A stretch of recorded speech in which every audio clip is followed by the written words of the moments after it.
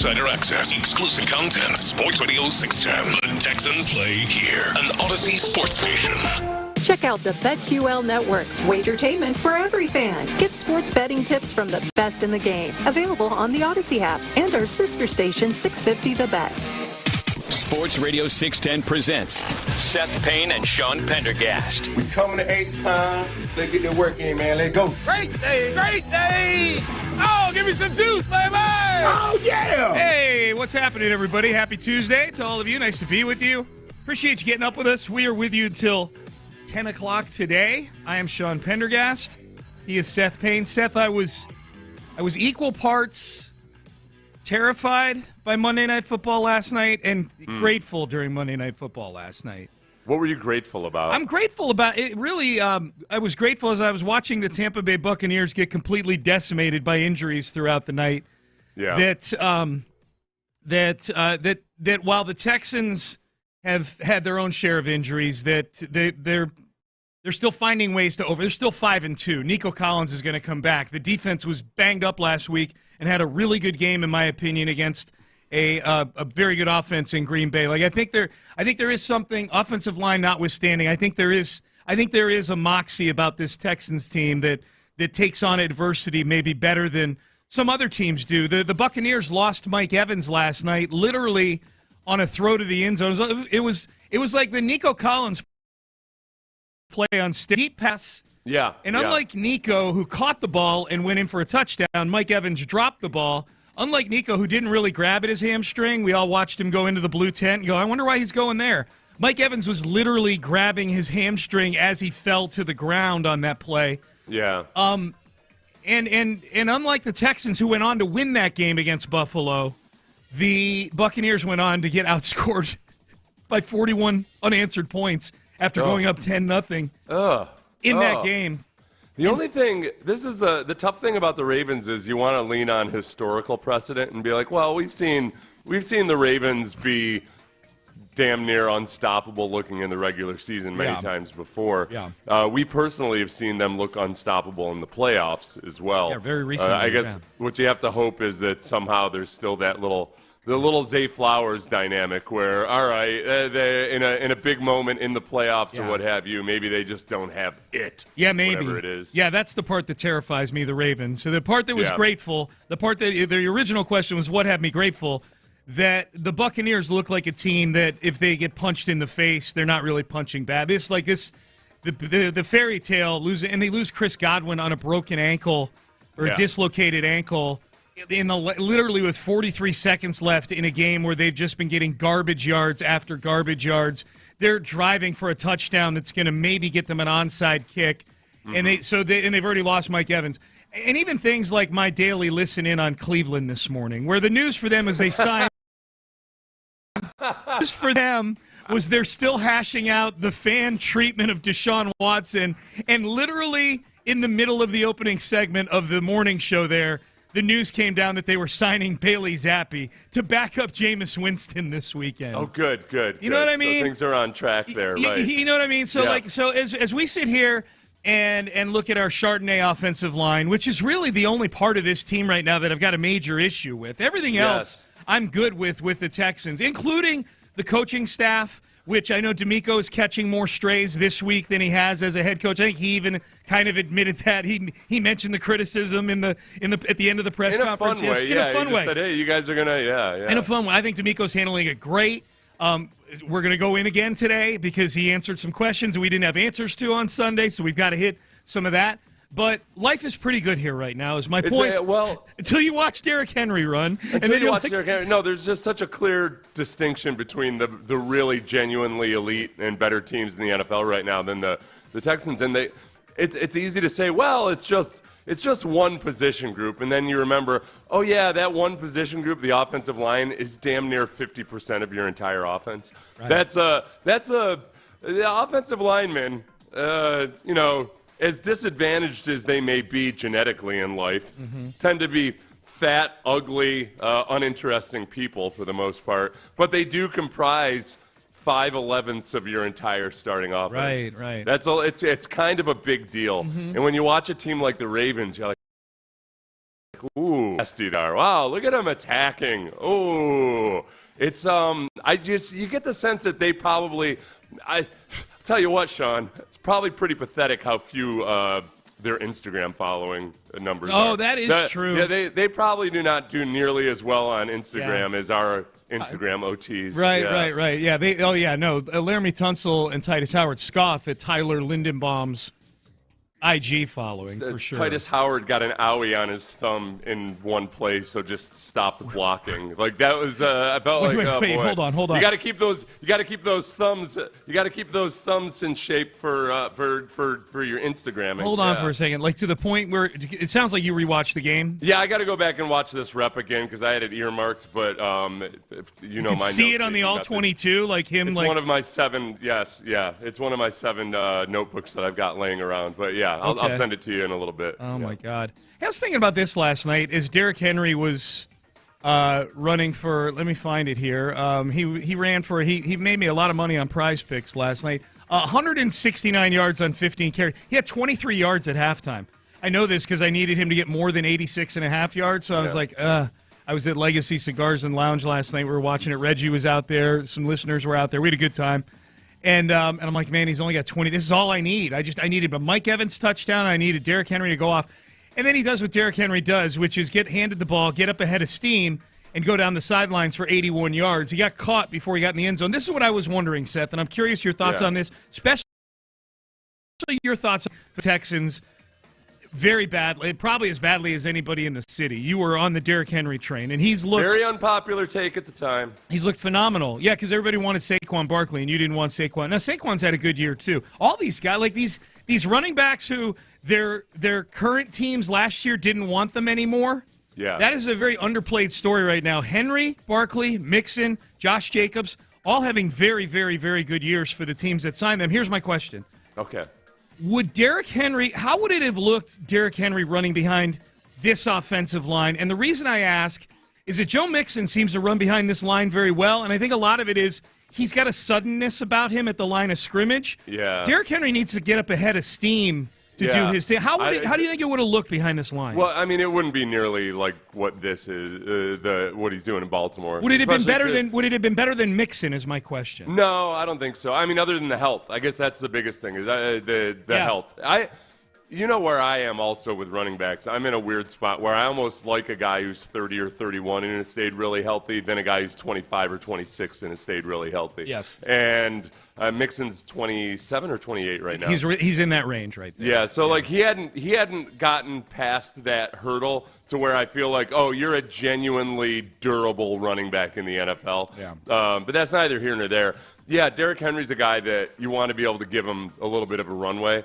And there has not been a runway for running backs here with the Texans. A lot of times it's Joe Mixon doing a really good job, dodging flack in the back. There were some really nice instances of run blocking in the game the other day. It wasn't as consistent as it needs to be. Yeah. But I think Joe Mixon, if you're gonna sign a running back based on how decrepit you think your offensive line might be, it's probably better to go with Joe Mixon than Derrick Henry. Now, if you think you actually have a well-coached offensive line that actually gives a damn about toughness and things like that, then by all means get yourself a Derrick Henry. Right. On that 80-plus yard touchdown run he got up to the 5th highest speed of any ball carrier this season. He did, because he didn't score. Someone caught him. The 80-plus yard run.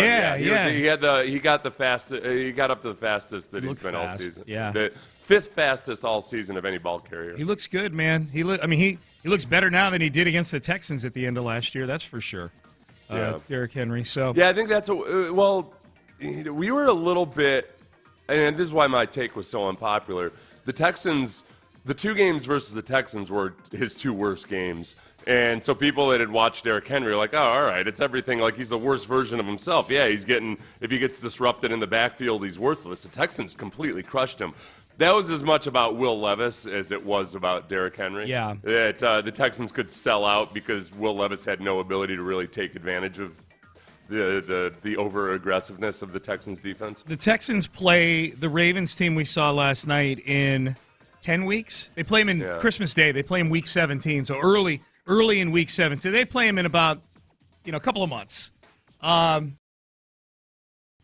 terrified I am of what I saw last night? No, because it feels like way far off. Mm-hmm. Although I was writing a check yesterday. Don't ask why. But I was writing an actual physical check. And I was kind of shocked when I put the date on it, which I thought it was like October 20th or something. I just guessed October 20th, and I went for it, and I put it on the check. Yeah. It's time she's a moving, isn't she? Is she? Well, it's week 8 already, man. Like this is we're damn near the halfway point of the season. I wanted 6-2 before the season started in the first 8 games, and I guess it's like, okay, is this going to be a 6-2? Like now I'm getting a little nuanced with it. Like I know before the season, I'm like, I think they can go 6-2. This is the soft part of their schedule, and if they go 6-2, man, I'm going to feel good. And I just wonder after this game on Sunday against the Colts, am I going to be that guy where they're 6-2, but I'm like, they're 5-2, and DeMeco said something on in the post game. Or on Monday, maybe. I don't know which fight it was. But he's talking about how, hey, if the Texans come down with one of those potential interceptions on that final drive, we're having a different discussion today. I don't know if we would be, actually. I mean, we've been saying this about this team all season long. There's certain things you cannot ignore in victory. And we've seen that. Like, there's just certain things where you can see, all right, they have to improve on this. They, on paper, have the potential to improve on it. But right now, they're really a 500 football team. Yeah. That's how I look at them. They're a 500 football team that won some squeakers that maybe. But the offense is they're a middling offense. Average. Scoring wise, and take any statistic you want, and you can look at it and say, all right, this is a middling offense. Yep. And does the return of Nico Collins, make that big of a difference? And having Joe Mixon and Nico Collins on the field at the same time, we won't know for a couple weeks, hopefully. Yeah. The biggest concern, we'll talk about it more in the next segment, like all the buts in the first part of the season where we were nitpicking the wins were all things that were largely dumb, like penalties and they're giving up big plays. What are you doing? They're not, the safety's not rotating over the top, all that stuff. The offensive line is something that could get C.J. Stroud hurt, and that's why this is a legitimate concern to me. The offensive line isn't just kids being kids, you know what I mean? Everything orbits around the offensive line right now in terms of the tight ends not being involved in the passing game. A lot of that has to do with the fact that they're being used in pass protection so much. It's an ugly situation. Yep. The offensive line is the limiting factor. It's a big, gigantic, irregularly shaped mole on the cheek of the Texans offense. On the cheek of an otherwise super hot model. Yeah, she's like a 10. Yeah. And you're like, but she's got a mole. Is it like Cindy Crawford's? Oh, God, no. It's like a separate creature living on their face. It's like a golf ball. Yeah. No, it's got its own zip code. Yeah. All right, Payne and Pendergast with you on a Tuesday. Seth and I get to dig into some more things today. Pettycast at 8 o'clock is going to be really good. Oh, yes. It's a good Pettycast. We got Ross favorite Tucker. Time of the year. We got top of the hour.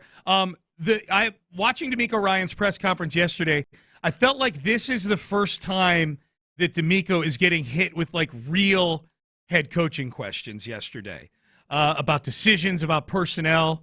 Let's see how he did. We have his answers for you coming up next. But first, Liqueur 43. Had somebody text yesterday after I did my Liqueur 43 spot. Sean, I took your advice, went out to dinner, got a Carajillo, and as this text page goes, it chopped the text up into 4 different pieces, so the suspense was killing me when I could find the second half of the text to find out if the listener actually liked it. And I found the text, and it turns out he is very thankful to me, and he loves Carajillos. It's Liqueur 43 and coffee, and you can order it at any restaurant you go to that's got Liqueur 43. It's an awesome liqueur with 43 natural ingredients from Mexico. Fastest growing cocktail in Mexico is the Carajillo. So when you go out tonight or you're just hanging out at the house, go get some Liqueur 43, mix it with some coffee, and man, bam, you're on your way. It's awesome. It's the Carajillo.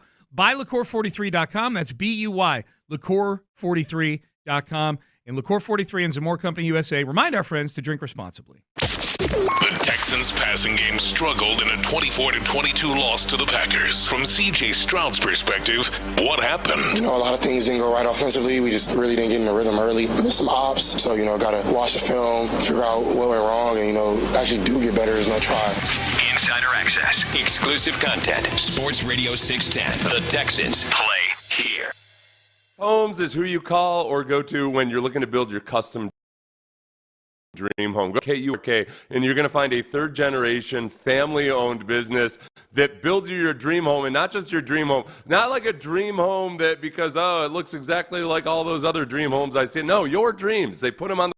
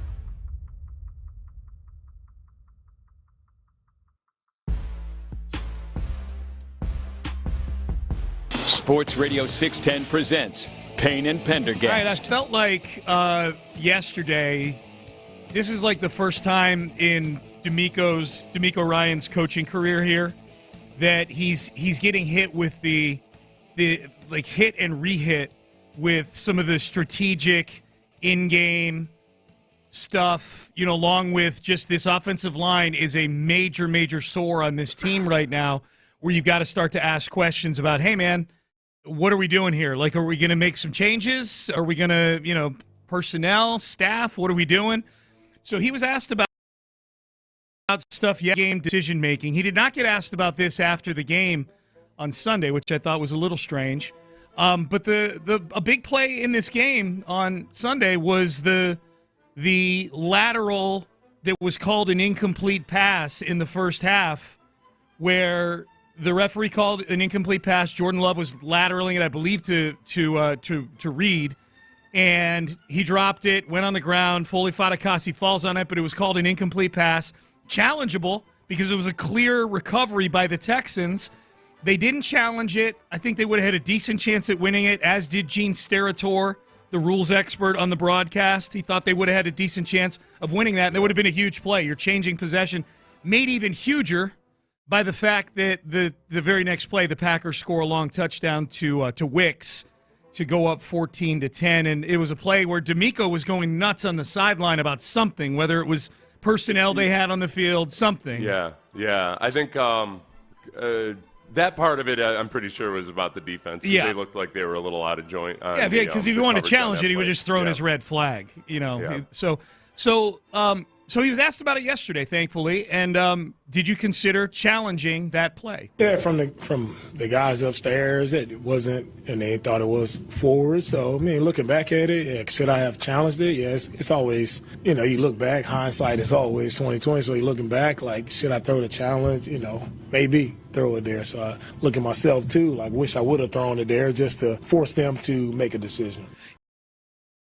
Yeah, so from the guy upstairs, that should have been challenged. You know what, though? I always hesitate to say it's a failure from the guys upstairs, because the craziest thing, unless they've changed this in the last year or two and I didn't know it, the coaches don't have access to anything other than the television.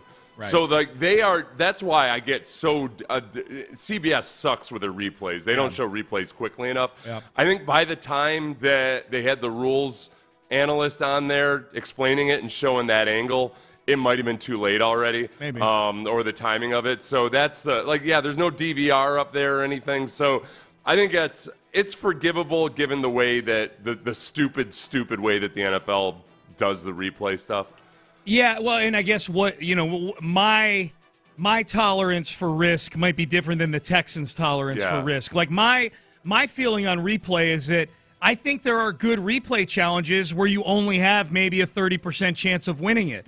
If the upside is you're getting possession of the football, like if you have a 30% chance of winning, like a spot that makes it 2nd and 9 instead of 2nd and instead of 2nd and 11 or something silly like that, where the payoff is not very good, or it's an 8-yard completion, guy got his feet in, it was called incomplete, then it's silly to challenge something like that. Something where you get possession of the football in your own territory is huge. I would have thrown the challenge flag on that just based on the possibility of winning it there. But the Texans may have a different philosophy than that, so I'm willing to listen to that. DeMeco wishes he threw it, obviously, there. Yeah, I guess TV copy, I thought it was less convincing than the replay. And so, and especially given the two big man what if moments in that game were Neville Hewitt and that illegal tackle, the unsportsmanlike that extended that drive. Yep. It just seems like it's hard because you love the way Neville Hewitt's been playing in relief and everything about his appetite for violence. Yeah. But that was a dumb play. Yep. And then you could just two little things that don't have anything to do with the actual play on the field, but that you could have just changed those two little things, and might be a different game. Yeah. Might be a different game. He was also asked, DeMeco as he was in the post game. Landry asked him about this and hit him with a good follow-up question too, I thought. The last play the Texans ran from scrimmage in that game before the go-ahead field goal was the 3rd and 15 with 1:50 to go about, with Green Bay having one timeout left. You'd like you'd like on that play to at least keep the clock moving, so Green Bay's got to use their last timeout, so they'll go into their final drive with no timeouts left. The Texans ran I thought was a silly play there, a sideline route to Tank Dell that was incomplete.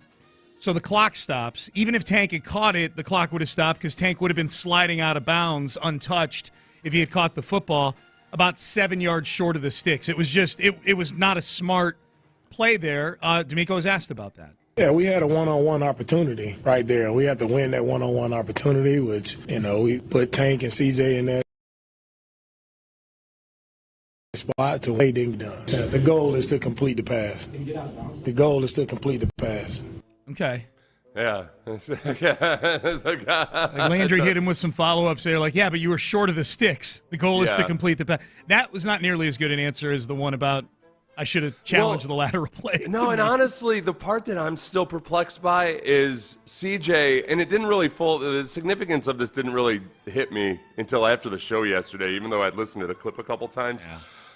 Like, CJ was uninformed and unaware of what the strategy was there. And going into the drive, it sounds. Yeah, and say he tries to talk to DeMeco, but there's not a lot of time.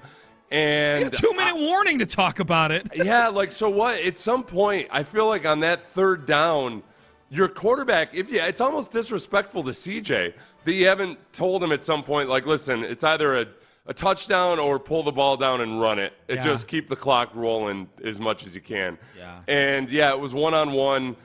And I guess the option would have been, okay, if the coverage had been a little bit different, maybe you would have extended that to a fade or something, which doesn't really do you a lot of favors either in terms of if he runs a corner out to the end zone in terms of time management. On that play, the only acceptable throw that stops the clock is a throw into the end zone.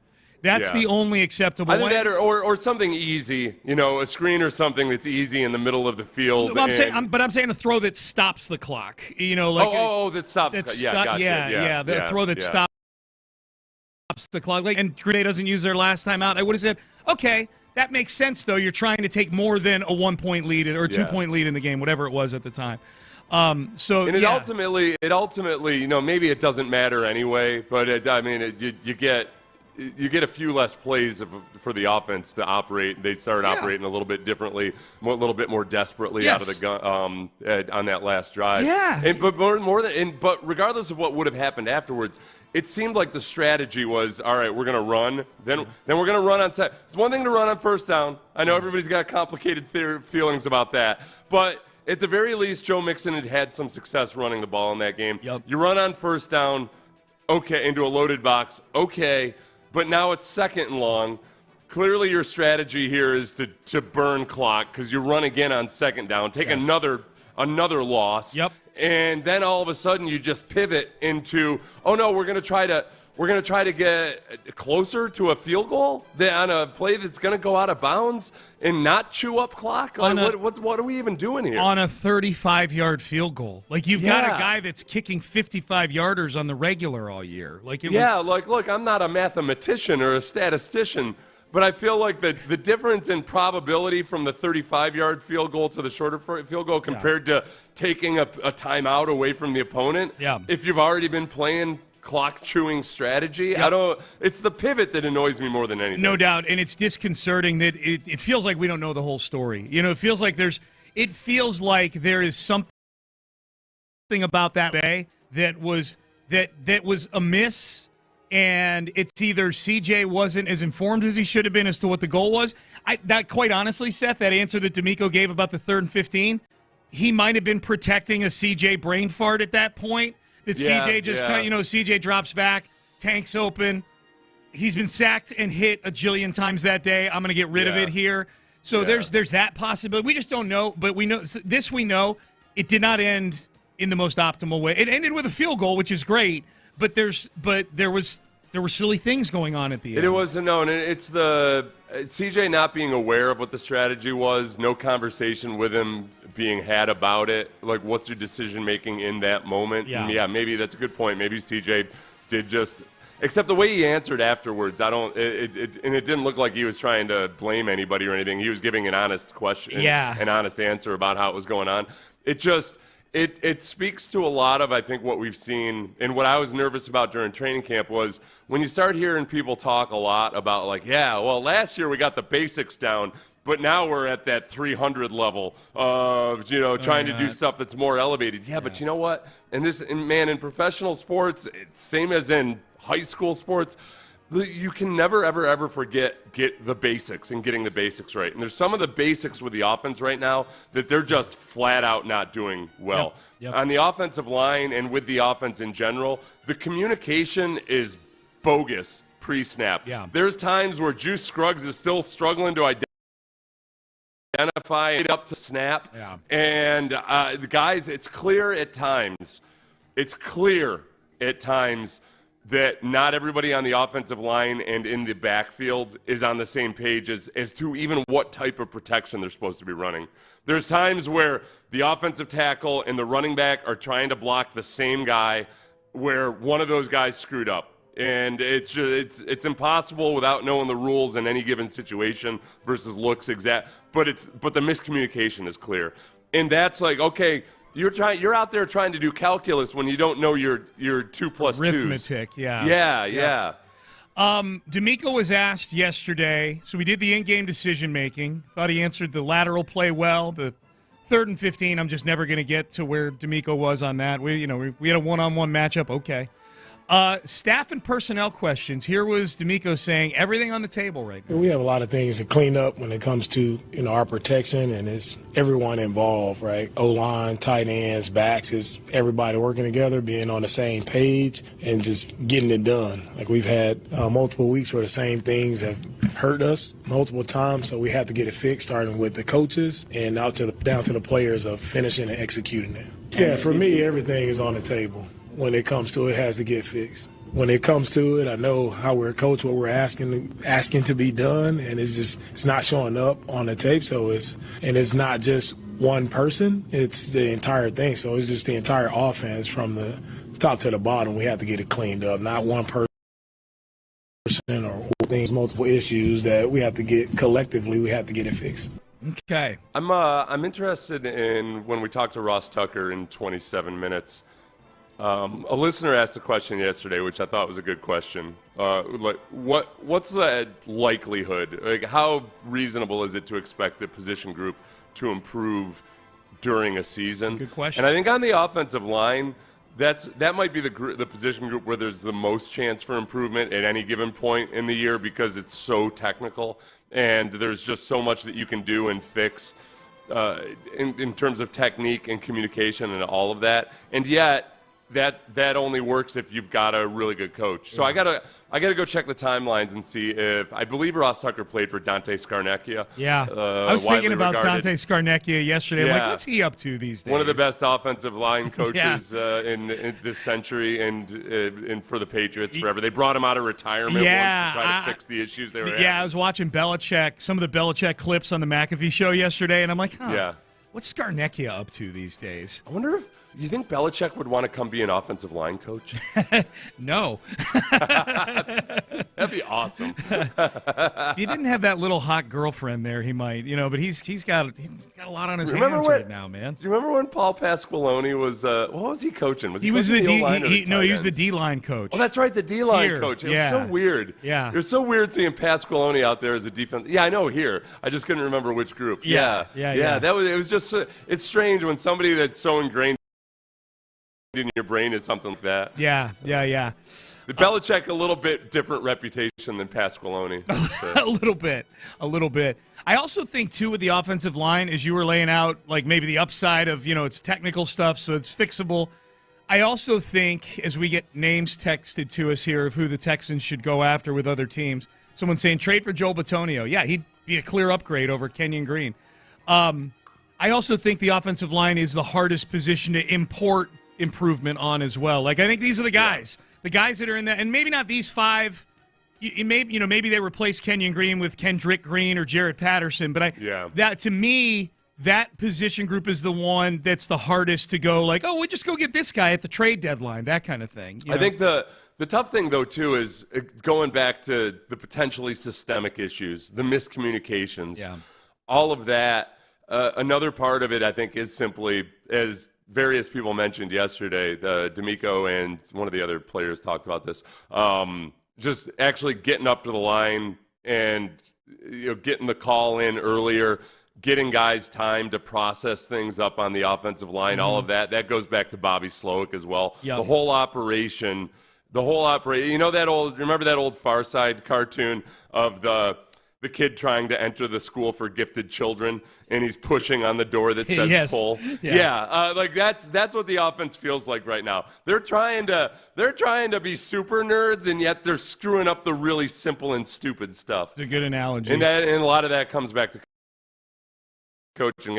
And you've got guys underperforming on the offensive line that you're locked into expensive contracts. Yeah, no, we'll talk about that later in the show. Like how fixable is this via change of personnel? I don't think it is, at least not this season. Yeah, no, so my point being, even if you bring in a Joel Bitonio or something like that, he can only go as far as the group can go with the instruction they have. Yeah. It's a different position group. All right, headlines coming up next. Hey, we got to get to the Rockets. They made some moves yesterday. We'll get to them.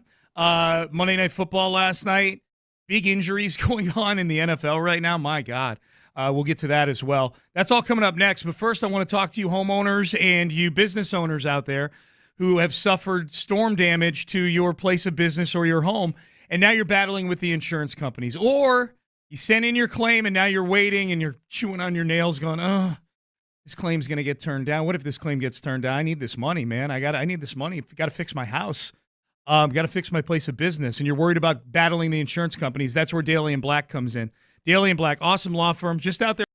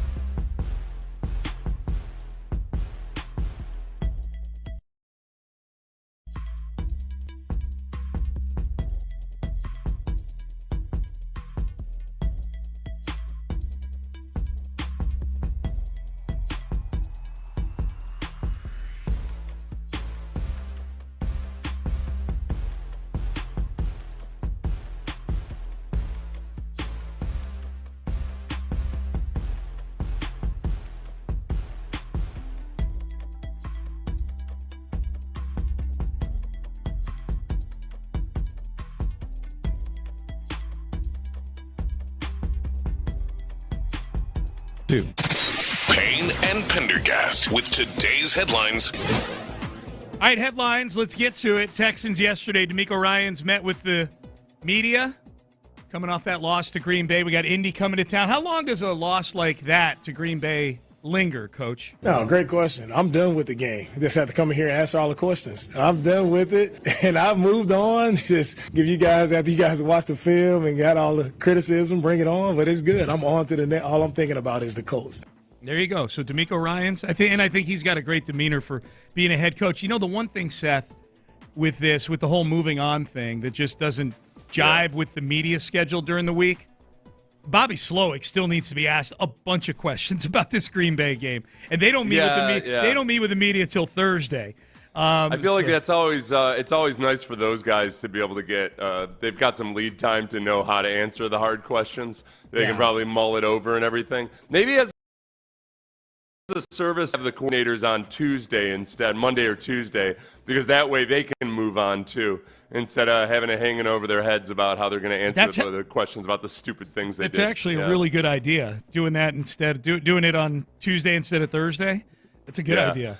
I remember the one, I went back and watched after the Texans had hired DeMeco Ryans. The worst performance they had as a defense with the 49ers that year, one of the worst ones, was versus the Kansas City Chiefs. And it was a pretty tough. It was probably the toughest press conference DeMeco had to do as a defensive coordinator, because the playoff losses are. He was, didn't have to do the press conference after that. Yeah. I think that he did a good job answering those tough questions. I think And yesterday he had some tough questions that I thought he accepted responsibility for a couple of them, gave kind of curious answer about the final pass there to Tank Dell.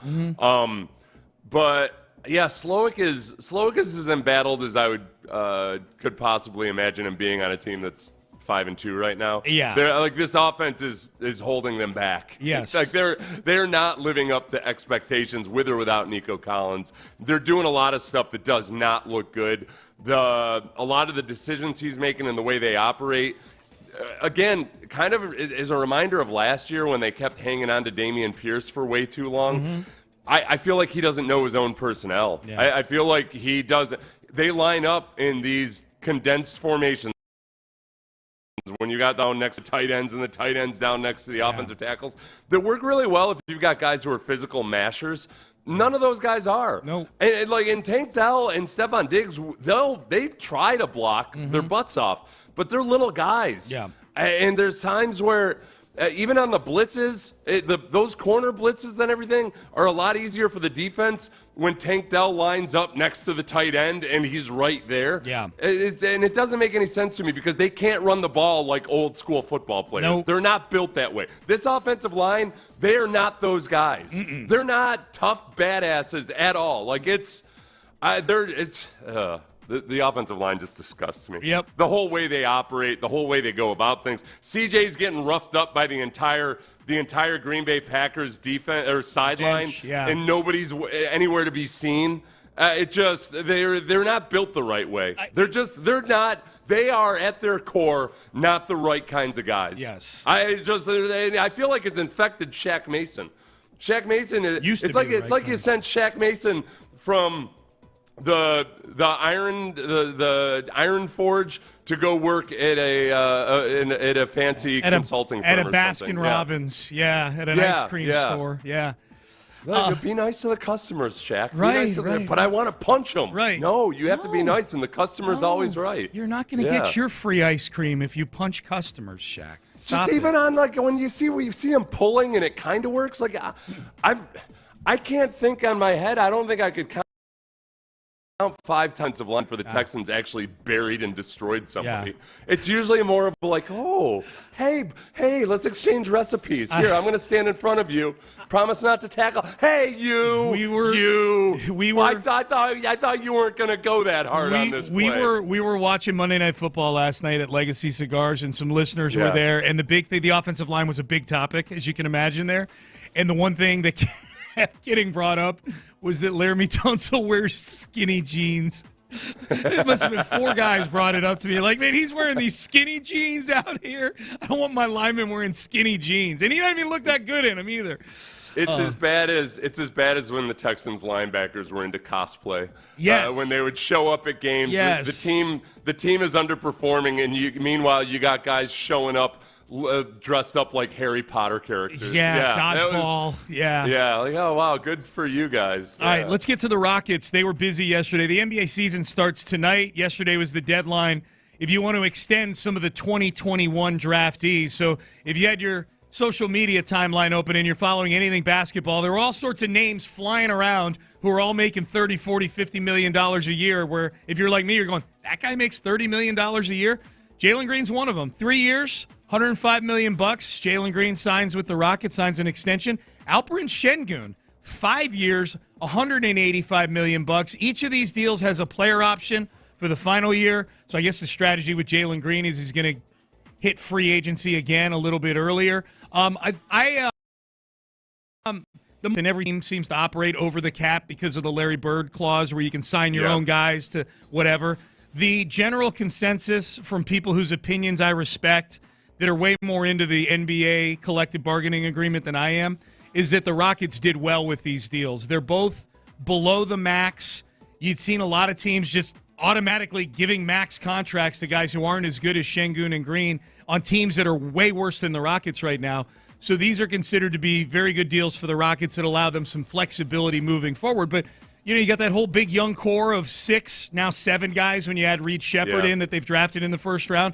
And the Rockets' message here is that they feel like on the first 2, which were these 2 guys, they feel like they've hit on those 2 guys right now. Yeah, and I think Udoka being a genuine NBA coach and being a guy that can – I think they have faith and trust that he can work his way through any different chemistry or skill set mismatches. The whole debate between, whether it's Green or whether it's Şengün looks silly in hindsight. Can be both. And the price tag hasn't really affected me ever since the Ryan Anderson signing. Going back to because it was Ryan Anderson they signed in the year that the cap went up, right? Yes, yeah. That was Eric Gordon and Ryan Anderson got 4 years, $80 million. Yeah, that was when you first realized. That was like 8 years ago. Yeah. Yeah. So if Ryan Anderson's making $20 million a year, it's like because that was one of the weirder Rocket signings because it felt like it was just on Daryl Morey's bucket list. For years, so he was going to be willing to pay anything and everything to finally catch. He liked that shooting, man. Ryan Anderson could shoot. He liked that shooting. Yeah, that's like a smoke him if you got him year. You're like, we got all this cap space, Yeah. Thanks a lot, Chris Paul. It was Chris Paul's fault. No, Chris got here after that. He was after. No. But he was the NFLPA president. The NBA. Yeah, they had the option of like ramping up. Yeah. So basically, Chris Paul delivered smoothing. Kevin Durant to the Warriors, right. and and gave us Ryan Anderson. Thanks a lot, Chris Paul. Yeah, there you go. Yes, thanks a lot, Chris Paul. Did I say NFLPA president? You did. I meant NBA Players Association president. Yep. Brandon Ayuk out for the season for the Niners. Boy, that holdout was really worth it because that whole saga carried us for like a month. Didn't carry us. I mean, we're in Houston, they're in San Francisco, but it dragged out for a long time. What a popcorn fart that wound up. He wasn't even good when he was on the field this year so far. I'm not going to back this up with statistics or facts or anything, but I'm sure they're out there. But there is just something about when a guy holds out and then gets injured. Yeah. It just every old school sentiment in you is screaming from within. Like, well, that's what you get. Yeah. That's what you get. Yeah. I don't know if there's a correlation or not, but that's the way it feels, damn it. For sure. Your ACL. Especially with Ayuk. Ayuk held just threw every obstacle in the 49ers' way in terms of dealing him or anything else. Like, he made it dramatic as hell, and now this is what you have. And he's still getting paid. He's still getting paid, yeah. Monday Night Football, Baltimore beats Tampa Bay 41-31. Arizona Chargers 17-15. Ross Tucker, Odyssey NFL insider. He is going to join us next. We'll get his thoughts on the Texans' offensive line issues, which are major right now. Ross Tucker, obviously, a former offensive lineman. We will talk to him, get his thoughts on that. He's our Odyssey NFL insider. We'll do that next. But first, I want to get you guys out to see the Cougs and the Utes on Saturday at 6 o'clock, TDCU Stadium. It is homecoming. So they've got a great deal for tickets going on right now for you to come on out and watch the action out at TDECU.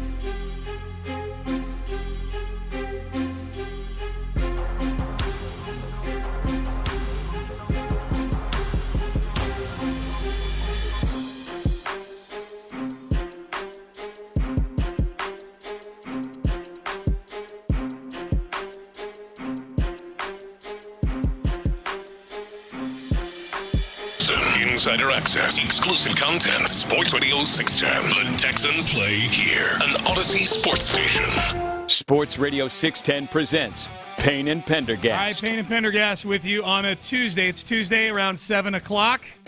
On the line is our Odyssey NFL insider, Ross Tucker. Insider calls are brought to you by Hellman's Real Mayonnaise. May your game day be delicious. What do you say, Ross Tucker? I feel like it's like a 9.5. Yeah, I've got to add a little something. I'm starting to think that we just might not get there.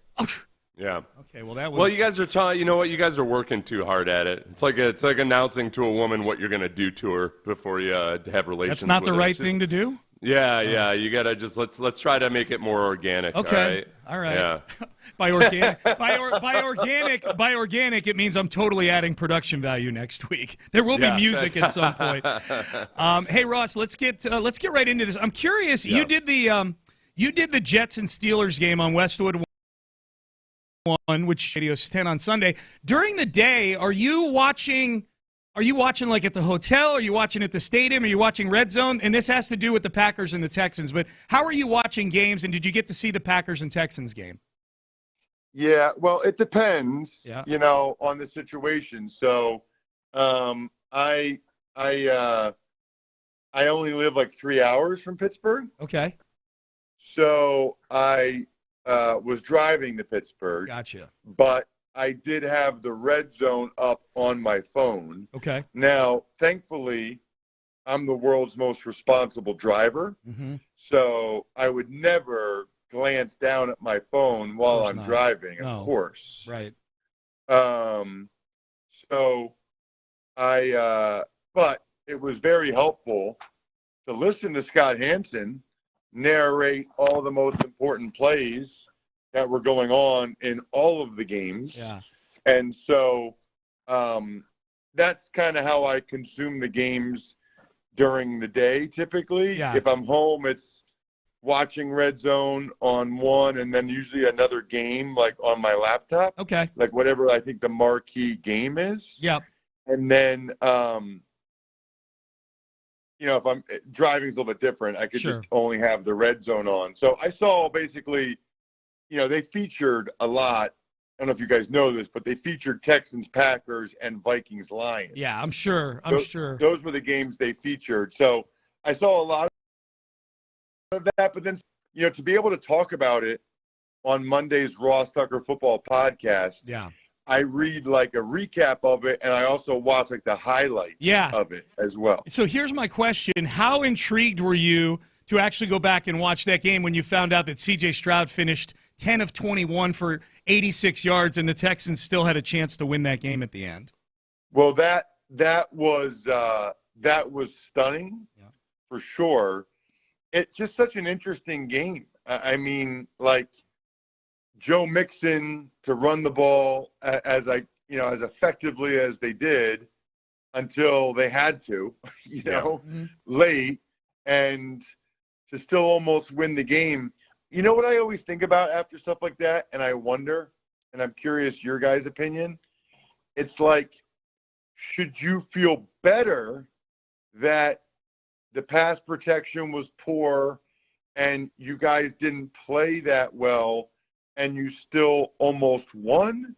Or should you feel worse that you still should have won if you had just played a little bit better? Yeah, I think for me, Ross, and I think I speak for a lot of people. I think it's worse because I think the concern is that this is not a one-time thing for this offensive line, that there's major problems on this offensive line right now. That's the big feeling. Yeah, and I guess, Ross, a question I had from a listener yesterday that I wanted to ask you is just how reasonable is it to expect a position group to improve midway through the season, given that there's all kinds of issues with communication? DeMeco Ryans talked about that yesterday. It's clear when you watch that there's times where guys aren't running the same protections. Like somebody didn't get the call or somebody's making a mental error, and that includes the running backs and the tight ends as well as the offensive line. So just, I guess, how achievable is that and how fixable is that in Week 8 of the NFL season? Well, I'm a big believer in two things. One is that units, players can improve, get more comfortable as the season goes. But I also think a lot of times I think that that's like coaching. Yeah. You know, in other words, I feel like coaches are able to find a way to see, okay, these guys can't do this. We got to scrap that protection. Or these guys, like, they can't handle this volume of information. We need to pare it down. So those are things that happen. I'll also tell you, you know, I think position coaches matter a lot. And I've seen situations where, you know, one position coach, the one year, the running backs had no idea what to do in blitz pickup. And then the next year, they were awesome. And it was the same running backs. The only thing that changed was the running back coach. Now, I think the coaches you have are probably what they have at this point. What I don't understand, I want to make sure I have this right. The guys that were playing, it's Scruggs, Shaq, Titus, like these are their guys, right? Yeah, those are the starters. Yep. 100% healthy. All healthy, yeah. So that is very, very troubling. Right. Very troubling. Because, first of all, like, I know Scruggs is the young guy, and he's playing guard at times last year. So he's kind of like the newbie. But the other guys have played a lot of football, especially the tackles and Shaq. But not only that, they were on the team last year. Right. Yeah. You know, they were playing last year. So that is very, very, I would say, troubling that they're not better in that regard. And so, yes, some of it goes on the players, but I always feel like this, right? If you're seeing it week in and week out, at some point it's actually not on the players. Yeah. It's on the coaches because they're putting the players in a position for which they clearly can't handle it.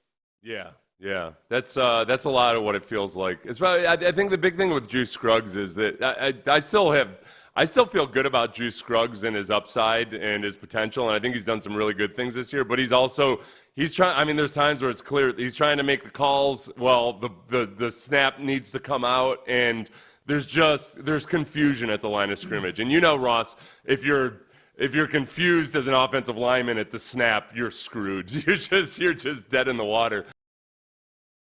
No, that is a very that's the most important part of the center position is, number one, making sure all of the rest of the guys up front, and for that matter, the quarterback, backs, receivers, tight ends, they know exactly what you're doing up front.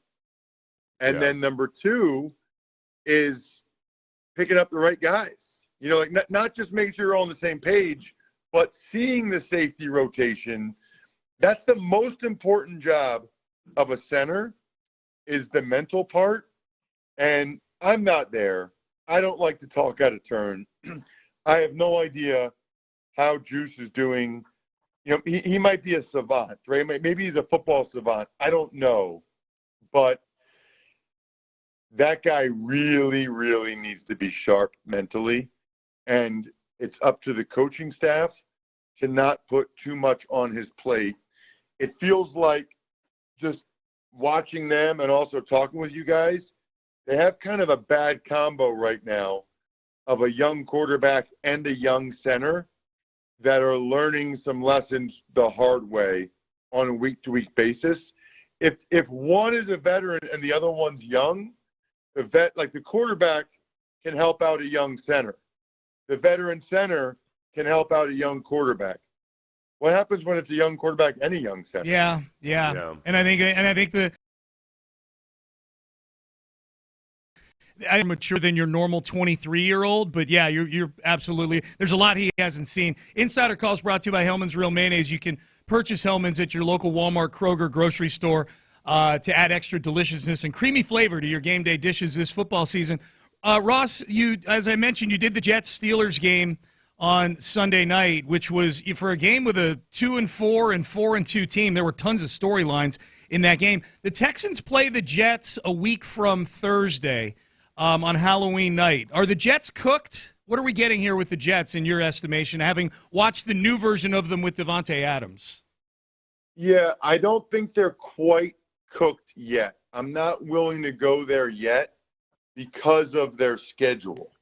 You know, their schedule is going to start to lighten up significantly, right? Like this week, they're going to play the Patriots. Mm-hmm. They're going to smoke the Patriots. Mm-hmm. And people are going to say, okay, here we go now. Now we got Reddick, and now we got, we got the momentum again. Yeah. You know the way it is, Seth. Like you get one big win and you start to feel it again. Then they play at home against you guys in that Halloween game, and that's going to be the big swing game. Because after that, they have the Cardinals, the Colts. I mean, these are very winnable games. Yeah. Seahawks, then they play the Dolphins. These are very, very winnable games. The game against you guys, the Texans, is kind of the swing game. Yeah, it's like right. Like you would expect them to win a majority of these other games. It's whether or not they win the Texans game might be the difference between whether or not they make the playoffs. Yeah, like they will be fired up for that one. Yeah, it's a save the season game. It feels like from what you're saying, kind of. Ross, we were talking about this. We were talking about this during the break, and we were mentioning just what are your options if coaching is the issue on the offensive line? You played for Dante Scarnecchia, widely regarded as one of the best offensive line coaches of this century. He's 76 years old. Is Dante Scarnecchia, who's twice retired already, would he be an elixir? Is there anybody out there that Mike Munchak is trying to be retired? Is there any names that pop into your head? Well, those two guys are very good, very very good. I will say this. I think this is important. Part of the success of certain offensive line coaches like Dante Scarnecchia is that they let them pick the players or have a lot of input in the players, right? Yeah. And so I mentioned that because, well, first of all, Scarnecchia loves Shaq Mason, so that would be part of it. But, when I was in New England with Scarnecchia, I mean, guys, it was smart, tough guys. I mean, not a lot of first-round talent, Kenyon Green or whatever. What were their Instagram followings like? Were they big on Instagram? Because these guys are big on Instagram. Yeah, huge. Yeah. I mean, think about it. You got Tunsil, you got Titus Howard, first-round pick. Yeah. You got Kenyon Green, first-round pick. Even Scruggs was a second-round pick. We didn't have a whole lot of that when I was in New England. Oh. And we worked our you-know-what off. You guys practiced? Dude, with Scarnecchia, his individual period was the hardest I've ever been through. That ain't going to hurt. Tunsil would love that. Oh, Tunsil would love that. Nobody weighed more than like 312. Imagine this NFL offensive line. Yeah. Copen was like 295. Matt Light was 305. Steve Neal, 302. Like, we were lean, mean, butt-kicking. Like, those guys all had abs. Yeah. Titus is probably only like 40 pounds away from that. He can get there. He can get there. By week 17, I think he can get there. Yeah. From what it sounds like, Ross, this would not be the spot for Dante. No, honestly, Ross, it is. Like I try not to. There's nothing that strikes you about as hardcore about this Texans offensive line. Like it feels like the culture is one of just like, yep, got my money. Yeah. Woohoo! Let's get fat and happy. Yeah, Ross. Laramie's not fat. He would never let himself get that. Ross, I'll give you two nuggets to put it in perspective, and then I know we got to cut you loose. One of the texts I got to the post-game show on Sunday was we have a Chardonnay offense. And the other thing, I did an appearance last night at a cigar lounge here in town to watch Monday Night Football with some listeners, and at least 3 of them complained that Laramie Tunsil wears skinny jeans. That's where we're at right now, Ross, okay? I don't care about that. I care about the penalties and the performance. Yeah. The thing is those guys, they've gotten their money, a lot of them. Mm-hmm. Like, they have a chance to win a Super Bowl. Yes. Like, they've got the other players around them. They got to lock in for like 3 more months. Yeah. And then do whatever they want in the off season. Right. But I will say this. This is also why you who you draft and who you pay from a personality standpoint matters. Really, really matters. Yep. Really matters. Where are you at this weekend, Ross?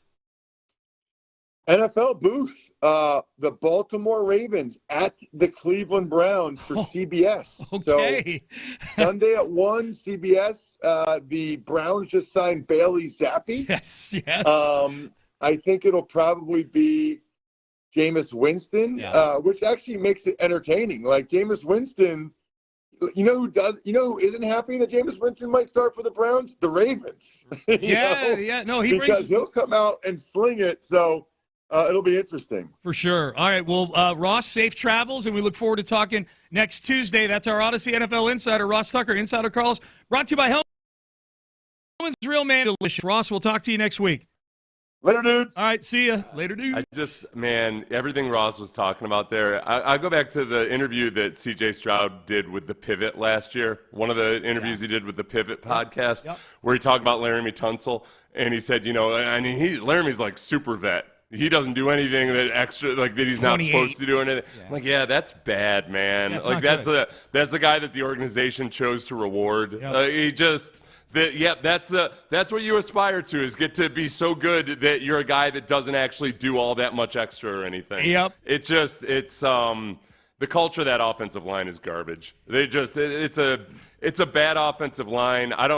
Maybe it's Chris Strausser's fault, but they don't look like they operate with any level of professionalism or urgency. I don't know if they understand just how much of a problem they are right now. I wish if they at least understood that they were the problem instead of a side-eye eyeball. Oh, did you see they didn't rank us in the top 10 offensive lines? Oh, I'm offended. Oh. It is what they're like, man. You freaking block somebody. Yep. My God. Yeah. Well, and stop making mental errors. Like this, get it right. It's not nuclear physics or anything like that. It's football. There are but to Ross's point, Coachella's not until April. They can have all their off-season plans and everything. Just worry about football for now. Yeah. Pretend you're blue collar for now, okay?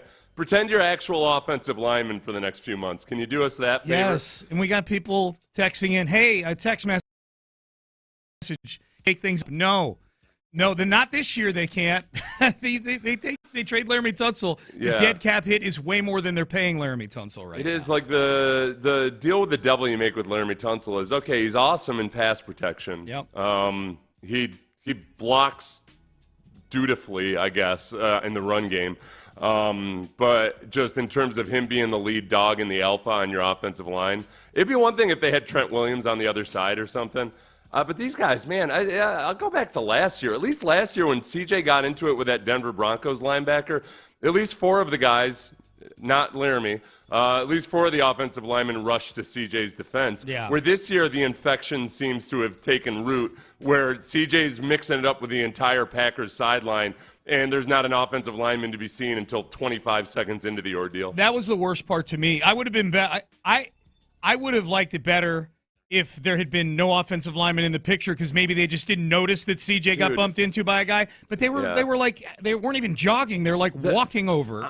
Honestly, the number of times this offensive line, various offensive linemen, just quit playing in the middle of a play while CJ's still scrambling. Right. I'm like, what are you doing? Yeah. There's no whistle yet, and there's a chance you could clean somebody up right now. What are you doing? Yeah, that's the thing to me. I'm like, I thought these were the guys that were supposed to love mauling people and love football.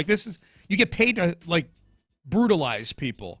Yeah. And they don't they're wrong in so many ways right now. Yeah. They're not swarm. They're the least swarm.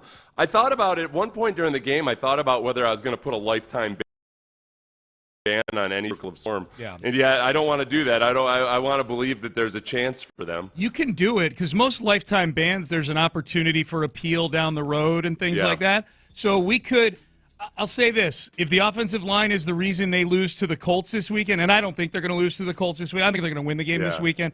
DeMeco has not lost 2 games in a row since week 1 and 2 of his NFL career as a head coach. Like they say what you will about all the glitchiness of this past game against Green Bay from a game management standpoint. They respond well to losses as a team, so I think they're gonna win this weekend. I think at home against the Colts. But here's what I was gonna say: if the offensive line is the reason they lose to the Colts on Sunday, we may have to issue that lifetime ban from the Circle of Swarm on Monday for at least any of the current Texans offensive linemen. They've so degraded themselves that we got to Pete Rose them. That's right. They're just like, nope, I don't care what you do. Henceforth, you are permanently banned. That's it. If you want to appeal, Titus Howard falling on his butt is becoming way too much of an. I know he tripped on Dalton Schultz's ankle, but listen, maybe if you unanimously when we got to camp this year, everybody was like, "Holy crap, Titus Howard is big," and he kind of moves around that way. The way he moves around like an old offensive lineman now. To be clear, big, not in a good way, right? No, like heavy, he falls down and he needs help getting up. Like it's an ugly affair. Yeah, it's not good. So Ross gets Ravens at Browns. He gets to do a production meeting with Jameis Winston. That's pretty good. I can't handle any more Jameis Winston. Oh, man. You better buckle up at 8:00 today. I promised the audience we would Zapruder Jameis sticking up for Deshaun during the Petty Jameis cast. sticking up for Deshaun's character. Yes. Of all people, right? It's like the time I had Bernie Madoff represent me in my IRS audit. Bad mistake. Yeah. That is awesome. Speaking of Deshaun, MRI confirmed yesterday, torn Achilles. Reportedly, I had seen reportedly he was looking into the same procedure Aaron Rodgers did that got him back practicing within the same season. And obviously, speed bridge. Is that what it's called? The speed bridge. It's not as innovative as it kind of was presented. That's been, I don't want to say standard, but it's been a relatively common way to do Achilles. That's why you're seeing more people come back from Achilles earlier now. Okay, gotcha. Well, it's the same. Cam Akers had it done. So it's that Elatrosh, that Dr. Elatrosh. It's the same one that did Deshaun's shoulder. So the thought is the thought is that he may do that. I don't, there's probably people in Cleveland like, okay, that's fine. To play for who? Because I think what are the chances we've seen the last of Deshaun in Cleveland? What are the chances we've seen the last of Deshaun taking a snap in the NFL, in your mind? I'd say 79% chance he never plays football again. Never plays football again. Yeah. And this isn't you. As a starter, predicting 49-3 in a football game. You're not exaggerating, right? No. I think there's a really good chance he never plays again. Now, I mean, to collect his money, he's got to show up and be available. So are the Browns able to cut him? When are they able to cut him? Did they ask him just not to show up and collect his money? But the money's guaranteed. Yeah. And Jameis Winston acting like Deshaun was being heroic and sacrificing his personal safety for the team and the city of Cleveland. God, just save it, dude. Jameis, what the hell are you talking about? We're gonna play it in the 8:00 hour during the Pettycast. Jameis somehow found a way to make that 2 minutes like 75% about himself. Was the crazy thing. Here's how I handle things like Deshaun. It's good stuff. So you think there's a really good chance he never takes another snap in the NFL ever again? Deshaun. Yeah, I do too. Yeah, I think honestly, like you'd pointed out, he's not a guy who's built to be the villain. I think he likes being liked, as most people do, but he's not like a Stephon Diggs, I think, that would probably – I think Stephon, to his detriment, admittedly, but he's comfortable in that world of being the villain, I think. I mean, not like he's going to grade against it and say things, but like he said, I'm never the bigger person. Deshaun's not that guy, and I think he's just so thoroughly despised and will be wherever he goes that I think it's weighing on him. Yeah, I do too. I think, I was thinking about Browns fans. Like, Browns fans, if I were a Browns fan, I'd be relieved right now. You know what I mean? Like, it's just, okay, we don't have to deal with this anymore this year. We can bottom out. We can play Dorian Thompson-Robinson when he comes back, and either he's the guy in 22, where it's like, all right, we're going to start Davis Mills. If it turns out he wins 9 games and we got our quarterback, if it turns out he wins 3 games, then we'll draft C.J. Stroud. That kind of thing. Now, I guess the one difference would be the 21%. Did I say 79% chance he doesn't play? 79%, yeah. 79%. So the 21% chance that he plays might have to do with whether Bill O'Brien gets hired as his coach or not, or whether there's a coach that can really that Deshaun feels like, okay, I have a chance with him. Maybe it's as simple as that. I don't know. It's crazy. Somebody put up a highlight film of Deshaun while he was here yesterday, and I watched that. I'm like, I cannot believe this is the same human being that's been the quarterback for the Cleveland Browns. I'll tell you what, this is what irked me so much about Jameis acting like Deshaun had been sacrificing for the city of Cleveland. Yeah. No, Jameis, know your history. Deshaun had flat out rejected the Browns. Yeah. Specifically had said, no, I don't want to play for the Browns. Then the Browns upped their offer like 25% more than everybody else. He's specifically in Cleveland because of the money, which is fine. Yeah. But let's not put on a show here and pretend like he's doing it for the city of Cleveland. Right. It's all about the money with this. Right. It's like there's nothing else to it. Which, again, is fine. Just don't act like it's something different than what it is. Yep, agreed. Text message back to the Texans O-line. I don't trust this O-line to be bouncers at a nightclub.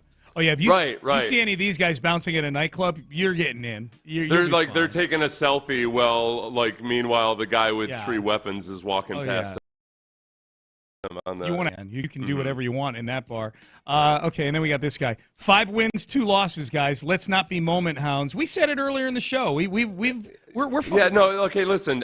You're being a moment hound because you haven't been watching the Texans, obviously. That's all I can say. It's like you're a moment hound. If you're looking at the record and saying that this is a team that's been playing better than a 500 team. Have you watched the offense? Right. Have you watched them? Watch them. Well, and we've said multiple times on this show that they're 5-2, and the offensive line is the only thing that's really irking us. Is there any other part of this team right now that has a concern level for you that's anywhere in the same universe as the offensive line right now? The tight ends but part of that is because I think that this was frustrating. I predicted that Dalton Schultz would have a big day receiving in that game. Yeah. I predicted that. Because the Packers are one of the worst teams in the league at defending tight ends. They allowed the second most receptions to the tight ends. Dalton Schultz has one early, but a lot of it is that they're being used in pass protection so much. Yeah. So so that goes back to Slowick and the offensive line and everything else. There's very few things that I feel good about on the offense right now. A lot of it starts with Bobby Slowick, with the O-line coaching, the O-line itself, but it extends out into the other position groups. This text message is going to maybe put you at a day of reckoning here, Seth. Yeah. Text message. So is Seth saying the Texans O-line needs an infusion of that Trevor Penning attitude? Yeah. No, because Trevor Penning gets destroyed by defense. He drives a safety out of bounds. People are like, oh, look at how tough he is. He gets his ass kicked by actual men. Yeah. He's good at just the same way it was in the MAC. Yeah. He would beat up on 225-pound defensive ends, but he got to the Senior Bowl. No. Trevor Penning is fake tough. He's not actual tough, and people fall for it. That's why, because because Gen X and below is so bereft of actual toughness, right, that even coaches fall for it. They're like, "Ooh, look at that! He's going after the whistle." Yeah, he got his ass destroyed before the whistle. What do you? No more fake tough people. Would Bill O'Brien have drafted Trevor Penning?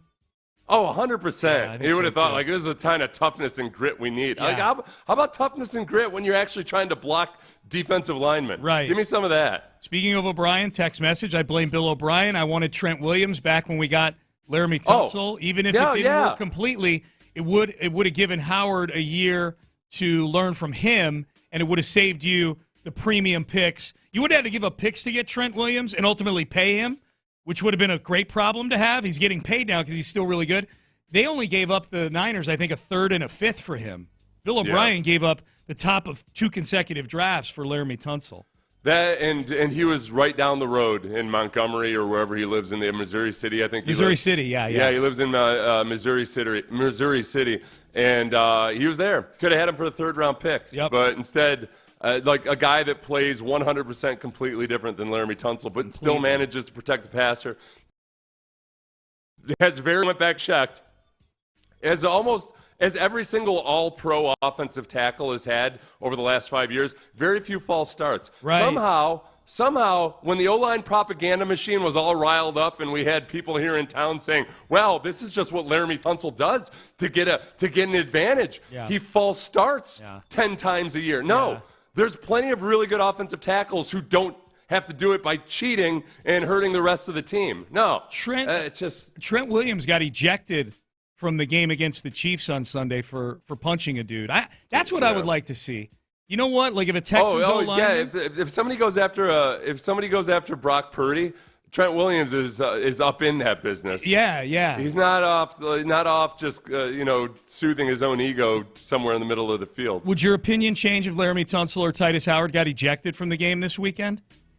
No, because I know they're going to get ejected for something stupid. It's just going to be like doing a crotch chop or something. Something very unoffensive lineman like. They're going to start doing the worm after in a touchdown celebration or something. Okay, now I would respect that. Yeah. Text message. I don't know why this tickles me. I saw Titus Howard's gut hanging out on the TV copy of the Green Bay game. Pretty terrible. Yes, pretty terrible. It's all that text is almost like a Donald Trump tweet. Remember when Trump used to just tweet some adjective at the end of something with all the very sad, it's pretty terrible with like 4 exclamation points after it. The play that I just sent you, where it was on that blitz that corner blitz or safety blitz that CJ got blindsided by. Yeah. I hadn't noticed this the first time. One of our listeners, Steve Dent, pointed it out to me. On that play, that blitz came from the offense's left. On the right, what I had missed was, while play was still going on, Titus got an owie on his thumb and stopped blocking so he could clutch his thumb while the play was still I'm watching going it on. right now. Okay, there's a snap. There's a blitz. CJ gets his head taken off. The whistle hasn't gone yet, and Titus just disengages from his guy to go hold his hand. Yeah. He had an owie, Sean.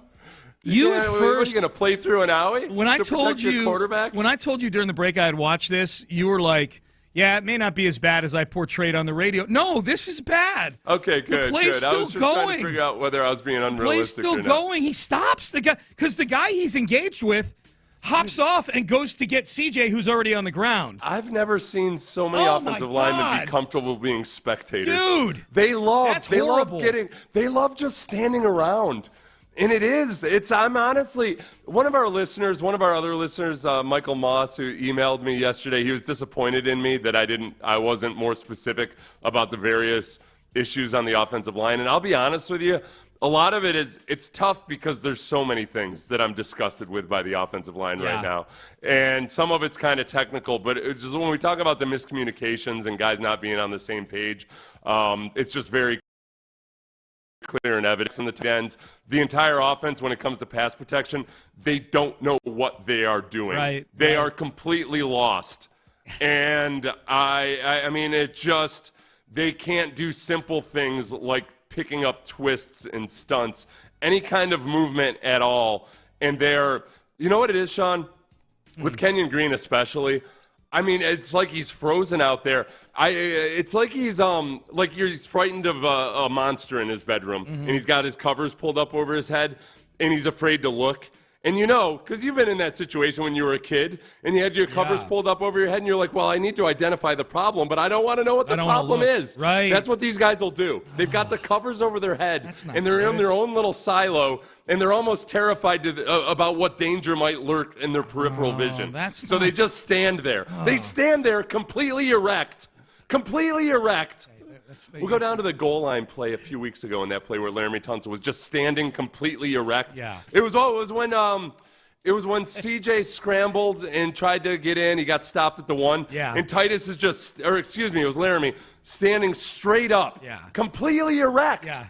Like looking for a good vantage point to watch the pass. Oh my God. There's just no dog in them. Nope. It's the most dogless. It's a cat lady's house there, man. No, it's a dogless existence on that offensive line right now. It's a hamster wheel. They are wearing house coats. Yep. They've got 3 cats on their lap. Right. They're watching Golden Girls. Oh my God. This is a gold line show. Oh, my God. Listen to you. They're just waiting for Matlock to come on. There's a new Matlock coming out starring Kathy Bates. Kathy Bates plays Andy Griffith? Is that the Well, whole she's thing? the lead attorney. No, she doesn't play it. What was his name? What was Andy Griffith's name? Matlock. Was that the name of the actor? Was it Andy Griffith? Was the actor he played Matlock. Okay. Yeah. Right. He played Matlock. I thought, but was that also the name of the sheriff in Matlock? No. Oh, in the Andy Griffith show? The Andy Griffith show. Yeah. No, I don't. His name was Andy. Was it? So they called it the Andy Griffith show, but his name wasn't Andy Griffith as the character. Yeah, I don't. Okay. We'll have to ask Laramie and Titus. Yeah. Or Lopez. He's in the age bracket that would know the answer to that. All right, Payne and Pendergast with you on a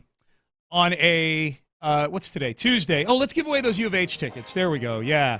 U of H, Utah, 713-572-4610. Caller number 5 wins a 4-pack of tickets to this Saturday's U of H versus Utah game.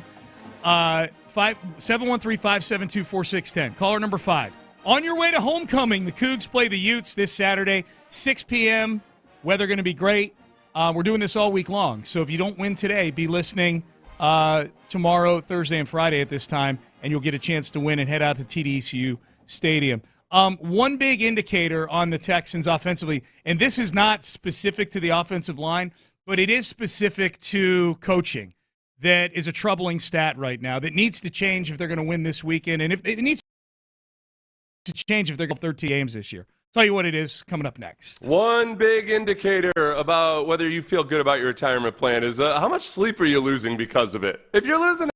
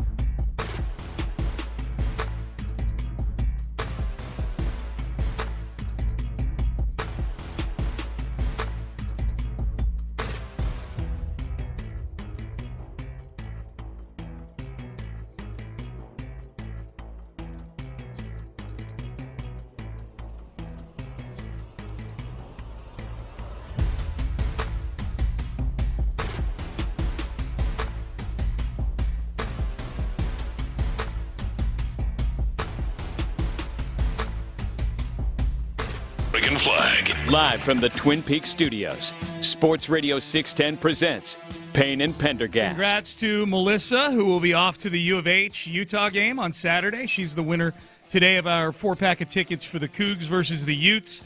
We'll do it again Wednesday, Thursday, Friday this week in the 7 o'clock hour. So if you want to head out to that game, should be a fun Saturday night. Stay tuned. Quick text message. Did you guys hear Texans radio yesterday?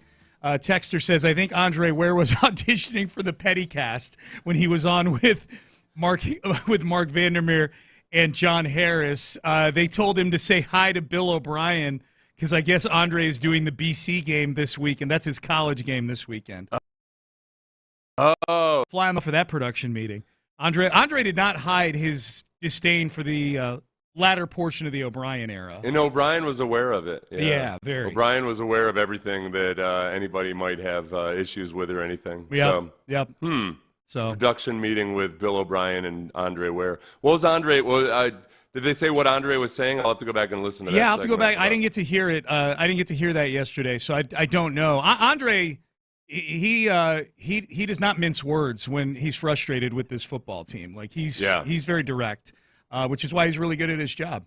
We've talked a lot about the offensive line today. We'll hear from DeMeco on the offensive line in the 8 o'clock hour.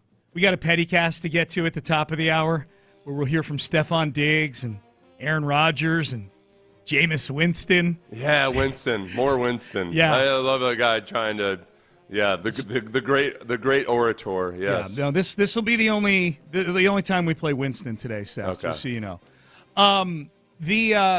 But the problems for the Texans offensively, we've been honed in on the offensive line just because they were so bad in pass protection against Green Bay.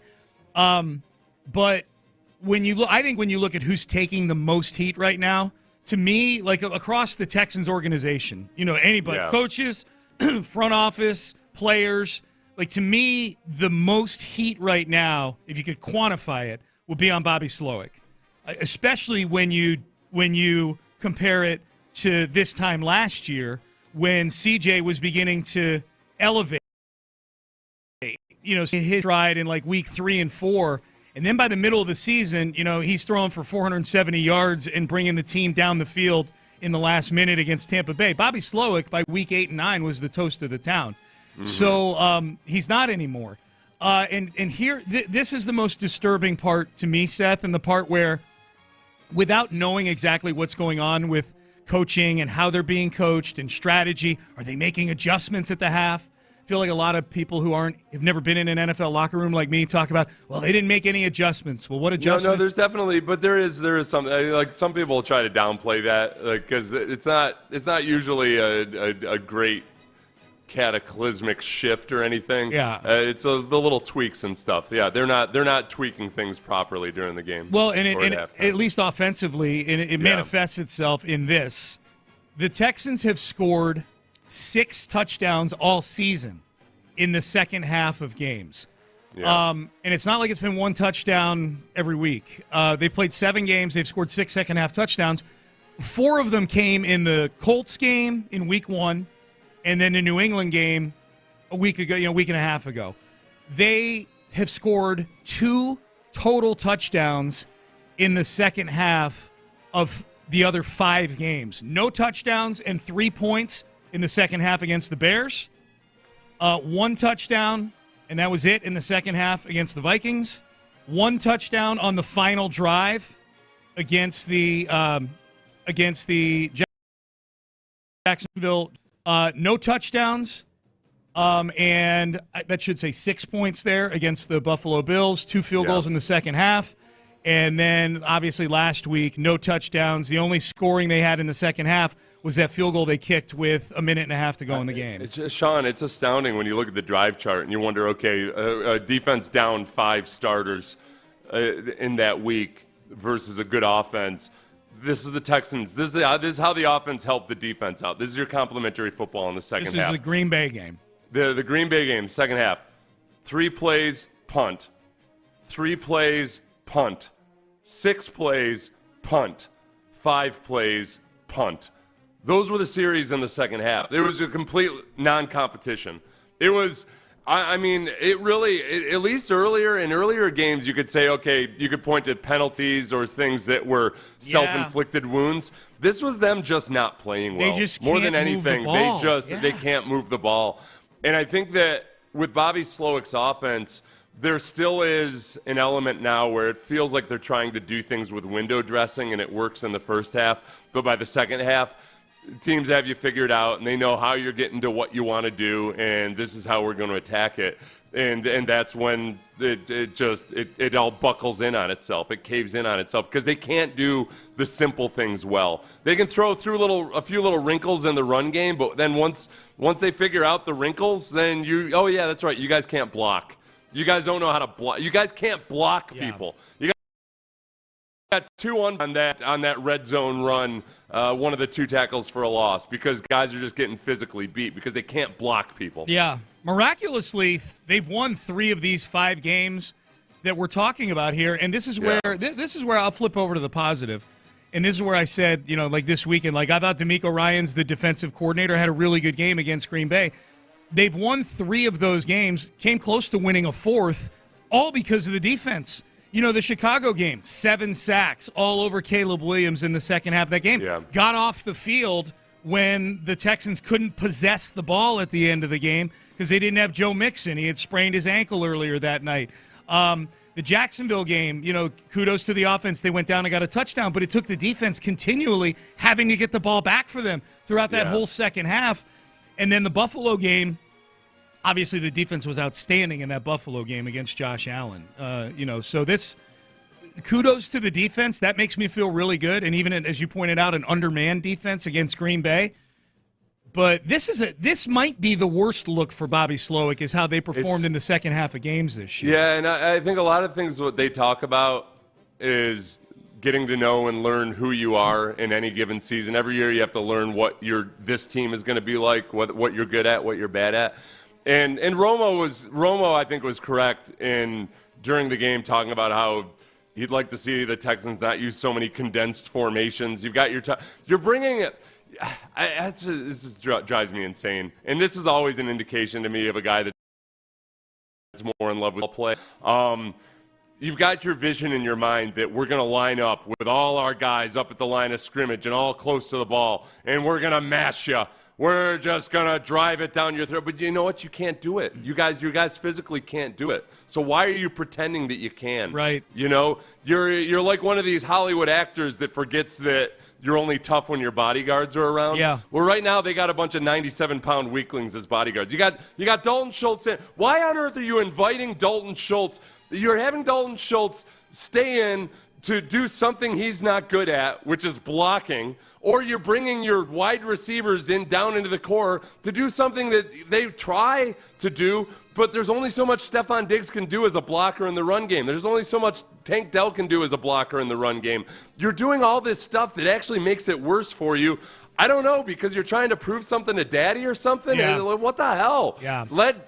I hate to say this because it's just too easy and simple, but yeah, there's an element of just let CJ cook, spread things out a little bit. If there's a blitz, if there's a corner blitz, at least have it to where there's some spreading out and some options by your receivers instead of having everything all bunched together. Yeah, you asked me before the show yesterday, hey, what was Clint saying on the postgame show about the Texans offense? He was hitting that heavy, what you just said. They need to spread it out, man. They just need to, this isn't who they are. Spread it out. And it's not like, it doesn't have to be like college or high school spread where you got 5 guys out there. But just open it up a little bit, because you don't have the guy physically do the things you're asking them to do.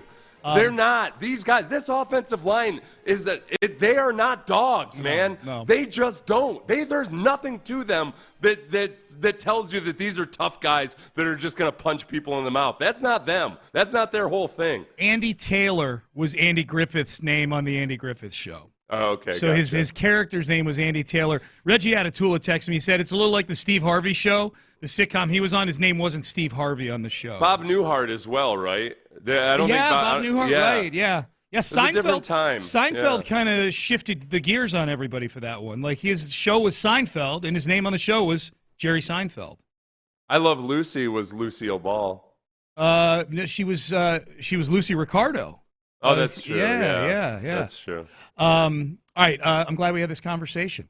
Payne and Pendergast with you, Pettycast. Are you ready for the Pettycast? I'm ready for the Pettycast. Oh, God, I've never been more primed for the Pettycast. we will get... Sean, I'm sitting here whining and complaining about a 5-2 football team. I'm ready to be petty. You are stretched out and ready to go. What are you doing here, Sean? The Pettycast. We will get petty. We will highlight the pettiness of others in the Pettycast coming up next. Bayway Chevrolet, nothing petty about this. They're going to do you right. You go into Bayway Chevrolet with any written offer from any other dealership in town, including if it's emailed to you. Bayway's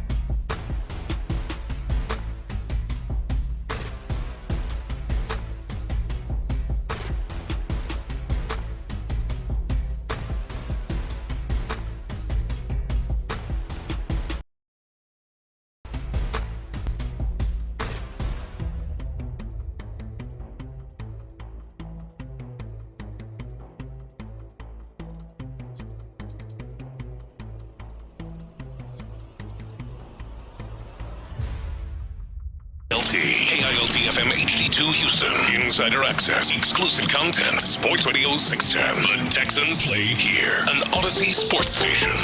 Sports Radio 610 presents Payne and Pendergast. All right, let's do this. We do it at 8 o'clock every Tuesday. There are things to be petty about, which we will get petty about. There are people out there who are incredibly petty about their own situations. We will highlight those people as well. We do it at 8 o'clock. It's really taken off with our audience. Love to get you guys sending tweets like, hey, this would be good for the Pettycast, that kind of thing. We call it the Pettycast. Ooh, we should have a separate email for people to send us that. Pettycast@odyssey.com. Maybe we. I was about to say a phone number, but I'm not going to pay for that. So we'll get an email. Yeah, that's a good idea. Or just hit us on Twitter and hashtag it Pettycast. You can do that too. What the kids do these days, man. That means I got to check my mentions. I'll do it. Okay. All right, let's start with the Texans and Stephon Diggs. I don't know that it gets any more petty than somebody that carries malice in their heart for a couple of years from a game when you were on a different team 2 years ago, right? And when you described yourself basically as a petty person. Yes. This is 100%. I had Stephon Diggs, the petty Hall of Fame when it comes to his life philosophy. If we ever get a logo for the Pettycast, we need it to be like a silhouette of Stephon Diggs. You know, like the NBA has this silhouette of Jerry West? We need to be a silhouette of Stephon Diggs for the Pettycast. Because you're right. He should be the face of this segment. Well, here's what we're talking about. If you guys recall, Jair Alexander, cornerback for the Packers, and Stephon Diggs had beef going all the way back to 2022 when Diggs was with the Bills. They got into a big dust-up before the game that day. They were in each other's face all game long. Unfortunately, this time around, Diggs' team that he was on wound up on the losing end. Back then, the Bills beat the Packers in 2022. So Diggs, in this game, it was Diggs versus the entire Packer bench is the visual of the whole thing. Alexander was chirping again. Diggs went back at him. And I really feel like the culture of this game kind of was, this game took on the personality of Stephon Diggs and Jair Alexander. It was a very chippy, petty game. Here was Diggs after the game when he was asked what exactly was going on out there. I was walking to the locker room in the beginning of the game, and I heard somebody chirping. I'm never the bigger person. I don't give a about myself or with a million or something. I'm never the bigger person. I ain't let go. Obviously, they pick up or whatever, but I ain't with the football talk. It is what it is. Yeah, Diggs just said, I'll never be the bigger person. I love that. I'll never be the bigger person. I don't know if I've ever heard anybody say that. Self-awareness, dude. That's self-awareness to the end. Degree, right? Yeah, there's a part of me that wants to be like, yeah, screw everybody. That's right.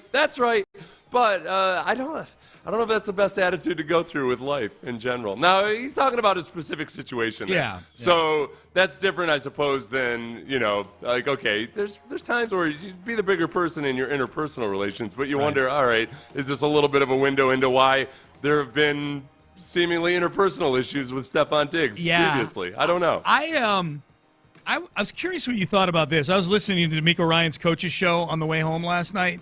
And he had this to say about all the chippiness in this game this past Sunday. Yeah, for me, I told our guys, is like you're wasting energy. And I don't like wasted energy. Like when we're chirping after the play or before the game, we're getting into it with the opponent. Like, how does that help you? Like, I want all of that energy that you have to chirp after a play. How about putting that into some more energy and effort to finish a block? Or to finish on a catch. That's where I want the energy going. Like, it's wasted energy. It has nothing to do with the game. And it really pulls your focus away from your job. Yeah. And that's why I don't like all the bickering and back and forth. I want guys focused on us. And there I felt like versus the Packers, I did feel like we got a little too chirpy, a little too chatty, pushing after the plays, but we weren't doing what we needed to do within the play. Chirpy. And that's where I have a problem. Chirpy, chatty, petty. That's it. Chirpy, chatty, petty. Yeah, they were, I guess there's probably we're looking at an inverse relationship thing here maybe. Yes. With a petty, it tends to lead to distraction. The Texans were yapping and strutting around like they were beating the snot out of the Packers or something. Yeah, and no, you weren't. You guys you're getting your butts handed to you offensively. DeMeco Ryans. This is again. I wonder, there's two things I wonder. Does the offensive line really know and understand how much of an issue they are and a limiting factor they are for this team? Like, do they know that they are the problem right now? What do you think the answer is? No, I don't think they do. So I think they've got a lot of excuses for why. No, they're actually doing just fine. These guys think they're like a top 5 offensive line. Yeah. Every time an off-season rating of the offensive line comes out that doesn't have them in the top 5, they're commenting on it on social media. Yeah. We'll get back to those guys. Wait, who? The young guys, Seth? Yeah. No, you're veteran leaders. Veteran guys. You're the highest paid guys out there. Yep. Your Instagram OTs. All right, let's keep it moving with the petty cast here. So Stephon Diggs, we've established. Petty, and DeMeco does not like the petty. Let's get to Aaron Rodgers, who I feel is a staple in this segment each and every week. They, of course, the Jets, in Devontae Adams' debut, lost on Sunday Night Football badly to the Steelers. Here's Aaron Rodgers talking about what do the Jets need to do. This isn't a press conference, mind you. What do the Jets need to do to get this thing turned around? How do you get everybody to keep the belief in? It seems like a lot of the same mistakes keep Stop happening. listening to you guys. Number one. Number two, got to be accountable, I got to play better. That's the key. I got to play better. We got to find a way to run the ball better. I thought did some nice things in the passing game. Brees obviously had a couple of really nice ones. Spread the ball around to Tay, G, and Allen. Mike had a nice conversion. But we got to run the ball better, and I got to play better. Hit play on the very beginning. What do you need to do to get this turned around, Aaron Rodgers? How do you get everybody to keep the belief in? It seems like a lot of the same mistakes keep Stop happening. listening to you guys. Oh, stop listening to you guys. It's the media's fault that everything's... Hey, Aaron, how do you know what they're saying? Yeah. Petty as it gets, right? Stop listening to the things that I've been listening to. Right. I think this is where the generation gap comes in with Aaron Rodgers. I don't know how much, like, the 23-year-olds in the locker room, I don't know how much they're opening up the New York Post in the morning and or listening to WFAN. Yeah. I would say social media is probably the more menacing thing when it comes to the psychological health and steadfastness of a young football player these days. So now I will say, when I first saw that, I think it was from the 33rd team, they had captioned it with his quote, "Stop listening to you guys." Right. The replies, it was like 75% of the replies, you could tell hadn't watched the video Didn't at all. even So watch there it, he goes, never taking accountability. Right. His second sentence in that quote is, "I got to play better." Right. So he took accountability for it. Yeah. I do think that the rabbit ears, the ironic rabbit ears of Aaron Rodgers, it's a constant in my life. That he's going to hear what the media says while knowing exactly what the media says. Yeah. Well, maybe being the most sensitive of anybody, but he wants everybody else to not be sensitive, to criticize guys for sending messages in the media, sending messages in the media. Right. Yeah. We'll get to Deshaun Watson and the reaction to Deshaun Watson in just a second. The petty reaction of Myles Garrett and Jameis Winston momentarily. Did you see the video floating around on the internet yesterday of Aaron Rodgers getting caught on the sideline, picking his nose and eating his boogers? And eating is that what he was doing? I don't like looking at that stuff. I saw it briefly, and then I didn't do an analysis on it. Do you think McAfee? I think today is his McAfee day, if I'm not mistaken. Do you think McAfee asks him about picking his nose and eating it on the McAfee? That feels like something that's kind of in McAfee's realm. McAfee did a whole segment. He did like 5 minutes with J.J. Watt about whether or not you should unclog a toilet if you clog it up at a party. Like if you right, yeah. So it's not like, oh no, we can't talk about this stuff. Bodily it's not functions for television. Right. Eating a booger. That's got to be. There's got to be. I'm sure there is, but like, is there legitimate psychological research into people who eat their own boogers? I've not looked into it. I don't know. Immaturity. It feels like one of those things that some kids do and they grow out of it, but that maybe if you're still doing it as an adult, it's a sign of arrested development. I just feel like if McAfee doesn't ask Rodgers about it, he's a fraud. That's right in the ethos of his show. You know what, Sean? What? This is the exact kind of thing that we've been negligent. I haven't used AI because I'm scared of it, that you should ask AI. Which is simply like, what should I ask? I'm asking Gemini Advanced. Okay. What does it mean if an adult still eats his boogers? Okay, ask. Hey, by the way, if you want to text in your petty gripes, 713-572-4610. We'll read some of them on here. Text in what you're petty about while Seth finds out what AI thinks about booger eating. Habit. For some, it's simply a habit. Anxiety or stress relief. Okay. Obsessive-compulsive disorder. Okay, I don't think or sensory seeking. Some individuals, particularly those with developmental differences or sensory processing issues, may engage in this behavior for sensory stimulation. I'm going to go Maybe he's with... just trying to get, like, he doesn't like the way he's feeling, and so this is something that just makes him feel the way he wants to feel. I don't know. I am going to go with stress among those four reasons that you just listed. I think they were getting killed in that game. I'm going to go with stress for Aaron Rodgers. We got to make sure we get the Watson stuff in here because it's been teased. It also might be him trying to give himself immune exposure. Okay, I like that like the theory that I'm going to expose myself to some more of these pathogens. Okay, so that I he had immunization issues before. Yeah. Okay, the reaction to the crowd cheering Deshaun Watson's injury, a petty reaction itself, cheering Deshaun Watson's injury. A lot of criticism, I think, that I've seen both in Cleveland and outside of Cleveland for how it was handled by some of Deshaun's teammates. Let's start with, here was Myles Garrett with his and his really criticism of the crowd. No one deserves that. I've seen him work his ass off to, get back in here and put a smile on his face and, try to put everything that's outside the facility behind him. Death threats, people come to his house, people, going after his family. Like I said, no one deserves that. And I hate using the word deserves. I'm usually, pretty consistent saying earned. He hadn't earned it, and he doesn't deserve it. Man does pretty much everything right. He's been a model citizen through college and most of the pros. He plays the game right there. Most of that's what we needed. You could sense Myles Garrett as soon as he said the man's been a model citizen, and then when he added chronology to it, like when he started to go to college, I'm like, oh, what's he going to say about 2019 and 2020? Well, for most of the NFL, so like 2020 and 2019 and 2020 that's when were the. So I guess for most of his time in the NFL, I think he's been under such a microscope since the allegations that he's probably been a model citizen, other than when he got pulled over for speeding. Oh, that's right. Yeah, that's right. A couple times, I think, right? Yeah, he's been a model citizen. Yeah.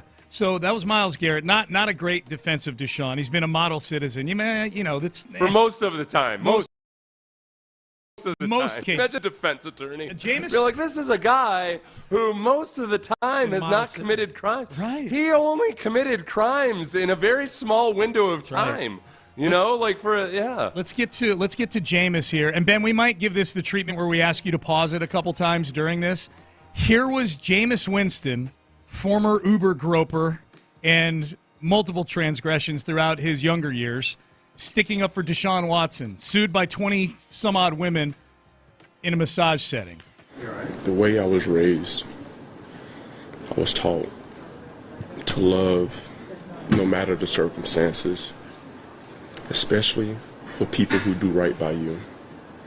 I'm grateful that I had a chance to serve Deshaun, but I am very upset with the reaction to a man that has had the world against him for the past 4 years, and he put his body and life on the line for this city. Okay, pause, Ben. Where do you come out, Seth, as a former player? Where do you come out Where do you come out? Oh, there's more. Where do you come out on the putting his life on the line thing? Putting his life on the line. He's right there on the front lines, man, on the battlegrounds. Right on the line, and he did it for the city of Cleveland. Remember, he did it specifically for the team that he had rejected when he was a quasi-free agent. That's right, yeah. And then left. He had actually rejected the Browns, and the Browns said, "How about $50 million more guaranteed?" And he said, "Oh, I love Cleveland. I want to go die for them. Yeah. I want to go die for that city." Keep moving, Ben. Every single day, regardless of your perception, regardless of what you thought should happen with him, he committed every single day that I've been here to be the best that he can be for this team.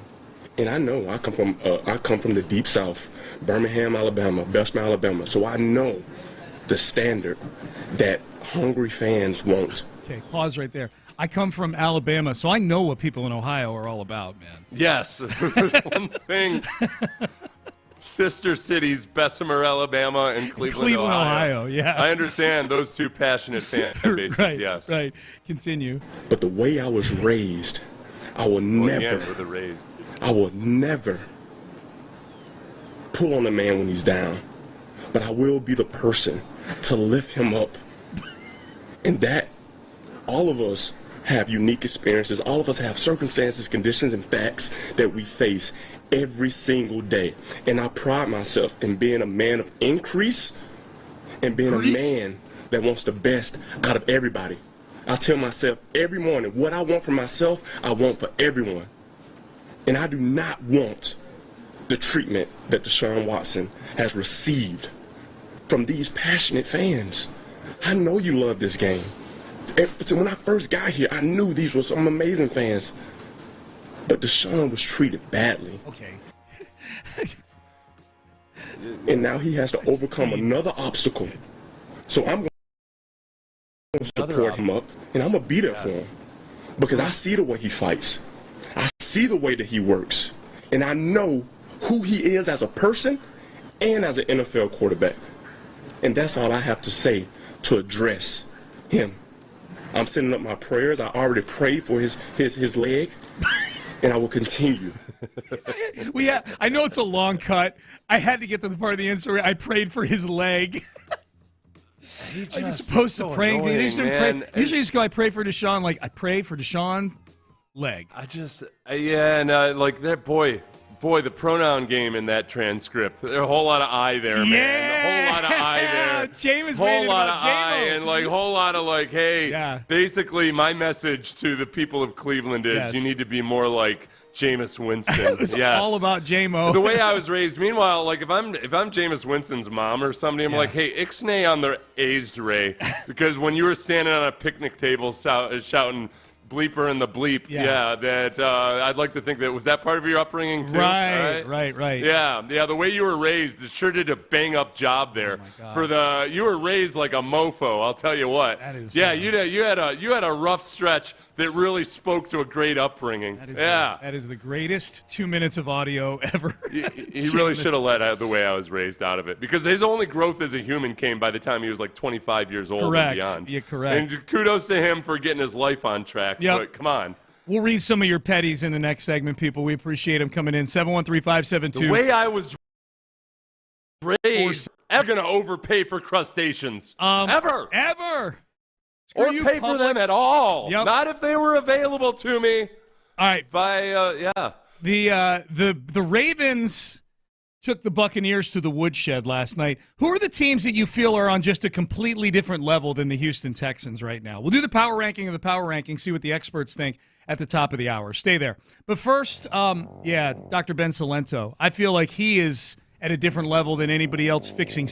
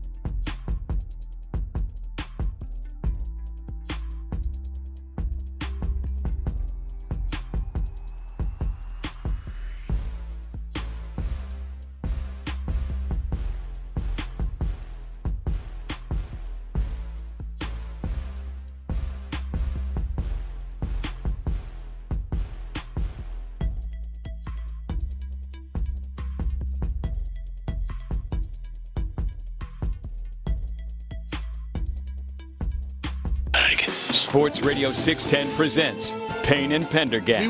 We will do the power ranking of the power rankings at the top of the hour. Read some of your texts here from the leftover Pettycast text in just a minute here as well.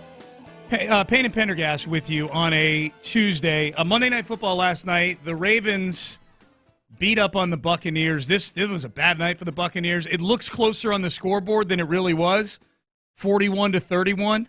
But the Buccaneers game, and then the Ravens proceeded to take them to the woodshed for the next three quarters. Derrick Henry was outstanding again. He averaged like 10 yards a carry. Lamar Jackson was great on the ground. He was great through the air. They win 41-31. The Buccaneers tacked on some meaningless points. However, while tacking on meaningless points, they lost Chris Godwin for the season with a broken ankle. They'd already lost Mike Evans to a hamstring injury. So the Buccaneers, who were looking like one of the really cool stories here early in the season, Baker Mayfield, MVP candidate, They got a lot of figuring out to do of a lot of things at the receiver position for Baker Mayfield. As I was watching this game last night, Seth, and I was watching the Derrick Henry just plow through the Buccaneers in the second half of this game. He finished with like 160-something yards. He had 23 yards at the half. Similar to watching Kansas City defensively, watching the Lions operate this year, watching what Minnesota did to the Texans in Week 3, the Texans are a good team. They're 5-2. They're a good football team. There are at least those 4 teams for me, Baltimore, Kansas City, Detroit, and Minnesota. They are operating at a different level than the Texans. They're at a different level to where if it was on a neutral field, I think they would beat the Texans a majority of the time right now. Right. You play 10 times on a neutral field, I think those 4 teams beat the Texans like 7 times out of 10. I think there's just simple things that on a week-by-week basis, there's matchups that the Texans can take advantage of here or there, and versus the mediocre teams or the, maybe right around the 1/3 mark, they can manage a lot of that. But when they go up and face a genuinely fearsome defense, this offense is not going to have any answers whatsoever. Nope. They can't. There's just too many basic things that they struggle with right now. Defensively, I think they're doing some really good things, but versus genuinely good wide receiving cores, when they're fully healthy, they still have something to prove. And I guess I'm more optimistic that the defense can continue to improve and become, like, they're on their way to being a really, really good defense. They just got a few question marks. Offense, I just feel more lost right now. I feel like they're getting worse. They're regressing as the season goes on, and that's irrespective of whether or not Nico Collins is in the game. They're regressing in a lot of ways. If there's a trade for the Texans out there, do you think it'll be on the defensive side of the ball or the offensive side of the ball? I think it's most likely going to be the defensive side of the ball, just because it's more plug and play on defense. I think if you get a cornerback that can play man, then that guy can play man, and he'll have to learn the nuances of this defense and everything, but you can get him out there and playing right away. Offensive line is the trickier one. I think is it like Joel Bitonio, his name comes up because the Browns are going to be sellers. 10 people text us about Joel Bitonio today. Is there, can you, like Jarrett Patterson might now, like, obviously, than Kenyon Green. Yeah. But then you take any veteran offensive lineman, I'm not too worried. Oh, no, what's he going to come in and not know the offensive line calls? Yeah, that's like every other offensive lineman on the Texans right now. So you can patch it up a little bit, but I think it comes down to Chris Strausser and Bobby Slowick ultimately as to why those guys are underperforming so badly. Yeah, I wonder too, like a guy like Bitonio, who, as you know, I'm an avid Cleveland sports radio listener. Yeah. The sense I get on Bitonio is that he's also a good leader. Like, he's a guy who's very well respected. The line room can use some of that, and I wonder how quickly. Like, if they, let's say they trade for a Bitonio and they plug him in at left guard, but the guy also probably has the best leadership traits of anybody in that room. Yeah. Do guys even listen to a new guy in the locker room like that, from that, like, in that perspective? I think it depends. I think part of it is just kind of the way guys go about their business and everything. Like, he doesn't have to come in and be like, all right, fellas, this is the way it's gonna be. Right. But I think just in terms of, like, getting the calls right, this is what you always worry about with young players, like Juice Scruggs. A lot of times it's a matter of volume and confidence in what you're calling. And some of that part of it, Ross Tucker made a great point that I feel stupid for having strayed away from this point. It's tough when you've got a young center and a young quarterback. Mm-hmm. It's tough because they don't know what they don't know, and one can't help out the other. A veteran quarterback can help out a young center, out a young quarterback. But as a duo, they're kind of lost. Yeah. And when there are miscommunications on the line and it's clear, like it's obvious that either the running back or the offensive tackles are on different pages and they don't know what the call was, sometimes it's a matter of the volume of the call by the center, especially on the road, and having some confidence and some bass in your voice. having a veteran, and Juice has Shaq Mason on one side of him. Maybe he's not. Maybe there's only so much Shaq Mason can do. Yeah. Having a veteran next to Juice Scruggs instead of Kenyon Green might help out a lot. Yeah, we'll hit that hard in the next segment, the offensive line, because DeMeco had a lot of stuff to say about this yesterday. You know where this came up? Keon Coleman. I don't know if you saw the clip this weekend of Amari Cooper was traded to the Bills, and obviously wouldn't know the whole offense yet. And before one of their key plays, there was an audible, and Amari Cooper was kind of checking with Keon Coleman. And Keon Coleman, a rookie wide receiver, was asked about it afterwards. He said, no, he knew what he was doing. We were just confirming. And people were skeptical of that. And Keon said a very good and veteran thing, which was like, no, you're never going to get fined for over-communicating, which is true. One of the hardest things to get young guys to do is to talk. There's a lot before the snap that you got to remind guys of stuff or point out things, that point out motion, point out various things. Yeah. Sometimes just check, like, hey, what's the snap count? Yeah. Like that kind of stuff that young guys are just too timid sometimes, and they got to really be encouraged to speak up and communicate. Not a problem for Keon Coleman.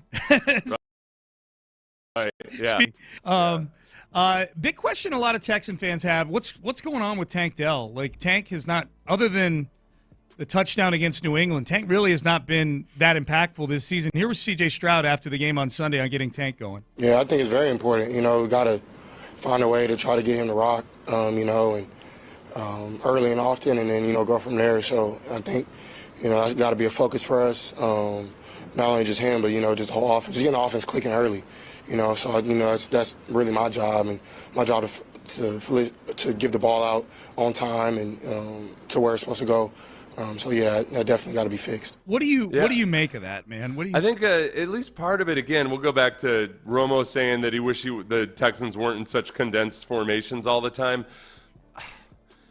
There's a chicken and the egg where I think Slowick's doing some things to account for the poor pass protection, but in doing that, when you've got your tight ends and your wide receivers all bunched up in the formation, then it also is really hard to have all these tracer bullet crossing routes early in the down. Yeah. Quick game with congested, with actual routes by tight ends and running backs and everything. Yeah. Everything's all congested and bunched up. And at some point, you just got to say, all right, you know what? CJ's going to have to handle the blitz all on his own and find the open guy. And we've got Tank Dell and Stephon Diggs, who should be lethal in the intermediate area, and we're not really doing much with them. You gotta, whether you want to call it let's CJ cook or whatever, they just got to open it up a little bit. When DeMeco said table, that's what I was hoping for. You know what I mean? He mentioned the spacing of the routes, I think. Did he? No, he used a different terminology, but that's the way I read it. Yeah, because he was asked early in the press conference, like, hey, is it coaching? Is it personnel? Is it scheme? And he said everything's on the table. And that's when everything's on the table. That's what I'm hoping for, is that I don't anticipate massive personnel changes, I just don't.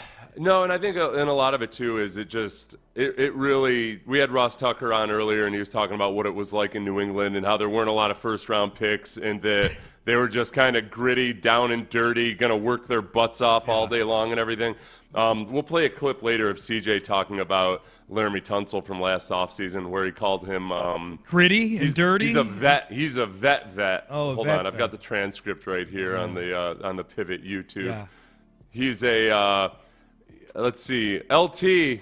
Like, he's a vet. Oh, okay. He's not doing it in extra practice. He's the coolest O lineman in the world. Oh, yeah, that's your guy. Yeah, not going to do anything extra. He's a vet. That's who you've got looking at. That's who you got people looking. That's who you've got these young dullards voting as a captain. He's a guy captain. that doesn't. This is what you need to aspire to. Be a vet. The guy that doesn't do anything extra. Yep.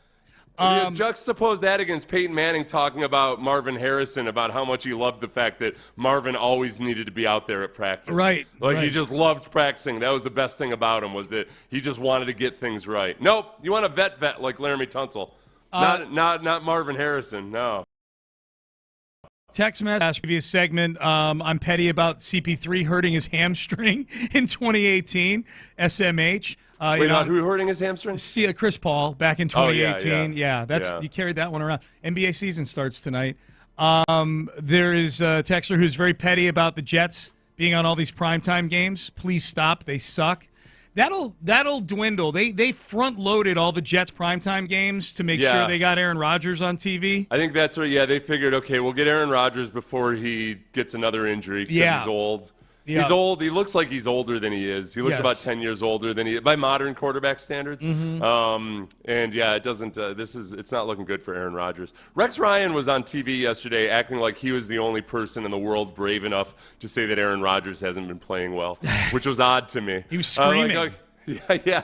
What are you talking about? Yeah, I feel like he's getting plenty of criticism. Yeah. Petty cast text, I want the Dodgers to win the World Series because I'm petty about the Yankees being relevant and adding to their 27 World Series titles. At least the Dodgers won recently in 2020. Plus, I don't want Soto to go back to the Yankees. I don't think the World Series is going to decide where Juan Soto ends up signing a contract. Like, I don't think he's going to go, we lose this World Series, I'm off to the Mets. I don't think you need to worry about that. All right, Payne and Pendergast with you.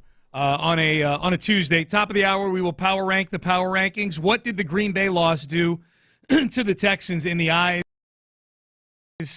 The offensive line, we've talked about it quite a bit today. Let's hear from the head coach on it next, DeMeco Ryans. What gives you confidence that this thing can get fixed? We will have that for you coming up next. But first, get out to Beck's Prime today. The weather is beautiful again today. 10 locations around town. You guys know one of my favorite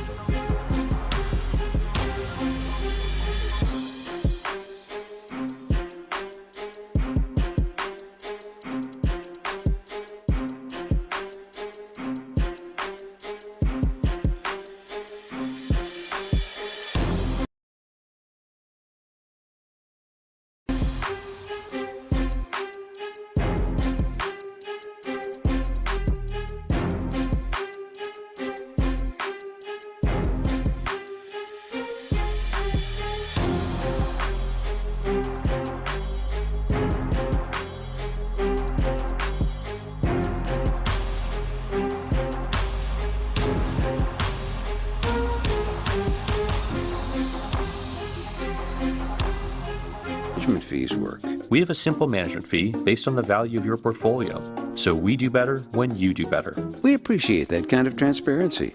We also check in with you regularly to keep you up to date on the markets and your portfolio. Well, what other services do you offer? As a client, you have access to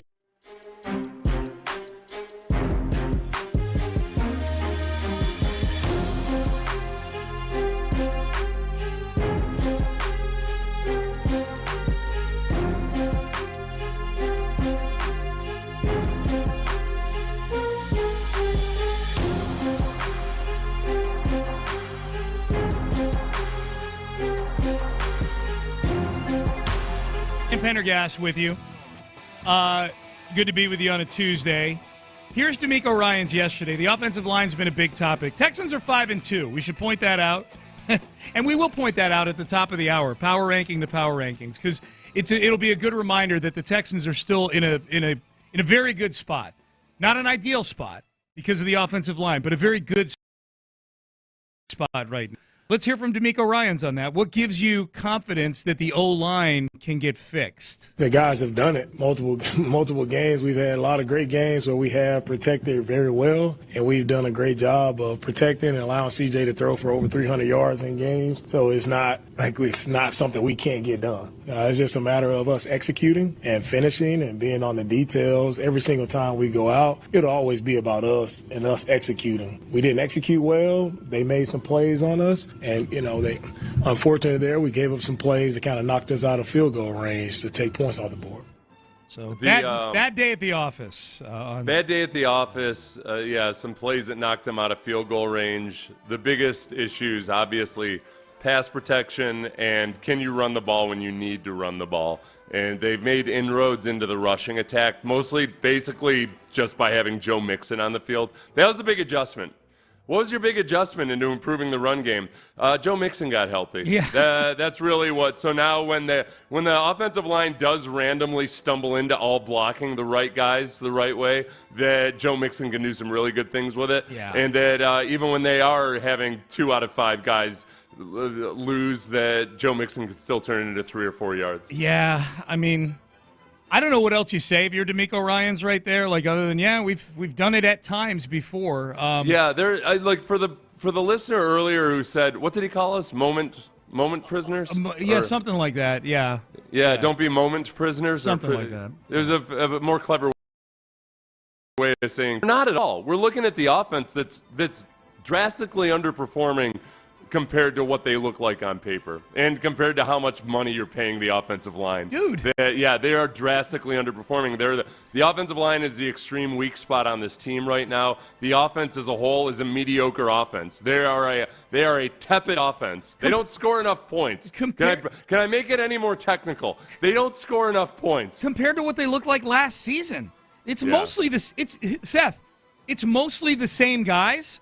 Except they have Joe Mixon instead of Devin Singletary, and they've got Stephon Diggs. I know Nico's hurt, but they've got Stephon Diggs as part of this receiving core now. I mean, it is like 85% the same personnel, including the coaches, and the parts where it's different are upgrades over what you had last year. That's the crazy part of the whole thing. Here's DeMeco Ryans on the missed blocks and the being a communication issue. Everything's going to start with communication, and it's going to start with guys being clear and concise on what they're doing up front. So it all starts communicating, everybody being on the same page. Okay. Yeah. The communication is very clear and evident at times when there's times where they're not the O-line, the running backs, and the tight ends, they're not all running the same protection.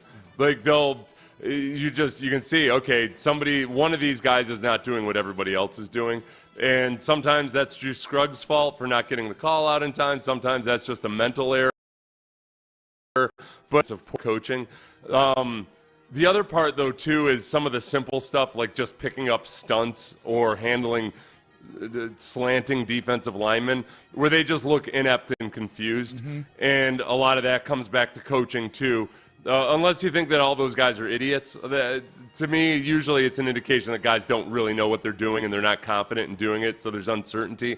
And that comes back to either Bobby Slowick or Chris Strausser. The individuals themselves, you can't you can't excuse them. With Kenyon Green, a lot of times it's just him getting physically beat. Yeah. I think that's the biggest. The correctable issues are what they are, and maybe they coach him up or maybe they don't. But Kenyon Green's just really struggling at times physically and just getting manhandled. I think that's the one where that's the most immediate change they might make this week, is swapping somebody in there for Kenyon Green. Yeah, I mean, you got Jarrett Patterson, you got Kendrick Green. Kendrick Green was playing okay for you last year before he got hurt in that Steeler game. Jarrett Patterson gave you some good snaps at center last year. I mean, these guys aren't a cure-all or anything like that, but especially with Kenyon Green, it's at a level where you go, okay, well, whoever we have here, I mean, it can't be a whole lot worse than what we're putting out there right now at left guard. So you had mentioned earlier, we talk about the tone in that offensive line room. They just don't seem like they do not seem like the dogs that Laramie Tunsil would claim that everybody is. Right. That they're not very dog-like. Yeah. And it's evident in their play. It's evident in their mental errors.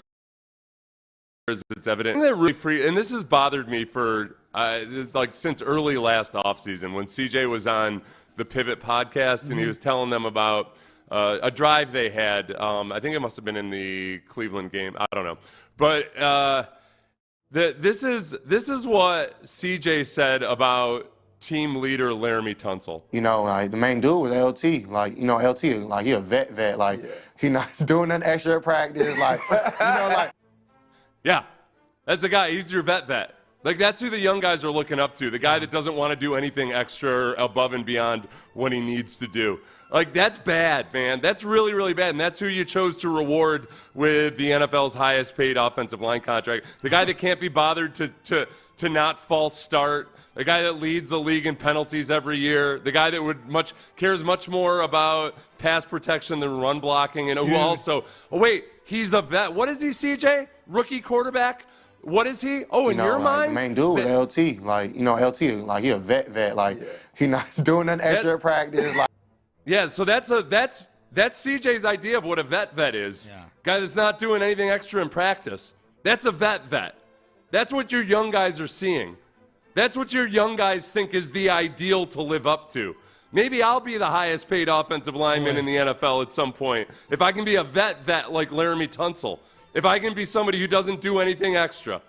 That's what I need to aspire to. That's the leader. And that's what these idiots, that's what they, people have pointed out, they voted. What the hell they're talking about? Right. They think that that's the ideal. Oh, a vet. Does that mean I get to be lazy then? Yeah. Do I get to a certain level and then I get to be lazy? A vet? That's okay. I'll vote for him for captain. Yeah, that's a quote that is kind of funny, haha, in March or April. You know what I mean?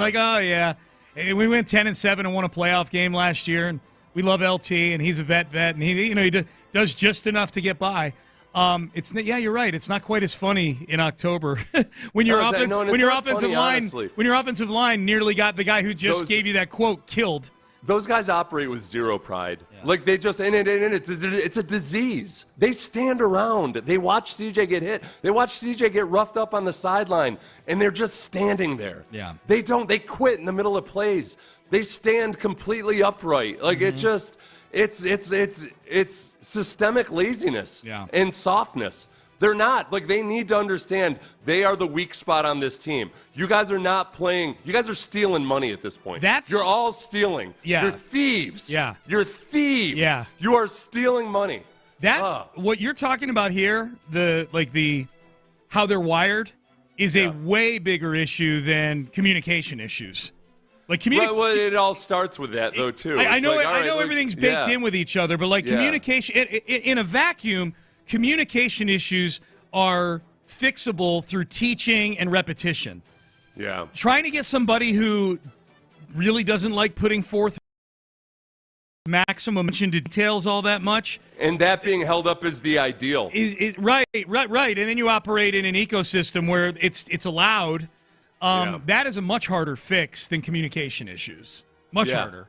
Yeah, I know, and this is who Caserio chose to make the highest paid. He made him the highest paid offensive lineman in the league twice. Yep.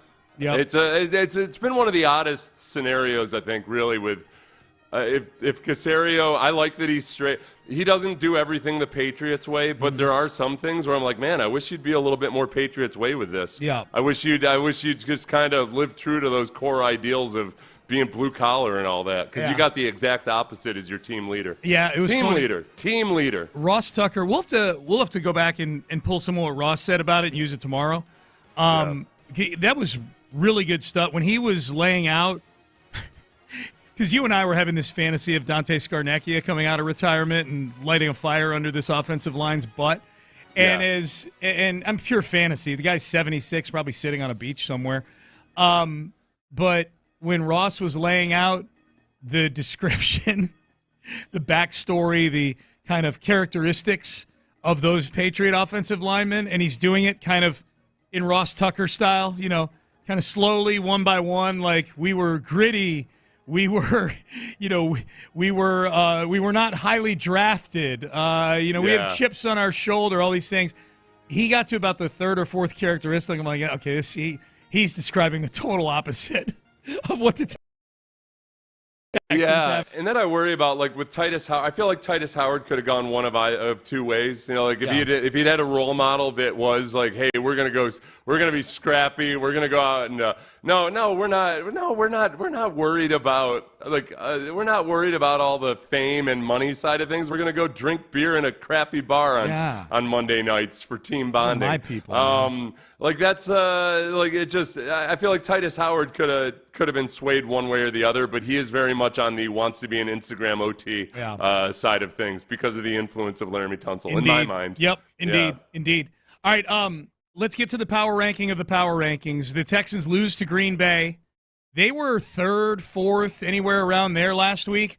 What do the experts think of the Texans now? We will power rank the power rankings coming up next. Mokaram Law Firm is on your side 24 hours a day, 7 days a week. When you go to Mokaram Injury Lawyers, when you call them, they'll pick up the phone.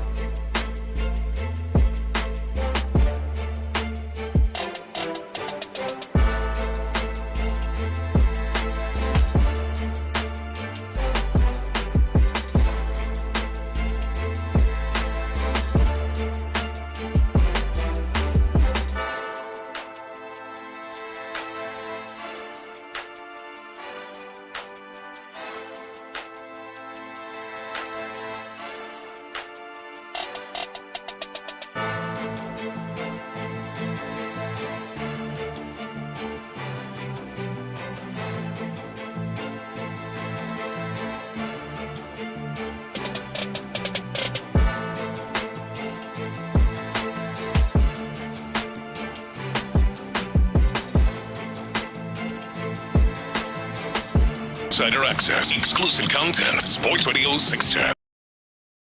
The Tech Odyssey Sports Station. Sports Radio 610 presents Payne and Pendergast. Right, let's get to it. What are the experts saying about the Houston Texans? They are 5-2. They are coming off a close loss to Green Bay that probably was kept close, more so by the defense and turnovers, definitely was, than by the offense outside of Joe Mixon. So let's do it. Power ranking of the power rankings. We're going with 4. We got 4 power rankings this week. What are they saying about your Houston Texans? The power rankings that we have in no particular order are ESPN.com, SI.com, TheAthletic.com, and CBSSports.com. So we rank these based on how they did our Texans here. So let's start with number 4 in the power ranking of the power rankings will be SI.com. They've got the Texans, Seth, rated 9th, down from last week's number 7. So this was an outlet that was already comparatively a little more tepid on the Houston Texans compared to the others. Yeah. So they've got them at 9th right now, and here's what they're saying. Do we at all take the totality of Houston's season to this point and put it under the microscope? My 2 thoughts of concern, and again, this is Connor Orr, by the way, who does the SI.com rankings. My 2 thoughts of concern. All of Houston's wins thus far have been one-score victories other than the win over the Patriots in Drake May's first start. Both of Houston's losses have come at the expense of amoebic defenses or players. Yeah. So not anemic, but amoebic. Amoebic. Like the amoeba defense where you got guys kind of just at the line of scrimmage. You can't tell exactly what's happening. the potential to confuse an offensive line or a quarterback. And yes, the Vikings in particular very much did that. The Packers, I don't know if the Packers are any more so like that than a lot of other defenses, but it was very, very effective. Whatever day, it was. obviously. Yeah. Even with a great, he goes on to say, even with a great performance from Joe Mixon on Sunday, C.J. Stroud's leading receiver did not eclipse 30 yards. Yeah, that one hurt. He was on the run and looked uncomfortable. Yeah, I did that one honestly, and just like looking at the various things on the box score. Yeah. I'm a little embarrassed. It didn't occur to me that the leading receiver had 30 yards. Yeah. That was. It was that bad. It was just that lethargic. When you subtract the sack yardage, which as a team is what you do when you're calculating team passing yardage. It's whatever CJ has minus the sacks. They had 55 yards of passing offense. Mm-hmm. In the second half, they punted every possession until that final field goal drive in the second half. It was just they were anemic because of the amoebic defense. Yes. They were. And yet, 9th in the SI.com power rankings, and that's the lowest of the power rankings. Which unicellular organism would you compare the Texans' offensive line to? I would say, is a mitochondria part of a cell? That's part of a cell. So they are not the mitochondria. No, they're definitely not. I don't know. I guess like a paramecium or something. Paramecium is a good one. Yeah, not the nucleus. Those are the only two I remember was the amoeba and the paramecium. Paramecium, yeah. Number 3. So number 4. They're red algae. That's what they are. Red. Okay. You say so. I can't breathe when I'm in their presence. Is that what red algae does to you? It suffocates you? It does, yeah. It gives you respiratory issues. Oh, wow. Okay. Stay away from the red algae, kids. Number 4, SI.com. Number 3 on the power ranking of the power rankings, ESPN.com. The blurb written by DJ Bijani. And they have the Texans at 7th. So 7th overall. The teams ahead of them are teams like Minnesota, Green Bay. It's really everybody that's on the Texans' schedule. It's crazy.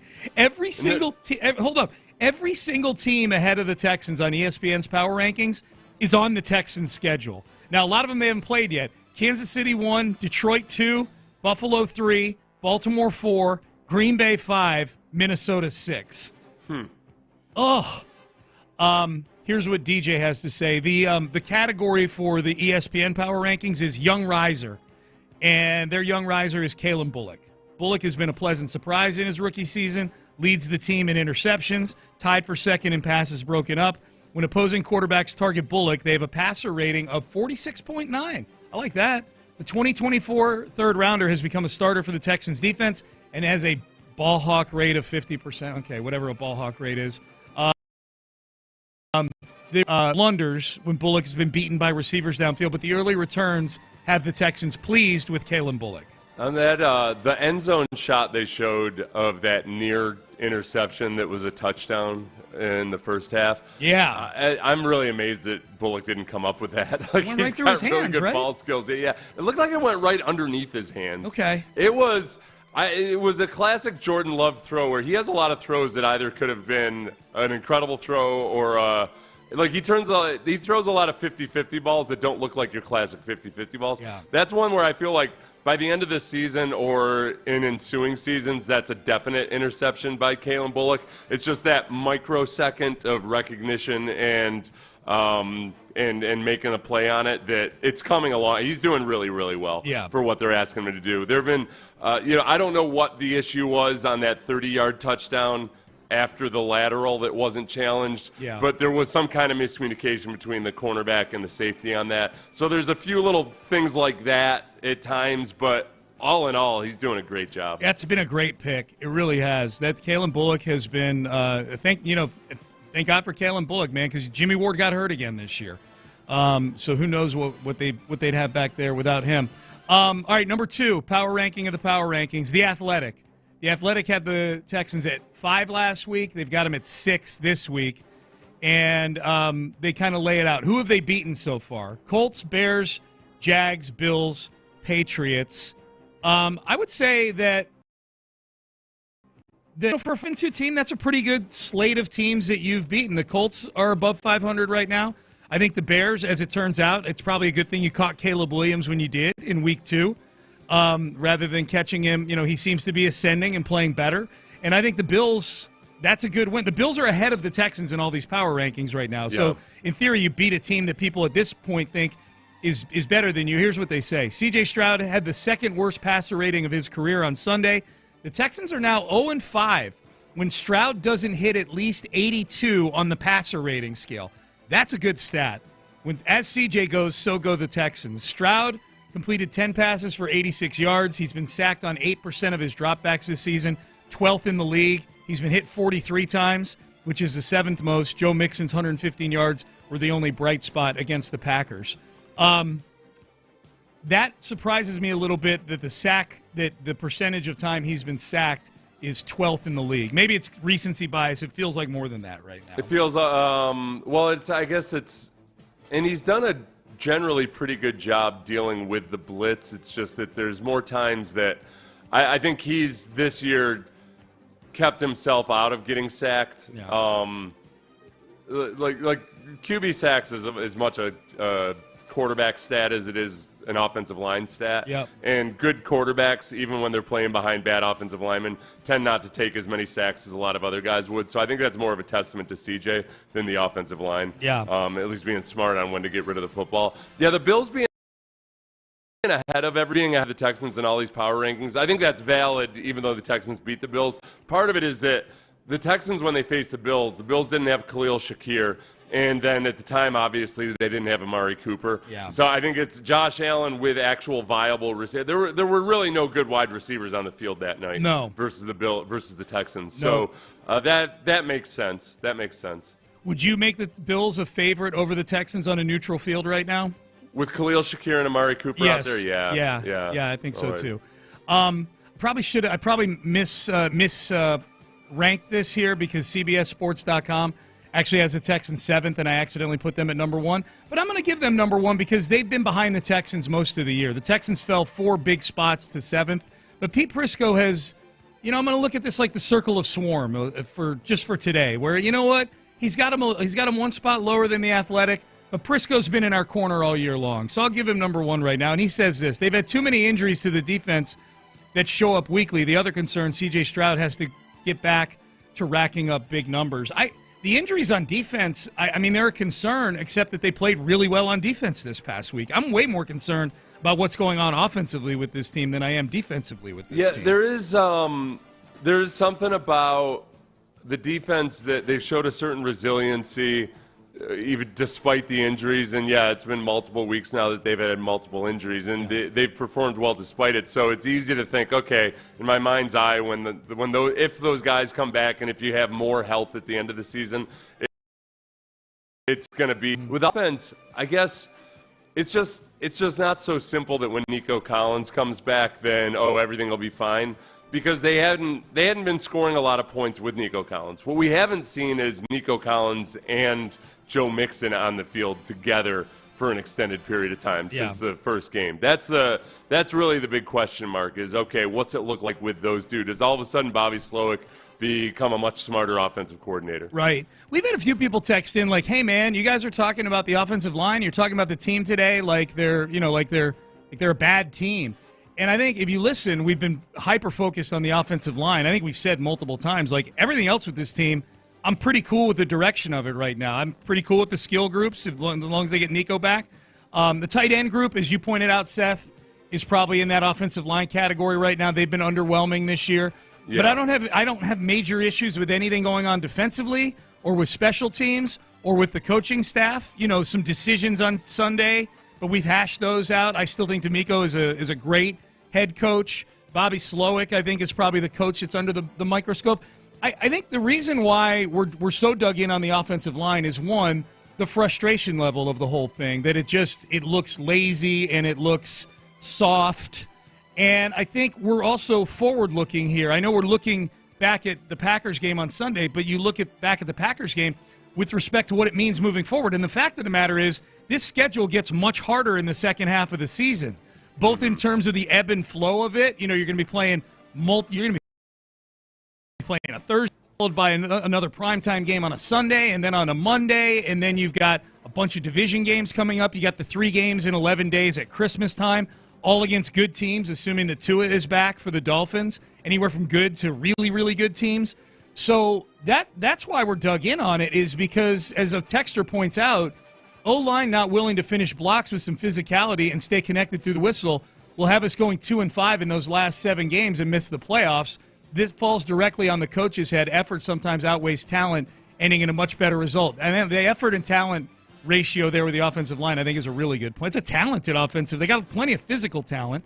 Yeah. The want to is a big deal right now with this offensive line. The one, when you look at the offense, this is the problem, is that they're a middle-of-the-pack offense. They just have, scoring-wise, yards per play. This is the one that meets the eyeball test. For an offense that seemingly should be a lot better than they are, the scoring percentage of drives that end in a score. The Texans right now are 15th in the league. It just screams mediocrity. And especially so much of that is in the second half, where you come into the third quarter and it's like, punt, punt, punt. Let's give the other team every chance coming out of the half to actually just get back in this game or to take the lead or what have you. They're a mediocre offense. So if you're sitting here and saying that, the Texans are 5-2, so everything is all fine and well, I don't understand where you get that from. Having the way the offense operates, they're not scoring enough points to be a genuinely bona fide threatening team in the league. And it's really bad in the second half of games, and that's where coaching gets exposed. And we pointed these numbers out earlier, but we'll point them out again. The Texans have scored 6 touchdowns in the second half of games this year total. Across 7 games, they've scored 6 touchdowns in the second half. And 4 of those 6 came in 2 games. Came against the Colts in Week 1, who couldn't stop a nosebleed. Joe Mixon was running through them. And then against the Patriots in Week 6, who are a bad football team. So in the other 5 games, now granted you won 3 of those 5 games, but in those other 5 games, you scored 2 touchdowns in the second half. Great that you won those games, but that's no way to be living. You know what I mean? You got a buddy who won some money on a scratch off, and you're like, well, that's great, man. You won money on a scratch off. Right. That's no way to be paying the bills. Do you remember in the offseason when everybody I'd love to know, for all the people that are saying, hey, they're 5-2, were you also one of the people who thought that they were going to have 3 1,000-yard receivers? Right. Are you how far have you adjusted your expectations for this offense that you're comfortable that they've got the 11th most passing touchdowns in the league and the 12th most rushing touchdowns in the league? Yeah. Is that the high-powered, prolific offense that you expected out of the offensive rookie of the year and out of a team that added stuff? Is that exactly what you expected? And that it is 5-2 is just fine with your offense performing like that? It is fun that this is the place we're at right now, that they're 5-2, and that we've spent a big chunk of the show today talking about what ails this team as opposed to what's great about this team. That's what this genre is for. I got to remind myself. I have to remind myself that not everybody listens for 4 hours, because this text comes in. Poor coaching is being let off the hook. Played for a field goal and got burned. And I'm like, okay, we spent 2 segments talking about this.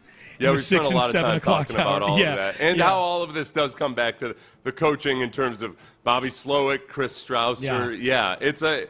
There are a lot of DeMeco's game management. We've addressed that. But the offense in total, including Bobby Slowick's, I won't even call it the play calling, but the play design and strategy overall. And then Chris Strausser, I'll say this. Maybe it's not Chris Strausser's fault. Maybe those offensive linemen are just underperforming, and that's who they're wired to be. Mm-hmm. But the miscommunications, and that includes the running backs and the tight ends, everything else, Chris Strausser's not the guy to fix it right now. It doesn't seem to be. Bobby Slowick doesn't seem to be the guy to fix it. Yeah. With Nico Collins coming back, the only thing that I'm assured of is maybe that one in any given game, Nico Collins will have that one big deep strike touchdown that flips the balance. Yeah. And but that doesn't feel like anything that I can credit Bobby. No. All right, Payne and Pendergast with you. We're in the 9 o'clock hour here on a Tuesday.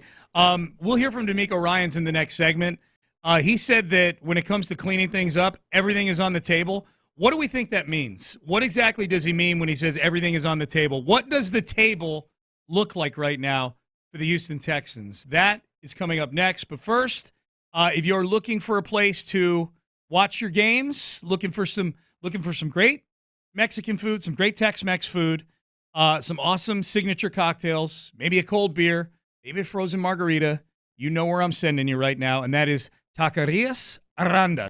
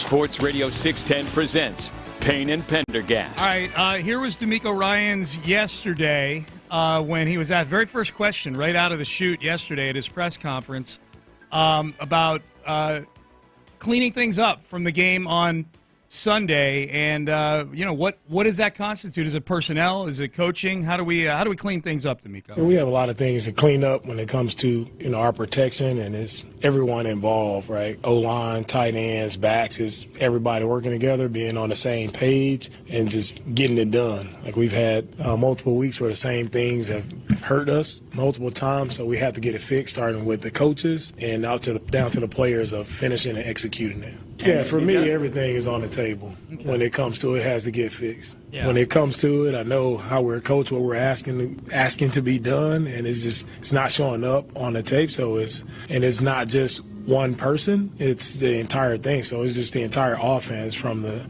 top to the bottom. We have to get it cleaned up. Not one person or one thing, but multiple things, multiple issues that we have to get collectively. We have to get it fixed. When I hear everything is on the table, the thing that pops into my head is like, okay, then that to me indicates at least thinking about some kind of change. Right. You know, right. Either it's okay. Does somebody else start at left guard? Yes. Do you change O-line coaches? Yes. Offensive coordinator. Everything's on the table. Everything is on the table, and that's what I hear when I hear him say that. And right now, the offense screams at me that this is an offensive coordinator that cares more about scheme than execution. And nobody would ever say that that's who they are or anything like individually. But some guys just focus more on scheme. Other guys are really good at focusing on execution. This team doesn't execute the things that they're trying to do well at all. You've just got, in trying to point out what is the issue on the offensive line, at any various time, on this play, 2 guys got their butts whipped. Oh, okay, on this play, 1 guy was running inside zone blocking while 4 guys were running outside zone blocking, or vice versa. Oh, on this play, they don't know how to handle a defensive tackle twist. Yeah. It's a hodgepodge of various things. A lot of times it does look like miscommunication, in that if you want to know how you know, it's because the center is still frantically pointing out and motioning and yelling right before he snaps the ball. Yeah. And then the offensive line is completely incapable of picking up whatever movement they see in front of them. They are not ready to play on any given snap. We've had people along those lines. We've had people point out that they feel like the Texans, just something as simple as they're just way too slow getting in and out of the huddle. There's no urgency with the operation. You get up to the line and give some time to assess everything. Yeah. Right. Really manipulating a hard count or anything. You see Jordan Love, Jordan Love does some really good stuff pre-snap, and he got the Texans defense with it at times. Getting guys to bite and show blitz, all of that. And I wonder, there's some things where I wonder if maybe they're still trying to spoon feed CJ too much.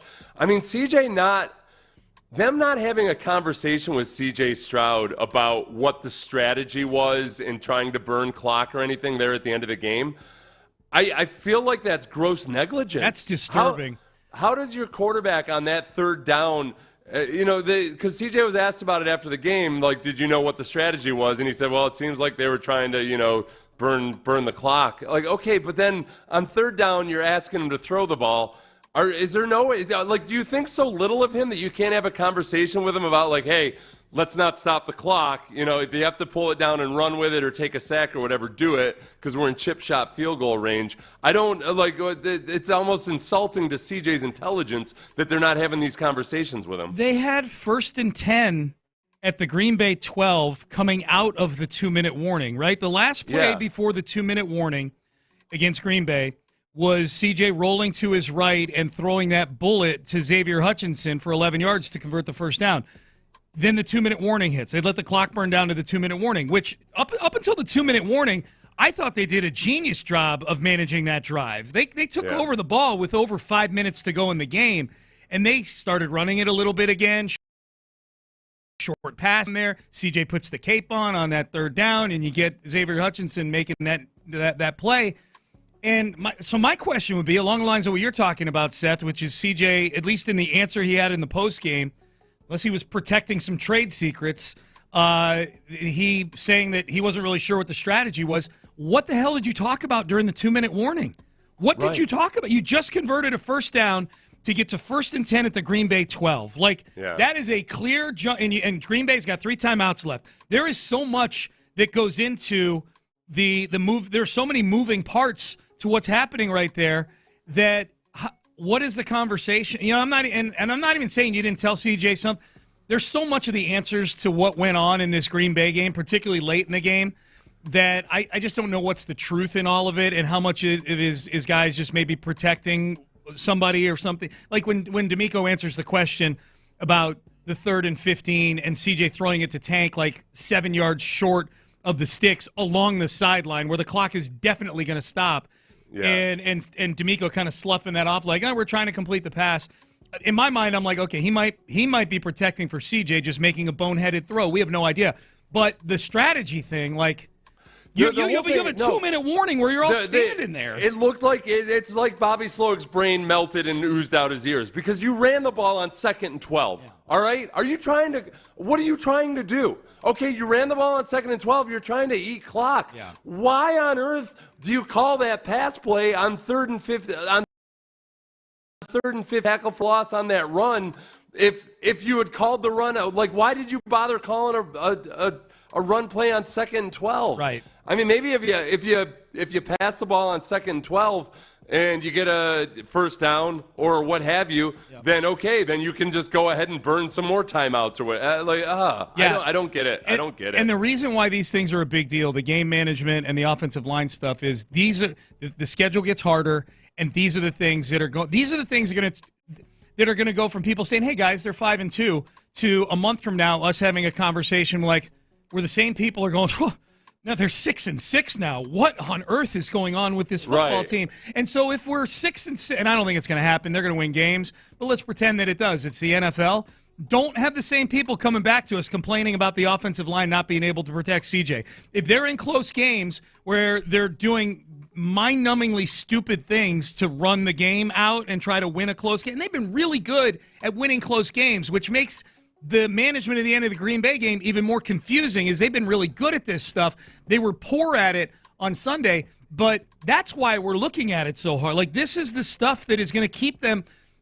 Look, this is real quick, Seth. This is a very winnable NFL right now. Like, there's not a Chiefs team from the last few years. Like this, I know the Ravens look really good right now. This is a real opportunity for the Texans with the overall talent level that they have on the team. Yeah. And they're being held back by the things we're talking about right now. Right. That's why it's important. And some of those, and we've seen this twice now at the end in Jaguars game when CJ had that intentional grounding when you're passing. When Bills should game. you just be the Bills game? Bills excuse game, me. Yeah. You're passing and they ended up making up for that, and it didn't end up being the issue. But that's the kind of stuff that does lose you a playoff game. Correct. Or does certainly you lose versus the Ravens or somebody like that. Yep. Text message: why run up the middle with a stacked box? Run outside. Because every formation they run encourages a stacked box. Right. That's the whole problem, too. You have all 11 guys between the hash marks. If you have, guess what? There's going to be 9 guys in the box when you have 11 guys in the box on offense. Right. It's just they just encourage it. That's the other thing that drives me insane. Bill O'Brien used to do this, too. Like, stop pretending you're somebody you're not. Yeah. You guys cannot mash teams. They're acting like it's the Adrian Peterson Vikings. Yeah. You know? Because they would always have those stats about, Adrian Peterson did this against 9 guys in the box. Yes, it was impressive, but there were 9 guys in the box because those Vikings teams would line up with everybody, all in a big rugby scrum, and they could do it. They had the guys to do it. The Texans don't have the guys to do it. Right. They just flat out don't. Their offensive linemen are not those guys. No. They just flat out are not. Their tight ends can't block. Yep. Their wide receivers want to block, but they're too small. Yeah. Like Stephon Diggs will try like hell, but there's times where a safety is gonna beat him in a run play, and when he's right down there lined up outside the tight end, that's a lot. I don't know why Bobby Slowick can't have his offense look in the mirror and just realize, okay, this is who we are and this is what we can and cannot do. And that goes back to the question we asked at the beginning of this segment, which is when DeMeco says everything is on the table, what does that mean? If it does mean some sort of tweak to the scheme or some scheme change, that at least allows these guys to play to their strengths a little bit more, and I'm including the offensive line. You're not asking them to be maulers up there or anything like that. They are what they are. Like, this is not going to be a perfect fit with this offensive line right now this season, but I think the question becomes, because there's a text here, man, after listening to you guys, I'm completely depressed over the Texans' chances.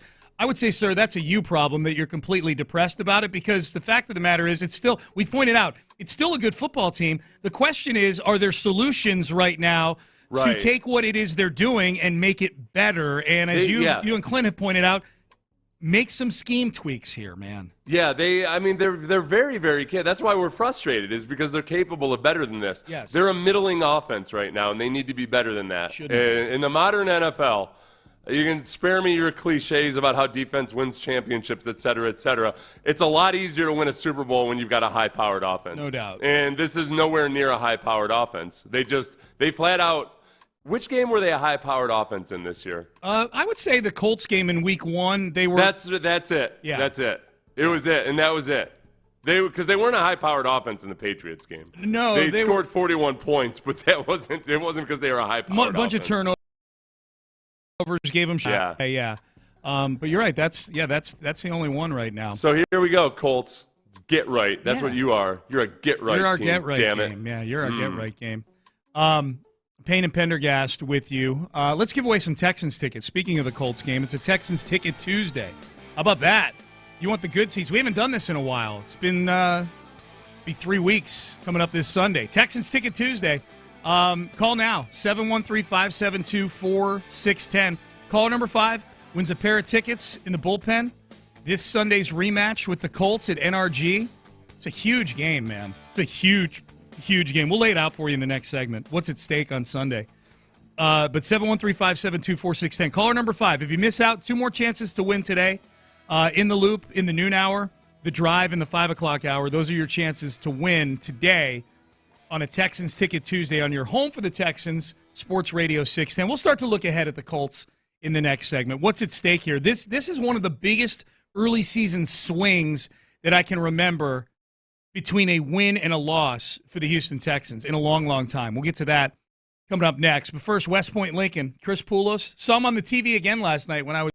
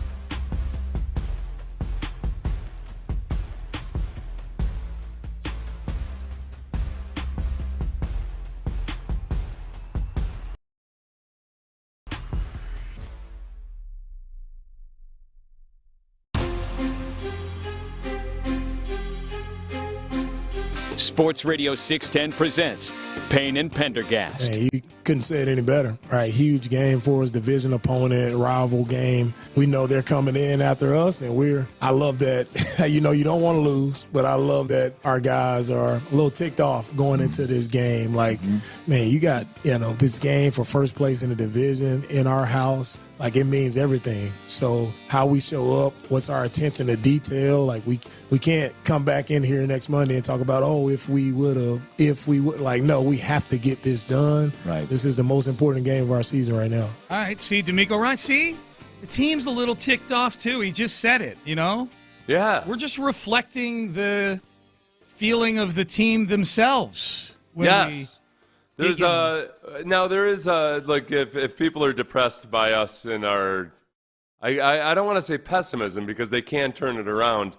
I think it is probably though when you hear your two most favorite and beloved radio hosts, talking about how this offensive line is a mess and that is almost 50% of your starting offense. That can feel a little bit overwhelming. I do think that there can be a come-to-Jesus moment. Maybe it happens this week with Bobby Slowick and DeMeco Ryans and Chris Strauss or whomever else, where they just step back and figure out, all right, wait a second. Yeah.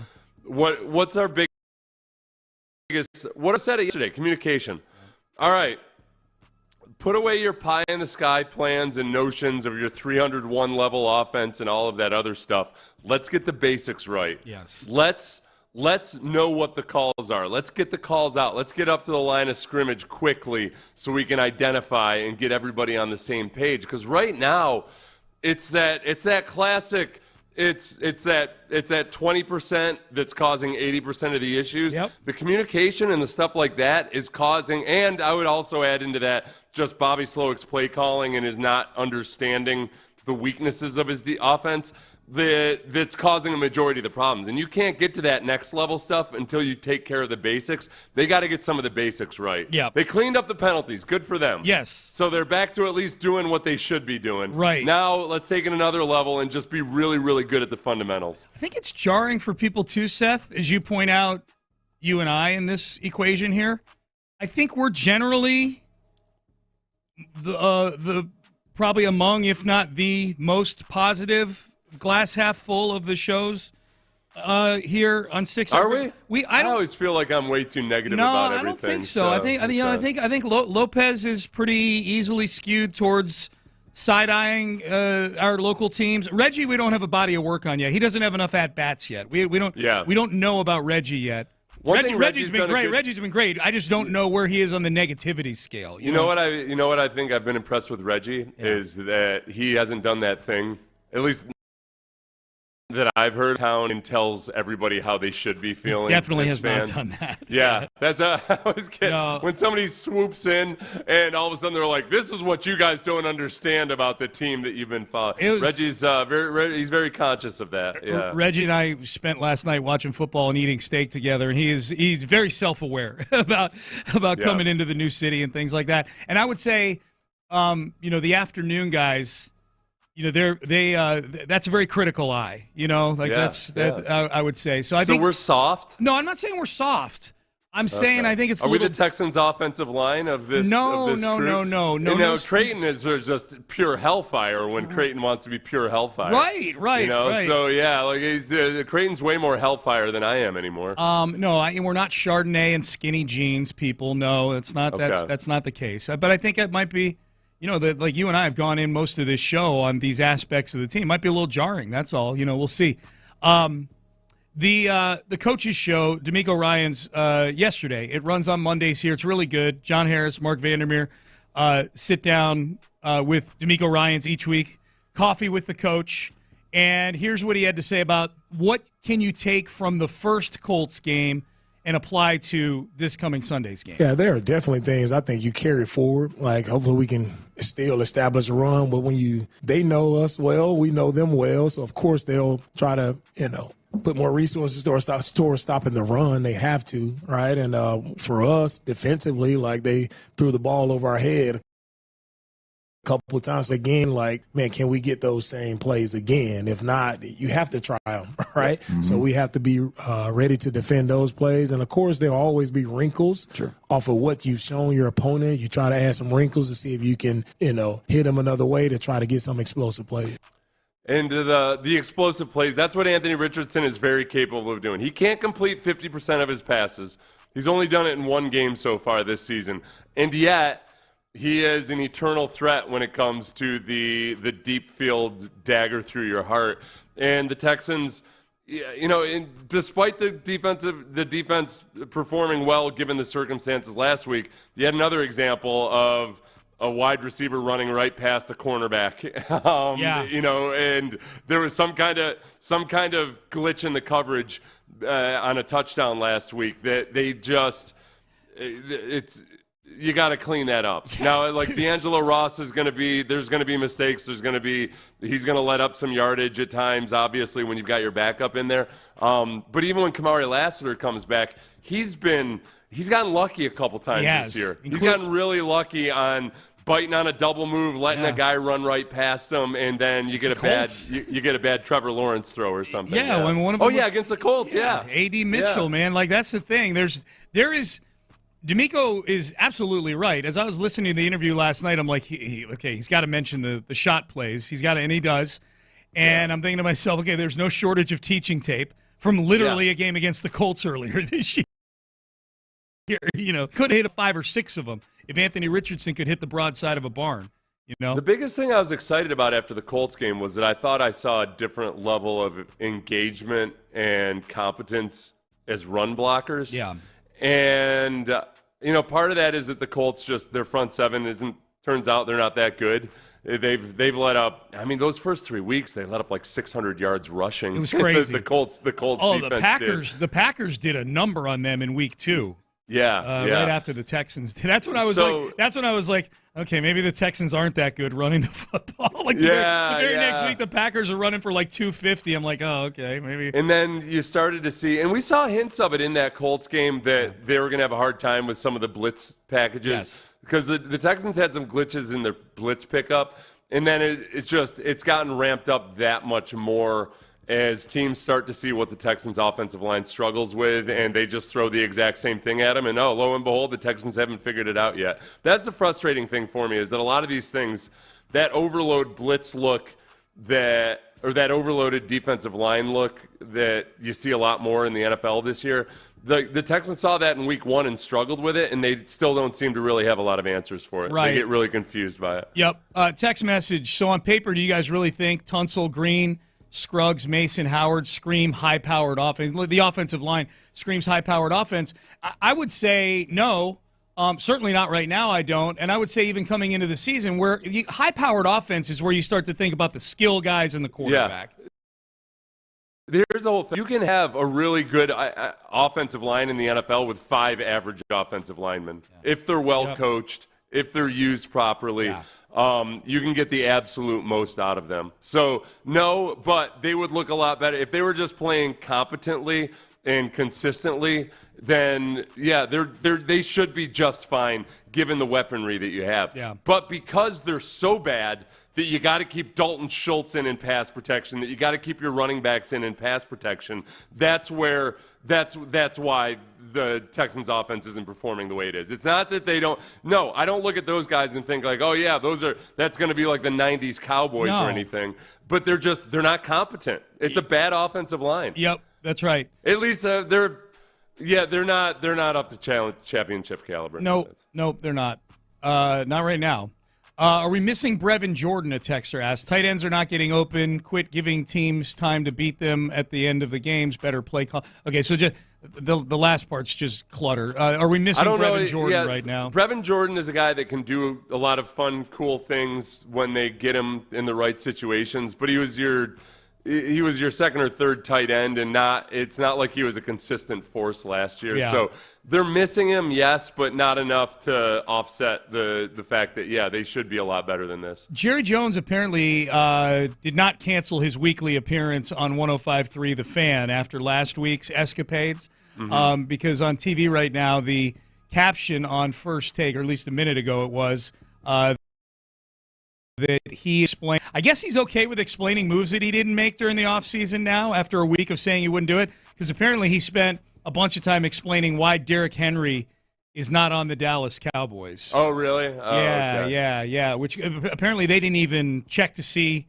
Right, because Derrick Henry had said at one point that he was thinking that might be a possibility. Yeah. Does he live up there? I want to say he does, yeah. I'm not 100%, yeah. but I want to say he does. Now, Jerry Jones is, Jerry very much has always understood the value of just any drama at all. It's been one of the problems, really, since he fired Jimmy Johnson, is that Jerry's more in love with drama than he is with actually winning championships. He thinks he likes winning championships, but he doesn't realize that he actually loves the drama. Oh yeah. So no, he's had blow-ups with those guys before. I didn't expect them to get. I didn't expect him to change shows or anything, especially because, as I understand it, it's not like they were grilling him or anything. They weren't treating him disrespectfully. No. I listened to the interview. Like, the questions were all in bounds. Apparently, the quote that is making it up on the screen is something along the lines of, "Would Derrick Henry even really fit what we do offensively?" Oh, yeah. I would say he fits. Well, that's an interesting one, because you and I were talking earlier about Derrick Henry after he went for like a $170 or whatever it was last night. Yeah. Like, that Mixon is probably a better fit for at least how the Texans block things right now.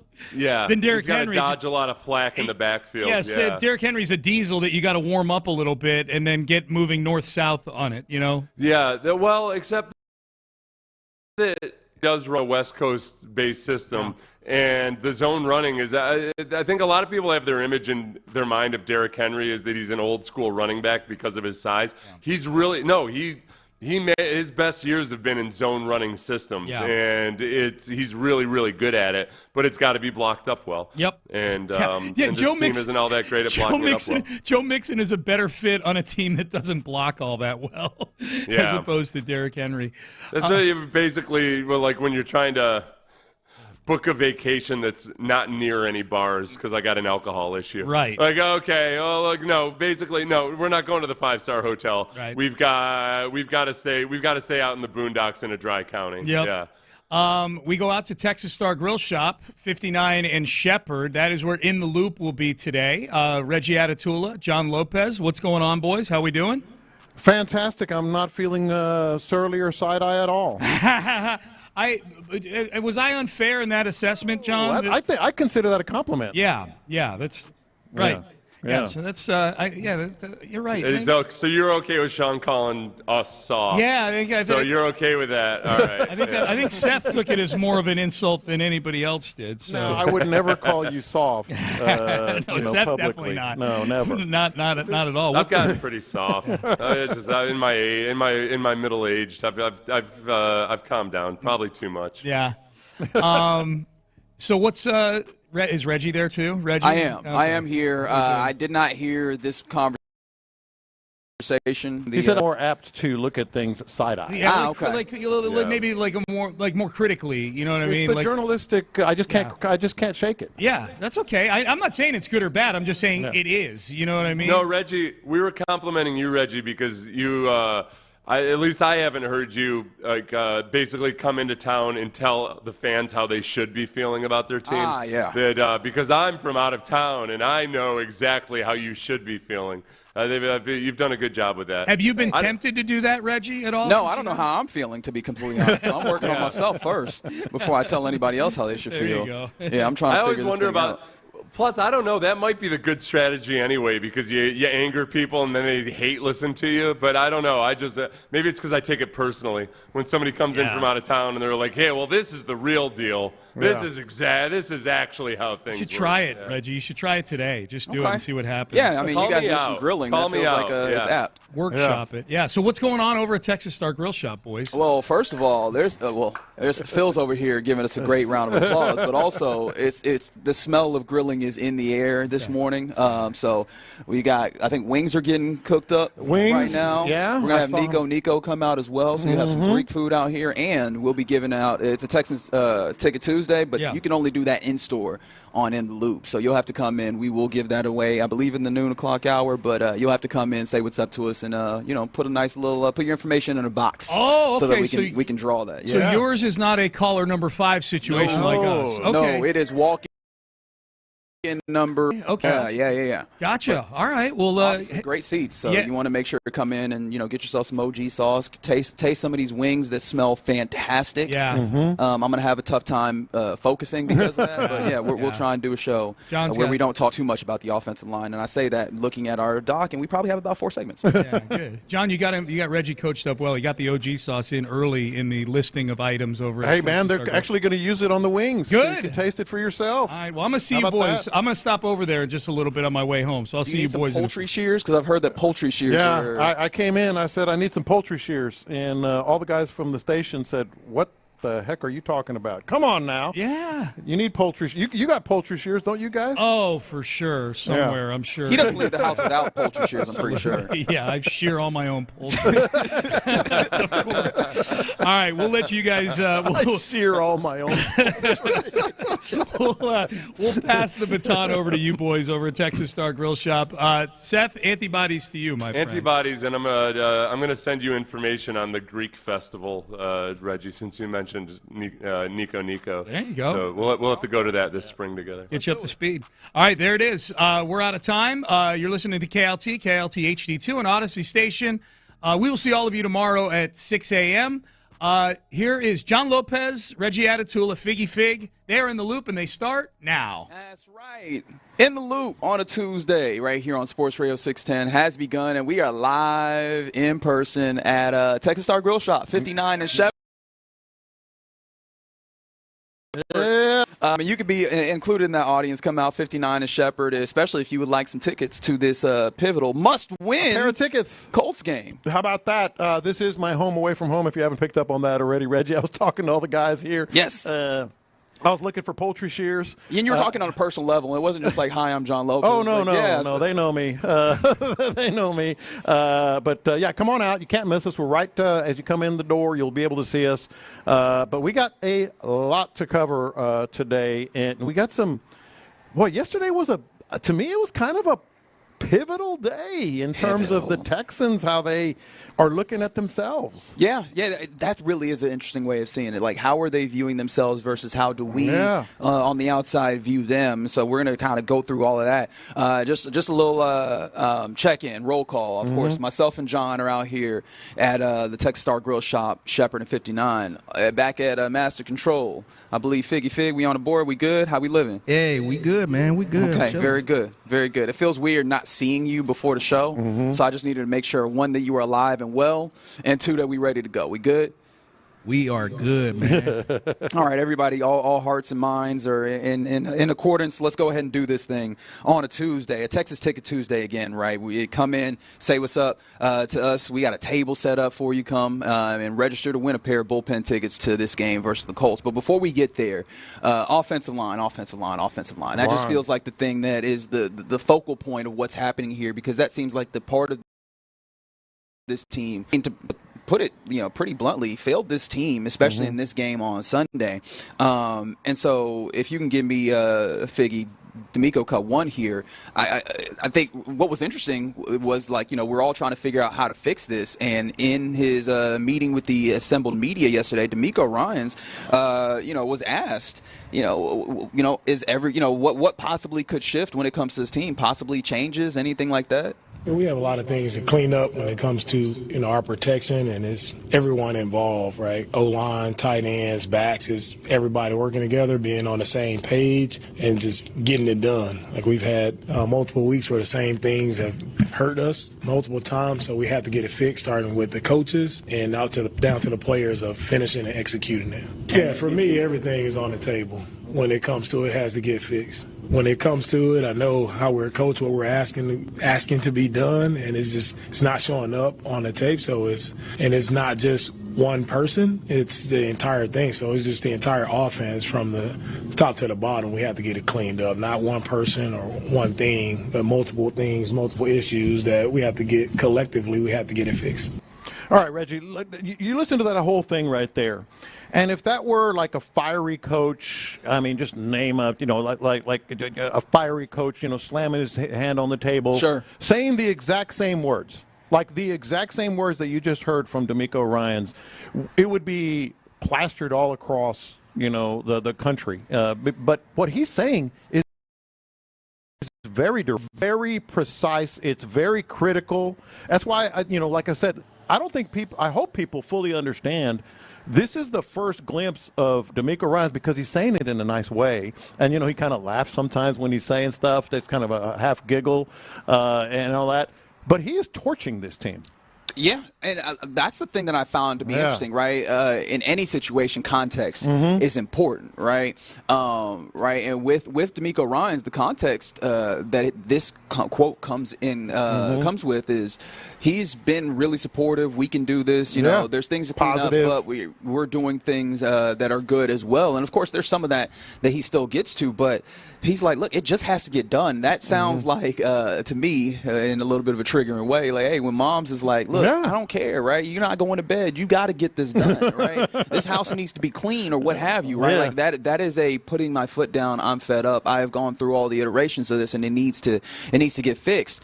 And I mean, especially when you consider the direct question of like, have you considered, changes on the offensive line? Everything is on the table is a pretty, shocking statement. And so with that, I'd like to consider what all of the everything is that could be on the table for this team, because he's right. They do need to get this offensive line together, because I was watching the Ravens last night and I was like, yo, if your offensive line is not together, like, you don't look like that. And that looks like a Super Bowl contender. Yeah, like if Mike Tomlin had said that, or Dan Campbell, everything is on the table and said it with authority, then it would be dominant. What he's saying is everything is on the table for this offensive line. All right, is where I want to start. Okay. Because it's very easy to say, hey, Kenyon Green stinks. We've all seen it on the internet. Everybody's posting he's got the lowest graded offensive line score according to PFF or next gen, whatever.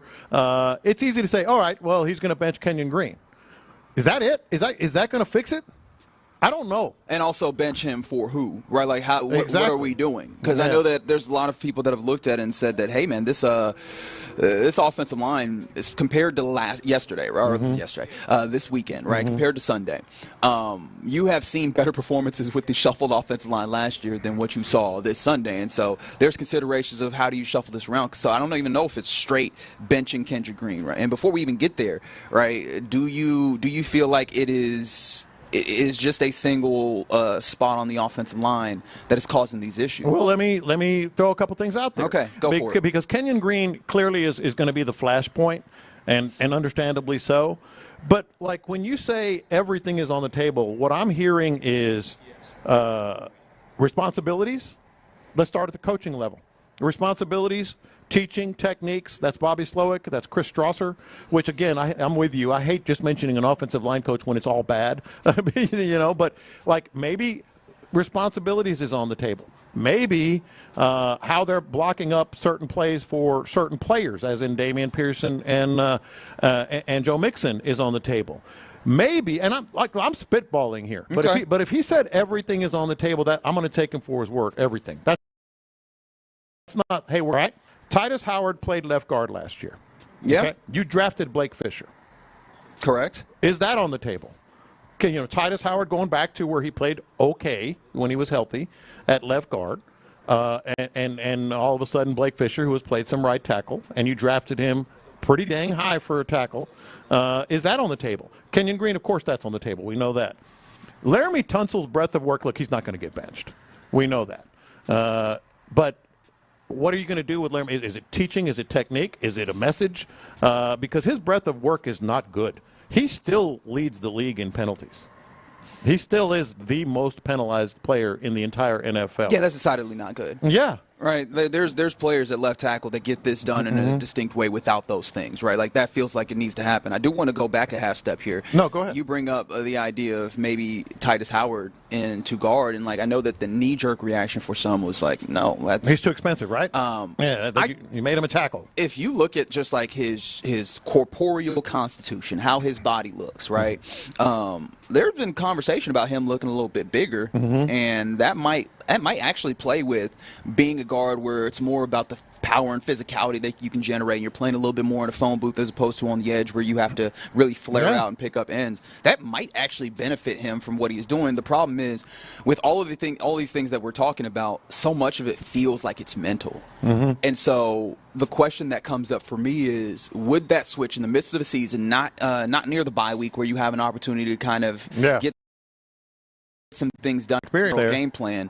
Like, he does have experience there, which is fair, but, like, how much does that shift? How much are you picking up in moving from this line position to another line position where, you know, I've heard offensive linemen talk about playing left tackle versus right tackle being like wiping your keister with the other hand. Like, it seems like it's easy, but it just feels different. It feels wrong. I love that. So, yeah, I do wonder, like, that I could see that as a possibility, though. But, again, this comes back to, for me, with all things being on the table, I think it'd be interesting to see some of these things. However, it feels like we have seen every person on this offensive line do their job properly at various points. The problem is it feels like there's so many plays where it's just not all together. Yeah. Right? Where it's one person or That's the why other through being coaching the out there. Yeah. And that they've talked about communication in the course of this as well. And I maybe some of this is just, hey, you need to get to the line and you need to be able to do this, get to the line quicker. I saw someone mention this on Twitter. It's just like, hey, get to the line quicker. Give your line an opportunity to assess what's happening faster and be on the same page. But all of this, like, the problem for me is that we can't do a great job of getting to what the one issue is, right? That seems to indicate that there's multiple ones that are all kind of floating around, and it brings me back to the DeMeco Ryans cut that we played to start with, which is that frustration that is clearly apparent for the head coach. I mean, having that happen in Week 7, it feels like a bad sign. No, it absolutely does. And you mentioned, what they could do. Their good moments. Everybody's just had decidedly their bad moments. And to me, one of the most vexing, confusing, hard to cipher things about this is Laramie Tunsil, an absolute beast in pass blocking. But what about, I mean, his, I hate to even say this, but attitude, sort of his vibe, the way he is, and his performance. Keep in mind, against the Packers, Kenyon Green was the lowest rated lineman against the Packers. The second lowest was Laramie Tunsil. That is not great. No, that's not great. And plus, there's the penalties, as we talked about, and he remains the most penalized player. And maybe it's just body language, and he's a beast because we know he can be, and he has been in the pass blocking. Okay, but let's talk about everything else on the table. Shaq and Juice, Shaq Mason has not been the same player he was last year. Not bad, but certainly not the same player. He's had some bad moments, including this past week. Juice Scruggs, who I've been high on, has had sort of a step back here in the last couple of weeks, not getting to where he needs to be on the second level, et cetera. So that's why when I heard this, I went, whoa, this is pretty big. Like, this is the head coach saying, we got problems everywhere. We have communication problems. Everything is on the table. So I think we have to look at every possibility here and try to figure out what they're going to end up doing. Yeah, one of the things that I know is brought up, I believe this was on the YouTube, Jared Patterson can't be. Patterson's had experience, and we talk about guys that have played.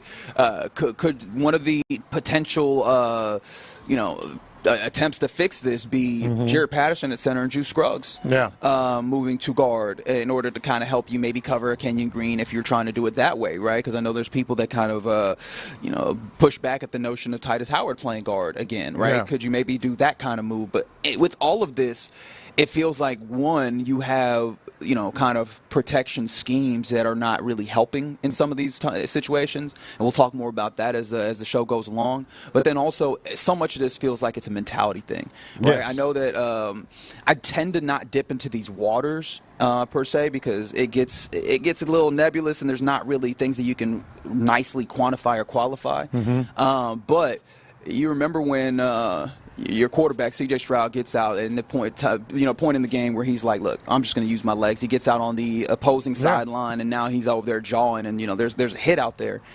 And something that we kind of have come to expect in football is when somebody touches your quarterback, those dudes that are lovingly referred to as the big ugly show up, right? Like, they are the bodyguards of the quarterback in some ways, mentality-wise. They go on there, don't touch my quarterback. And sometimes you end up picking up a flag, and usually coaches are cool with that because there's the mentality of, that is our guy. I know where you're going with this. Ain't nobody bodyguard nothing when it came to C.J. Stroud over there, and you could see them in the frame. And I almost put that on this. I don't usually make a big deal out of that, but it feels like, especially with this coach and how much mentality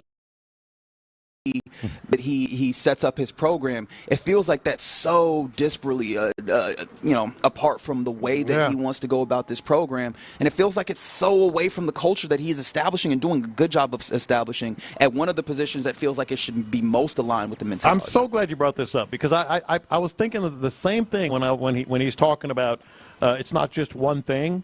And I'm like, am I overreacting to this? Because C.J. Stroud was on the sideline barking to the opposing players, and nobody came around. Like none of his offensive line, which usually that's a given. They're going to start shoving people. They're going to start, pulling him back, all that stuff. So I'm glad you brought that up because I was like, okay, maybe I'm not overreacting. I'm sure some of our listeners know exactly the play that we're talking about. And then the last point, if I had to guess, at minimum, there are going to be responsibilities that are going to change. Now, we may not even know, they may not be announced. They may not be, talked about or whatever. But I think some responsibilities in how they're coached, whether it's Strasser or Slowick or whomever, I think at minimum there's going to be some severe messaging changes here. Because when they the number one thing that they've talked about multiple times, he talked about it with the press yesterday. He also talked about it on his coach's show, is communication. You touched on it. We talked about it a little bit a second ago. But the communication, that's not also a little thing. That's something that you have to address and address pretty quickly. Yeah, so look, everything's supposedly on the table, and there's a lot of things that they could shake, but ultimately it feels like the mentality needs to be like willingness to get out and affect the will on the opposition. That's one of the things with the running game in general. It honestly always feels like a willpower proposition in some ways. And so, that's going to be one of the things that I imagine is the toughest, right? Like some of the things technique-wise you imagine you can get better. Like the will and the want to, you hope that shows up in a big way for your Texans. Let me ask you this real quick, though. Okay. If the change is the obvious one, and they bench Kenyon Green, and they put in, let's say, Jarrett Patterson, how much is going to change? I don't have a good answer for you there. Right? Right, because, again, it feels like, all right, you have that shift. Is everybody going to do their job to the maximum of their potential? Is there still going to be communication issues? Communication issues, missed assignments here or there, lapses, and then, God forbid, you're playing against a coordinator that can see your rules and use them against you like Jeff Hafley did. Mm-hmm. It feels like you're not going to get that much better in an immediate situation. And so that's the thing that frustrates me, and I know that DeMeco is in a different place. Yeah. I know on the coach's show he's like, look, it feels like this is easy things to fix, but if it was so easy, I feel like we would have seen some level of progress in that way, or a good amount of progress in that way over the course. I think it's going to be season significant. I think it's going to be more than just a cursory for-show kind of move, and I'm here for it because they need it. But by the way, they need it for their quarterback more than anyone. You're in the loop right here on Sports Radio 610. We are broadcasting live from the Texas Star Grill Shop off for 50. What's up? I'm registered for the opportunity to win Texans tickets to the game on Sunday versus the Colts. It's going to be a must-win, as John Lopez would agree to, right? No, yes? I absolutely would not. I think that was a yes. I heard a yes. And you can also come out and see the Blaze Outdoor Kitchen sale that's happening out here. Dude, this is my bliss. You got the Napoleon Grill sale happening. You got the Blaze. You got the Kevery right there. You got the Blackstone. You got Traeger. All of it's happening right here. The Kevery World Tour. Pizza Mode is on the newest charcoal grill, of course, and everything you need for the holidays coming up as well. Yeah, so come out, see what's happening grill-wise. Come say what's up to us. Get an opportunity to win tickets. What more can you ask for here at Texas Star Grill Shops? But coming up next, the Rockets on the deadline day to get extensions done, they get both of their two young stars signed up for extensions. We'll break that down coming up next. The Texans passing game struggled in a 24-22 loss to the Packers. From C.J. Stroud's perspective, what happened? A lot of things.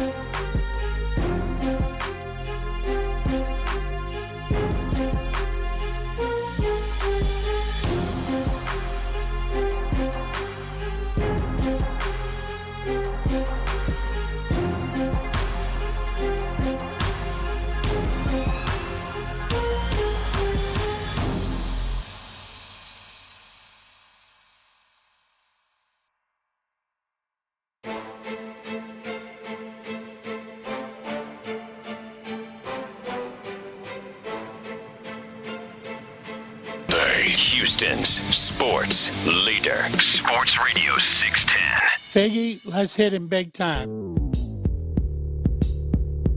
Houston, let's get in the loop. You better get ready because we're going to show up and show out. With John Lopez and Reggie Atatula. Always live. Love it. Love it. Always local. Don't ever underestimate the heart of a champion. You're in the loop on Houston Sports Leader, Sports Radio 610. That's right. You're in the loop right here on Sports Radio 610. You got John Lopez. You have Reginald Atatula. We are live at Texas 9 Shepherd. Come say what's up to us. We got a nice little group of folks hanging out here with us. There it is. Yeah, there's the people. There's the people. That way you know. And have I'm they even lying. officially opened yet? You open at 10 or 11? They 9. They open Look at at that. 9. They opened If at you 9. need to come in, get yourself a grill of some sorts. There's plenty of them. I can tell you. If I started counting, it would take a while. But there's also all sorts of things to go ahead and grill your meat up with. Make sure that it's all nice and seasoned. Make sure that it's to the perfect temperature. Got those Badia spices over there? That's what I would recommend, but that's just me. Okay. All right. I don't know what you're going for there. Is that just a regular recommendation? No, or that's you good. making No, a joke? That's what you use? No, yeah. Okay, very good. Yeah. Very good. You can get John Lopez tips as well. And it's not just grills to look at. They're fired up and working. So if you want to come get something to snack on a little bit, yes, there's sir. some of that out here as well. All sorts of things going on. Plus an opportunity to win some tickets to Texans Colts if you come out. You have to win. You have to be here to win though. So show up maybe on your lunch break and say what's up. And that's how we'll handle Texas Ticket Tuesday on this Tuesday. But let's talk a little bit about these Rockets. I did want to mention also Figgy. Figgy's back at the studio. You will still get your mixtape at 120 and all that. So don't fret by any means. Get involved with the program. I'm still looking at the YouTube. I still see you. I see someone said put Patterson at center, Juice Scruggs and Howard at guard, and then Fisher at right tackle. I've seen that as a popular kind of configuration of this offensive line. Going Tunsil, Scruggs, Patterson, Howard at right guard, and then Blake Fisher at right tackle. We're going to dig in more into this because, like I said, I really think this is relatively big news gave us yesterday, even though the delivery was sort of straightforward. So we'll get into it more. I don't mind that too much, except maybe because Juice has played guard, Patterson's played center. All I'm saying is because another message we got on the text board was, weren't you saying that they were a Super Bowl contender last week? Yes, I was. Yeah, I was like, that's for you to answer. Yeah, and I don't think that's changed. All that's changed. There's an if involved there. All that's changed is you now know what the big issue is, and what you have to fix. Outside of Kansas City and more recently Baltimore, there aren't a lot of teams that seem to have just about everything clicking. All these contenders, Buffalo. Just go down the list, have some issues. I don't even know if the Niners are a contender anymore with their news breaking down. No, nothing has changed in the elements of this team. The quarterback, the receivers, the running back, those are contending elements, but you got to fix the line. Yeah, they definitely need to fix the line. We'll keep talking about that as we go along on the program. But another thing that there's opportunity to talk about is the Houston Rockets. Regular season, NBA season starts today. Now your Texans, or your Rockets rather, will get going tomorrow at home at Toyota Center versus the Hornets. But they'll do so with a couple of guys being just a little bit richer. Just a little bit richer. So you get Alperen Şengün on a 5-year, $185 million extension, which is a little bit more straightforward. And that felt like that was something that was coming down the pike. Like Alperen Şengün would get his money. I feel like this organization has a pretty good understanding of, seems like they decided that they're going to play through him, and so that made this extension kind of understandable that they were going to do that. Sub-max, so you did not pay him the maximum of what was potentially there, which you imagine you got to applaud Rafael Stone for there. The one that I was a little bit surprised about was a 3-year, which really operates as a 2+1, as they like to say, because there's a player option on the back end of that, so 2 years guaranteed, and then, it's all guaranteed, right? But 2 years that he will have, and then the third year is a player option. $106 million extension for Jalen Green, a guy who it feels like this also says something about how the Rockets value Jalen Green and where he is in his developments. The way I would put it, just sort of dumbing it down for myself, not our listeners, is I think they really, really like Jalen Green, and they love Şengün. Because there are some options there with Green. You're taking care of him. You're giving him, a lot of money. But Submax again. But right? it is Submax. And people are making a big deal about that, like it's a heist and all this other stuff. I think it's just good, smart business on both ends. Obviously from the Rockets end, you've got the 3-year contract, the 2+1 as you put it. Okay, if it doesn't work out, that's a good contract for the team. That's a pretty good contract for the team if it doesn't work out. It's a good contract for Jalen Green, too, because he has that option. Yeah, he gets a little bit of money there, and he can get back to the negotiating table. Obviously, it's a little bit of a bet on himself while also getting some money in there, right? Instead of like holding out and thinking that in this season that he will do the things in order to make restricted free agency on the where he'll make his big money. He'll get a little bit of money now, but it's also a short-term deal where he can return to the table a little bit sooner. I saw some interesting because it feels like a lot of people locally are looking at this as like an absolute win. There were some people that were kind of looking at this and saying, I don't fully understand this necessarily, and one of those guys was Sam Vicini, and I thought that he brought an interesting kind of critique about this, saying that it might not necessarily make a lot of sense in that if he's awesome, he opts out after 2 years, and then you're paying him big money, which I don't know if the Rockets would have an issue with necessarily, right? You pay him the money that he is due, but the idea is if he is not awesome, then it's an overpay. Would you? No, I don't think it's an overpay. No, I think it's a safe out. Like I said a second ago, I think they're going to have to pay him. Yeah. And what they're doing is they're protecting themselves in terms of years. It actually becomes.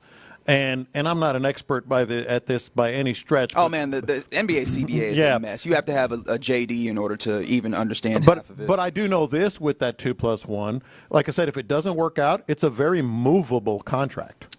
But I think what I mean? The tough thing about that is if you're moving him, a team taking him on would want him as a player. I don't know if you'd move him as some level of. But we see teams all the time. No, we see teams all the time that if it doesn't work out, they find a team that'll take on that contract and then they move on. They move forward from that. So that's that. Now Şengün, I think, is a really good deal on both sides. Agreed. Because he gets the 5 years. Yeah. And 5 years of like I said. They really love Şengün, is how I would put it. They love Şengün enough that they would that they're going to run their team through him, for now. They've got him for 5 years. That's when you're going to find out how good this team can be. Yeah, I think for me, ultimately, I'm thumbs up on this one. I feel like the flexibility seems to be the thing that the Rockets have been striving for more than anything. Again, I'm not trying to put Jalen Green down in this way, but it seems like there's been reporting that they've already been open to the idea of if there is a star player, a better player out there, that they'd be willing to move on from Jalen Green. But they like him enough to now they extend the window on that runway for him. If he's able to become a lot closer, or what they anticipate he has the possibility of doing, then great, you have that. But there's also still flexibility to if something comes free in the upcoming 100%. Years, where you have a high level player that's there to that's gettable, you go get him. And I think that's the ultimate goal of a general manager in the NBA in this tough CBA, as they've made it tougher. Give yourself flexibility, but also give your players opportunities to potentially become what you want. I'm right there with you. I think it's good on both sides, and it's even good just in terms of the season that's about to start tomorrow, because now these guys they know what they are and they know what they have, and the Rockets are going to start building through them, and we'll see just how which Jalen Green is always going to be the story.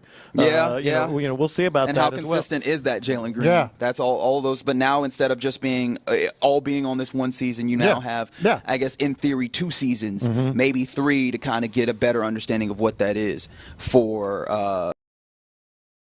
These Rockets. Man, is that Sean Pendergast? Sean Pendergast. Who has popped out to the Texas Star Grill. Let's see if he knows what poultry shears are. Remember, he said he shears all his own poultry. That's the man. That's the man himself. Yep, that's him. But he won't do that out here. It smells good with all the grills that are going. So yeah, I'm sure he's going to get something to snack on here as well. You should come out, see Sean. I imagine he'll hang out for a little bit and register for the opportunity to win some tickets. But also, maybe get a chance to look at some of these fine grills and some of the deals that they got going. No, you won't say that. It's some good deals out here. And apparently there's a Napoleon gas grill truckload sale. It's happening right now. Okay. It's happening right now. Yeah. If that sounds like it's appealing, come out and say what's up. Coming up next, it's time for our question of the day, as we do typically here in the Loop. And with the NBA season starting up tonight, what's the dumbest thing that you absolutely love about watching the NBA? It could just be something as silly as, hey, mascots. I enjoy seeing the mascots. Let us know. 713-572-4610. Again, You got it. Try one more time. I got your back. 572. Yeah. 4610. Those are the numbers. That's the number to text. I'll get it right, I promise, in the break, and we'll talk about it next. All right now. Hey, man, I get to talk about Texas Star Grill Shop. We got this.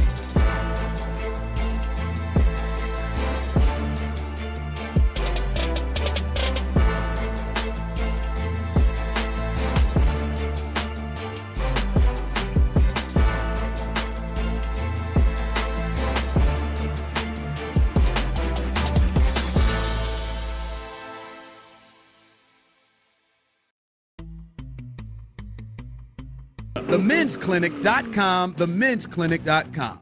Live from the Twin Peaks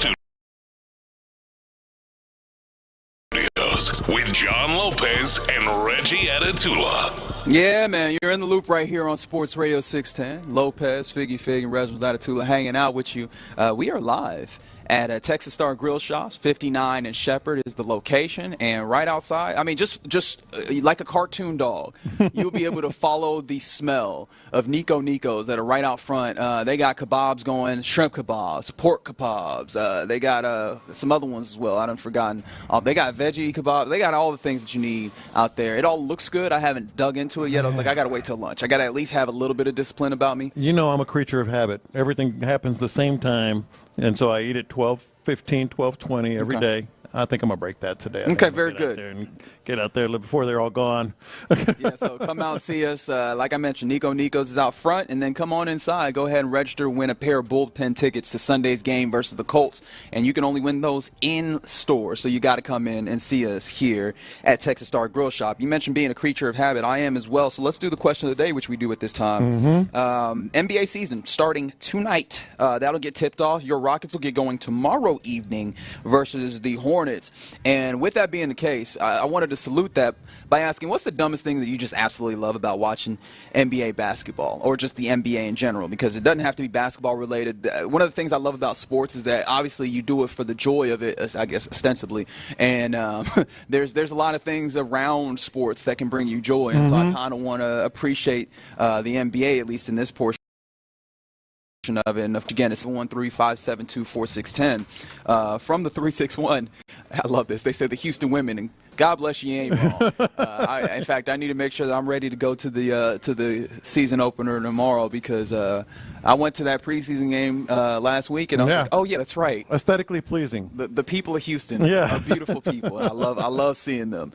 So yeah, man, that's just going in person. Yeah. I hadn't thought about that, but yeah, man, it's a fun experience just going to a game, being out there, people watching in some ways, but then just getting the environment and the feel of a live sporting event. Obviously, you do that with Astros and Texans, and now Rockets will also be in season. Is there something that comes up for you? What's the dumbest thing? I don't know if it's dumb. It doesn't have to be dumb, but just what's something that you absolutely love about watching the NBA? Exactly. You mentioned mascots in the tees. I just got to mention it again. NBA mascots kick everybody's butt. Oh, wow. NBA mascots are better than anything you see in the NFL. They're not a lot, but you see they're some allowed in to the go NFL. off. They're allowed to do a lot more fun stuff, I think. They have like rivalries with opposing players. That's right. They get punched out, and they walk around and interact like very intimately with the crowd and the players and coaches and all that, and they're just funnier looking. Like they're just like the funniest looking mascots in sports or in the NBA. I mean, the way they do their bellies, and I don't know. Baseball might have it, right? Like obviously you have Orbit, and then you have like the Philly Fanatic. You got some those are great ones there as well. I'm talking like across the board. You can't go wrong in the NBA. I think you can't go wrong. Fig, do you have something that comes to mind for you when it comes to just like the thing that you absolutely love about watching NBA basketball? Because I know some people bring up like Red Panda, just like the halftime entertainment that you'll get, and it seems like if you go to enough games, you'll rotate through the Red Panda, on the unicycle, and you'll rotate through like the quick change and the dog doing the tricks. Is there anything for you that comes to mind, Fig? Yeah. So you mentioned the halftime like performances and stuff like that. I love seeing the random ones, like little kids playing basketball. It'd be like a 5-on-5 or something like that. And I'm talking about the little 6-year-old kids that's out there just throwing the ball in the hoop and just traveling, double dribble, all that type of stuff. I love seeing that. And also, one of my favorite things is seeing the half-court shot for a check or something like that. Yeah. Yes. And somebody actually make it. And you see all the players and just random people hugging the person and tackling the person for making the half-court shot. I love that. Yeah. You know what is dumb, but I love it, and I think because people are always doing it, is the late arriving crowd tweets. And later, they show like the half-empty seats. Houston a lot, to be honest. But a lot of that has to do with the club level. People are watching, are starting to watch the game on the TVs behind their getting seats. themselves something to sip on. Yeah, getting something to sip on, doing all that stuff. But I love and it's usually media, the media critics of like, Later on, showing the empty seats. I'm like, dude, by the time the second quarter starts, which maybe isn't a good thing, but it is what it is. See what I did there? It works. It's a useful tool. I was being sarcastic. No, I thought that works perfectly. I didn't see anything wrong with that statement. I was being sarcastic. Like they're going to show up, but everybody inevitably rips the home crowd. Some other things that come up during the course of this, just when you see a coach be really upset and take a timeout, and then they as the players are walking to the bench, they walk past them like a disappointed dad. Mm-hmm. Like just that moment of seeing a coach just be real frustrated, just timeout. Yeah, that's really fun. Some other things that have come up, just especially if you watch, if you're really a basketball head and watch on League Pass, seeing other announcers and stuff, announce crews is always fun. Getting a feel for that, because I feel like baseball, you're always watching through the lens of your team. Yeah, I get you on that one too. I'm with you on that. Halftime or between quarter interviews, especially Greg Popovich. God, I love that. People hate him, but I just love because he can be really good, or you don't know what you're going to get. Yeah. But in quarter interviews in general, and Greg Popovich specifically. The in-game interviews, I kind of don't love though.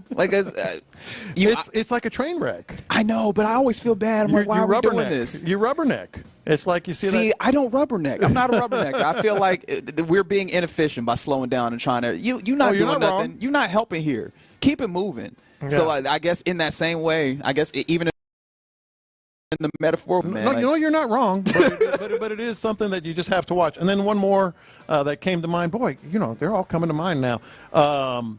Millionaires on the front row begging for a T-shirt.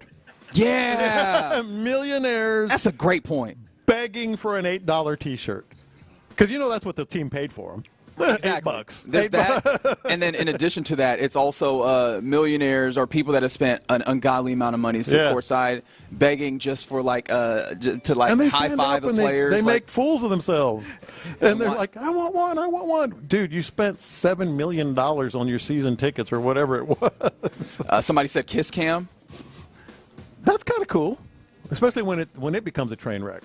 Yeah, or just generally in arena, in stadium kind of dance cam stuff. I think people really go up for that type of stuff.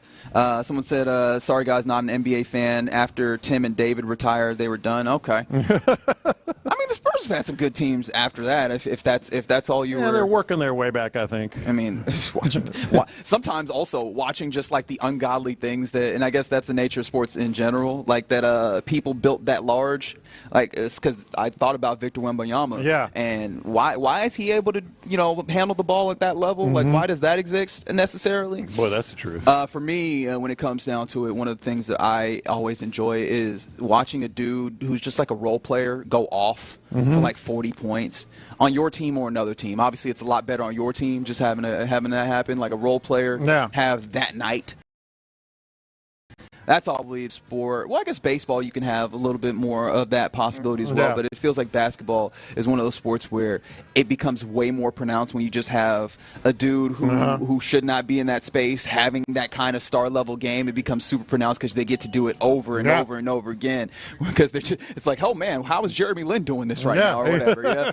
One other thing that I think is – go ahead, Figgy. Oh, no, I got another one. So one of my favorite things is seeing somebody that's not even in the game get ejected.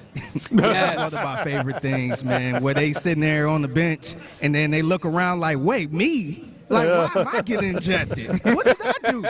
That's one of my favorite. I don't care. It could be my favorite team, but somebody in street clothes or somebody that's just sitting on the bench get ejected is always funny to me.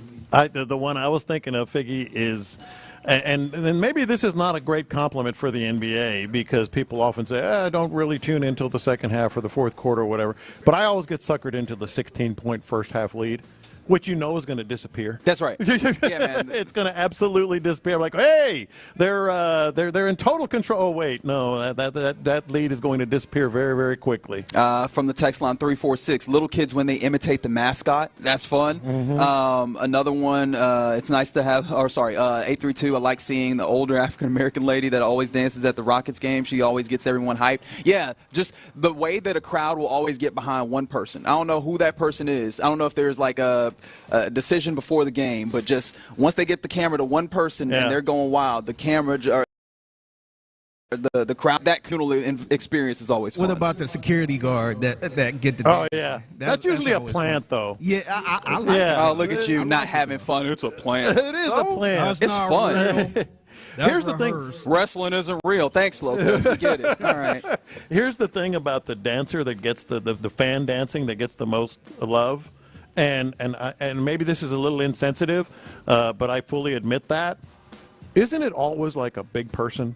Like a fat guy or a fat girl? Oh, yeah, man. I mean, look. Like a fat guy or a fat girl. As Americans, we love a portly... That can really do it. And especially, we love a portly dancer and we love a portly athlete. I don't know what it is about Americans. It tickles our fancy. Another one is, and because I'm a child, when the basket mics or something catch somebody swearing on the court. And one. Oh, yes, that's really good. When you get, and one. Yeah, that you get the shouts and the exclamations on the court. Yeah, those are really fun. Give me the bleeping ball. I forgot who said my that. favorite of all time. You know what it is? What is it? Ball don't lie. Ball don't lie. Ball don't lie. Jeez, absolutely. And the 2A1, love seeing a player getting into it with the crowd, whether good or bad. Yeah, that's always enjoyable. Although I don't really love it when it's like you have a player having basically pointing someone out to get thrown out. Yeah. Because either somebody's been a jerk on the player side or more than likely. Why you calling out LeBron like that? I mean, he be doing it. He does do that. So NBA season, man, we're getting ready to get into that. So excited for that and more as we get going. Your Rockets will tip off at 7 tomorrow evening against the start their quest to figure out what's happening with some of these guys and what this team looks like as they continue to try and push towards a more contending Houston Rockets team. All right, you're in the loop right here on Sports Radio 610. We are live from Texas Star Grill Shop at 59 and Shepherd. Coming up next, we'll go around the NFL where, oh my goodness, the 49ers are a walking mash unit. Also, Tua Tagovailoa doesn't want to protect his head apparently. We'll talk about that and more next. The Texans passing game struggled in a 24-22 loss to the Packers. From C.J. Stroud's perspective, what happened? A lot of things didn't go right offensively. We just really didn't get in the rhythm early. Missed some ops, so, got to watch the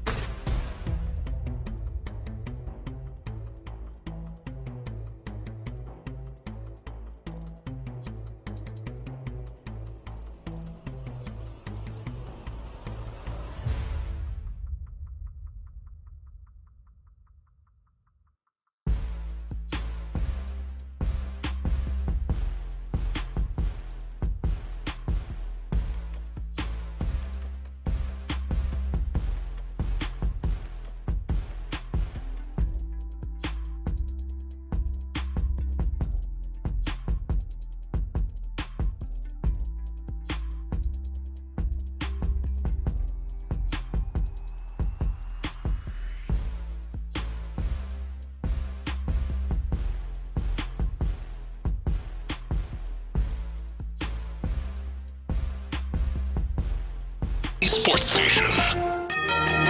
Let's go around the NFL in the loop style. Why are you brought to you by Quick Assist?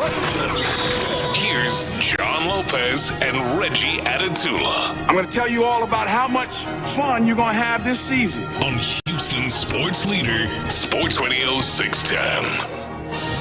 Yeah, this is In the Loop right here on Sports Radio 610. We are live from Texas Star Grill Shop at 59 and Shepherd, having a good old time, talking with the various folks that are out here. And you should come out here and do the same. Nico's out front grilling all sorts of kebabs, shrimp kebabs, chicken kebabs, pork kebabs, vegetarian kebabs. Look, it's something for every taste. Yes, sir. So come out and get some of that. But then also you can register to win a pair of bullpen tickets to the game versus the Colts on Sunday. That is our Texas Ticket Tuesday. You got to do it in person. And also, if you were contemplating buying a grill, today would be the day to do it. Up until 2, during the course of this broadcast, you can get an extra 10% off any grill purchase out here. So we're trying to take care of you out here. And they take PayPal?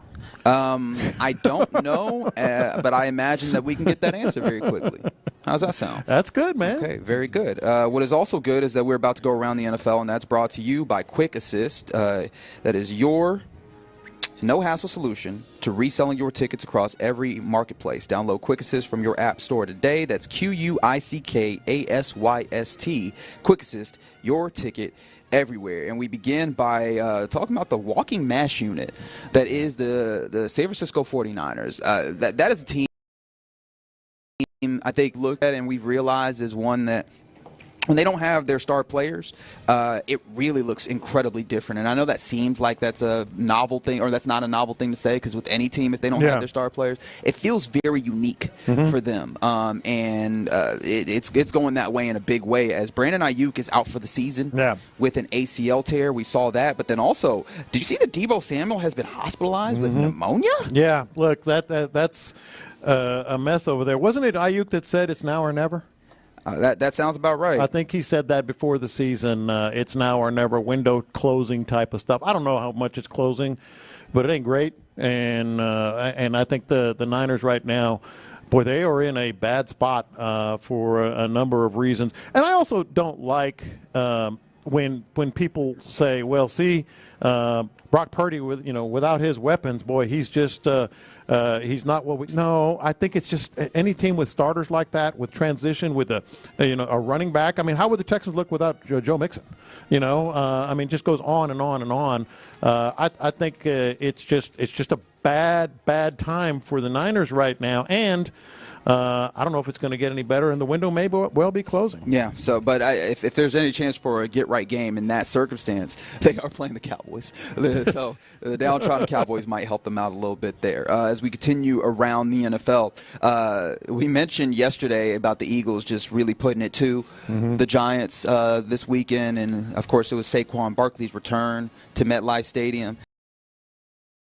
Not giving the Giants a little bit of the business. He also felt giving to his teammates, as apparently he had an opportunity to go out there and really set his career record, but he decided to do this. You're 13 yards away from your career high. I would love for you to get that, but that's up to you. I just don't want. I'm going to take out all the starters if they don't score. You good? Let them eat. You sure? Yeah. Good. I promise. Now listen to me. I want you to do it if you want to do it. So I'd rather see the young boys eat. Man, and I put this down. It's heartwarming. I mean, I know that's not something you hear a lot, that word, with some of the things that are going on in game. That is a heartwarming. If I'm an Eagles fan, I'm a bigger Saquon fan than I've ever been. Guy had a chance to make a personal record, and said, "Nah, let the young guys eat." I love it. I love it. I mean, and I think it also speaks to a dude who recognizes that that's not something that he is in this for at this point. Yeah. I was kind of listening to a podcast that was more NBA based, but the idea of, hey, you get to a certain point in your career where you're no longer trying to prove who you are to the league, although you always are trying to kind of prove yourself as a player in a sense, but you're not trying to establish who you are in a larger way. I think Saquon's in that place where he's not trying to establish. People know that he's a monster toting the rock, and so setting his career record again wouldn't mean as much for him as okay, I've done what I need to do in this game. let other people That said, there are still other guys who have already gotten their second contract, who have gotten their big contract, who are, certainly, stars in their own right, who would say, yeah, go out there, I want to get that record, especially against the Giants. Yeah, and I'm not sure that I would be mad at them either. Right, that competitive spirit exists within these dudes. But it was kind of cool to see a dude be like, no, let's make sure we spread it around. That kind of teammate concept that showed up big for Saquon, which also, I imagine, is something that he appreciates, is having other dudes that you can get the ball to, right? He was playing a lot in a system where it felt like he was out there alone in some ways with the Giants. Now he's on an Eagles team that feels like it's a little bit better than where it was. Continuing around the NFL, Tua Tagovailoa. He is going to return from the concussion that he faced. The latest concussion is almost the way that you need to put it, as he's dealt with a number of them during the course of his career. And in his meeting with the media, he was asked about, the concussion, about the possibility of maybe wearing a Guardian cap. Will you wear a Guardian cap? Nope. Why? Personal choice. So he went on further to kind of talk about more of the things that were happening there, including he was asked, he was asked about, a lot of people worrying and having a legitimate worry about his health. What would you say to those people that are worried that you might get hurt again? And he said, quote, "I appreciate your concern. I really do. I love this game. I love it to the death of me. That's it." What was your reaction to hearing that Tua is not utilize or did not want to utilize these Guardian caps, this thing that has kind of become more prevalent and more available for players to wear, and that I guess with the numbers that we have right now, supposedly can help up to 10% when it comes to like kind of the deceleration of the head and the brain, limit these concussions. It kind of made me sick. Did it you? Yeah. It really did. I'm not trying to be, over sappy or sympathetic or anything, but, we've both seen enough of this in this league that we know. That's the thing that I keep coming back to, Reggie. We know what's going to happen. It's not even it is a question of when. If he continues to play, presuming he continues to play with as many as he's had, with as bad as it's been, I'm not trying to wish any bad luck on anyone, but his situation with the head injuries is one of the worst we've ever seen. There's that, but then also I respect his opportunity and his agency in order to make decisions for himself. That's not the part that has kind of thrown me off a little bit. It was the defiance with which he seemed to go at it like, nope, don't want it, personal reasons, and it felt like while he does not, or we're not entitled to a reasoning from him, right? He makes his decisions for himself as a grown-ass man. But I feel like it made me wonder if he's actually really considered it in a real way, and if like he's allowing machismo to get in the way of potentially doing the maximum things that are available to him to protect himself. And that was kind of sad to see for me. And maybe he has done it, and he just felt like he didn't owe us a response, and that's fine, I guess. Right? Ultimately, this is the way it's going to be, whether I like it or not. But it just, I didn't love the idea that it felt like he was kind of dismissive and defiant. That almost as if to say, because there's a lot of places where adding the extra support that's available to you is actually the stronger position to have. I'm totally with you on that. I get there is a certain culture of machismo, as you said, in football. But is there anyone on the planet who would point and laugh and say, soft? If he wore Guardian, there probably are. No, I don't. However, But not in this case. Yeah. Like in the locker room, you think any of those guys would be? No. I don't imagine. Now it is worth noting that I did hear, obviously every player has had the possibility of being able to do this, and a select few have taken the opportunity of wearing the Guardian cap. I thought we saw one of the linemen. Colts had one. Colts, and then in this game Monday night, the Ravens and Bucs game that we saw. The first of the Monday night doubleheader, that one, there was a player on the line, if I remember correctly, wearing the Guardian cap. So some people are taking advantage of it, but I know that some players had kind of decided against it for various reasons. Some of them also said that it was uncomfortable in some ways, that maybe it added some weight in a way, and I can't really speak to that because I haven't put them on, but I'm sure that there are reasons. It was just kind of weird that he was just like, nope, personal choice. It's like, all right, I guess you make your decision, but hey, and you said this, he's a grown man. Yeah. He's going to make his decision. All I'm saying is if you've seen this multiple times with him, It's just a scary proposition. Yeah. I mentioned that in that Monday night game, one of the two that were played on ESPN, and I guess there's other ways you can get hurt playing football. And the Tempos as Godwin and Mike Evans both lost to injury in the course of a 41-31 loss that really didn't feel anywhere near that close. And Mike Evans, it looked really bad, and you see, felt like as soon as he was getting tackled, he knew instantly that hamstring was not in a good space. That feels like he's going to miss some time. And then also, how did you feel about Chris Godwin, who he gets injured when really this game is already salted away? They're trying, and ultimately I believe that Todd Bowles, the head coach of the Bucs, he says, we were trying to win the game, and they did get an onside kick and make it, a 10-point game ultimately. But in the course of all of that, they also lost Chris Godwin to a pretty bad ankle dislocation. And this is one where I kind of fall on the other side of it. It's hard to drag these players off the field. It has to be way in control for players to kind of say, all right, I'm out. They're competitive. They're in it for a lot of personal and team reasons. They have that attitude of not playing until the final whistle. It was just an ugly incident. He's gone for probably the season for sure. If it is as bad as we thought it was, but I actually kind of get that one.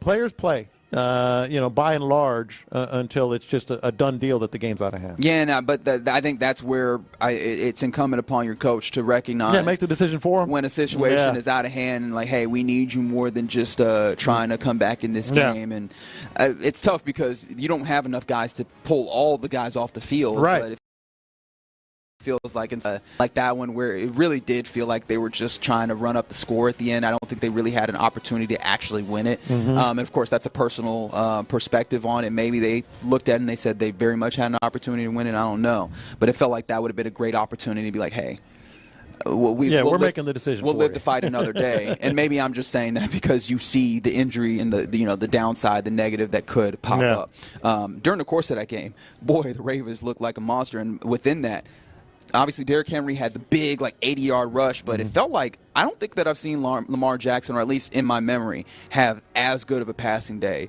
as it felt like he was having there. It felt MVP-like. Well, the Ravens in general, let's we can go ahead and put them at or very, very near the top of these, all these power rankings you've seen. They're reaching another level. I think they're the first team in NFL history to average 250 yards passing and 200 yards rushing over 7 games. That's balance. That's Lamar Jackson and Derrick Henry, and the Ravens all of a sudden, they're reaching another level. They're certainly at another level from the Texans. Yeah, no, that's for sure. Lamar Jackson didn't throw the ball all that much, 22 total attempts, 17 completions, 281 yards, and get this, 5 touchdowns in the course of that. A really good showing from him. Placed the ball really well, but then you added on 52 yards rush for him and 169 on the ground for Derrick Henry. It's pretty good. He continues to make it very frustrating for anybody who had the opportunity and even the passing thought of maybe signing him. Some other things around the NFL. Jamison Williams, the wide receiver for the Detroit Lions, suspended for 2 games for PEDs. Unfortunately for the Texans, that's not going to help you one bit because that'll be the 2 games that are coming, and then he will be, in theory, able to return for that Texans game when you would face off against the Lions. It's not the first suspension of his career. He was suspended last year. A 6-game suspension for violating the gambling policy. So he's running the gamut. Things happen, man. Yeah, he's running the gamut here. Apparently, Jamison Williams said that he is disappointed with the current suspension, but says that he, quote, has no choice but to take it on the chin. I'm in good spirits, just ready to get back with my brothers ASAP, soon as possible. I'm just laughing that the guy's had a run, man. He's had a good run in terms of suspensions and problems with the NFL. But and it is PEDs. Remember, we made the distinction with Mario Edwards. Like the NFL policy has 2 different ways to do this. Yeah, and I didn't see exactly what was happening within that because to get 2 games as opposed to some people will get 4, some or 6. I didn't fully get the distinction there, but Best of luck to you there, Jameson Williams. Although it would have been nice if that was 4 as opposed to 2, and you had one fewer thing to consider when the Lions were on the schedule for the Texans. Some other things: the Browns are signing quarterback Bailey Zappi. Saw that right off the practice squad. So yeah, man. Having some Bailey Zappi quarterback snaps. I don't think he'll actually get on the. Are you sure? Well. I mean, I know Dorian Thompson-Robinson, his status for the game against the Ravens is unclear. You think that Jameis? Oh, no, I don't know. I'm saying, like, at this point, they're sort of spitballing over there. Yeah, they have obviously Jameis Winston, I believe, will be the man who goes after Deshaun Watson's season-ending Achilles injury, which MRAs did confirm. And then Jameis Winston goes. Dorian Thompson-Robinson, if he's not ready, Bailey Zappi probably active as the backup. Mm-hmm. And I guess Jameis Winston is capable of giving you a game where you might see Bailey Zappi be the quarterback for the Browns at a point. You might, and I'm pulling for Jameis Winston, that's for sure. He's really? Yeah, absolutely. I love him. Why? I just love him. Okay. I love his personality. I love the way he just hangs around, gets things done. He'll throw up. Thank you for that, Fig. He'll throw up a good game every once in a while. He's just entertaining. Okay, if you say so. But that's the Browns quarterback situation. God bless you don't have that one here as the Houston Texans. And you're in the loop right here on Sports Radio 610. We're still live at Texas Star Grill Shop where I see less smoke, but I still know the Nico. I'm going out there. Screw it. Yeah, we got to go investigate. I think that's what we'll do here. I'm going out what's there. happening with those kebabs. You should come out and investigate too. Shepherd and 59 is the location where we got kebabs out here, and you have an opportunity to register to win a pair of bullpen tickets to Sunday's game. You got to be on the ground in order to do that. Plus, during the course of this broadcast, you get an extra 10% off any day during the broadcast. So you got all that available to you and more here at Texas Star Grill Shops. Plus, you can always get a little bit of OG sauce. That's always there. You're darn right. Right in front of us. Impulse buy, baby. It's an impulse buy. Is it always there? Because I know you. No, it is. Okay, I was like, did they do that? It's the number one seller, right? All right. You don't have to. No, you don't have to gas his ego up. Don't do that. It is. All right. So I guess the people of Houston like some OG sauce. Very good. All right, but do you like this? Coming up next, there's an argument that could be made that we're in the midst of a crucial time in C.J. Stroud's development. Is that an overreaction, or do you agree? 713-572-4610. Let's discuss that next. Another Texans game.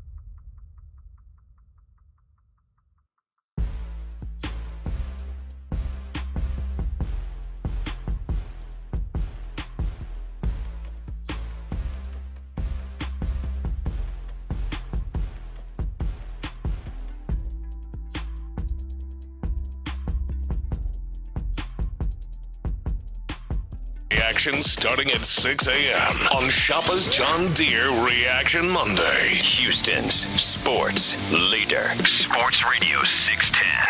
Live from the Twin Peaks studios, Sports Radio 610 presents In the Loop with John Lopez and Reggie Atatula. Yeah, you're in the loop right here on Sports Radio 610. John Lopez, Figgy Fig back at Master Control, live at Texas Star Grill Shop at 59 and Shepherd, and people are rolling in. People are enjoying the kebabs that are out there provided by Nico. Nico's doing a good job. Not John, though. They're going to have to tell me about it. Not John.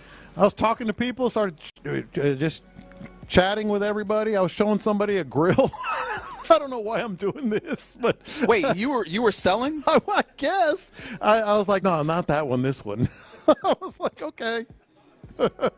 So you wanted to go eat, and you didn't eat. I ended up selling a grill. But you sold a grill. Yeah. Oh, okay. Yeah. All right. Fig, does that make sense to you? Nah, I don't. Okay. No, I wanted to make sure I wasn't by myself here. It doesn't to me either. Okay. Well, yeah. I'm glad. Someone asked on the YouTube, or was it the YouTube or the text line? Sorry. Text line, 832. Listen on the app, a little behind. Yeah, Odyssey app is available for you. Do any Texans wear the Guardian cap? And I don't think that I've seen any. Seen it in training camp. Of course, yeah. Training preseason, camp. Did Titus wear it, Figgy? Somebody on the offensive line wore it during preseason. But, yeah, we haven't seen anybody. Him wearing it. Yeah. Appreciate that, Fig. Yeah, I don't think anybody is wearing the Guardian cap in games, but I do wonder if that, like, over time, you'll just see more of that filter in as maybe some of the stigma wears away, and you wonder if also there's I don't know how you prove a negative, though. Like, if some of the guys that do wear the Guardian cap end up kind of talking it up and preaching the good gospel of the Guardian cap to some other folks. I do wonder if that ultimately. I think also aesthetically, it's not as bad as I thought it would be. No, they put like this little cover on it.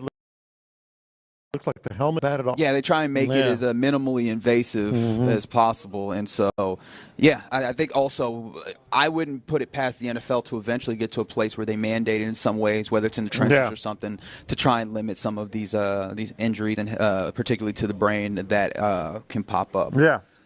Let's get into this conversation. Lopez, you seem to believe that there's an argument to be made that we are in a real critical time for C.J. Stroud and his development. Often, when these thoughts come to mind, I'm also kind of aware. I'm not trying to be overly dramatic, but we do have to be honest about certain things.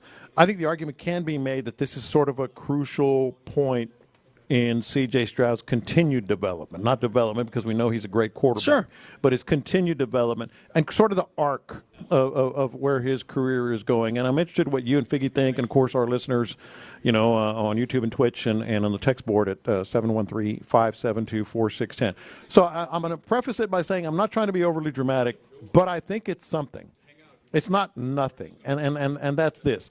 He is clearly frustrated. Yes, we saw visible signs of frustration. No, I don't think you can. You saw him literally throw his helmet to the ground, and maybe you could say some of that was like frustration with himself. Yeah. However, it came after one of those very, very quick sacks where I almost wonder what could he have done other than have better protection in front of him. So I think it would be fair to say that there's a level of frustration, even if you don't direct it somewhere, even though I do think that direction is probably with the entirety of the offense and specifically the line. Yeah, so number one, he's clearly frustrated.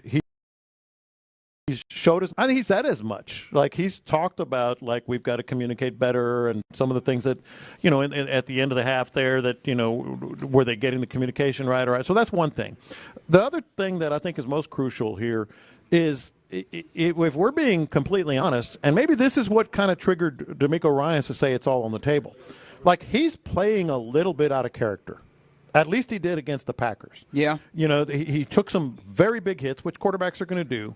Hopefully not too much. But he also missed some throws, as you brought up yesterday. 2 or 3 that come to mind that were just errant in a way that that felt odd for C.J. Stroud. C.J. Stroud, one of the things that you kind of laud him for, that you give him praise for, is his accuracy. Yes. He can be very accurate and his cool, absolutely. And there were some instances where even like not under duress, even though he was under duress a good amount, in fact, the most of his career, most pressure that he saw in his pretty young career in that game against the Packers. But even there was instances where he had an opportunity to set his feet and really, step into the throw where he dirts it, or he misses in a way that just feels so errant, so far away from his typical character. So that was an odd thing to see. All right, so let me go through some of these, some other ones here, and you can react. But also, when we're done, I'm going through all this stuff that we're seeing from C.J. Stroud. I want you to tell me what that describes. So he's frustrated. He's out of character. He's taken some big hits. He's missed some throws. He's rushed some throws, I think, is what we can, also include the pocket, maybe a little quicker or a little more than he has in the past. Yeah. What does that describe? Shell shock? That describes a quarterback that something is affecting his I guess, approach, his mindset. Maybe that's a better word. That would be a worry. That would be a worry for me of all the things that could potentially, I'm not going to say derail, but all the things could affect what C.J. Stroud is. If you got a quarterback that's bailing out, that's rushing throws, that's missing throws, that's getting hit a lot, that's frustrated, that to me tells me this is kind of a crucial time to get it right in front of him. Yeah, and I mean, if you want to, this might be a little bit more alarmist. I was talking to some of the folks that are out here, and one of the things that was brought up is the idea of you don't want to betray the trust that C.J. Stroud has in this organization. If there's one thing about C.J., good dude, he works hard, he studies tough, but he believes in his team. Like, that is evident. He believes in not just the players on the team, he believes in the coaching staff, he believes in the organization. That shows through. You don't want to violate that trust to where he looks up and he goes, I don't know if they can protect me. Yeah. And of course, again, that's a little bit more alarmist because I don't think that we're in that place. No, but I think that's what we're talking about here. I think he loves being here with the Texans. No, it has nothing to do with that. And all of those things, right? But and like on a grander scale, you need to validate that trust, and that's just any time that you have a franchise quarterback in particular, but any quarterback, part of your job as an organization is to make sure that he can do his best work. And as of right now, he does not. You cannot say that. At least when it comes to playing against the Packers, against a team that had the capability of really getting at you and picking at your weaknesses. Yeah. There's been other instances outside of this, right? It's not just a one-game circumstance where he's had to do a lot more over and above in order to make up for what was some deficiencies in pass protection. So yeah, you might be in that place where you need to make sure that you're not making it a super commonplace thing that he has to make up for pressure. And here's the most important part. Like all those things that we just talked about that I mentioned, like the Texans obviously recognize that, and they also have to recognize, like, it's not even an option anymore.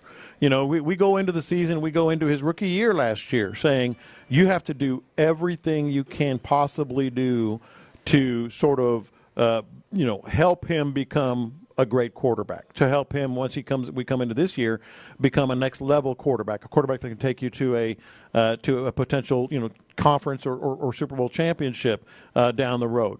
If you don't make the changes now, you're going against everything that logic tells you should do. Because that's a quarterback that can take you a lot of places, and right now he's all those things. He's frustrated, he's out of character, he's throwing the ball away, he's moving out of the pocket quicker than normal. So it's almost like when you see what C.J. Stroud is going through, if I'm Nick Caserio or DeMeco Ryans, I'm like, it's not an option. We have to change something. We have to get that out of his head. Because we've seen it. Yeah. We've seen it in the NFL. We've seen it in this city. When bad things happen continually, something gets in that quarterback's head, and it either gives them a hiccup or it affects them longer term. Yeah, and that needs to be a point of pride for the offensive line, and that's one of the things that you honestly get to a point where you're questioning, like, is that a point of pride for you, making sure to keep your quarterback upright? Because if the way that it's happening, you need to show that. I think it was ND Kalu on Texans radio on Monday was talking about how you get to a certain point with a veteran offensive line where at some point somebody needs to step and be like, hey man, this is insufficient. This is not good enough. And he kind of detailed some of the an anecdote of like maybe an offensive line guy going to the practice squad guys that are going against them in practice and like putting up a level of reward for any time they get a pressure in order to raise the level of play that they're seeing so that they can raise the level of play on the offensive line, things like that.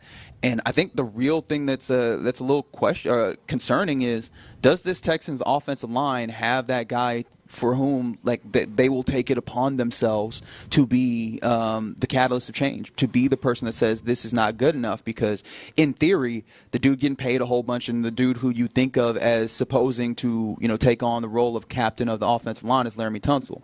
I don't know that we feel very good about him being the leader guy in that way. Who else do you put up there? There's some young guys in the middle of that line, Juice Scruggs, Kenyon Green, very young guys. I don't know that you can expect them to take on that mantle. Is it Shaq Mason? Shaq Mason feels like he has the experience and those things to maybe be that guy, but I don't know. Does he have mean, or is he that kind of guy? I'm not certain, right? I just wonder, do you have somebody that's willing on that line to set the tone for, hey, this is not sufficient to protect our guy back there? No, you're absolutely right, and I think that's why it's very, very important from the 8-3-2. It's absolutely a thing. He's being put in bad situations. Look. I just feel like, again, not to be overly dramatic, because somebody was talking about, hey, you're drumming up drama. All the mouth-breathing idiots in the city will be posting your drama on Reddit any day. No, I literally said I'm not trying to be dramatic. Let's be real here. Are you not seeing what we're seeing, or what the Texans coaches are seeing? That was not the C.J. Stroud that we normally saw. That was not the same guy. And all I'm saying is you got to nip that in the bud. Yeah, whether it's the line or whatever. Yeah, and it's interesting. You mentioned, you were talking about DeMeco and Caserio. You didn't get to Bobby Slowick there, and I feel like that's fair. There's some things, it feels like schematically, that put you in a place where you allowed your rules were very evident, and there was an opportunity to get at them, and Jeff Hafley did that, right? It feels like some of the things, I know that Clint has talked about it, I know Seth has talked about it, is all these condensed formations. Tony Romo mentioned this on the broadcast. All these condensed formations are just giving the defenses opportunities to get exotic, or maybe just make it tough on the offensive line. But even like the simple games and schemes that are getting you on the front end, it just feels like they're taking so much advantage of what you're doing schematically, and it feels like there needs to be a shift in better protect your quarterback. Again. Look, when DeMeco says everything's on the table, I'm not excluding coaching, adjustments, whether it's how they coach this play or that play with this back or that back, or assignments, or schematically, as you're talking about. No, when he says everything's on the table, everything's on the table. You're in the loop right here on Sports Radio 610. We're out here at Texas Star Grill Shop hanging out with the fine folks here. 59 and Shepherd is the location. Nico's out front. There's some food. This time I really mean it. I'm going to get some. I don't believe you. There's an opportunity to win some tickets. That you can believe. If you come in and fill out some information here, there'll be a pair of bullpen tickets to the game versus the Colts on Sunday. And also 10% off, extra 10% off any grill that is purchased during the course of this broadcast. So make it out quickly if that's something that you were considering doing, or just come out and say what's up to the fellas. That's always available for you as well. But coming up next, we get into what's popping, including a pair of important figures going to see the LeBron-Bronny thing start up. Plus, how much is it going to cost to be at a World Series game? We'll talk about that and more next. Low T. Let's go, man. Let's go. Low T Center. Low T Center.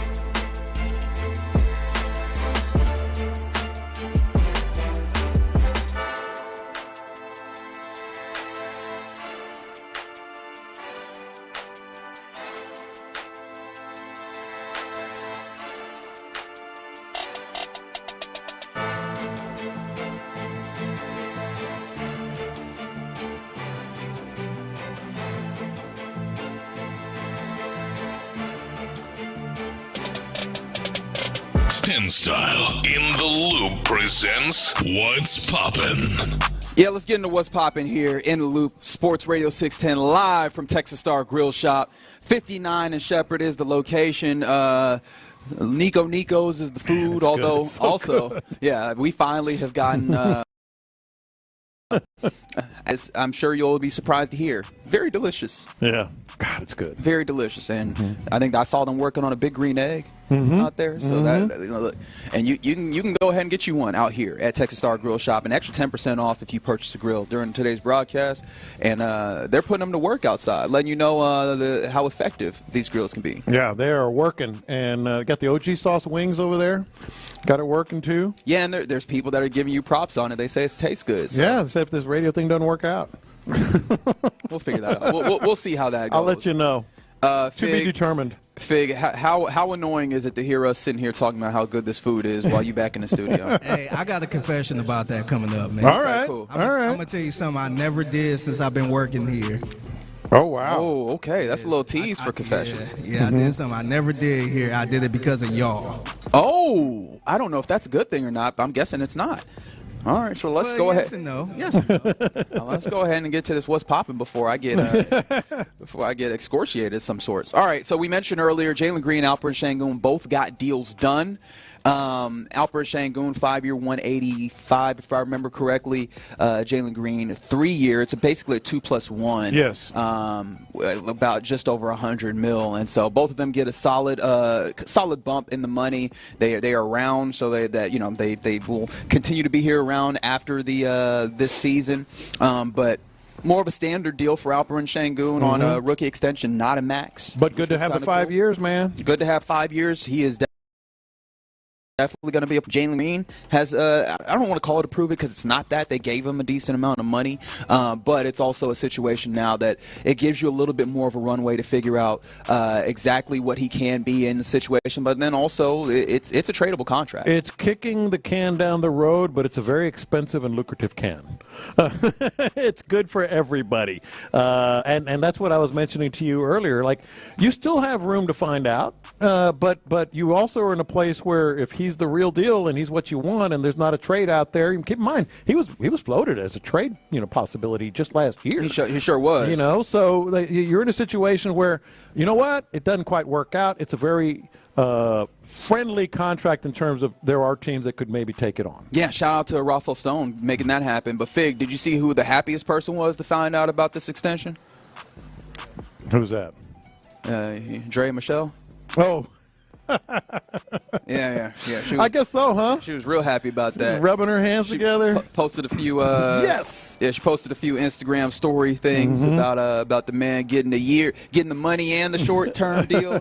Which I guess in this era of negotiating in sports, that's what you want: big money with the short term deal, so you can get back to the table as the money keeps going up and up in all these sports. Right, and at a good age, it's all going to come into play. So it's good on both sides. Yeah. So shout out to the Rockets, who will get their season started tomorrow at 7 versus the Hornets, and they will do that having two of the kind of unknowns in some ways when it came to contracts under extensions now. So shout out to them about contracts. The WNBA, who just had their finals and this weekend, their players decided to opt out of their CBA. I guess stating that with all of the increased attention and I guess opportunity there, that they want to renegotiate and get a bigger piece of the pie in there. I'm interested in your thought on this because let me give you mine, and I'm interested if you're in the same vein. Be careful. Be careful with that. First of all, and I don't appreciate this. I wish this was not the case. But ownership in every professional sports always wins negotiations. Ultimately, they more and more lately always win. It used to be at least that you could turn to baseball and go, well, baseball, they handle their business. Back in the day, way back in the day. It feels like after the strike, was that 94? 94. It feels like after 94, baseball has also fallen in line with what has been most of what we see. Ownership always wins. Now, they might throw you a bone here and there. Okay, we're only going to have this many preseason games. I'm talking about the NFL. Or, this or that. Or you can have, so the +1 years if you're talking basketball. They'll throw you a bone, but they always win. And with the WNBA, what really struck me is you better lock up Caitlin. Because I know that it's a great product. It's becoming a much better product. The NBA final, the WNBA finals, had really good ratings, was very entertaining, sold out houses, all that stuff. But that's still a product in part because of Caitlin Clark. So you better lock her up first. I think they've drawn attention, but yeah, I do think that there's a potential of work stoppage, and that might be a thing some of that energy that they've built towards.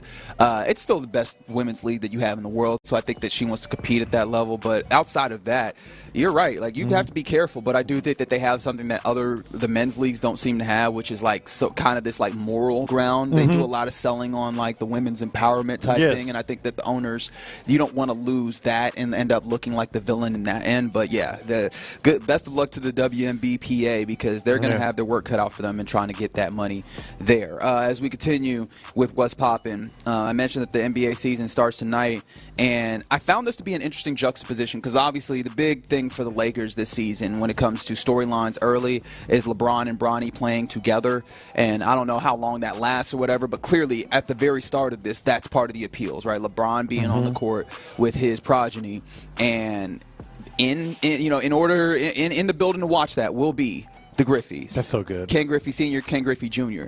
It is good, but I also feel like it's going to be a stark reminder of how contrived this no question. LeBron and Bronny was, because the thing about the Griffeys that was cool is that happened on its own, right? Like, Ken Griffey Sr. was still capable of playing. They were both deserving, if we're being honest. And Junior, exactly, he earned his way there, and he was the better of the two, right? Like, he was the one who came, with all due respect to Senior, right? He came through, and that team wanted to go get him because of his capabilities. I think it highlights again, and unfairly so, I think, to Bronny, just how much had to be done to kind of make this happen, and how much this feels like a PR stunt as opposed to one of those really cool things that. It is. You're absolutely right. It is very contrived. It was. If you're going to do it, own it, and they are owning it. And I think the reason I like it. I think it says as much, and you just kind of alluded to that.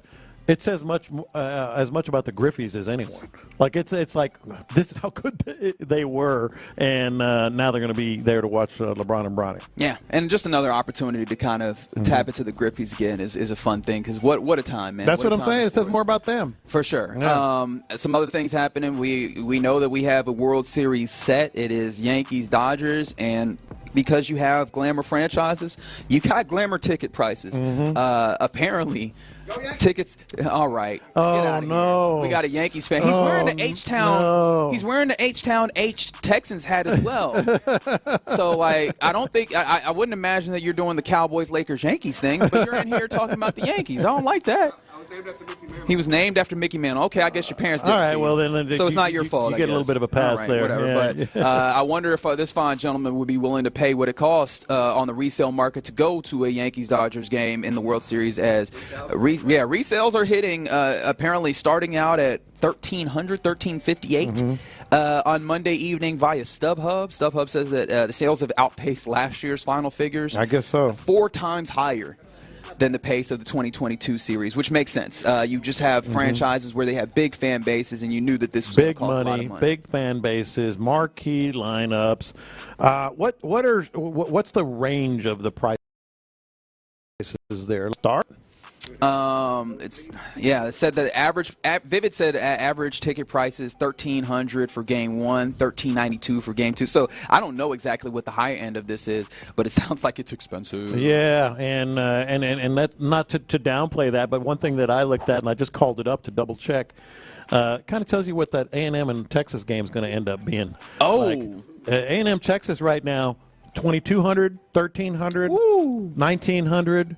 This is all lower bowl. Upper bowl you can get for a mere $930. Someone's going to be real disappointed after that, too. Yeah. Oh, God. Their mood is going to be a bad mood. And it might be me. It's quite well. In fact, the odds are it will be me. But you won't. You're not. That means you're paying. I am not going to this game. $2,669. Well, that's per ticket. $2,700 on the lower bowl, $933. You got it. I see the OG sauce over there. They're moving OG sauce. Keep rolling. Keep selling that OG sauce, baby. Let's go. Maybe we can send Lopez to the game and y'all keep buying some OG sauce. Need to sell a lot of bottles, that's man. Crazy. Oh my goodness. Yeah. But yeah, apparently. But no, that's a huge price. But it got me thinking, like, That's how crazy the Texas and A&M game is. $2,600? Yeah. My goodness. Yeah. All right. Well, more power to the people that got the money to go. I always wonder with events like this if this big money keeps it from being like a better environment. But it feels like a World Series is always going to be exciting no matter what. Yeah. I believe that we'll see what happens there. I don't know how excited.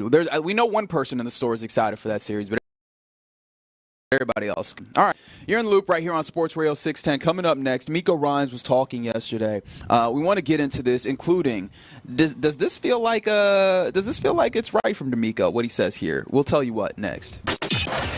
Another Texans game came down to the wire, but this time the good guy.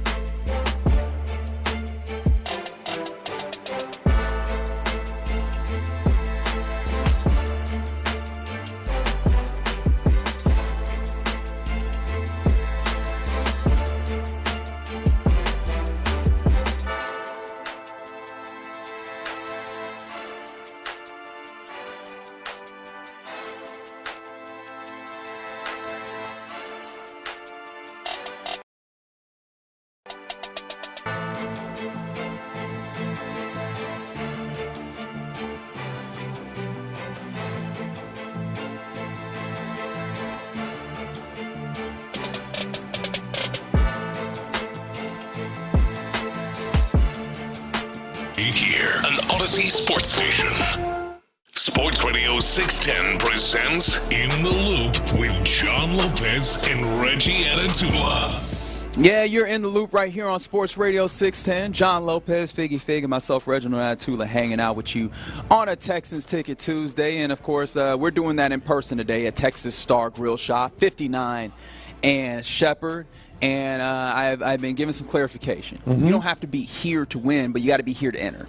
Yeah. Just come in, enter. And we know people are busy. So, you got a couple of hours. If you're on your lunch break, come out, say what's up, get you some Nicos. They're out front grilling it up, and those kebabs are delicious. Man, and they really are. Apparently, we got some OG sauced wings also. Yeah, I just had one. They're delicious. And remember we're doing on Wednesdays the $50 gift card for a chance to win the grill. Yeah. Well, the buddy of the guy who won it last year is here. He came through.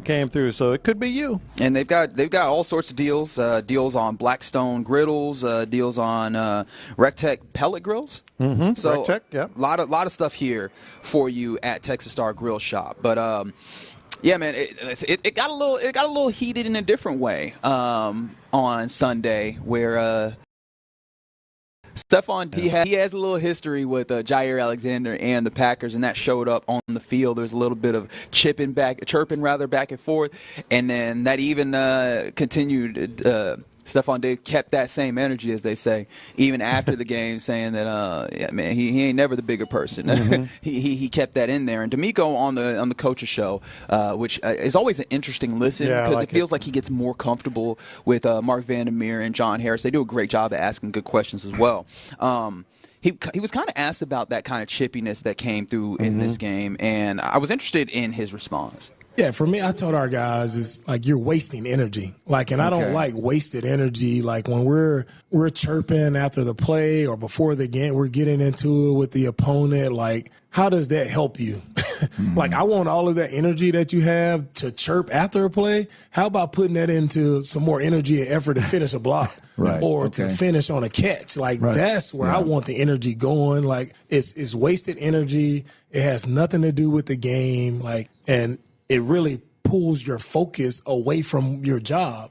Yeah. And that's why I don't like all the bickering and back and forth. Like, I want guys focused on us. And there I felt like versus the Packers, I did feel like we got a little too chirpy, a little too chatty, pushing after the plays, but we weren't doing what we needed to do within the play. Right. And that's where I have a problem. It was funny, because he kind of told us who he said that to, because he said, how about you finish on a block? How about you finish on a catch? Well, who were the guys that were the chirpiest? Titus Howard and Stephon Diggs.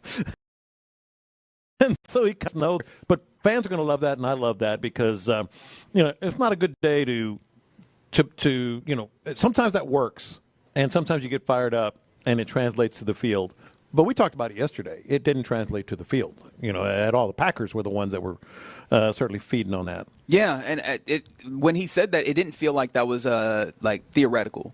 Right. It didn't feel like this is just my thought process on it. It felt like he was speaking specifically, as you mentioned, to what happened there. And that felt like a frustration for him. In addition to all those things, right, it feels like we're speaking to what is actually happening with this Texas team where, hey, there's energy. You guys are, celebrating first downs and doing the hand twirl and pointing forward. And you guys are, getting involved with the other team before the game and during the course of it and, jawing at them. But ultimately, the main thing has got to be the main thing. And it's got to apply and show on the field, and I do wonder how that shows up because it almost feels like it kind of goes opposite of one of the things that we talked about earlier, which is the offensive line coming to the defense of the quarterback in some ways. And I don't know if that's exactly what he's speaking to though. There, it feels like sometimes those are signs that you are involved in the game, that you have that energy and that fire for what you need. But he's not wrong in saying that has not shown up, and I think that's been the main frustration for Texans fans with this Texas team. Is it feels like. Even as, maybe some responsibilities are missed at times, it feels like also not only are you not getting the job done at times in various places, it doesn't feel like you're putting forward the effort that would indicate that you have done it to get to that. Absolutely. And plus, after the way the game went, it looks even worse. in retrospect. Like first of all, I think, I was kind of said earlier, I'm kind of glad you brought it up because I was thinking the same thing.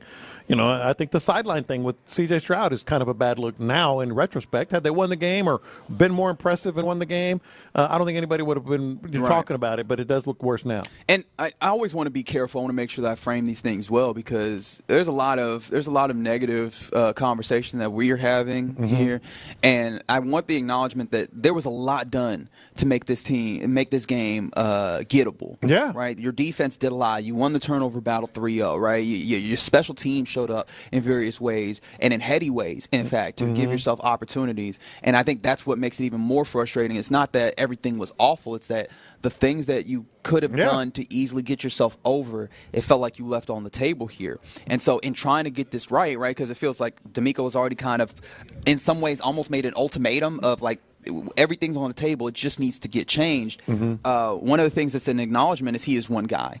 And when you're dealing with the football team, one guy cannot affect everything. And so DeMeco was asked a pretty interesting question, a poignant question about how as a head coach you have to coach your coaches as opposed to just like coaching every single individual. And he gave a little insight into how he goes about coaching his coaches and having that filter down. Yeah, that's a great question. It takes a lot of trust, a lot of delegating, like knowing that I'll try to do it all, but I can't. Like you'll burn out. So it's just I give our coaches a lot of leeway, a lot of trust.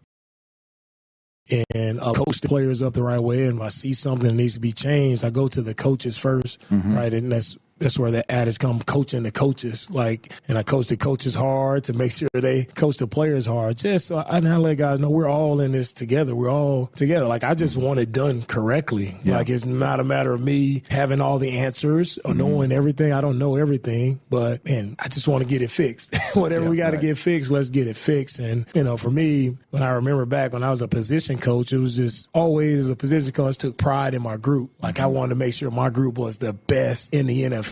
And that's why I want our coaches, our position coaches, to feel the same. Like, you want to be the best. You want your group to be the best in the league. You want to be the best position coach in the league. Always remind them, like, it's only 32 of these positions. Right. Whatever position you coach, you're one of 32. So it's a privilege and an honor, but it's also an urgency to make sure your players are playing the right way. Boy, they're really almost introspective this week in what he said, to the press and certainly right there, on the coaches show. It's a very, we talked about it a couple segments ago. It's a very sort of crucial, not turning point, but pivotal kind of moment for them. And I think he is coaching up the coaches this week as much as anything, especially maybe the offensive line coaches and coordinator, because he said it, and you just mentioned it, everything's on the table. Yeah, I know. Chris Strauss was a name that when your offensive line coach is one that people are, just outside of the building are talking about, it's either really good or not good at all. And people want DeMeco Ryans in the course of this because pass protection needs to get better. And actually, DeMeco was asked about specifically what's bothering you with pass protection right now. Overall, it starts with communicating, right? Communicating. And when I say communicating, that's like everybody being on the same page with, you have these calls, whether you're sliding to one side or you're manning the side, like, know who you're blocking first and foremost. Like, that's the one thing. Know where you're going, know who you're working with so you can be on the same page. So it starts there with our guys being on the same page and then just executing, right? Some of the stunts and games that we've seen, like, we just have to be better at knowing how far we need to slide to a side or if we need to set back deeper in protection. So punching with two hands versus one hand is just some technical things, small things that can definitely be cleaned up. So that's why I'm encouraged by it. It's not like, oh, it's something revolutionary that we've never seen. It's like, no, man, we can clean this up. We just have to play with proper technique every single time and then just execute and finish the right way. Man, it's fascinating to me to kind of imagine like what those meetings among the coaches and the players are going to be like this week and have been like already yesterday, and they're back on the field tomorrow because he just said it. I mean, and it's been an ongoing theme. The communication, the communicating. Is that Juice Scruggs? Is that C.J. Stroud? Is that from the sideline to the offense? Is it communication between the coaches and the linemen? Any things that have sort of hindered this offense? And then there's also performance. the performance has not been there. Yeah, and it feels like it's all the above. I think Ross Tucker, who joins Sean and Seth every morning, or rather every Tuesday morning at 7, to talk about these things. One of the things he mentioned, and it's one of the things I thought about a little bit, is you might be kind of suffering from having so much youth at the two positions that you depend on to kind of set protection, right? Juice Scruggs has not played that much center in the course of this, and you have C.J. Stroud as the quarterback is also pretty young and has a lot of responsibility, and those are the two positions that you look at when you come to the line to set the protection. In fact, Fig, if you could help me out here, I have audio from Dan Clark. Now, Dan Clark is a center. He didn't play in the NFL. He played in the CFL, but he played in the CFL for like a decade. And I mean, relatively high-level football is high-level football. And I found this to be really interesting as we all kind of incessantly scroll on our phones at times. And I found him breaking down what a center is looking at and going through as they step to the football and before that ball is snapped to be fascinating. This was him talking about that. Step over the ball, I'm IDing the front, whether it's a 4-2, 5 down, 3 down. Find the free safety. It depends on where the free safety is. Lots of times people rotate. Sam, free. I look at it still like a piece of paper. RTNQMWS. Break it down to what the defense actually is. You notice a lot of the time, okay, Sam and the free safety will change positions. 3x2 set with our receivers. If there's 2 DBs to the field and more, where's the other guys? And you do all this in like 4 seconds probably? Probably I'd say like 10 seconds. Once the play clock starts, we break the huddle, come up probably about 18, maybe 17 seconds, start IDing the defense, look for the free safety, work my way back down the box, get down in my stance, call out our combination or what's going to happen. After that, you look at your defensive lineman in front of you. What can you do the fastest to hurt me? At that point, you're green 80. That's a lot of things that he's going through. Beg your pardon? Yeah, and look, there's a lot of jargon in there. You don't have to know exactly what it all means, but I think I wanted that to illustrate just how much responsibility is necessary to get every single play correct when it comes to especially pass protection, but whatever you're going for from the offensive line. And that is a responsibility that, and I don't know exactly how it's distributed on this team because, with any team they do it differently. Some will have the quarterback kind of set protection. Some will have that center set protection. But regardless, that's a lot of things that you're responsible for. You have a couple of guys that are pretty young doing that or that have the potential of doing that. And so when he talks about communication, that's what I'm thinking about as well, making sure that everybody not only has a technique to do, but to all be on the same page and to not only be on the same page but have the right page flipped to in those instances when you're going up against a defense. And you would think, okay, so maybe simplify everything, right? Well, it's kind of hard to simplify everything when there's a template out there already made, whether it's the Vikings or the Packers and how they approached them. And we've all seen that stat that's sort of floating around. Like they didn't even bring that much pressure. People say, and you mentioned this yesterday, they only rushed with 4 this end of the time, I believe, is the number you had. They only brought 4. But keep in mind, that's not necessarily 4 down linemen. That's 4. Like, they're still bringing other people. It's just it's the looks that they're a lot of simulated pressure. Yeah, you know what I mean. And simulated pressure is is defined as kind of showing blitz, but then dropping out and only bringing that forward. Yeah. You get the effect of kind of blitzing in some ways because there is that surprise element. Well, the confusion of like, okay, I expect this exactly, but then this guy just doesn't come. Right, and then you still get the benefit of not allocating more resources to the rush. You can drop guys out and still cover. And Jeff Hafley used that beautifully to his advantage. I mean, I was looking at the stats earlier, and I'll have to pull them back up now and think about it, about just, how few times they actually technically blitzed in the course of this game. It was less than 30%. Not a lot of times, and a lot of them, in fact, almost exclusively, if not exclusively, on third down. And so, it just came down to a lot of, lack of communication. And so I'm interested to see when he says coaching the coaches what that means and how they're able to get this done, because that indicts more than just the players knowing what's happening.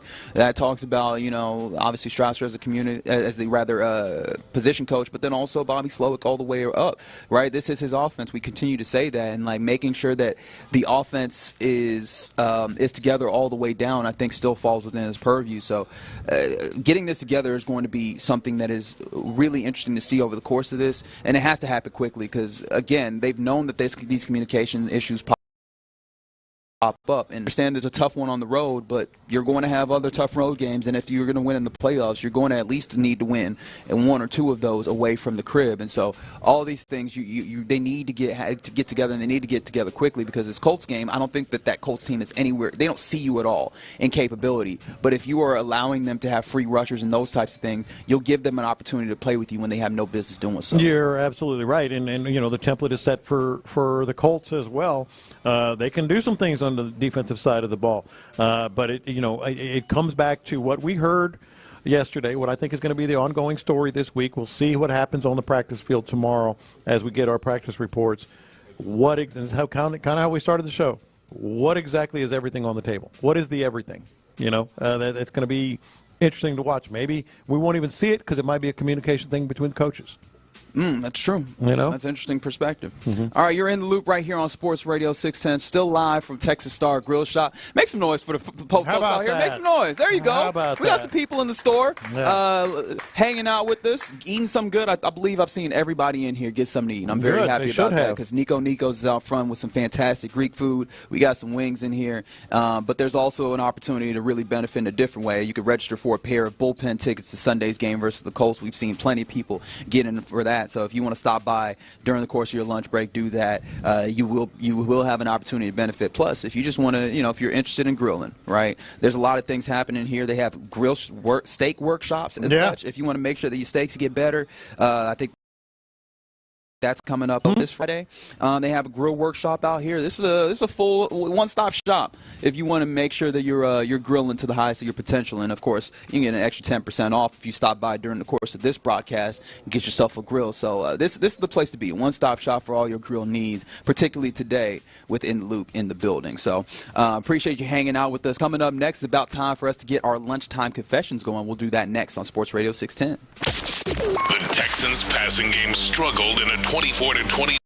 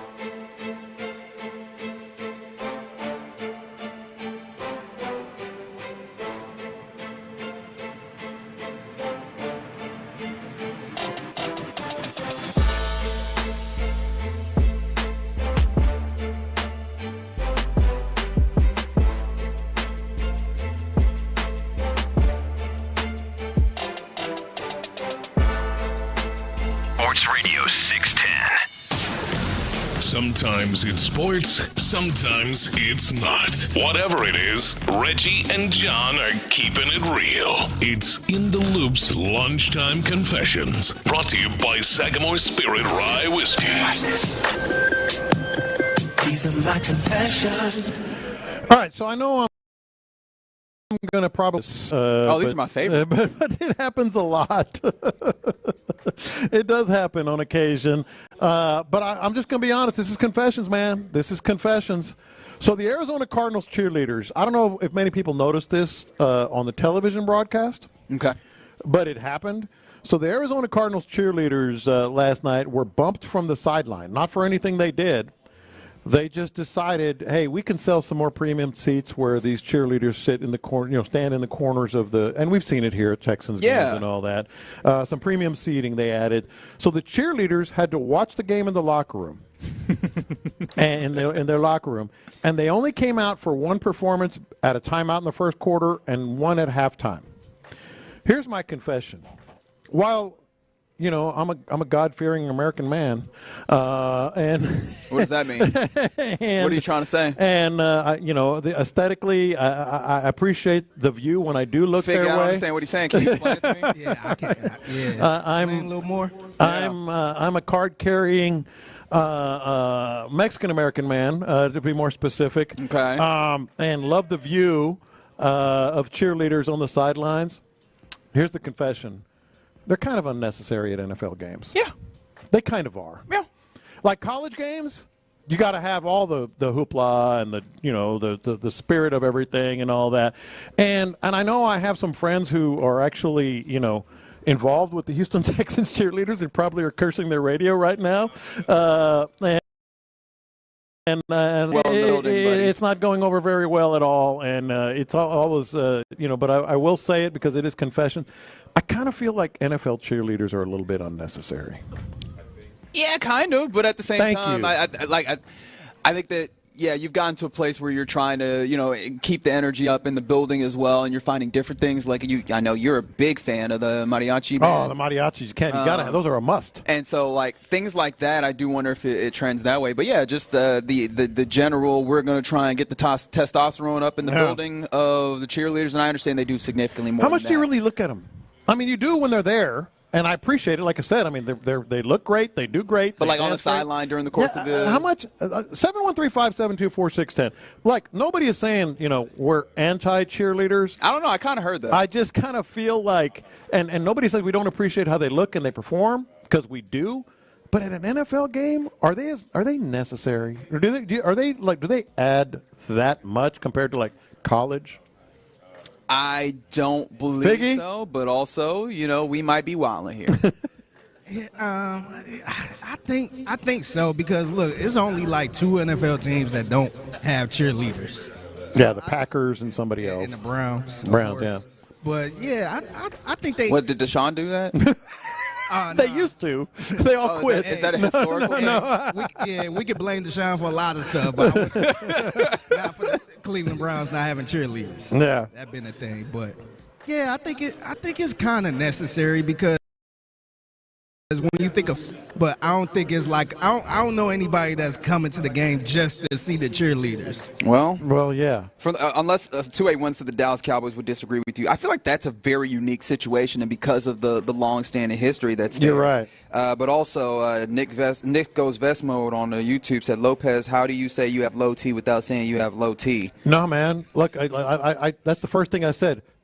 Oh, I look, and I appreciate.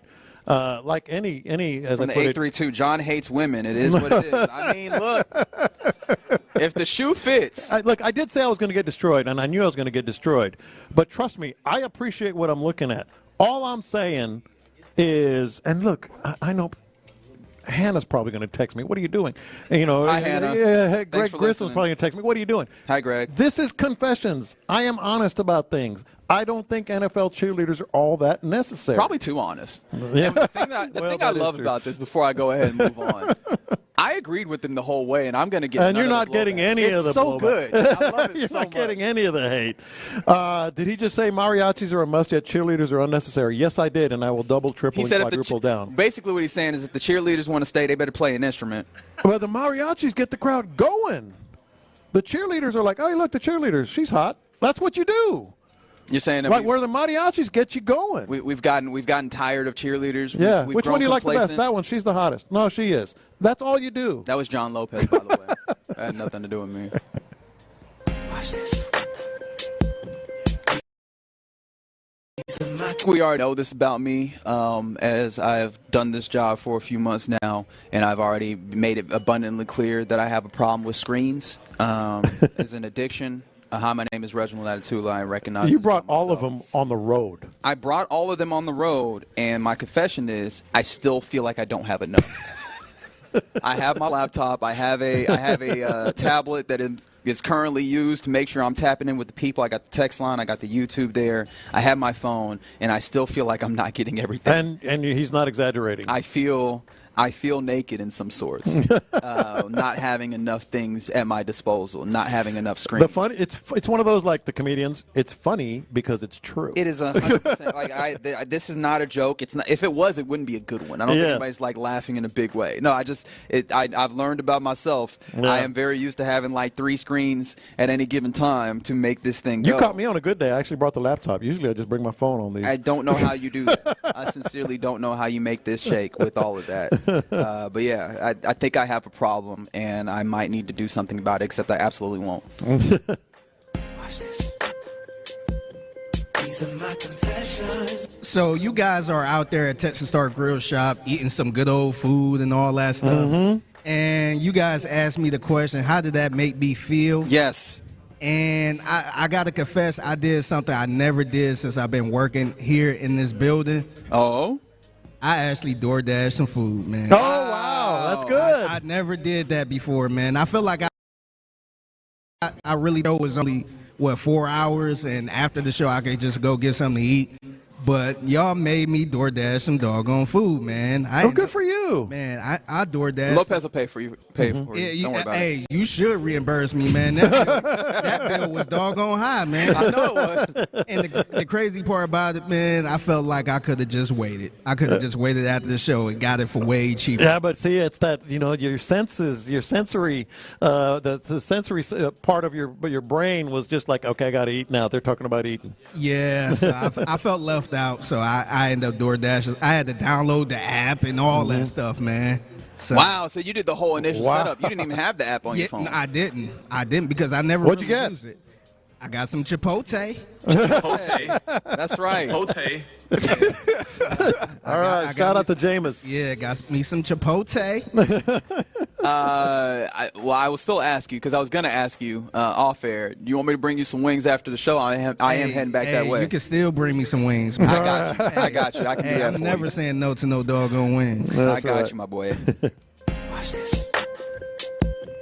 These are my confessions. All right, I already got some people kind of riled up. Although a lot of people are with me on the text board. See, somebody said you prefer dude cheerleaders. What's that? Yeah. Is that? Oh yeah, that's an A&M thing, right? Yell leaders is what they called, right? That is not true. Dude, look at all the others. See, y'all are cherry picking that text right there. A lot of people are agreeing with me. But anyway, since I already got people, They must have went to A&M too. I'm saying from YouTube. I already got people riled up. I might as well keep them riled up. Because Oh no, that's never a good start. And I'm going to start it with this comment here. You know what I love about homeless people? Oh no, I'm gonna go ahead and walk away from this. That's ISO. And if we're being honest, by the time I finish this confession, the majority of people are going to agree with me. There is nothing. Look, homeless situation, we all know, awful, tragic. People here have helped and are helping. In fact, let me give a shout out to Bill's organization here. Phil's organization here. Wow. One of our listeners, our great listeners, Crossroads at Park Place. They do a lot of great work with the homeless, feeding and giving them clothes and all that. So it's not about the homeless. But if we acknowledge that there are homeless people, We can acknowledge that. Right? There are homeless He's trying to lure me back into the No, camera. no. That's what's happening. He's trying to make me associate with his bad taste. Do we agree that there are homeless people? I can neither confirm nor deny. Okay, you are so far out of this. Here's what I love about homeless people, because it happened this morning, and it happens every once in a while, and it's like a little gift from, as a driver that you get. I love when homeless people start directing traffic. I had a dude this morning. I was coming down Houston Avenue, and I was getting to the highway, and there was a truck backing up with a trailer, and he had a bad angle, and some traffic was coming. The homeless dude on the corner stood up, started waving his T-shirt, stopped traffic, got the truck out of there, and then started waving the traffic through. You've seen that a few times. Like, they're actually performing a service while homeless. I don't like the word. I don't like the fact that you said actually there. Like they're not human beings. That's just that. No, I'm saying they're actually performing a service. As opposed to, being homeless and trying to make their way. I still don't like what you're doing here. You are so awkward with this. I still don't like what you're doing here. Dude. I feel like you did not navigate this well enough. I'll navigate it very simply. When homeless people direct traffic, I think it's awesome. It is. Like I think when anybody has an opportunity to just help each other, I think that's awesome. They're like, hey man, I'm here. I got you, man. It's like it's akin to when somebody is like trying to parallel park. And then you see the person, you got room to And they start giving you directions because they know you're not going to make it, I appreciate that as well. Yeah. So there you go. Did I navigate that well enough for you?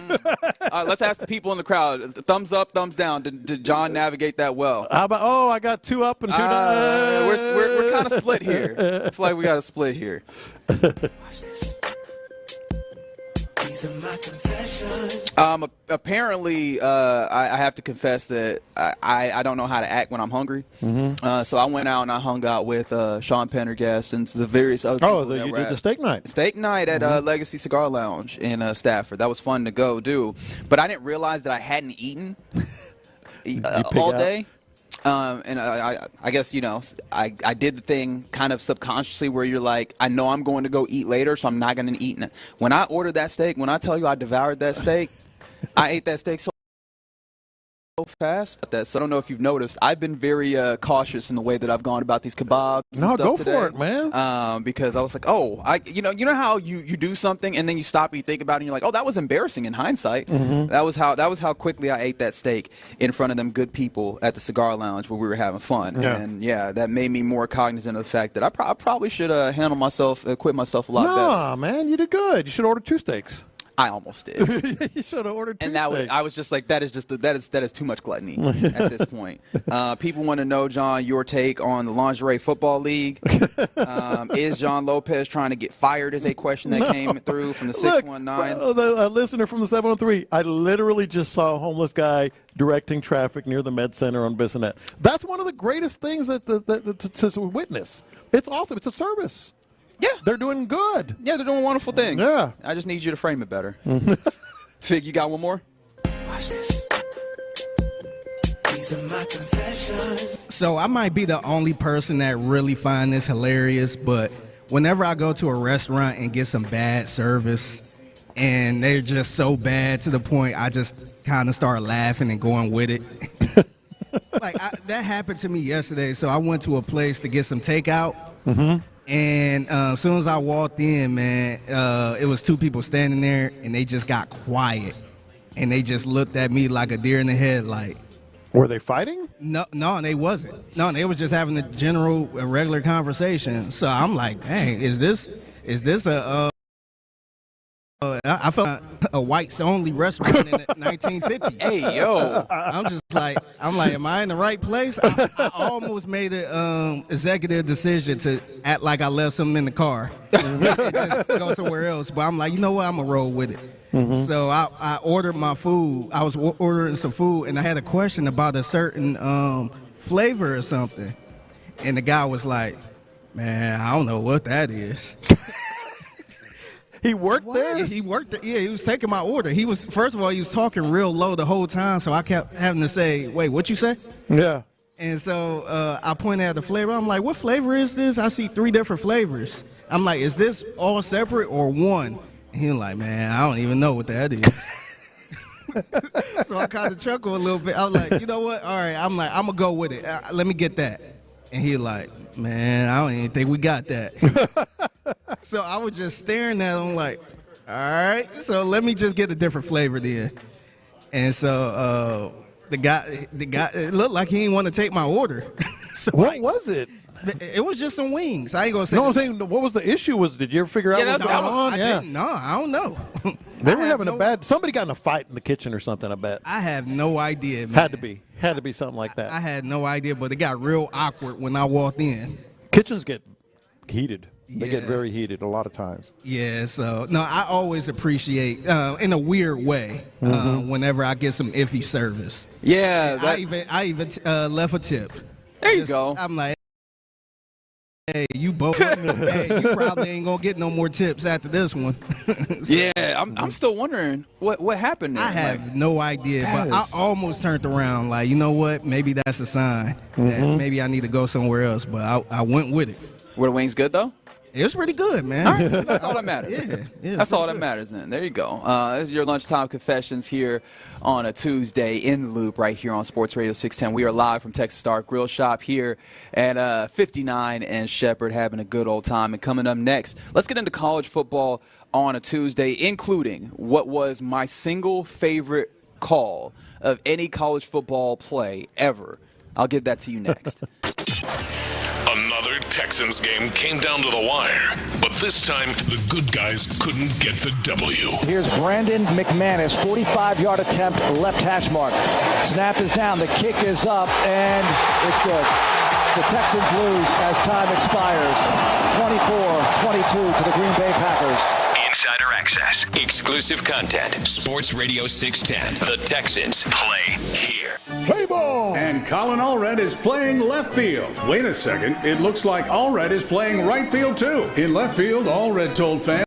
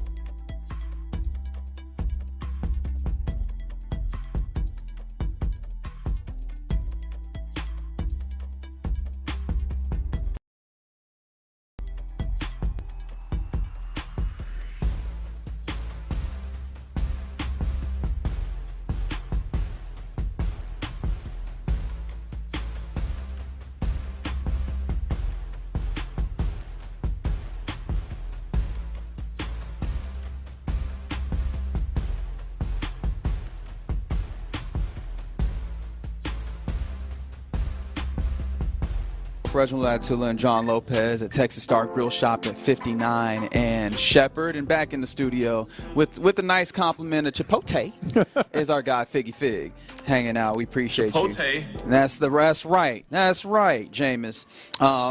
Some text that came in during the course of that break. John would love to see a homeless cheerleader directing traffic.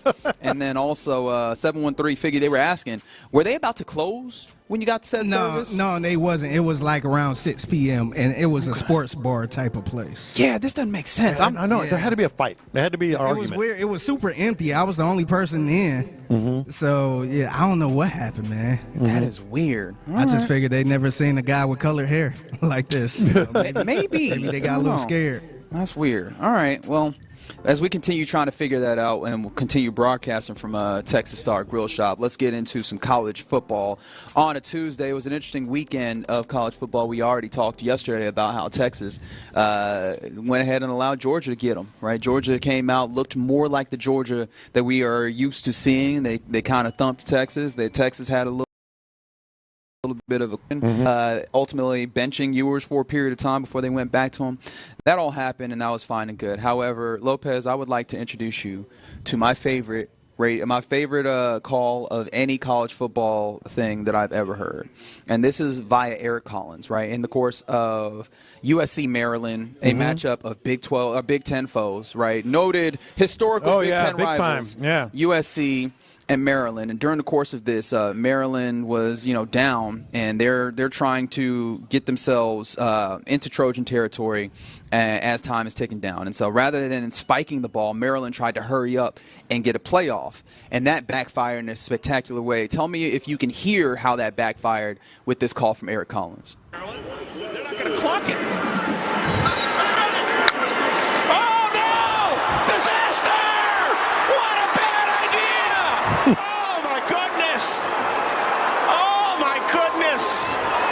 That is not a gift on homecoming.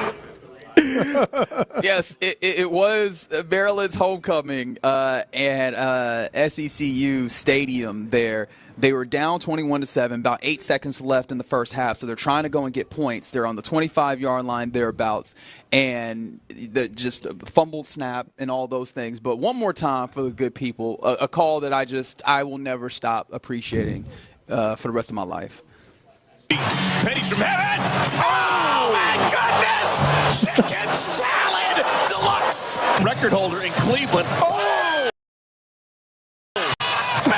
Brandon Miller happened. He's never made a free throw as a pro. But he has now. I love leaking. Oh, just ripped it away from him. Just tuck it. Oh.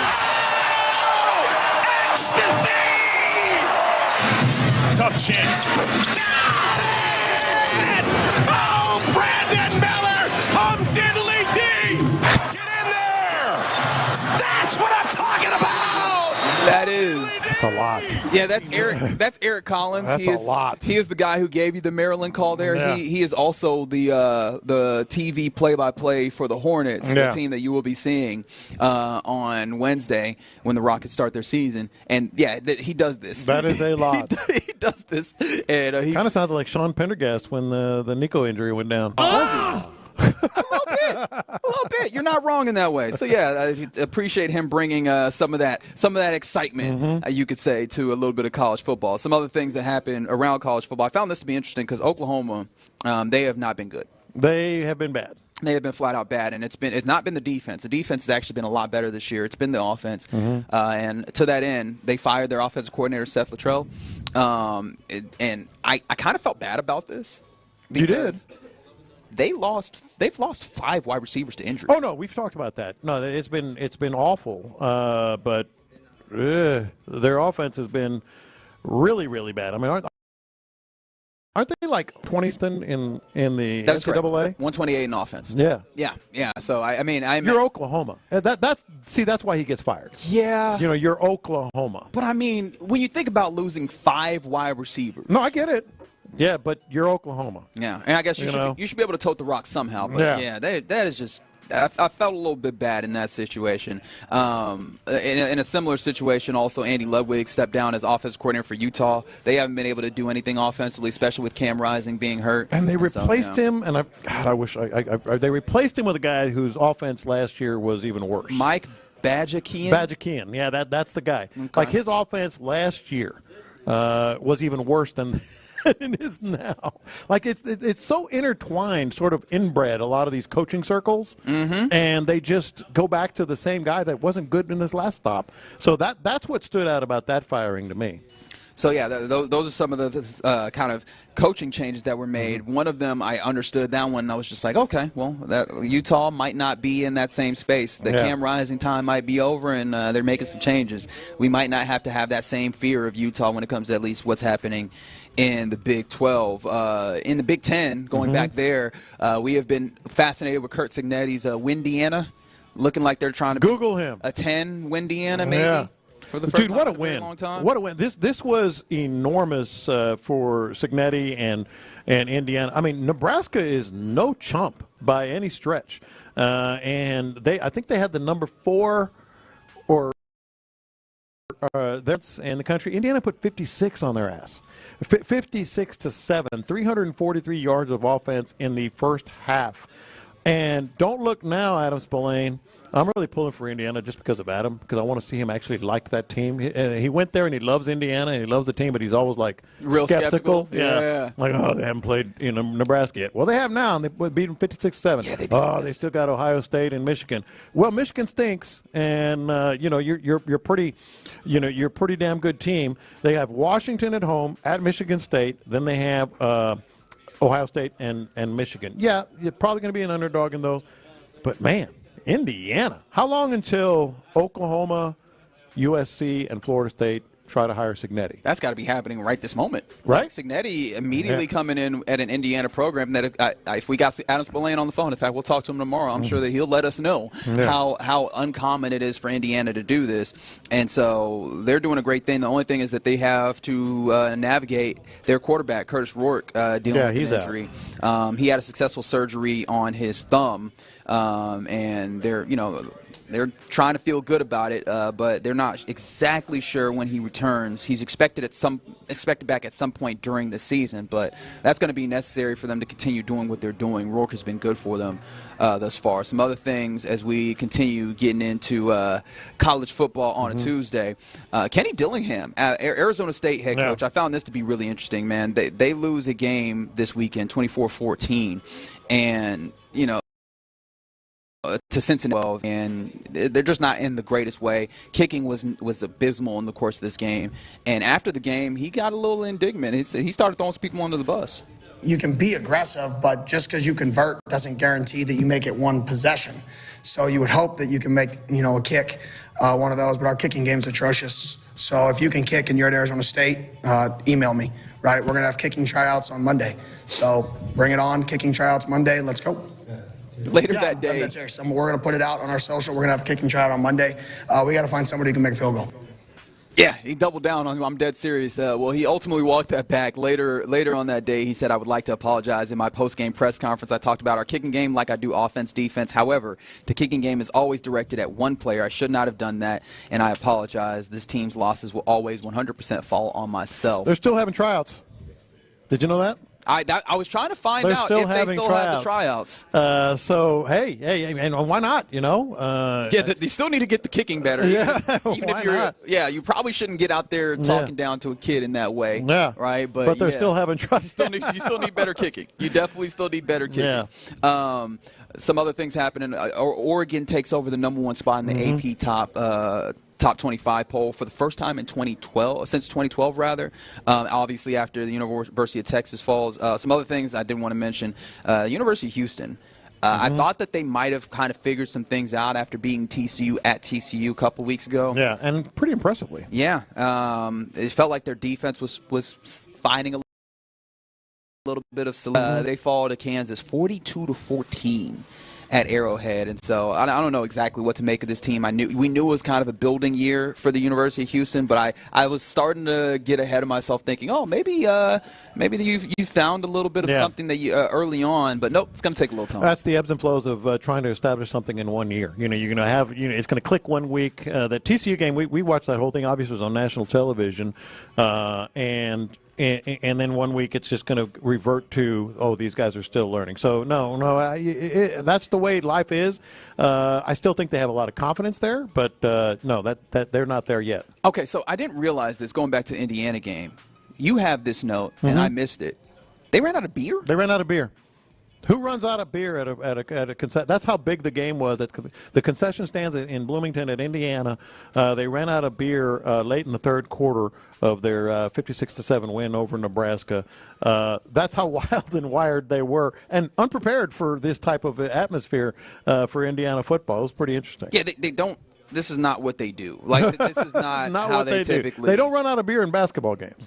No, that is what they expect. But Indiana getting this amount of wins is super uncertain. I mean, this is the most, as of right now, this is the most wins that they've gotten in an entirety of a season. The 7 wins, that's 7-0, more wins than any season since 2019, where they went 8-5. Indiana has not won 9 games. And I'm still scrolling. Since 1967. Yeah. If I serve correctly, right? Like, they have an opportunity to do something that is in an entirely different realm there. Was there anything else that caught you in the college football weekend before we? Well, Alabama. I mean, how many different ways can you say it? Don't replace the legend. Replace the guy that replaces the legend, and that guy is Kalen DeBoer. We heard from the legend himself on Feinbaum as well. He weighed in yet again after another Alabama loss. Figgy got this, I'm sure. Let's hear from the legend on Kalen DeBoer. I don't know who told you, Coach DeBoer, that you can't confront players. Let me tell you something. If you confront them and they want to leave, tell their ass to hit the door. Alabama faking injuries, making jump shots behind offensive plays. What the hell kind of coaching staff have we brought down into the greatest program in the whole damn world? I blame you, Greg Burns. I blame your ass.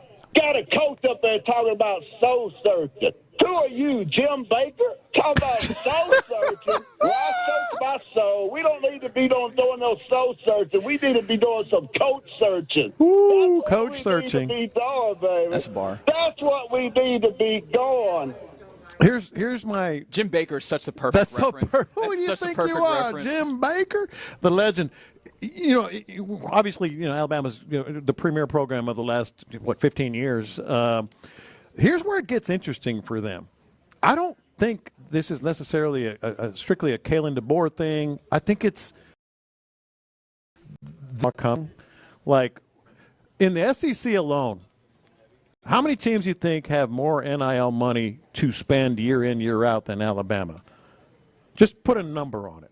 The number of teams that have more money? Than Alabama, the premier team in the conference in the country for the last 15 years. But just in the SEC.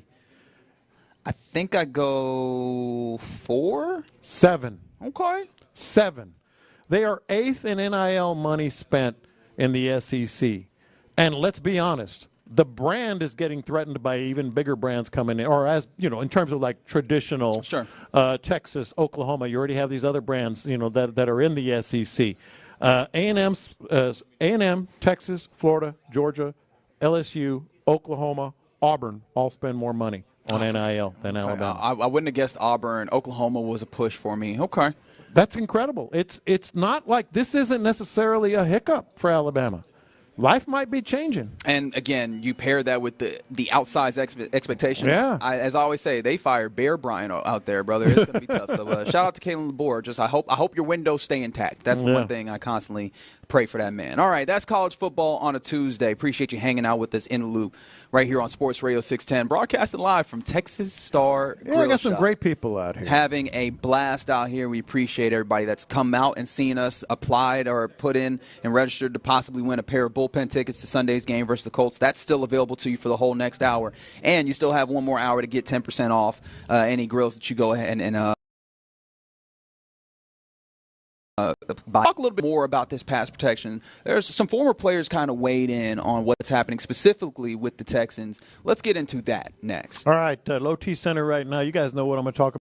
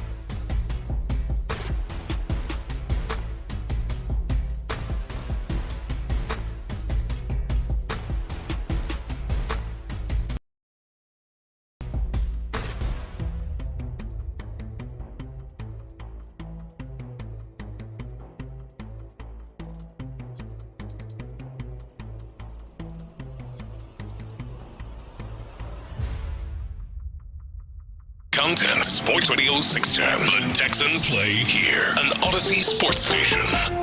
Sports Radio 610 presents In the Loop with John Lopez and Reggie Atatula. Yeah, we're in the loop right here on Sports Radio 610. You got myself, Reginald Atatula, and John Lopez live at Texas Star Grill Shop. Figgy back at the studio. And, Fig, I sent you a text, but I feel like I have to own up to it on air. I went to go ahead and fix that plate of wings that I promised you I'd bring you, and apparently the people done taken care of them, man. It's all good. They were great, though. Well, I also had put this off. They were myself. Delicious. I was like, I'll get some later, and there was none later. You know what? Like, I appreciate you trying to do that because as long as I've been doing this show, nobody ever asked me, hey, you want me to bring you something back? So I appreciate it. But I feel worse because I feel attacked. Well, you probably should. I mean, it's facts. It's facts. I feel worse because you're the only person that ever said, you know what, you want some? I'll bring you some back. Yeah, but here's the problem, right? It's almost worse because now you had expectation of getting some wings and you didn't get any, so my bad. Oh, no, you good, man. You good. I had my Chipotle. So. Chipotle. Hey, appreciate them coming through. All right, let's talk some more about the Texans. By the way, if you have about an hour to get out here and register for a pair of tickets to this Texans game.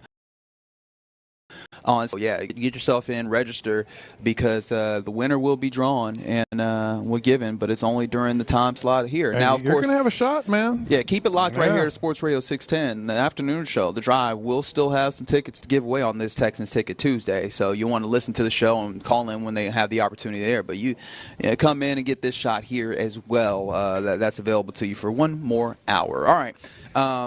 I found this interesting. I actually already played one of the audio pieces that I was thinking about maybe playing here, which was Dan Clark, the center, kind of highlighting just all the protection things that a center has to have when he steps up to the line, and that he is, when he's setting protection. And we talked a little bit about kind of the youthfulness of the two positions that you have that would typically handle those, whether it's center and quarterback, and how that might be factoring in. I would like to, add another piece of, evidence. I don't know why I'm pretending to be like a TV lawyer or something or whatever, but to the conversation. And this is from Jeff Schwartz. Jeff Schwartz obviously was a, lineman in the league in the NFL for quite a while, and he's, turned to media exploits, and he's been pretty good about it. And I saw him on his Twitter kind of breaking down one of the sacks that came off that left edge, the one that Dalton Schultz just kind of completely missed. Yeah. That ultimately led to, CJ getting hit and not seeing that at all. He was breaking this down, and he was talking about kind of the tight end pass protection scheme that they were utilizing. I need to find the right word because I need to make sure that I get this right. But the way that they were handling the tight end was like it was a static tight end is what he called it.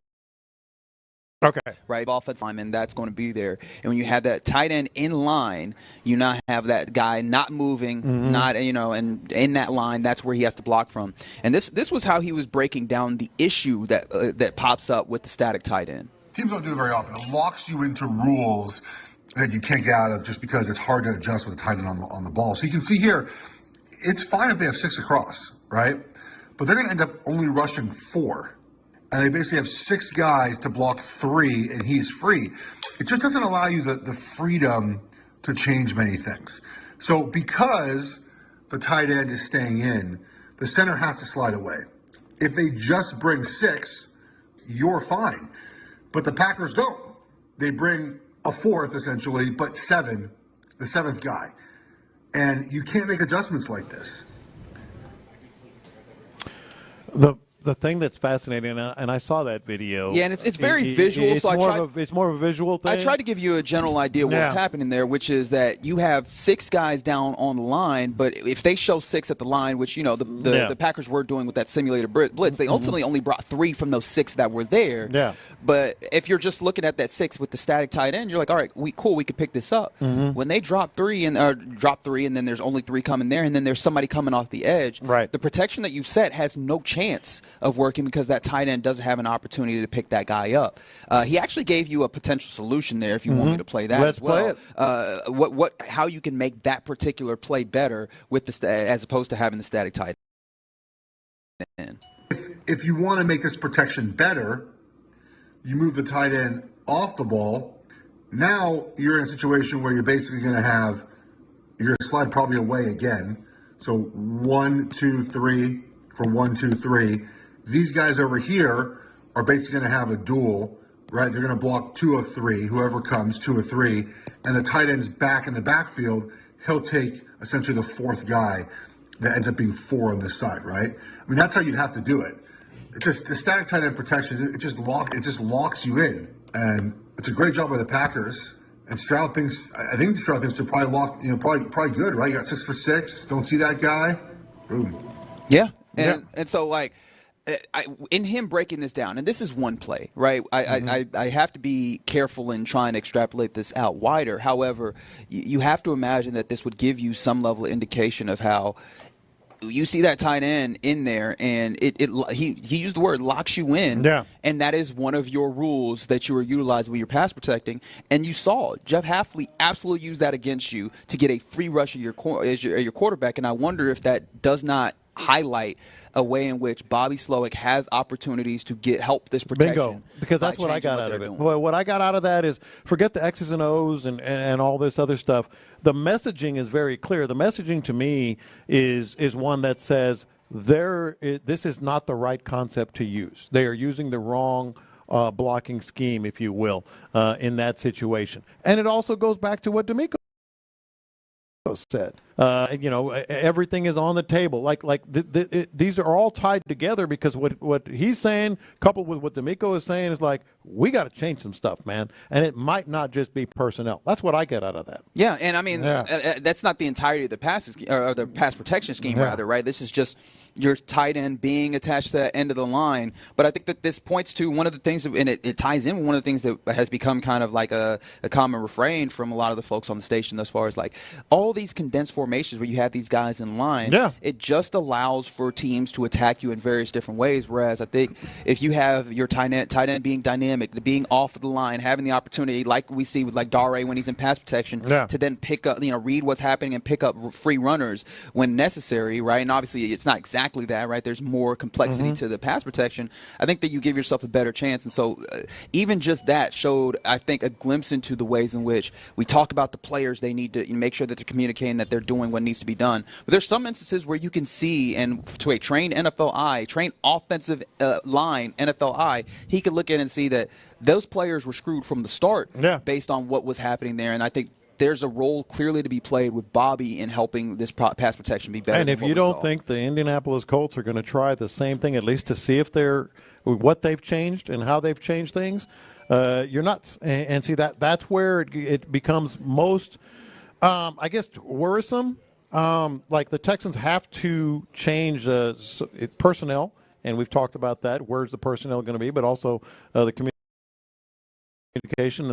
and against that look, because that look is it might not work because the Texans might have made some changes, but they're going to give you that look defensively, 100%. Yeah, and for anybody that was asking, that was a video that former offensive lineman Jeff Schwartz put on his Twitter account, right? And he'll do these kind of breakdowns from time to time. But again, just a small indication of the ways in which there's different ways that we can go about this with the play calling and with the way that you're actually utilizing your offense.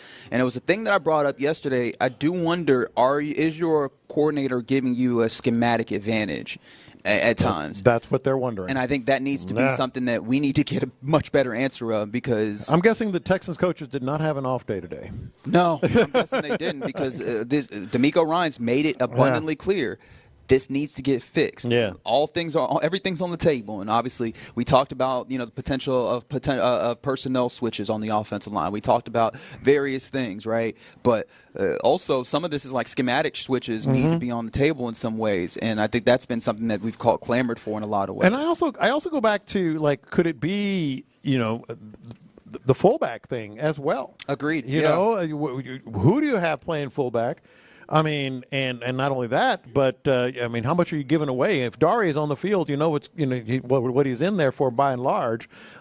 Is that the best option? Do you still want tight ends to be in that role? Well, the tight end as fullback experiment feels like it hasn't gone over. It has not worked, because those guys, like, I guess, and this is kind of generalized.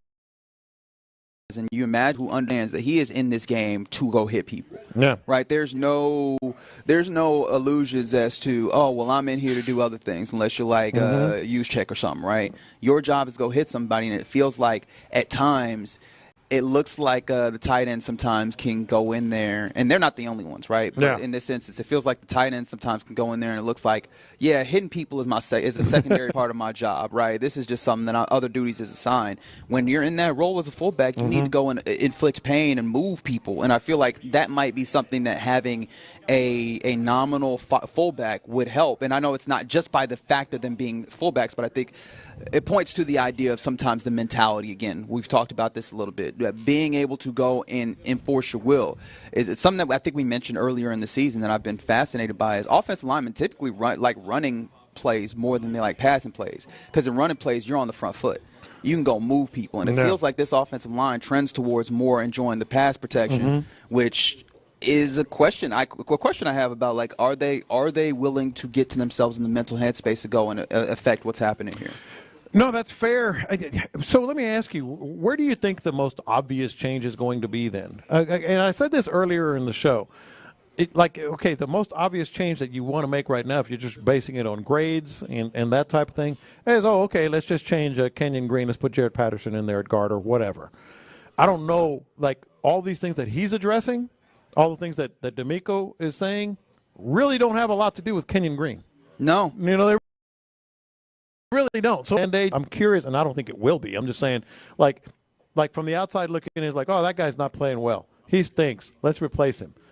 That's not going to fix these things that we're talking about right here. No, I don't believe so. Again, if you listen to DeMeco Ryans, if you believe DeMeco, because sometimes I think some people can wonder if DeMeco is kind of selling you. But he was direct on this. But you listen to DeMeco, and one of the things that he talks about, and we played the audio earlier, the idea that, hey, man, these are things there's things that need to be fixed, but these things are fixable. Yeah. And that he mentioned that they've done these things. You've seen them do it before, right? And sometimes that can be a thought process that gets you into a trap. You've seen it happen before, which means it can happen again. But I don't think that he's wrong in this regard. We talked about it a few times this week. The fact that everybody on that offensive line, you've seen them handle their responsibilities. It just seems like they're not doing it consistently. And not both ways. Yeah. They've all had issues. They've all had good moments, etc. So it's like, and it's not scapegoating because Kenyon Green has not been playing well. But what I'm saying is if you think that's the fix, it's not.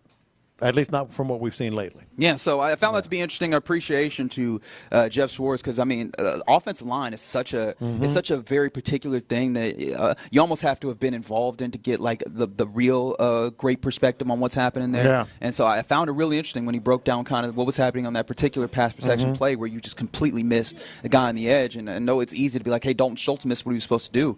That was the actual pass protection scheme. So hopefully you get better there. And the inexperience of Bobby Slowick, right? You're going to have to find a way to find some experience there and figure what possibly teams can throw at them. But you're in the loop right here on Sports Radio 610. We're still broadcasting from Texas Star Grill Shop on 59 and Shepherd. And by the way, just real quick, we've had some texts because they're used to the Ticket Tuesday. That's right. In the 12 o'clock hour. We are on site. Yeah. Where you get your chance. And people have put their names in the box for the Texans bullpen tickets. Today, you got to be on site. Drop your name in there. Yeah, absolutely. And I'm looking at the box right now. Plenty of people have added in, and you still have an opportunity to for the next about 40 minutes. But coming up next, it's about that time where we turn it over to Fig for the mixtape. Figgy, what we got? Man, so in honor of my iffy customer service yesterday and Halloween being next week, I came across some horror stories when it comes to bad customer service. 713-572-4660. If you got some bad customer service stories, send them in. All right. You won't get no bad customer service at Texas Star Grill Shop, but we'll talk about all that next.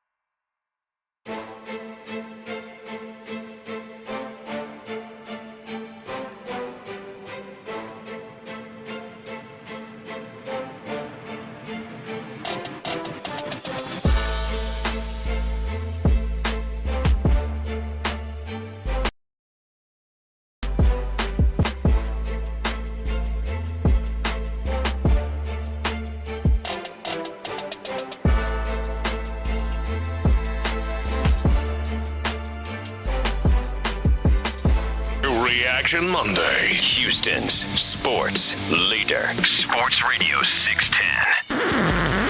Pass the aux cord and crank up the volume.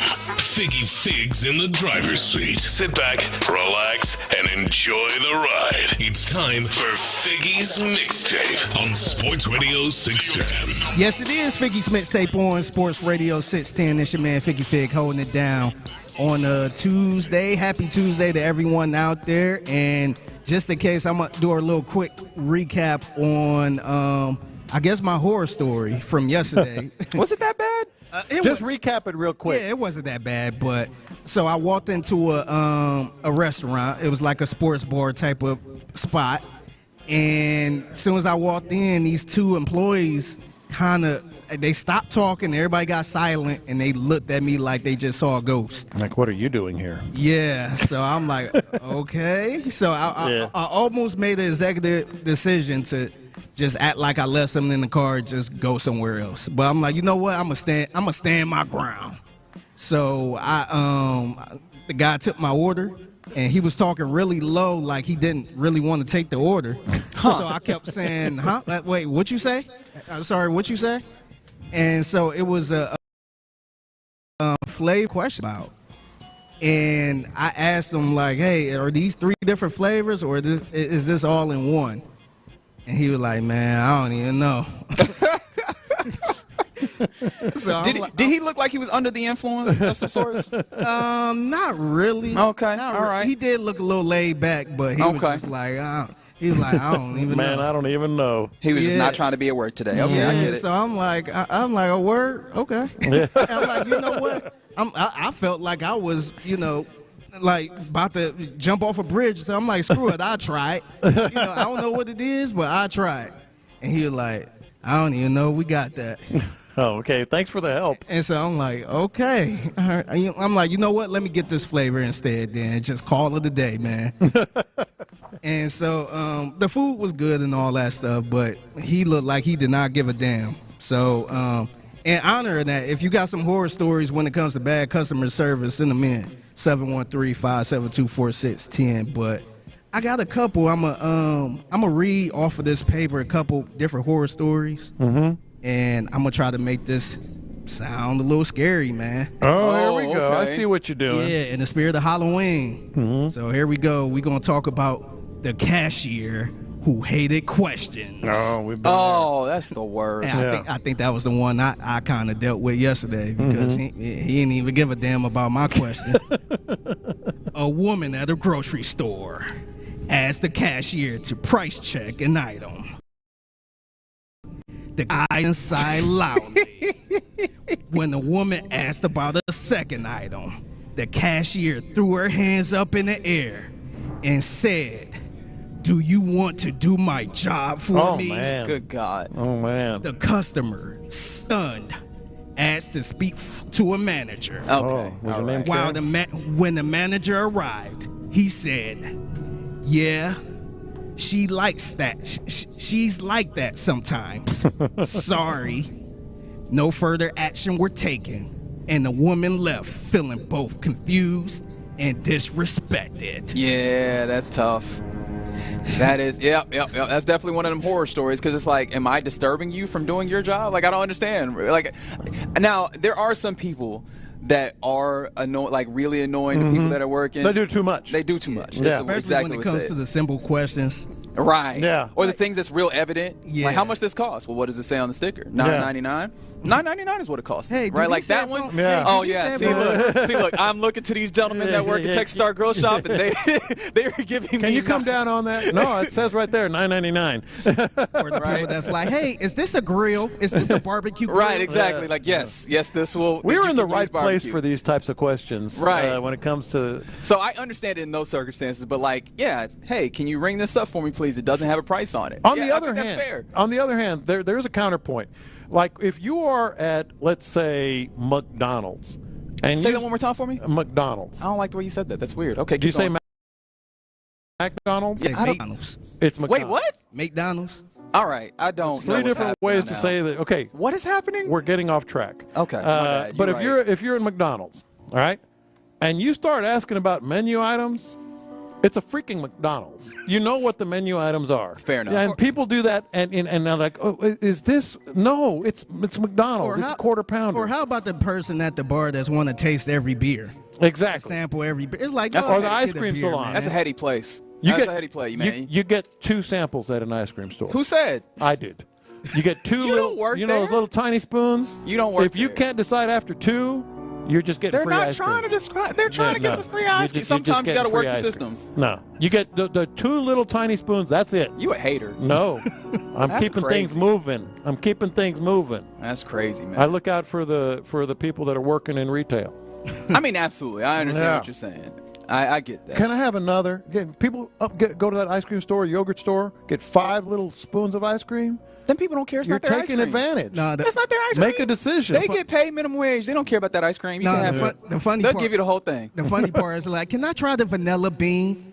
It's like, you know what vanilla tastes like. Yeah, it's vanilla. Like, it's one thing if it's like an exotic flavor or something. Can I try the chocolate? Yeah, it's chocolate. Move on. All right, I'm going to keep it moving with another horror story.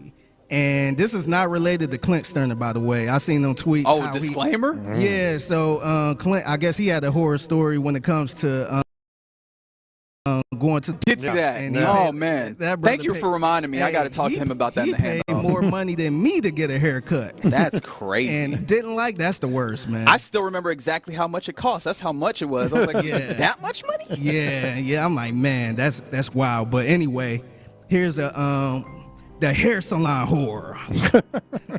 A woman went to a hair salon with a photo of a simple haircut. Yeah. Oh, you're taking a picture. And asked the stylist if she can achieve it. She cannot. The stylist nodded confidently and got to work. Midway through the cut, the woman noticed that things were going very wrong. Yeah. The stylist had clearly cut too much hair and was now freestyling. When the woman asked about it, the stylist responded, "I know what I'm doing. Don't worry." You don't. Oh no, babe. By the end of the cut, the woman's hair was a choppy mess You're darn that right it looked was. nothing like the photo.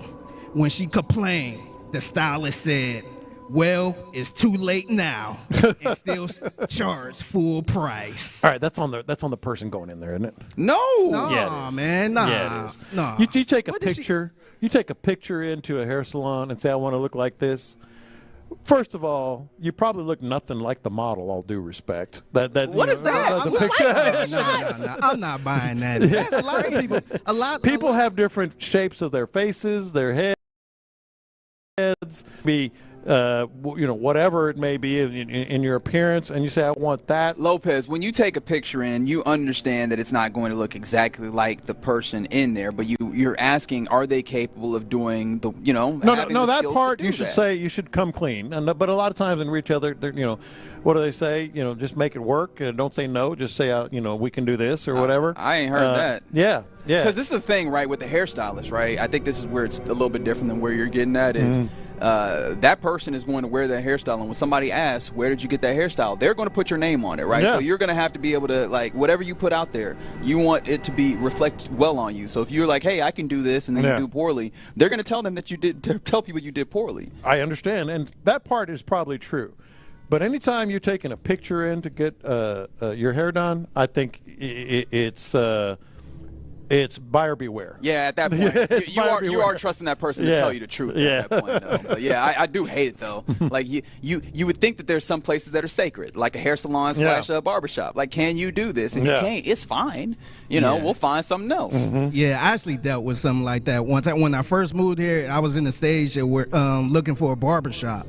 And I went to a barber, and I wanted some designs in my head. Mm-hmm. And he was, it might have been the same person now that I think about, the one that took my order yesterday. But I asked him about this design. He was like, man, I don't even feel like doing no designs today, man. That's real. I was just like, okay. I'm like, all right, cool. Mm-hmm. I'm like, all right. But so he ended up putting some little janky lines in my head trying to be cool. I'm just like, man, you can keep that, man. All right, so my next story is about the rude receptionist. All right. Okay. A man went to the front desk of a hotel to check in for his reservation. The receptionist was on the phone and did not acknowledge him for a solid 10 minutes. Hey, yo. Yeah, that's a pet peeve. When she finally hung up, she snapped, "What do you want?" Oh, no. When he explained that he was checking in, she sighed and said, "I'm really busy right now. Can you come back later?" When he insisted that he needed his room, she huffed, gave him a key, and then said, "Good luck finding it yourself," without any directions or instructions. She needs to be fired. You calling the manager, aren't you? Yeah, she needs to be fired. Like I'm busy working? Oh, you mean being a receptionist at a hotel? Yeah. Which is, the whole word includes the word reception. Yeah, that is true. No, that's one figgy. That's one figgy. She needs to go. She needs to go. That's someone probably doing some stuff on personal level, and you put her out. And the worst part about that is, I think with that particular situation, you get best results by also then raising the level of your snark or what have you, right? And I'm not that guy. I'm going to be more passive in that situation than just kind of wait and be a little passive. I probably would not be. Yeah, I know you would. Very clearly when you say that she needed to go. All right, she needs to go. Yeah, so this is the last story about the lazy waiter. Okay. At a family restaurant, a group of friends ordered appetizers and drinks. Mm-hmm. The waiter took their time. The waiter took their order. Okay. But after 45 minutes, no no food or drinks had arrived. Mm-hmm. When they flagged the waiter down, he said, "Oh yeah, I forgot to put that in." Instead of rushing their order, he just shrugged and said, "It'll be another 20 minutes. Oh, no. When the friends complained to the manager, the waiter, who was standing nearby, interrupted and said, "It's not a big deal.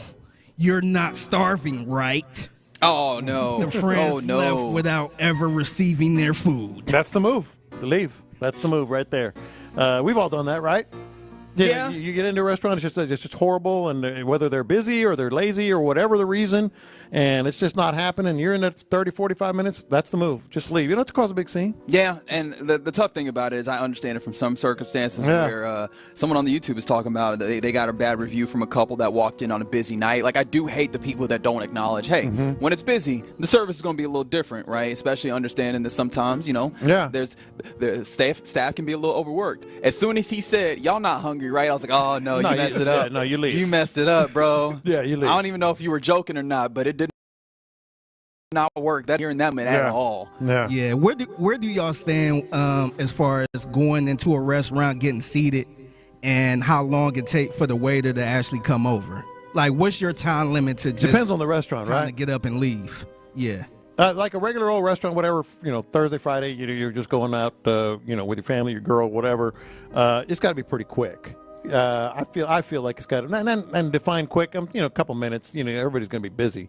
But at a nicer restaurant, sometimes they want you to just sit and enjoy and whatever. Yeah, I'm chilling on it. Like, it doesn't hurt my feelings all that much, because if I'm like really hungry, I'm like, that's on me. I probably should have been here before I was definitely hungry. Yeah. It's when you get negligent that I really gets to be a problem for me, right? So I understand if it's real situational, right? Yes, if it's busy, it's cool. I'm not tripping. If it ain't nobody in here and you over there on your phone, we have issues. Yeah, that's the problem. Yeah, no, I kind of agree with that. It was a couple times where I was sitting there for about 15 minutes without saying, "Hey, what do you want to drink?" or anything like that. At least bring the water. Yeah. Like, there's times I haven't even been talked to where I'm just like, you know what? I don't never take it personal. I just kind of look at it like, maybe this is a sign. Lesson learned. Yeah, maybe I need to go somewhere else. Maybe it's because the worst thing that can happen is if you do say something and then you get the food and all that stuff and it's not good and you spending a lot of money to be unhappy.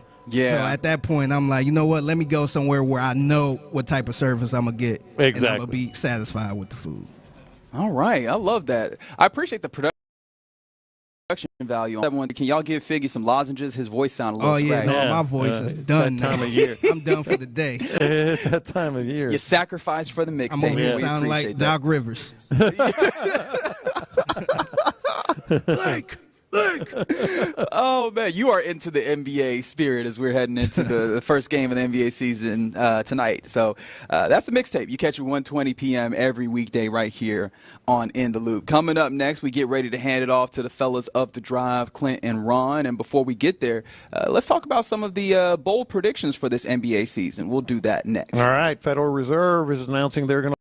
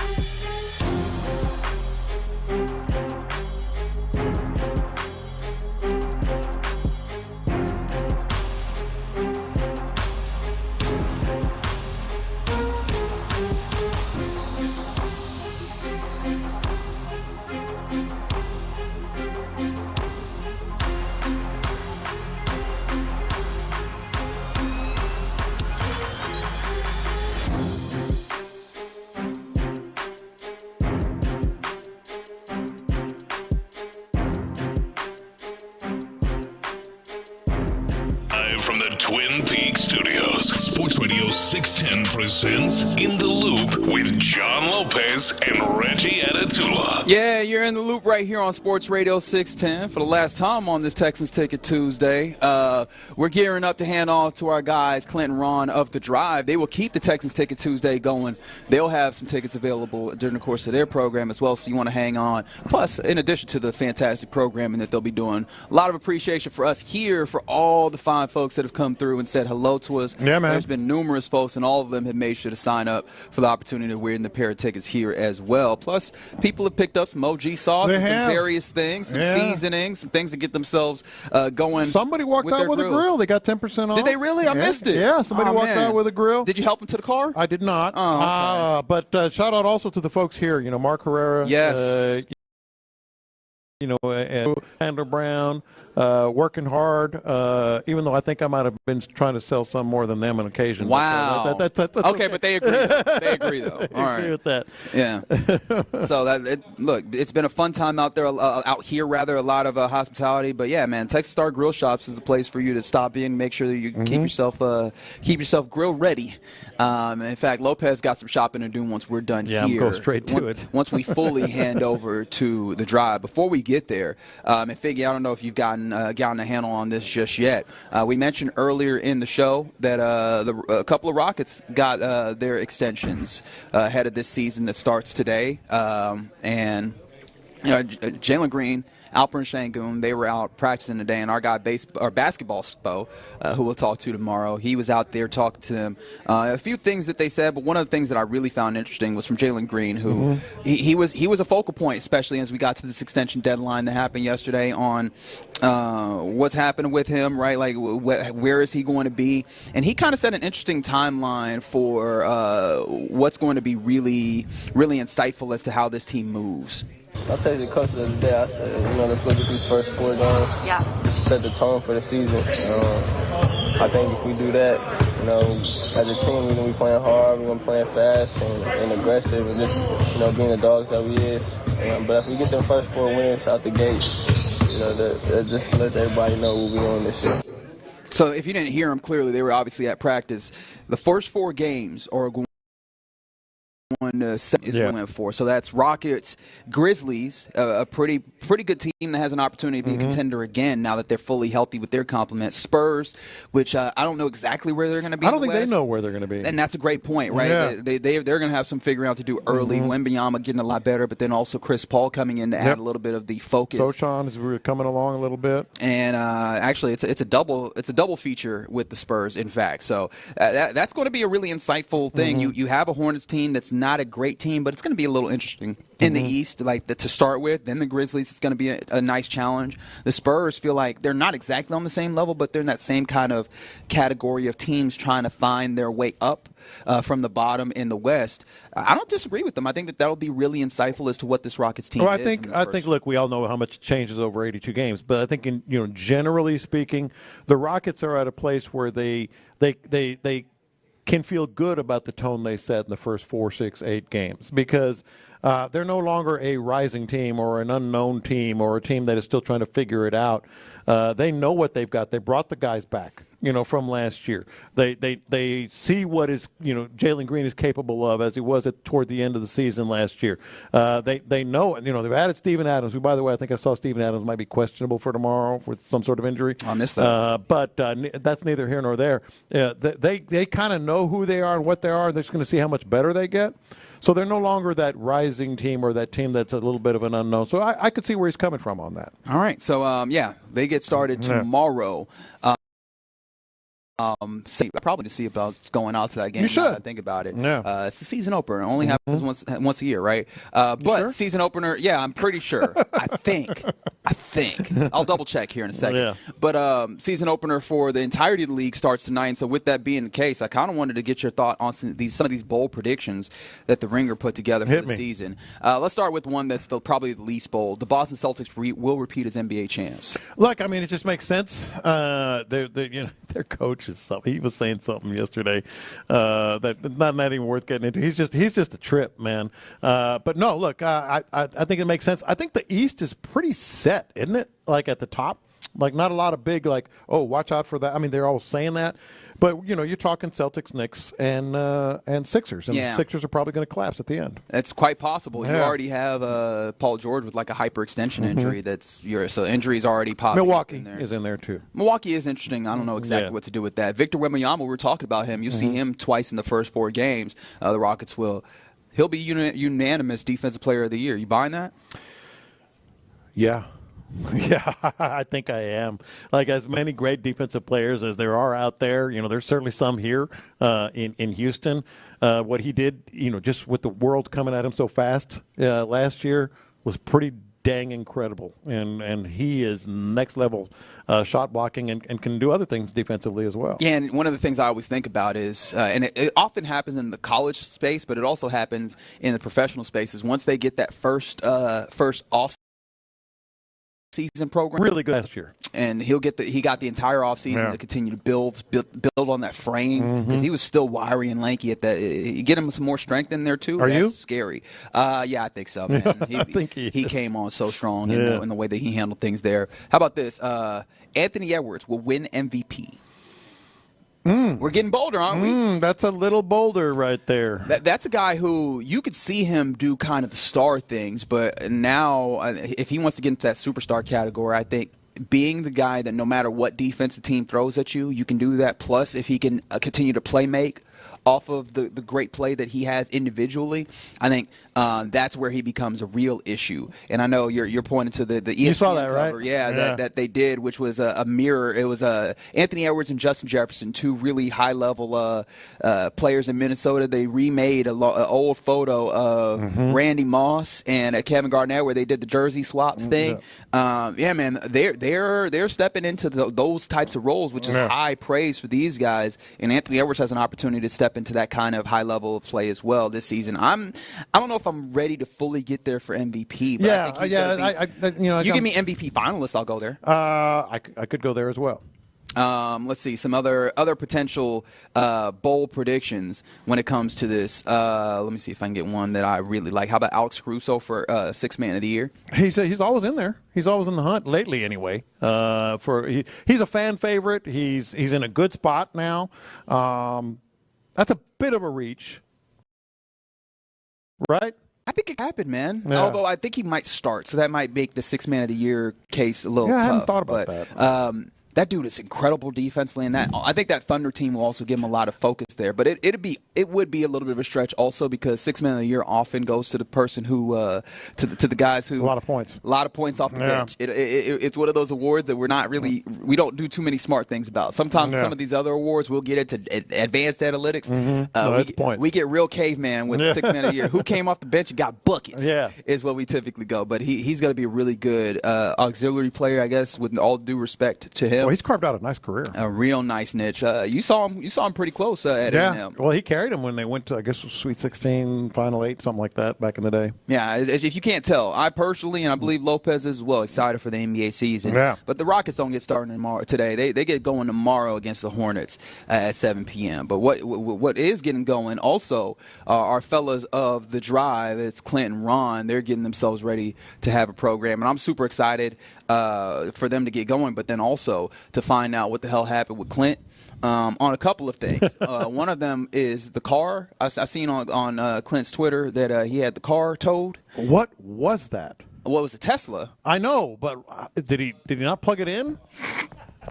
That's what I want to find out. I want to find out, and I want to find this out. And I need to double check if my memory serves me correctly. But the number 72 is stuck in my head because Clint Stoerner supposedly had a haircut horror story that caused him to spend $72 on a haircut, which is wasn't like super happiest with it though. And so those are the things that I'm super excited to talk about. And obviously when we're talking about hair, I think Ron has the opportunity to pile in here as well, because people have been asking why his hair is still blonde, and I think it works. Stop making fun of Ron, because he needs to embrace it. That was it works. A big commitment, man. It looks good. No, I've said that too. I think it looks good, but boy, what a commitment that is to a bet. Whew. Yeah. So, yeah, man. That's too much. Fig, when you let me know, because I have big questions to ask our fine gentleman there as to what's happening there. But yeah, excited for what's happening there. Did you see that the Astros are hiring a third base coach? Yeah, who also is an infield coach, known for that out of Arizona, and so it makes sense now with Gary Pettis. Gone. You think that that's causal? I think that this is. No, I think he wanted this guy. Okay. Yeah, he's been in Arizona, I believe, 10 years, and is more of an infield coach as well as third base coach. So maybe that's they've had some defensive issues. Yeah, and especially in the infield. So yeah, okay. Look, I don't know if this is one of those things that you hire him and you go, okay, now that's fixed. But you hope that you see better defensive play in the infield, especially coming next season. All right, it's time to get answers. And Ron, I love what you got going with the hair, but I got to ask Clint some questions because it sounded like Clint had a pretty rough day yesterday between the car and the hair. What are you? First of all, you good, Clint? Yeah, I'm fine, boys. It was definitely a rough day. Did you try unplugging the Tesla and plugging it back in? No. For all my smart ass, it was shut down. It wasn't out of juice. It was literally had been plugged up all weekend. But yeah, just one more horror story with a Tesla with these electric vehicles, man. It's just. There's the neighbor that's a mechanic, the mechanic that's about 4 or 5 miles away, getting him to swing by or maybe even towing it down there. Boy, it is just when something goes wrong, it is an expensive I can just hear it. It's ridiculous. Clint is hot. I mean, there's nothing. He's been hot about this. There's nothing convenient about it, man. I mean, there's nothing convenient about it. It is an absolute mess. It does make fart noises. It will make it will make fart noises for the kids. There are games you can play when you're charging it and that kind of thing. But yeah, there's just I feel like I got somewhat hoodwinked. Everybody talking. My wife really wanted one, and everybody out there's talking about it, and America's telling you that we're going to go more electric and we'll make it convenient for everybody. And it's a thing to do, and yada yada yada. And I finally said, you know what? You want one? Hell, do it. Whatever. Well, I somehow ended up with it, and it didn't become a problem until I ended up with it. So I don't know if this is like the last legs of it. However, if it happens to be, is it just going to be like a step back to a hybrid, or are we going full Hemi on this? Oh no, I'm going to get the gassiest vehicle I can possibly get. He's going to get a diesel. He's going to get a diesel. Is what he's going to get. You're right. I'm coming in here in a full-blown diesel. I don't want nothing shutting down at the damn at the light. I don't want it. I got to plug in. If I run out of gas, let me run out of gas. Bring me a tank. He's going to get a dually truck with a diesel. Yeah, to hell with that electric movement. It ain't happening, boys. It ain't happening fast enough for your boy here. I see you. And Ron, real quick before we go, I need your expert assessment. Was it worth $72, that haircut? He ain't even got to look at it to tell you that answer. I can't see it. When it was actually $67, and I tipped the poor guy $5 because I felt bad. But when they threw $67 around there, where the hell did you go? The only place that was open on a Monday. Oh yeah, that was your first mistake. I had TV. I had to film TV commercials today, and so I didn't have no choice. Well, that's TV money. Tell them to put that on top. Yeah, well, I mean, I'll find a way to write it off. You better believe that. Fellas. $67. Hey, boys. Whatever happened to 15? Whip that screen around there and asking for a tip. $15, $20, or $25, not percent. I got a problem. I said no. Custom. I'll give you $5 because I like it. Hey, Reg, this didn't include the face. That's what I got. What? It didn't include the top either. I told him not to touch the top because I didn't know him. I didn't know. I said don't touch the top. Just edge me up. Just edge me up. $72. Were these people black? He was, yes. Oh, you got robbed. She was not. That's what you should have said. Thank you for telling us. You got robbed is what happened. They thought you were the mark. You might. Man. Hey, let me know if we got to roll back in there and get your money back. You got robbed. These folks black. Hey, Reg, I don't know about that, dog. Yeah, you're probably right. About that, you're probably right, but you did get robbed. I appreciate you stopping me because I was wilding there. You know what? I need to just go ahead. Reg said he about to roll up in there.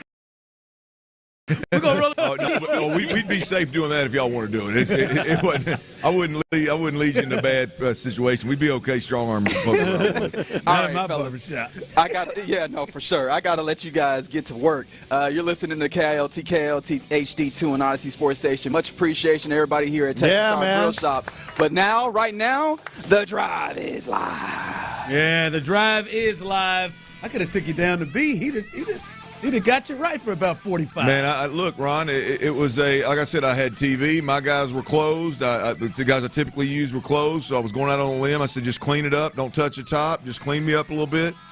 And I thought I was going to be in and out for maybe mid-30s, low 40s after him just getting in last minute kind of deal. $67. And it wasn't on him. He doesn't have the power to charge it. Oh my God! It's the company. It was one of them kind of spots where it's not on him. I will never go back again. I specifically told him at the front, I don't want all these special spa treatments y'all give. I don't want all that. I don't want them prices. I just need an edge up. I just need it cleaned up. That's it. She said, "Oh yeah, we got you."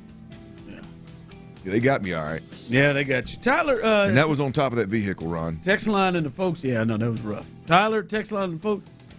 How much do you generally tip on a haircut? That's $5. It depends. For me, it depends. I tip probably about 30%.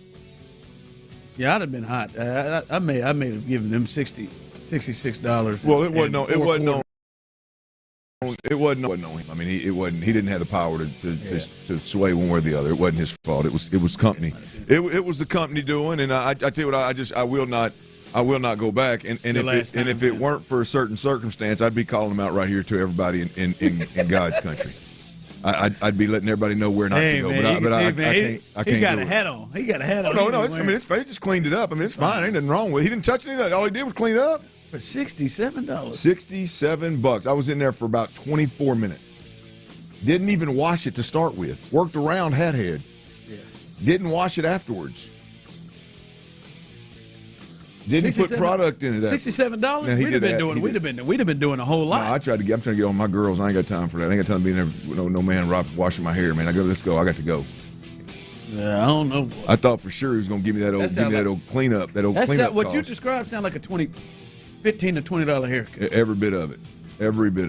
All right, but hang out with us. I got mine cut, so I'm happy with it. I'm sick. Yours looks good, man. I appreciate that. But no, a lot to get to today, as it is a Texans Titty 2. Wow. Wow. You know how to brighten a man's day. Woo! Oh, man. Hey. The livest Texans Ticket Tuesday you've ever been a part of. I hit the dump. It is a Texans Ticket Tuesday.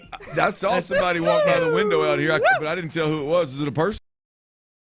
So we're going to rewind the video. My camera will tell you who walked by out here. Hold on, I didn't even see anybody. A Texans. Man, stop! You give me all these T's. A Texans Ticket Tuesday. Ticket Tuesday. Hey, and this guy emceed an event this morning. I did, man. I had more difficult names to say than this. Is that my boy Ron? Texans Ticket Tuesday. I apologize today. Thank God that's a drop you can't make. But again, in the 5 o'clock hour, you'll have a chance to win a pair of tickets in the bullpen. I don't know why people are calling. A pair of what? We're not going to. We're not going to. A pair of tickets to be. Tickets. Oh wow! Texans Ticket Tuesday, 5 o'clock. Your chance to win a pair of tickets in the bullpen.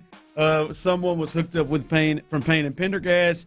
I know there was a winner from In the Loop who was out at Texas Star Grill Shop, and you'll have a chance to win in the 5 o'clock hour right here on the drive. If I am still employed, I will give you a cue to call, and you'll be able to win a pair of tickets to this game, this huge game against the Colts on Sundays. Well done. Hell of a start, man. Hell of a start. I did it. That's one we can't say, right? It's a fun pair. I did it. I did it the dump. I do remember getting in trouble for that in my first year of radio. That you cannot say.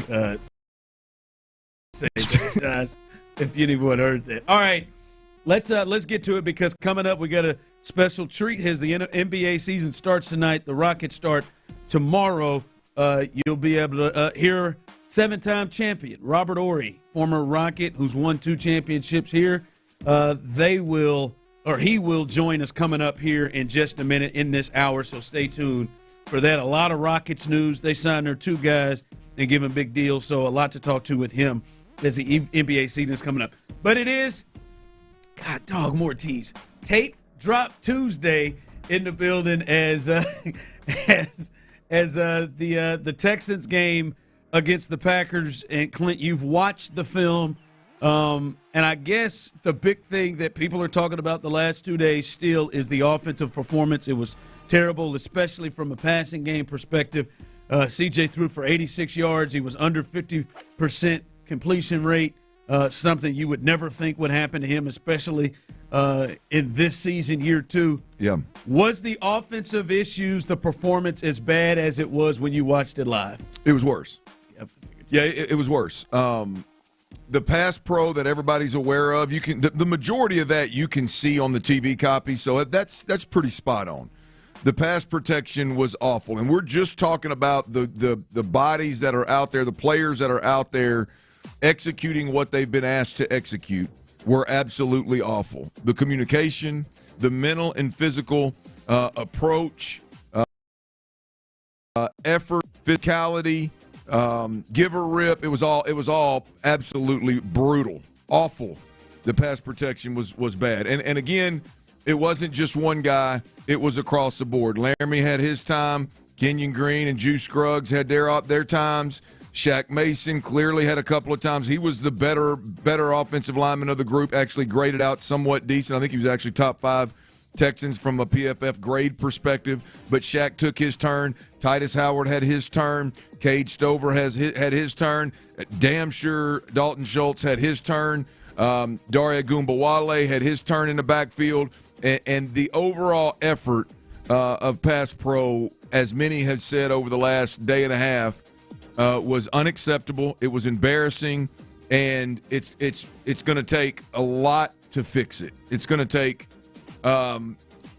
7, 8, 9 guys from a player perspective being significantly better both mentally and physically to fix it. And there ain't no hiding from the big eye in the sky. That is spot on, 100% true with this pass protection. It's just, I don't care if you do run the football well, as we saw this weekend. They ran it well. Joe Mixon was an absolute beast. It's still not going to be enough when this is what you're going to do from a pass pro perspective. So yes, Ron, that part of it was bad as well. But the scary thing is I got 2 more things for you, and I'll be honest with you, I'm not sure what was worse.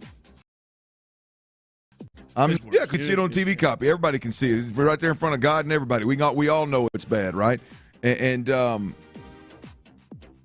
I didn't expect to turn the film on and feel as strongly or even worse about other parts of this offense, but I do. The pass catchers on this football team were absolutely suffocated. 0 separation.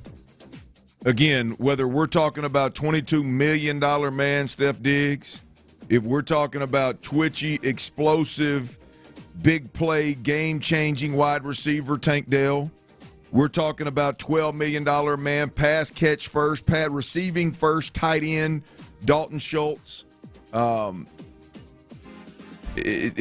There's very, very, very, very, very little opportunity as it pertains to separation created.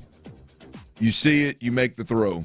The couple of the catch from Diggs where there's some separation, that was one. The obvious schemed up where Dalton Schultz early in the game for a good chunk play was one. But there were very, very few and far between opportunities for just catch and runs. Whether we're talking screen game, quick game, mid-range game, or deep game, play-action game, whatever the hell you want to call it, there were just literally Green Bay's defensive backs were suffocating these wide receivers. and back, everybody included. It was I don't know which was worse, to be honest with you, the protection or that. Yeah, it felt that way because it felt like, all right, the protection. Well, we didn't see. You couldn't really. Didn't have a chance to throw.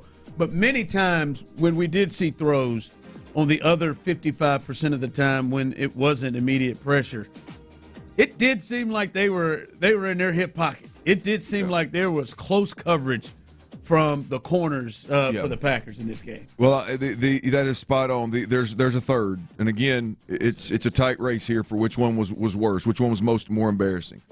The scheme was bad. I mean, and I say that in a sense of like there were very little to no like right now answers. Right? Like, give me answers right now. Hell, we saw Jordan Love do it multiple times. We saw him do it 3 or 4 times on the final drive.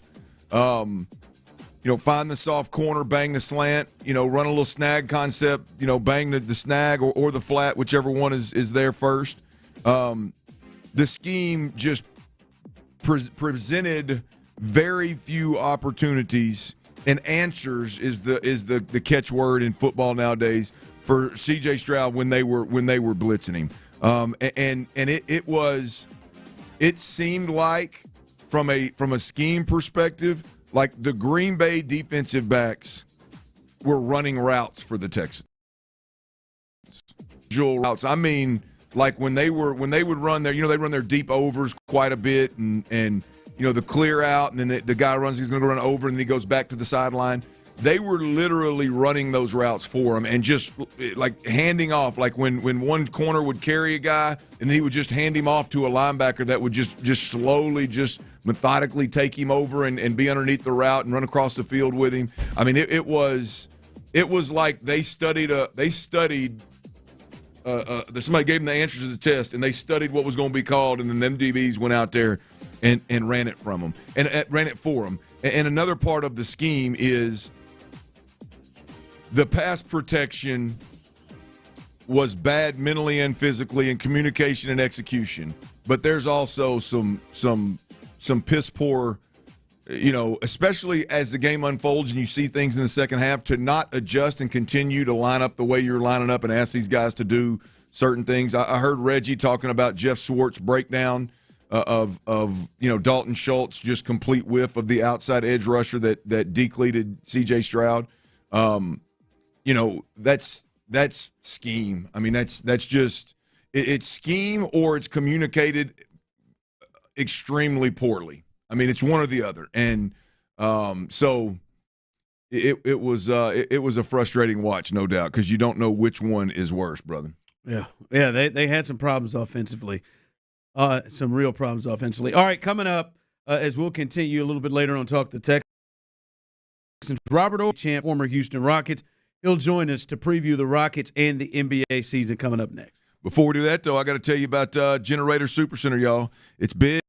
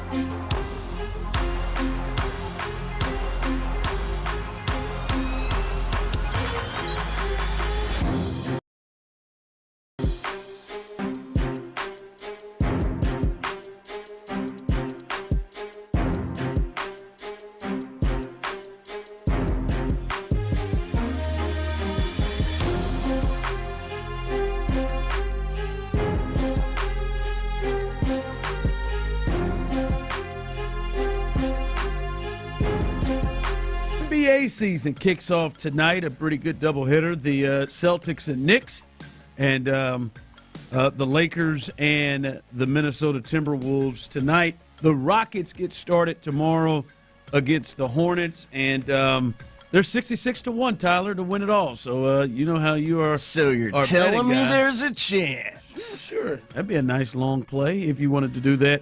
But to preview this NBA season and the Rockets, a former Rockets legend and 7-time champion Robert Horry joins us. Robert Horry is here courtesy of Bet Online. Check out Bet Online for updated NBA title, conference, division, and awards odds, plus updated win totals and player stats. All right, Big Shot Rob, how's it going? Last time we talked to you, you kind of got on me a little bit about LeBron and the Lakers, but no, we always have a good time with you. How you doing, man? Man, I love talking to you guys, man. I'm great, man. How's everything over there? Pretty good, man. I'm curious how you feel about the big news with the Rockets. They have signed and now kind of their two cornerstones. Jalen Green gets the big deal, 3 years, 106, and then Şengün gets 5 years, 185. And there was a wonder on what the Rockets were going to do with those guys, if they were going to commit long term or potentially wait and see. They have decided to commit to those two young players. Your thoughts on that decision from the Rockets? Well, they had to. In this day and age, the way you're throwing money around with the new collective bargaining coming up, I think they did a great job in securing those guys up. I still think Jalen Green he hasn't tapped his potential yet. Once he learned that he has to play defense every night, and you got a great coach, and Ime's going to get in. He's going to be one of the best players. And I always thought Şengün was the best player for them when I first saw him come there. He's just a great talent, unbelievable post player, great passer. So they were smart by locking both those guys up. Robert, I'm a casual fan, man. So I'm a Rockets fan, casual fan. When the season comes around, I'm ready to rock and roll. When the playoffs comes around, I'm locked in. And so I just want to make that loud and clear. I think there's a lot of folks out there. There's a lot of folks out there like me. And as I see what the Rockets are doing right now, I really lean into, you mentioned the head coach, I really lean into Ime Udoka and the fact that he's not going to commit to either of these guys, but specifically Jalen Green, if he doesn't believe that the sky's the limit in terms of where this guy can go and he's starting off in the right direction. How much do you trust guys that are making the decisions, seem to have in the past made some pretty good decisions and built some pretty good squads? Just think about everybody over there still trying to figure things out. They haven't been there for 4 or 5 years, but they got some great draft picks. You talk about veteran leadership. Now you got Steven Adams. Of course, you got Uncle Green, and you talk about a guy who has been to the finals and Van Vliet. They got a lot of veteran leadership over there. So that's the most important thing because young guys sometimes. They can fly outside of the lines when you need those veterans to bring them in because we know, this team is very, very talented. You think about how they started out last season and how they brought a little hope back to the Rockets organization. So, but at the end of the day, they're still young, but they're gonna have to play hard each and every night. And I think Ime understands that, from being in the league as much as he has and playing, coming up the hard way he had to. So I think they'll be fine. I think they, for me, looking at that team, they're going to probably finish 7th or 8th in the West. Oh, okay. So that's the playoffs. Okay, I was going to hit you up about that, and I do want to hear your long play thoughts on that. Real quick, though, as we are joined here by 7-time world champion Robert Horry, and Robert Horry is courtesy of Bet Online. Check out Bet Online for updated NBA title, conference, division, and award odds, plus updated win totals and player stats. I do want to get your thoughts on specifically how to handle. We watched Şengün early in the year really play well and look like, okay, he is the guy that of all these young players, he's the guy that seems to be the one playing the best and the one you ride. And then Şengün had the ankle injury, and that's when we saw Jalen Green play the best that he played. with those two playing together, who do you feel like this needs to run through? Who should be the lead dog here? Like in Denver, we know it's Jokic and then it's Murray. We like who is it? How should these roles be, in your opinion, with these two players? You know what? I think you should go through Sengun first, and the only reason I say that because there are only about 5 good big men in the league. You know what I mean? So he needs to come out and put fear in people's heart. And once he gets off, it's going to make it easier for Jalen, Dylan, all those guys. And that's what's the most important part about to me, because if you take the Splash Brothers away, you take the Celtics away, every championship that has been won has been played. You had a dominant big man. You had a big man that forced the issue, did so many different things for you. And I think that's what Sengun can do for the team. They need to run it through him. That's just me. I could be wrong, 7 championships in, so I don't know. Wow. Hey, got him. Hey, speaking of that, Robert, I think you just answered the question, but when Ron was bringing you in, I don't mean to get off topic here a little bit, but do you ever get used to being introduced as 7? Damn. Is there 2 of y'all on the planet? You and Brady, pretty much. It's funny. Like I don't. I think about my plight to the NBA and how hard I had to work to get there, and and the Rockets fans booing me when they got drafted by them. It's so many things that I put on my plate and the sacrifice I had to do. So I love the fact, especially when you got a guy like Charles Barkley who I was traded for the Rockets, and he got them nothing. So I'm happy about it every time you say 7 times. 7 times. Robert Horry joins us. It was interesting. You said you felt like 7 or 8 seed. I was going to ask you what your expectation was for this Rockets team that just missed out to the play-in as the 11th seed and went 500 and had a big season turnaround. So your expectations is that this young group that didn't really add a lot from the outside to this team, it seems like they're really, depending on growth from their young guys outside of Steven Adams, who is different from last year. But your expectation is they get to the postseason. I do. I think, you got Jabari, who's still learning, Cam, all these guys on this team, Easton, who's going to be healthy. I think they have a lot of talent. And when you're young, you really don't have to add any pieces because you was right there on the cusp if it wasn't for injuries. And for me, I think this core has a good relationship. You got a leader in Van Vliet that can run this organization. So I think you didn't need to really add anything. Only say like the OKC, even though they're young, they needed some size. And you look at Denver. I'm about to say the Mavericks. They needed some extra shooting. They didn't have that shooter. So when you look at this team, they have shooters. They have defense. They have pretty much everything. It's just the youth that comes into play and the injuries. What's the I take you to another team that you played for, the Lakers, man, with Bronny and LeBron situation out in L.A., man. What do you think about that? How do you see that unfolding? What a moment. For me, I think they're gonna be right there with the Rockets battling for the play-in term. Lakers fans will get mad at me, but it's the truth. If you look at everybody in the NBA. Everybody added something to get better, even though I think they probably got the best rookie in the draft and connect. I just think, you have to do more than just that. And I think they need a little bit more because you do have an aging LeBron. You do have guys that are in and out of the lineup due to injury, and you just need some accountability when it comes to another star power player over there. All right, Rob, we appreciate you for joining us. We always love to hear from you, and enjoy this season, and hope to hear from you again soon. Yeah, and you know what this year is, right? Oh God, what's this year? It's the anniversary of the championship in '95, man. So y'all should be really happy over there. Oh yeah. I don't know. I get defensive. I thought you was coming for you. I get defensive. No, I got to be there.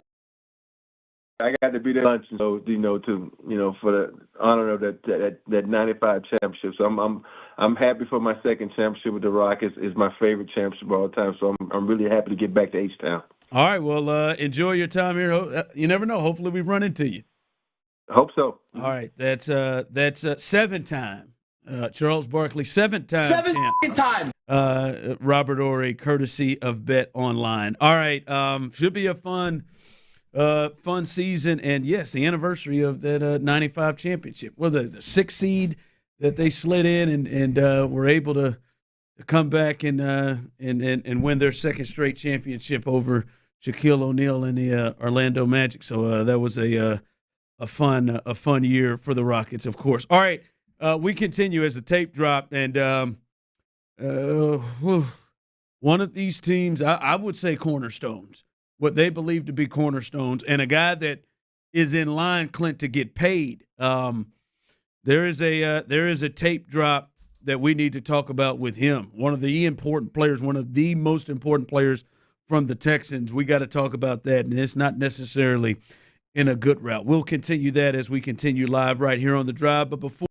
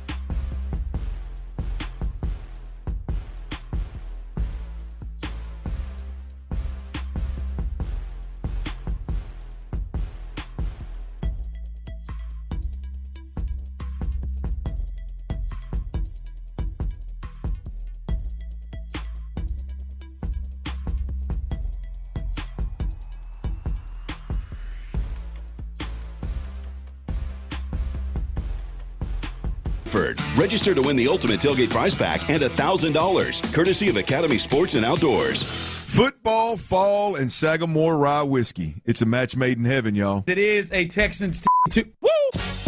Bring 'em out, bring 'em out. Live from the Twin Peaks studios, Sports Radio 610 presents The Drive with Lee. All right, folks, it is Texans Ticket Tuesday. Your favorite Tuesday to win a pair. I just told Courtney. I said, That's yeah. something. I said Texans Ticket Tuesday, only I didn't say tickets earlier today.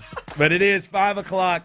In the 5 o'clock hour, your chance to win a pair of tickets to see the Texans. I believe in the bullpen, right behind, front row there, for a big game, a huge game against the Indianapolis Colts. I do want to get to some of the tape drop stuff because I think we need to get there. But I saw my man's 0979 on YouTube and Twitch. We appreciate the folks on YouTube and Twitch, everybody that holds it down over there and has those fun conversations. Eric, my mind's not there. It was just a slip. But mine's always there.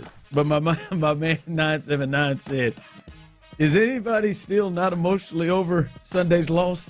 Hey guys, pull it together. I'm on to Indianapolis. Hey, are you on to Indianapolis? Pull it together, guys. Nah, man. Why? You're still emotionally shook? Yeah. Look, I'm emotionally shook. I'll give everybody Tuesday. Wednesday, we got to turn. I don't want people to forget. I don't want people to forget and move on, including the guys over at NRG. He sound like he couldn't eat. My man right here, it's by emotional. We're at a spot where they shouldn't be serving lunch over at NRG either. They ought to be sick. They should be. They ought to be sick. We got some major problems over there. Moving on to the next. No, that ain't it, man. We got some problems to fix. Are we going to be 2-5? Flip the record the next 10? Mm-hmm. Don't you think 2-5? All right, just whoo. From the text line, yes, says the Chiefs fan. Yeah, you're a good football team. All right, you're a good football team. I think there's some issues, but whoo. All right, I'll give you today. All right, tomorrow, man, we gotta reel it in, turn the page, and end this division basically. But as Clint said, that the tape has dropped, and defensively, we said it yesterday. The defense was the main reason. The defense and Joe Mixon were the main reasons why the Texans were in this game. Forced multiple turnovers, got multiple stops in the second half. After the first drive and the last drive, beside that, the first drive of the second half for the Packers and their final drive, which they won on the field goal, the defense just gave up nothing, nada. But, Clint, you couldn't help to see watching the defense and notice everyone talked about D'Angelo Ross, and he struggled big time, but your eyes were on Derek Stingley watching the tape. Yeah, look, there's a conversation that needs to be had about both sides of the football at the very end of the game when the game was on the line. We'll start with defense. That was a moment in a game where, as bad as your offense played, and as much as you didn't deserve to be in that game, your superstars could have attempted to at least make a play and make it difficult for the Green Bay Packers to drive down the field and kick a field goal. And instead, this is what we saw. We saw the Green Bay Packers, 4 straight plays, attack the side of the field that Derek Stingley is on. And Derek Stingley was so soft, he was a non-factor in 3 of the 4 completions, and it would have been 4 for 4, but he missed an out route. Jordan Love missed an out route. That was a bit disappointing. The hell yeah, it was. They run a snag route to the right side, snagged by the receiver, little 5-yard inverted hitch route. If it's man, he's going to pick the man off the tight end going to the flats, but both defenders were so soft that the quarterback just threw the tight end in the flats, and Jake Hansen ends up chasing him out of bounds. But it's all made – the picture is made very clear, and the decision is made very easy because Derek Stingley's playing 8 yards off and pedaling in a situation where you give up about 15 more yards and it's game over, baby. The lights are out on the Texans, and he's soft. They run that concept. They throw to the tight end. And, again, I know that Stingley wasn't covering the tight end, but it's his side of the field, and he was so soft that he made it a simple read. No, there's no pick. Didn't need to. Yeah. They come right back to it, run the same exact concept. This time Hansen chases the tight end a little tighter. Stingley is so soft in this situation that they bang the snag route, and he turns it up and goes and gets, I think, 6, 7, 8 more yards. Ended up getting 12 yards, I think. Then they come right back, try to throw a speed cut out route to Stingley's side of the field, and like I said, it's there. Jordan Love just misses it wide. They come right back to Derek Stingley, and bang, this time they don't snag the receiver. They run him on a slant and bang the slant in there for I don't know how many yards. The thought that a team at this point in time, with Kamari Lassiter out of the ball game, and how much they were killing Ross in that game, with it on the line, they are choosing. They are choosing to go to Derek Stingley's side of the football, and Derek Stingley is playing so la-dee-da soft that it's just play and catch. And Clint, it's not even a deal of like, all right, man, we really want to get like our best receiver. We want to get like Devontae Adams. You name multiple receivers who make plays, right? Wasn't it Wicks to his side that makes the third down play? I don't have the names. Yeah, but it's not like, all right, man, we really like Dobbs today, and we're just trying to get the ball to him. That was Wicks who got the third down and 2 on his side. It was then Dobbs who got the slant to get him into field goal range. It was like we want to go to the right side. 4 straight plays, and Derek Stingley never grill any player. Makes it as simple a read for Jordan Love as you could possibly make it. Didn't have to think, he knew where he was going before the ball was snapped on all 4 throws. Never even challenged the catch. And then on the last play, they throw the slant to the left side to Ross's side, and Ross almost makes a play, and it's a little controversial when he goes to the ground, ball pops up. They end up calling the coverage was tighter. Had they thrown the slant to Derek Stingley's side, it would have been a catch and run. It was there all day long. I don't care what coverage he's in. I don't care what he's been coached to do. It doesn't. When you're Derek Stingley Jr. and the game is on the line, and Jordan Love with his receivers needs 20, 30, 35 yards to get in field goal range, and you allow that offense to line up 4 straight snaps, and because of how soft you're playing, they go right at you and have a very clear picture. Like, it just don't make sense.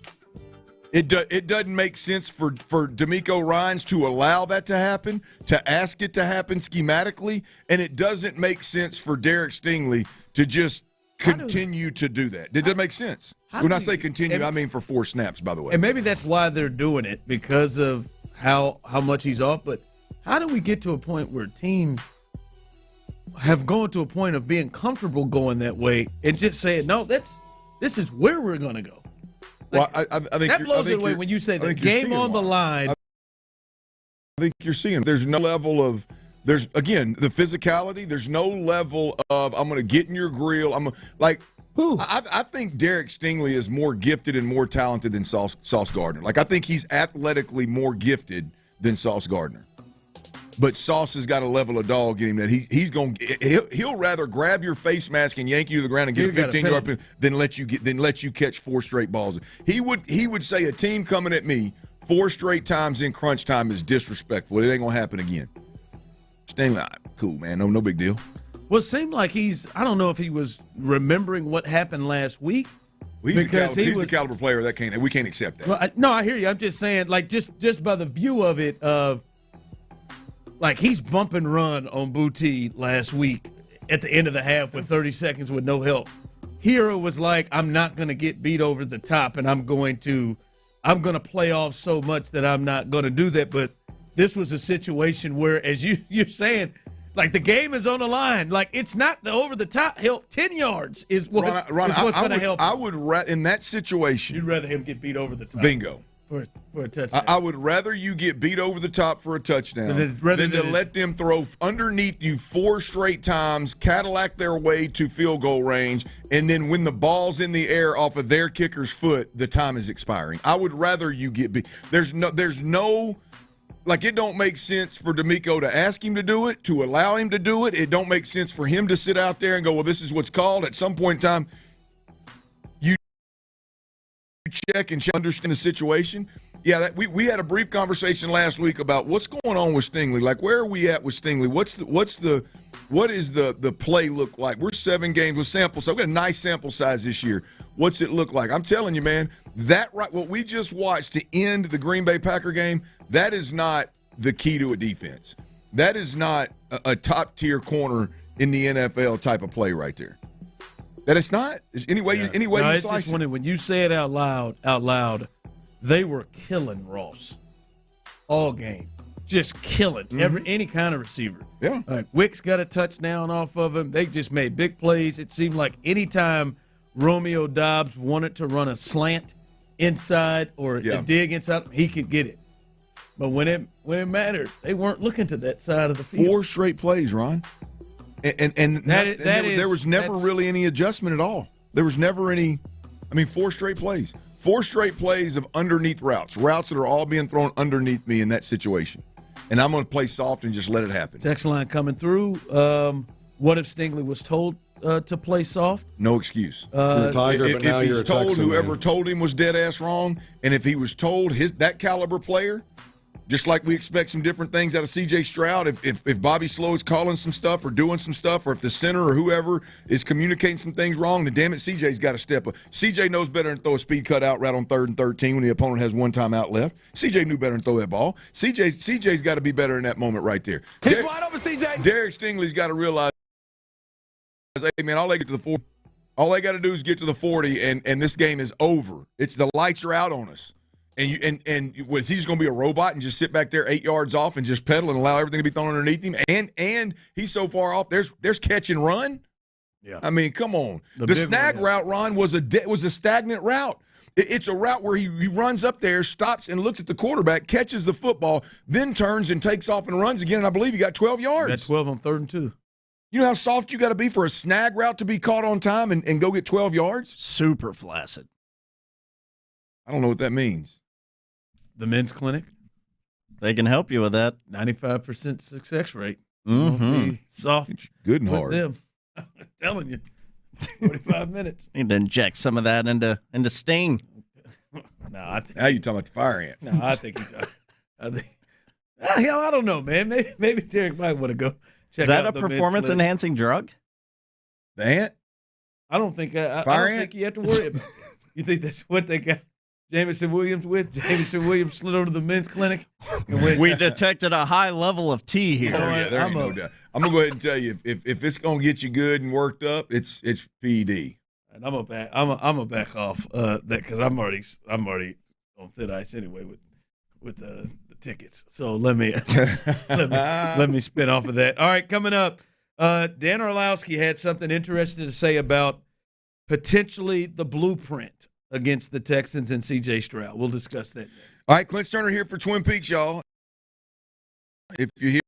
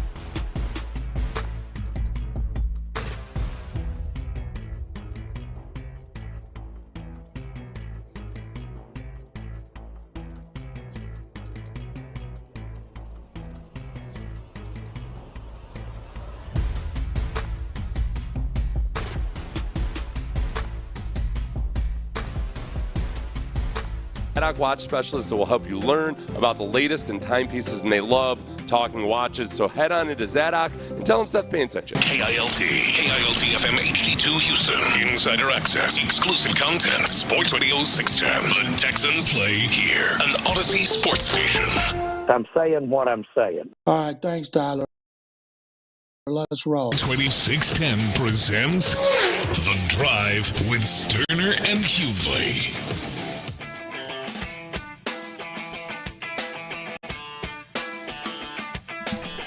All right, welcome back into The Drive as we continue rolling here. Remember, tomorrow the Rocket season gets started. Their quest to try to get to the playoffs. If you missed it, we had 7-time champion Robert Ory, who said he expects them to be a 7 or an 8 seed. There you go. That's big with the West. Teams like Memphis coming back. Tyler said he's going to potentially try to get to that game on Friday against the Grizzlies. How about that? Yeah, I figured it'd be a good time to catch some hoops early in the season. As they are more healthy this year, we'll see what they look like. There's some teams in the West, 7 or 8 seed. I like that. I like that thought. 713-572-4610. YouTube and Twitch. Where do you expect the Rockets to finish? That's Hey, Houston fans, I am so happy. And if you missed that, we'll talk about it a little bit more. They not only locked up for the next 3 years Jalen Green, and I see Ocho wondering why they did that, but they locked him up 3 years, 106. They also locked up Alfred Şengün to a 5-year, $185 million contract. So the Rockets kind of doing their thing as they get ready to start their season tomorrow. All right, Clint, I want to get your thoughts and the people's thoughts on this, because I think it's clear you know as much as anybody, whether it is high-level college football or especially the NFL. It's, as they say, a copycat league. You start to see stuff that works, and people going to do it. Brady, all right. We saw what the Giants did. Try to get it right up the middle. We may not have 4 guys like that, but we're going to try like hell to try to do that. I remember teams would try to replicate what the Patriots and Belichick would do to Peyton Manning. Just play cover 2 and try to force him to throw everything in front of him and force him to try to get greedy and make a big play, and that worked. Mahomes, too. We started to see that. Are we starting potentially to see the blueprint to C.J. Stroud and this offense? And Dan Orlovsky kind of discussed this. They discussed this on NFL Live yesterday, and I thought this was interesting because the Packers did something very similar to another team the Texans played this year. Is this a blueprint to try and defend Stroud and limit him going forward? Oh, 100%. Specifically without Nico Collins on the field. Said last week, even they scored 40, Nico was missed, and you saw it again. So if this Houston offense is still going to be relatively poor running the football on first down, they've had some explosives, but not consistent enough, and they get into those obvious passing situations. This offensive line since week 1 has struggled in obvious pass situations to protect C.J. Stroud. He's just covered up against it. Now this is 2 moments where teams are running this very specific scheme and having a ton of success doing it. Everybody's going to try to do it. Everybody's going to continue to try to do this. The Vikings had successes. He said also that they stole from what Brian Flores did. Brian Flores, we saw that was a bad performance from the offense, and then it worked again. I would imagine, Clint, this is going to be something that the Texans are going to have to deal with until they can show that they can operate out. Yeah, absolutely. I mean, it would be criminal if defensive units and defensive coordinators around the league didn't try to some degree duplicate what it is Minnesota did and what it is that Green Bay did this week. I mean, because look, Green Bay's got some good players. Green Bay doesn't have a guy that just lines up and puts his hand in the dirt and whoops your ass the way that they have been complaining about Gary. Yeah, leading into that. I mean, but watch him play. I mean, he's not on that level, he's not a real twitchy player like Jonathan Grenard. I mean, he's a big dude, but they got some good players, but they don't have guys that are just going to win one-on-one battles over and over and over again. That wasn't the case with the Texans. It wasn't about one-on-one battles. It was about miscommunications. It was about poor scheme. It was about the TE games and twist games inside by middle linebackers kind of deal. I mean, it wasn't one guy lining up and just destroying you. So, it would be criminal if teams did not, try their damnedest to do what Green Bay and Minnesota did. Now, whether it's what Minnesota did and they just got a couple of dudes that are winning one-on-one battles versus tight ends a lot of the times, or it's what Green Bay did, it's all about personnel. I mean, do the teams moving forward that you play, do they have the guys that are capable of playing at that level? Do they have a unit that's capable of executing flawlessly over and over and over again that can handle that level of game plan to where they just kind of pick and choose where they want to do these different twist games on offensive linemen? I don't want to sell that part of it short, but yes, Ron, every defense the Texans face moving forward to some degree are going to get what the Texans got against Green Bay and what they got against Minnesota. But here's the deal. It wasn't like crazy blitz rates. I mean, they blitzed on third down a lot. They didn't blitz on first and second down. And when they did blitz, it wasn't like they lined up and blitzed everybody. Zero blitzes. Yeah, I mean, they executed some fairly safe blitzes, right? Like the stuff with the two inside linebackers, those are dogs, not blitzes. A dog is linebackers coming, blitzes are DBs coming, right? I mean, so it was a relatively safe way to attack a quarterback the way that the Packers did. It wasn't like they took a bunch of risk and just showed cover zero and brought all this pressure. I know it looked like it when we were watching it, but that's not what they did. They would walk a lot of people up. Sure, they'd show back out, and then some would. Because I remember one time they walked up. It seemed like everybody, and the only person that actually came was the safety off the edge. Like they would do. Yeah. The only thing, just listening to you speak about this is, like some of the examples we gave. Like, hey man. Yeah, you got to have Bill Belichick to try to confuse, Peyton Manning, or what they would do to the Chiefs a lot, where they would put Stephon Gilmore on team, Hill. Everybody doesn't have the ability to have Stephon Gilmore to do this. What you're saying, it seems like most teams should at least have the ability to be able to do those type of blitzes. Right, like if this is something, yes. You know what I mean? If this is especially the ones on this schedule moving forward. It'd be one thing if it's like, all right, man, hey, Quinnen Williams just kicked the Texans' ass last year. Everybody don't have Quinnen Williams, but everybody can watch film and do those dog blitzes. Yeah. Everybody has it. So that's the other part of this concerning with the Texans. It should be fixable, but if this is giving you problems like it did against Minnesota, like it did against Green Bay. It's not like this is something everybody isn't capable of doing it.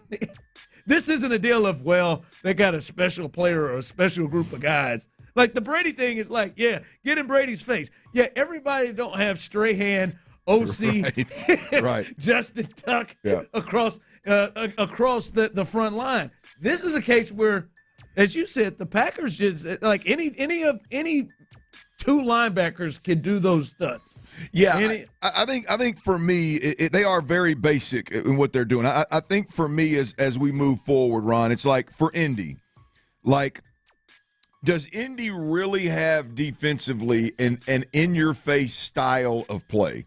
They typically do not, if I remember correctly. But do they have the in-your-face type of play? Do they have a corner they feel as good about as what's my man's name in Green Bay, their number one corner? Alexander. Yeah, Alexander. Do they and he's trying to fight guys all over the field all day long. Like, do you have that mentality on your if you don't, it's going to be hard to be that all of a sudden we're going to bring a crazy level of physicality. They got speed. They got speed in Franklin. But the linebackers they will. Yeah. No, like that's the only part that, as we say, can other teams do it, is like, I mean, I don't know that you're going to be able to replicate their personnel. I don't know that you're going to be able to replicate their physicality, their in-your-face style, but you're definitely going to be able to execute some of these blitzes. That's just like, who are the Vikings corners? Because they were kind of rolling kind of the same way, leaving their guys out there. Yep.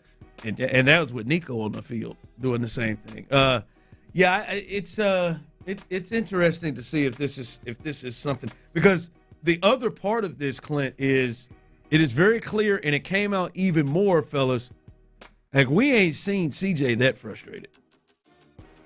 Like, that ticked off, appearing that, I don't know if confused or what, but there was that was a CJ out of his element.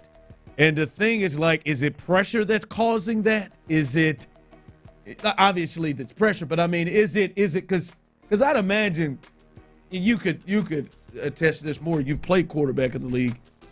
I would imagine pre-snap, the way that the Vikings and the Packers did this, where you got all these guys standing up here, you don't know who's going to leave, you don't know. Yeah. Like you're trying to figure out a lot and causing a lot of stress, and then they're executing it. It just seemed like levels of frustration we hadn't seen before. We talked about this in the offseason, Clint.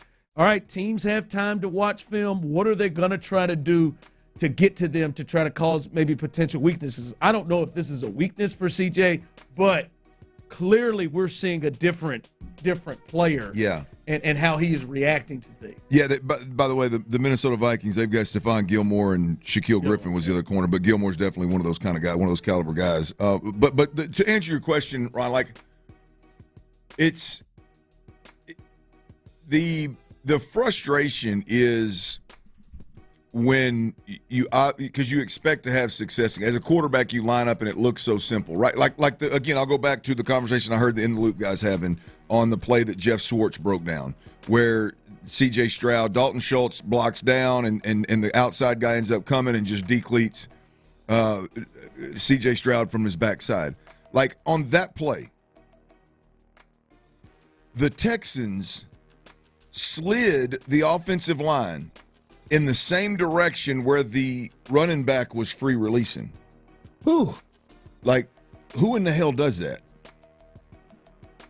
Like, it doesn't make sense. You slide away from the running backs for where the running back is free releasing. That way the quarterback's backside is taken. Everybody over there is taken care of.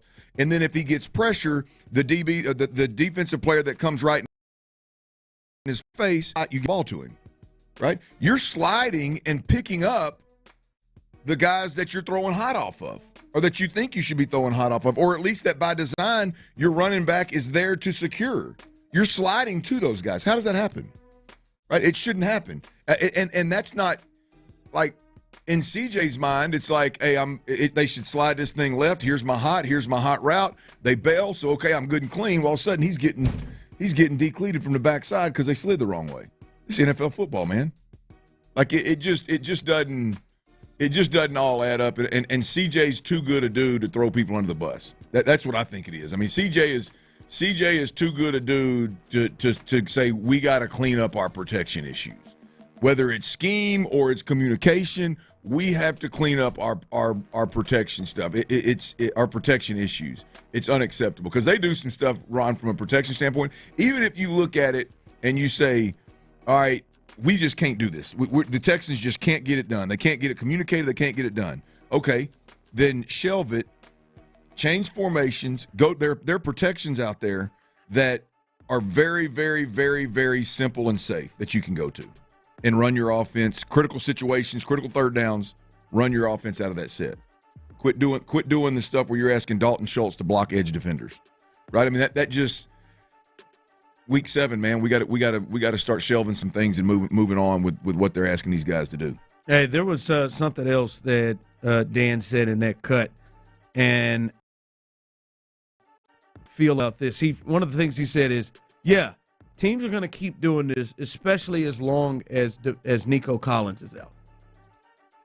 Do you get? And he also said the Texans missed him in the game against the Patriots, even though they scored 41 points. As we sit back, you watch the film, you've watched it.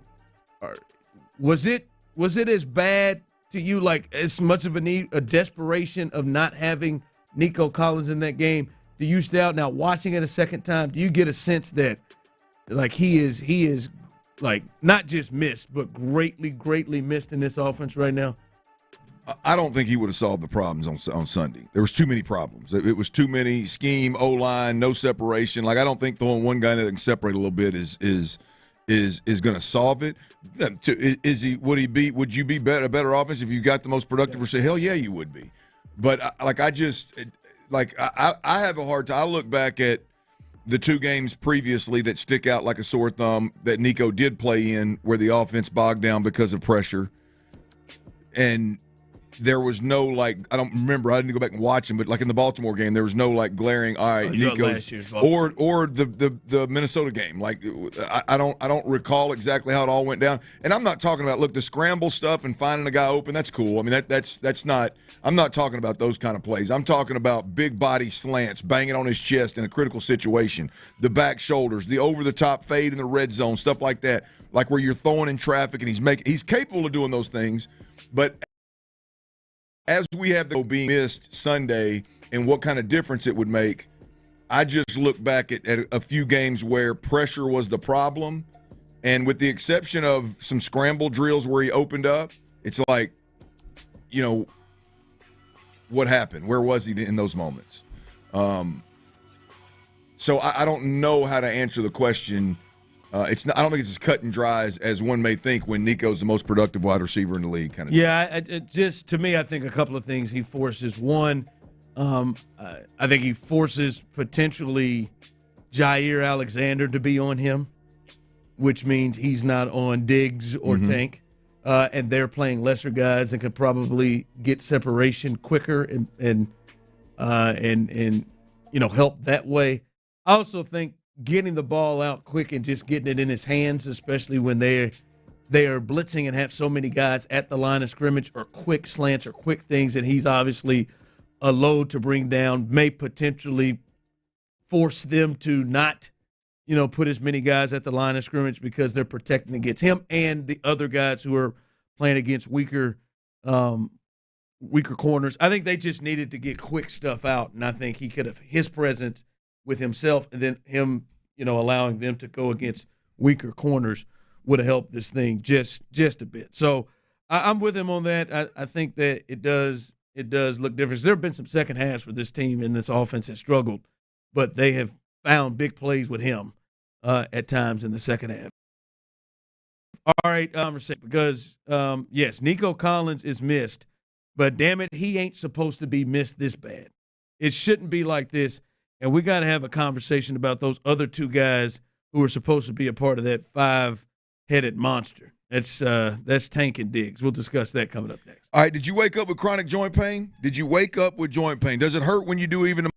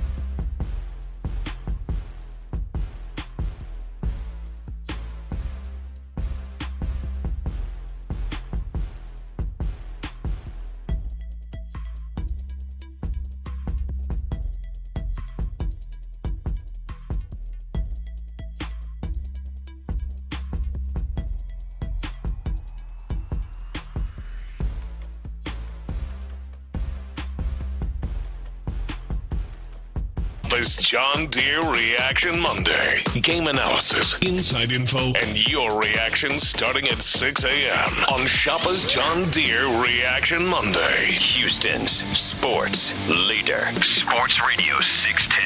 Fellas, good to be here.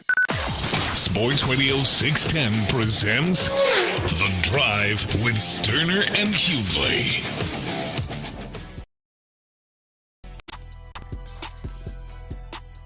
Texans Ticket Tuesday coming up, 5 o'clock hour. Your chance to win a pair of tickets for this big game on Sunday against the Colts. It's wild. It's wild because, as Sean Pendergast was saying earlier this week, which would be Monday, Pendergast and Payne, that the Texans could all but kind of end the division if they win this game on Sunday. They'd go to 6-2, and they'd be 4-4 with a sweep, so essentially a 3-game lead. Thank you so much for stopping by and giving us that great info, Sean. It can go that way, or then it could go, hey, we're tied for the division with a split with the Colts. So it's a huge game, and you got a chance to be on the front row in the bullpen in the 5 o'clock hour. Stay tuned for that for your chance to win a pair of those tickets. Coming up in the 5 o'clock hour. All right, fellas, people out here, we gotta have a conversation. Sometimes there's a need to have very real conversation. And yes, these two fellas, I believe, are being let off the hook a little bit because of the offensive line is so bad. And like you said, Clint, everybody could see it. It was in front of it. There was no missing the pressure and the issues that the offensive line, from a pass perspective, were having in the game. And it's been an issue, not to that extent on Sunday, but it's been an issue throughout the year. But Clint, the overall wide receiving core in football, there's a thought that they got, when you talk about Nico, you talk about Diggs, you talk about Tank, they've got 3 guys where, good God, it's going to be tough to be able, you can't double everybody, and somebody is going to get with, going up against a corner that they are better than, because these are all, ones or twos in this thing. Well, Clint, it looks like right now that Nico Collins is the only real difference maker at receiver. Diggs has been nice and has been, to me, more of a possession-type receiver. He's been getting a lot of third down catches, which is valuable, but there's not been any whoa, like damn, like you've had with Nico. Diggs was open. And then Tank has just been, it's been odd from the jump. It's been like a gadget thing. Then Nico gets hurt, and against the Patriots, he had a pretty solid game, called a touchdown. And then this one, I mean, my man didn't catch a ball in this game. And there's struggles, and you kind of alluded to it earlier. Hey, man, it ain't like that they running away from folks and they just wide open. If you look at it, Clint, the Packers' corners just locked them up. They were always there. There was no separation getting away from them. And that is the surprising point, especially those two. We thought for us that those two would be the guys that uncover quick, guys that you can – we've seen Tank just bam, create stuff as well. They were doing it in training camp. But, boy, I don't know, boy. That their production is not near what I thought it would be. And you wouldn't think that it would be this bad with Nico out. Well, I mean, here's the deal: we thought we had at least 2 number ones, if not potentially 3 number ones, guys that could line up against some of the best corners in the league, and in man situations create separation. And that sounds crazy, but I think Tank is probably, if you just watch the guy play, is probably the guy that is the best at creating separation. I think there were some advanced stats out there last year where he was one of the best in the league at creating separation. And so, regardless of where you're at, you think 2.5, like there is, you at the very least, I felt like with the Texans that if one guy goes down, you're still in a really good spot and can really be explosive. You don't shift your offense. You just keep on keeping on, and good things can happen, and you can still be explosive. You can still score points. CJ can still have have opportunities in the screen game, quick game, mid-range game, and the deep game. And it just this week, man, this week was what I thought was an opportunity first and foremost for Tank Dell to be to be that difference maker, that impact player, that explosive, big play caliber wide receiver, and the guy was a non-factor. And I agree. And dropped a touchdown to boot. Yeah, good point. Yeah, I mean that's you. You got to catch Nico Collins. You got to catch those kind of deals. That changes the game, by the way, if he does catch that. Obviously on the scoreboard, but I'm talking about that's jumping out to a 7-0 lead after a turnover would be absolutely huge on the road against Green Bay, especially as good as the defense ended up playing in hindsight. So, but yeah, I think we talked about this before. I think Tank Dell. I think Stephon Diggs he could still be a number one, but he is more an interior number one, more of a. I don't want to be disrespectful and say possession, but I will say more of a possession underneath. Cooper Kupp type. Yes. If he's going to be a number one. Yes.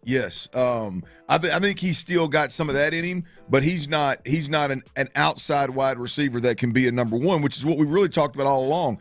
I don't know if it's ever going to happen or if it really even has happened, but I think Nico Collins is a true boundary X wide receiver on the ball. Don't move him, and he's your safety net. I thought Tank Dell was your outside receiver to the field, a move guy that can do all your outside receiver things as well as handle all the movements. And, boy, Tank has been a non-factor. So, yeah, this week was a rough look for Stephon Diggs, Tank Dell, and you got to throw Dalton Schultz in that mix as well.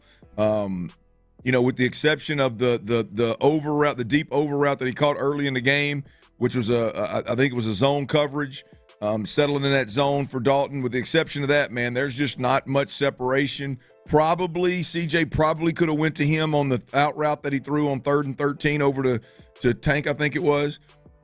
Probably could have tried to squeeze one in to Dalton Schultz. He may have created a little separate route, but just. All in all, man, those three guys.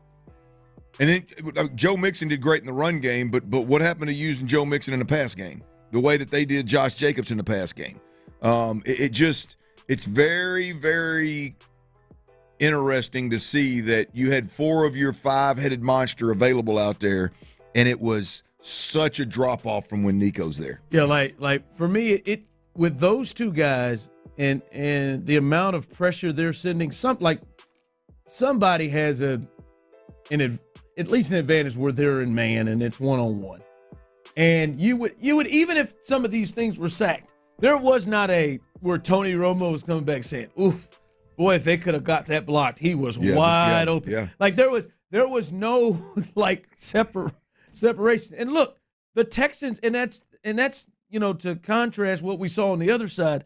The Texans were getting pressure and we're bringing people, and you could clearly see separation from guys. There was separation, and you would think, in particular, with the first quick steps of Diggs and Tank, that they would be creating like levels of separation where it's just easy to get to or easy to see. But I don't know. Maybe those corners with the Packers are really, really good. I don't know. Like I know Jordan Addison and Jefferson just gave him hell. Look, I think there's 2 things can be true. I think they are in your face, but I'm telling you, there were even the underneath routes. Like I'm watching ESPN right now, and they're showing some of the different pressure packages, and like somebody's running a crossing route, a shallow route, and maybe available to C.J. Stroud. But in what offense is C.J. Stroud are you starting with your shallow? Right? Like, these are all concepts. Like a shallow's typically not a blitz beater. Like your slants and stacks and stuff like that. You're not running a shallow and expecting your quarterback to typically start there. And so I think schematically, like I was very, very surprised by the lack of all right, we got 5 possible wide receivers in this group. We're going to keep the back end to block, and we got 4 guys, and we're going to all 4 run some 5-yard routes. We're going to create some picks, some stacks, some snags, all these different slants, and even hitches with soft corners or soft slot defenders. And we saw very little to none of that. Very little to none.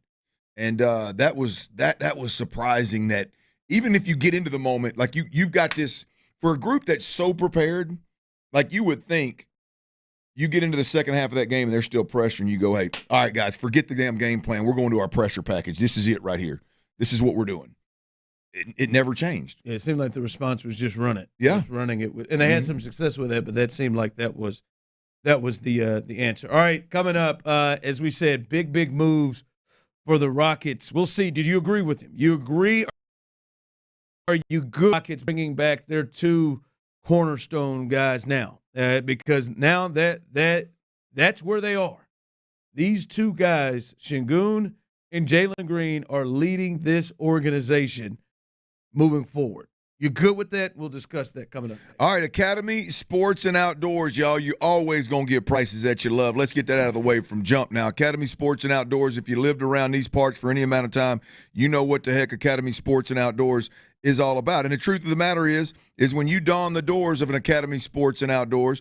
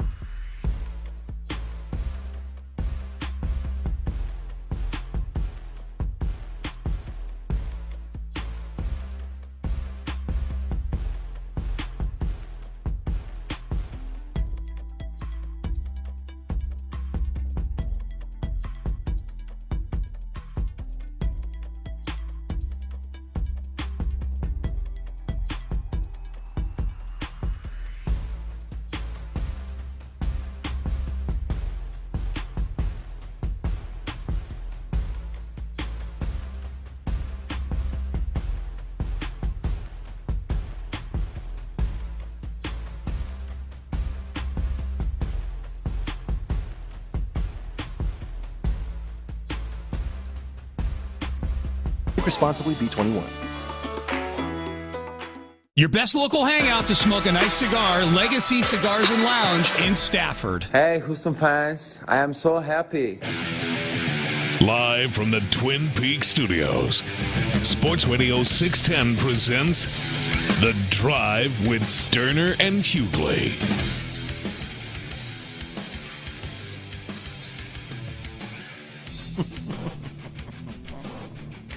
I love the text line. And YouTube and Twitch. Old generic opponent on YouTube and Twitch. Clint says, Tyler, just wanted to say that I finally finished Preacher on AMC. And I thought you. I have heard that. Damn. And I've never seen the show, but. Hey, boss. I looked up. I said, what the hell is he talking about? Whoever this Dominic Cooper fella is. Yeah, I've heard this. Tyler, listen, I think you're a very attractive young man. Now, this fella's got you beat a little bit, but I think maybe it's just because he's really kind of self-pushed together. But I mean, this could be a cousin or a twin. Like I've never. You can see no it. question, can't you? There's a couple like this one right here, Clint. That is Tyler right there. I've never seen a second of that show. It's Preacher, right? But Dom Cooper. Yeah, a few years ago, one of Wifey's coworkers, we were at some outing, and they randomly were like, "Oh my gosh, you look like the guy from Preacher." Was it ladies or guys? They were freaking out. It was a couple. It was a lady and a dude, and they were like, "We've been watching it. Oh my gosh, you could be his twin." You might want to have her. Megan might want to look out for that young lady. She might have been angling. I've gotten that. Angling to get to you. Oh, Dom Cooper. Wow. That is. I mean, how have you not gone and looked at it yet? I have. I've Googled him. I just haven't seen the show. But I'm surprised you ain't watched the show yet, Chief. I've heard it's a decent show, too. But I have heard that from multiple people. And back in the day when I had the long, shaggy hair and I was a bit younger, I got a lot of, didn't like this one, got a lot of primetime Pau Gasol. That was my doppelganger. I ran into him in a club once in Memphis. Really? How'd that go for you? I mean, it wasn't for me. It's him, man. That dude just tall as hell, man. That's when you're so tall, there's no way you can go anywhere without being noticed. We in a club, and like what is this? This got to be 2005, 6 or something. This is right into the throwback era. Mm-hmm. I want to say I had a Ray Lewis Miami Hurricanes jersey on. I mean, this is I was strong at the throwback season. I was strong. I had about 10 good ones. Archie Griffin, that was one of my favorites. Ray Lewis, I had a bunch of them. But he was in there in slacks and a button-up shirt tucked in, just tall as hell. No kind of dancing, just. When you Pau Gasol, you ain't got to try real hard. Him and Mark was there. His brother, they're from. Yeah. His brother is from there. Obviously, played in Memphis. So his brother played in high school in Memphis. But they just sit over just big as hell, big and tall as hell. Yeah, good times for you. Well, good for you, man. There you go. Dom Cooper. There you go. I don't see Pau, but. You'd have to have seen me when I was a teenager and I had some long shaggy hair going. Well, let's see. Well, maybe Sengun can kind of turn himself into a Pau Gasol type player over the next 10 years. If you missed it, Kelly Iko, the Athletic reporting. First, we heard about it yesterday. Tyler came with breaking news that Jalen Green came to an agreement on a 3-year, $106 million extension. He'll get $33.5 in the first year of the deal. Has a player option, but then later on, Alperen Sengun signed a 5-year, $185 million contract to remain with the Rockets. They spoke today. Both were happy that they were able to get the extensions done. And I said this to the people, and I'm wondering people's thoughts on there. Y'all good with this? Clint, Tyler, y'all good with this? Because when you make this commitment, Clint, you make the commitment, and this is where you're going to roll for a minute, right? There is no more thought of, all right, well, at least right now, no thought of we'll trade him and try to bring in somebody else.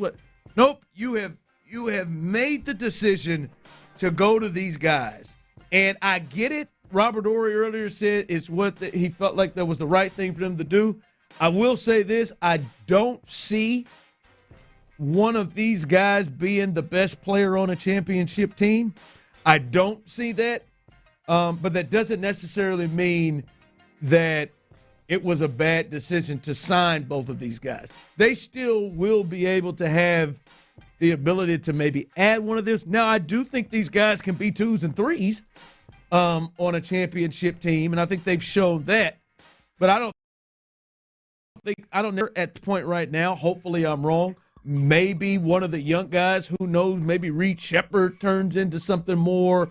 And Thompson and the other guys they have there. Let's go Rockets. But overall, you're feeling on them making this commitment. You feel good about this commitment for the Rockets. Well, I do, but I'm putting everything I have wholeheartedly in Ime Udoka agreeing to the deal. I mean, if Silas was the coach, you'd have a different feel. Yeah, I'd have a different feel about it. I'd feel like there's some pushing around being done. Like, I trust that Ime Udoka is one that signed off on this and feels like he can win with it.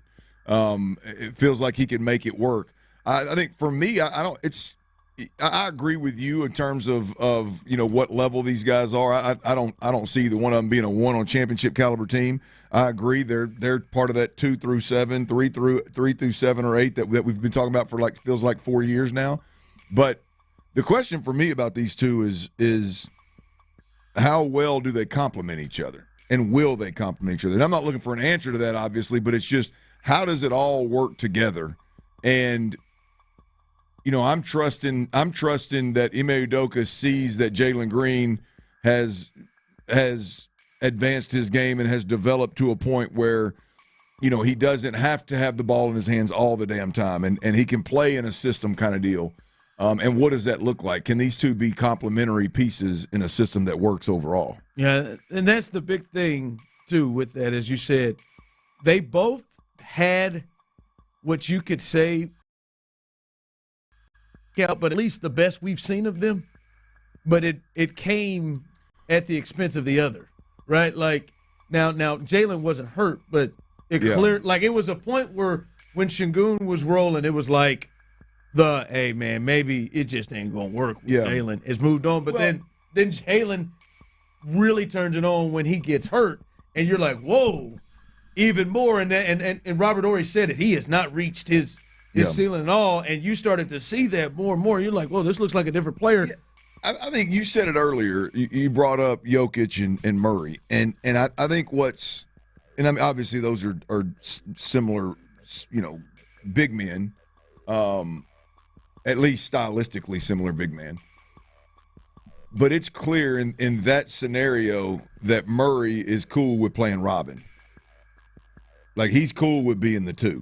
Like, he's cool deferring to Jokic. And I wonder if also because Jokic is a one that will defer. Well, I mean? no question. But if you don't have that guy, you've got to play some style of offense, and I wonder what that's going to look like, and who becomes the guy that defers really is the question I'm asking. I don't know if it's Şengün. I'm not saying it should be one or the other. I'm just saying in that scenario, some similar skill sets, it's blatantly obvious that one of them defers and says, yes, sir, I'll get you the rock, or understand we know where this is going. Sure. Yeah. And I wonder what that looks like for the Rockets. Yeah. Someone texted in, Rockets have a reason force. I think that's fair right now. I think, no, you're right. That's fair. I think Şengün was trending towards maybe more than that. I think Şengün and Green at least have clear, not just potential, but you can clearly see the game, and you say if they could be consistent with the way they played at their best for pretty good sample sizes for both of them, that could be a 2 level if they are able to maintain that. I'm not sure. We'll see that. Someone texted in who says you still can't trade them.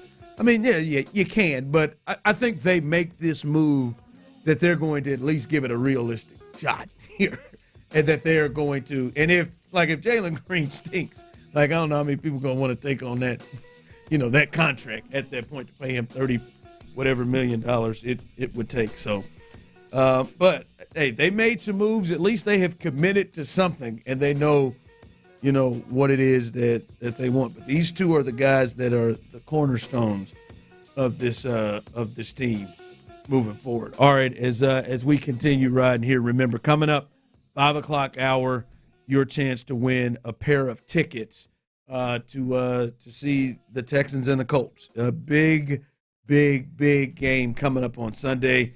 All you got to do, wait in the 5 o'clock hour when we give you that cue to call in that 5 o'clock. I'll tell you right now, not just 5 o'clock hour, it will be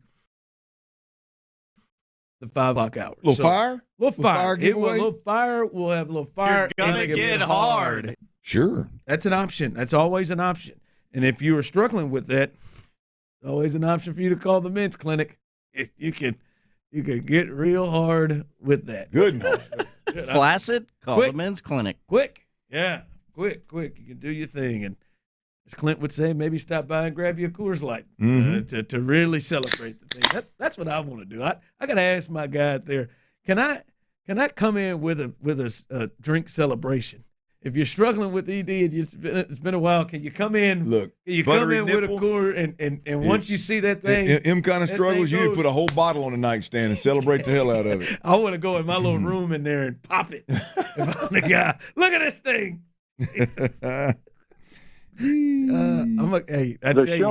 I'm going in to try the product soon. Oh, hello, Courtney. I mean, Courtney's going to get to try the product. They told me, like, because it keep you. You there. are 40. It keep you there for. I don't struggle. It keep you there for a minute. Oh, see, he couldn't help it. I just want to. He couldn't keep it going. You see how he did that? He couldn't keep it going. I want to test it. He couldn't keep it going. His pride got in the way, Tyler. I want to test. Oh, hold on now. I ain't flaccid. But they told me they got an antidote. That brings it right back down because, it'll hold for a couple of hours. My circulation is just fine. I told him I don't want it. Well, this is when you realize, when you get a little pep in your step and you realize what you used to be, that's when you realize you have the need. I told him I don't want the antidote. I told him I just want to walk around until it wears off. This is possible? Wow. What you got coming up? Yeah, girl. All right, tape drop Tuesday, y'all. There was the pass protection, and particularly the offensive line, is catching some absolute hell, rightfully so. But there's two other parts that were revealed of Sunday's game that were revealed on the All-22 tape that I can't decide if they're worse than what we saw from a protection standpoint. I know it's hard to believe, but it was uglier than we first saw at first glance on the TV copy. I'll tell you what those are. We'll discuss next right here on Sports Radio 610. Before we do that, though, I got to tell you guys about Low.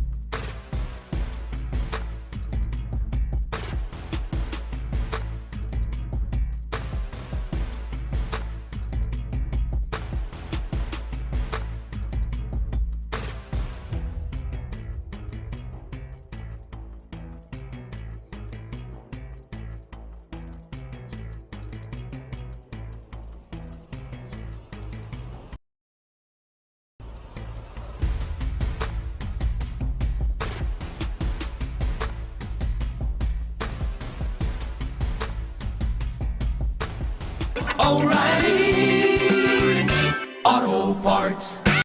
KILT FM HD2 Houston. Insider access, exclusive content. Sports Radio 610. The Texans play here. An Odyssey sports station. We're working with Clint here. Bad MFer. Sports Radio 610 presents The Drive with Stoerner and Hughley.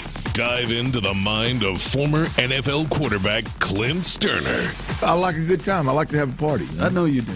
It's Dirty's Daily. Oh, this gonna be a tough party, man. It's gonna be one of them parties you went to back in the day, and you at the end of the night, you was like, "Damn, that was exhausting. I would rather just stayed at home and stayed in the bed, got me some good rest." Tape Drop Tuesday, y'all. I'm not gonna tell you what Ron called it, but it's Tape Drop Tuesday, and I prefer what Ron called it. But I didn't say that one incorrectly. Hey, look, and here's the bad thing. Here's the bad thing about Texans, Packers. Tape Drop Tuesday. The coaches film, the All 22 is dropped. I got up early this morning after having a rough-ass day yesterday, which I'm going to break that down here in the second half of this segment as well. Rough day for your boy yesterday. But I got up early this morning and got my eyes on this coaches film before the girls got up, before we got the day rolling. And I'll be honest with you, it was painful. And it was painful because film, it showed exactly what the TV copy showed in one respect, which is, Ron, the pass protection as a whole was absolutely awful. Mentally, physically, offensive line, tight end, running back, the pass protection was absolutely awful. If and when there were opportunities in the pass game, which there were very few, there was a free runner at the quarterback, and the hope was that he just saw it more times than he didn't. But the offensive line is getting absolutely crushed. We started Sunday night in the post show. I'm sorry, I can't even get it. The post game. What is it? Post game show. Pretty simple, right? Yep. The post game show, with Pendergast and myself. We started it then. We talked about it yesterday. Everybody talked about it. Text line. Everybody's talking about it, and it's absolutely 100% warranted. Whatever your feelings are negatively about this team's inability to pass protect, to protect the quarterback, C.J. Stroud, you are spot on. No. And you're probably being a little bit generous. But Ron, the bad thing here is there's two more aspects, and these are both offense, by the way. There's two more aspects of this offense that the film brought to light that, I'll be honest with you, I don't know if than the issue of pass protection. That's how bad they were. I don't know which one scares me the most, which one concerns me the most. Let's start with the wide receivers. Or forget that, I'm sorry. Just like when we talk about pass protection, it's about running backs and tight ends and O-line. I want to talk about the pass catchers for this football team, because we do have a $12 million a year tight end that is supposed to be a pass-happy, pass-first, receiver-first caliber tight end. That's supposed to be his strong suit. We've got a $22 million receiver that was one of the most targeted receivers in all of the NFL over the last 4 or 5 years. We've got a local product, at least college-wise, Tank Dell, that has proven to be one of the best separators in football. Although it be a small sample size, it still happened last year. And Ron, I'm going to tell you all of the above. The pass catchers on this football team were absolutely suffocated against the Green Bay Packers. That's zero separation, Ron. That's not supposed to happen with any team. Not with those guys. No, it's not supposed to happen with any team, and we hoped. My fear with this one is it took me back to last year versus Baltimore. There was a lot that went wrong, but I think the most concerning part was they were able to just absolutely suffocate your offense overall. Run game, passing the football overall, and it took me back to that place. But when you that you think is a number one or 1A or 1B, and 1A goes out, Nico Collins, and 1B is a non-factor in a game and can't separate, that's a problem. When a guy that's been a gadget guy that everybody's wondering why he doesn't get more reps appears, first of all, he drops a touchdown in the first drive, but then he just doesn't appear to be himself. And I'm going to tell you, in training camp, he appeared to be himself. And I know it's not – I mean, I'm just talking about from a health perspective and the ability to – all the twitch, all the explosion. Tank Dell looked like himself. Coming off the injury, coming off the shot in the offseason. And I don't know what's going on with Dalton Schultz, but he is leaving a lot to be desired. We're watching go watch any football game that's on Sunday, Thursday, Monday, whenever. And you're watching tight ends that I don't even get their names. Hell, we watched one Sunday, Kraft. I mean, the only reason I had Kraft is because I'm studying the Packers because they're playing the Texans, right? I mean, it's these guys are out here making plays week in, week out, and we got a $12 million tight end that just ain't even getting remotely close. He's dropping balls and giving penalties, and he's struggling in pass protection and struggling in blocking the run. So overall, man, what a huge blow to the expectations for this football team. The pass catcher overall, their inability, Ron, to create any level of separation consistently in that ball game was concerning. It's just it was really shocking, to be honest, right? Like it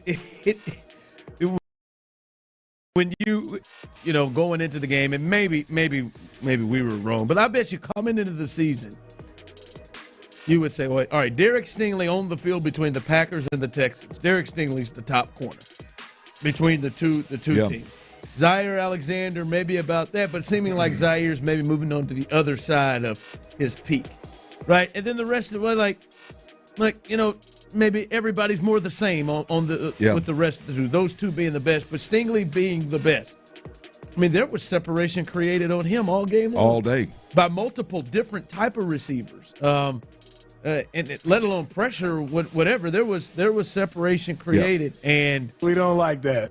These guys, it wasn't just Alexander they couldn't.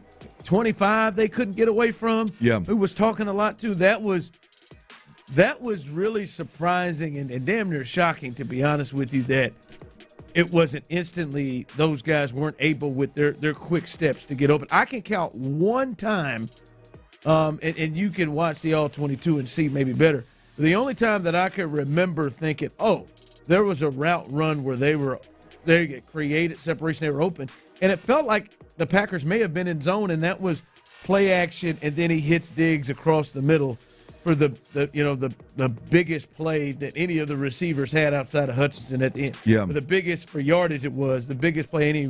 That's the only time I saw real separation from Diggs and Tank Dell. Yeah. And I don't know. It just seems like both of them to me thus are at least a tick below where we thought they would be. Yes, I agree. You know what I mean? Tank is a couple of ticks for me. Might be a couple. Because we can argue that Diggs is more of a possession guy now, a little bit more of an inside threat that really has great feel and has good chemistry.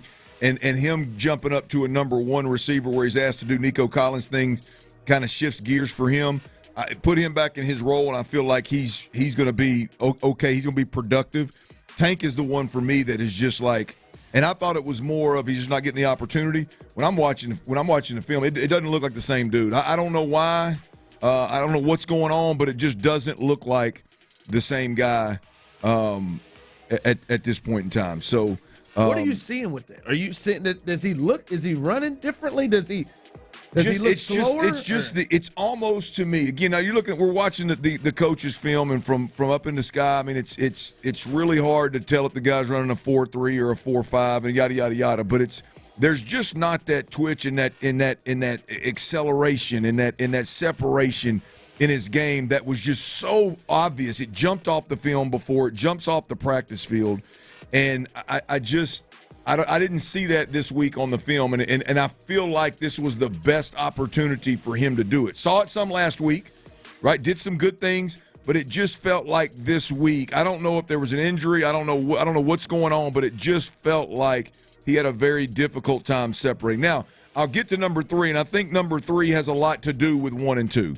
But the third thing for me is obvious that the game plan from a scheme perspective offensively was bad. And bad on two fronts. All right, three fronts actually. The pass protection, whatever they're doing from a pass protection standpoint, whatever they're asking these guys to do, it's not getting through to them. And at some point in time, you got to quit asking guys to do things that they can't get done, whether that's mentally or physically. 4 quarters of what they did up front is embarrassing and should never happen. Scheme-wise, when you look at what the routes that they were running, even though there was no chance for C.J. Stroud to get the ball off, the routes they were running, more times than not, Ron, Green Bay's defensive back, their secondary was running the routes for them.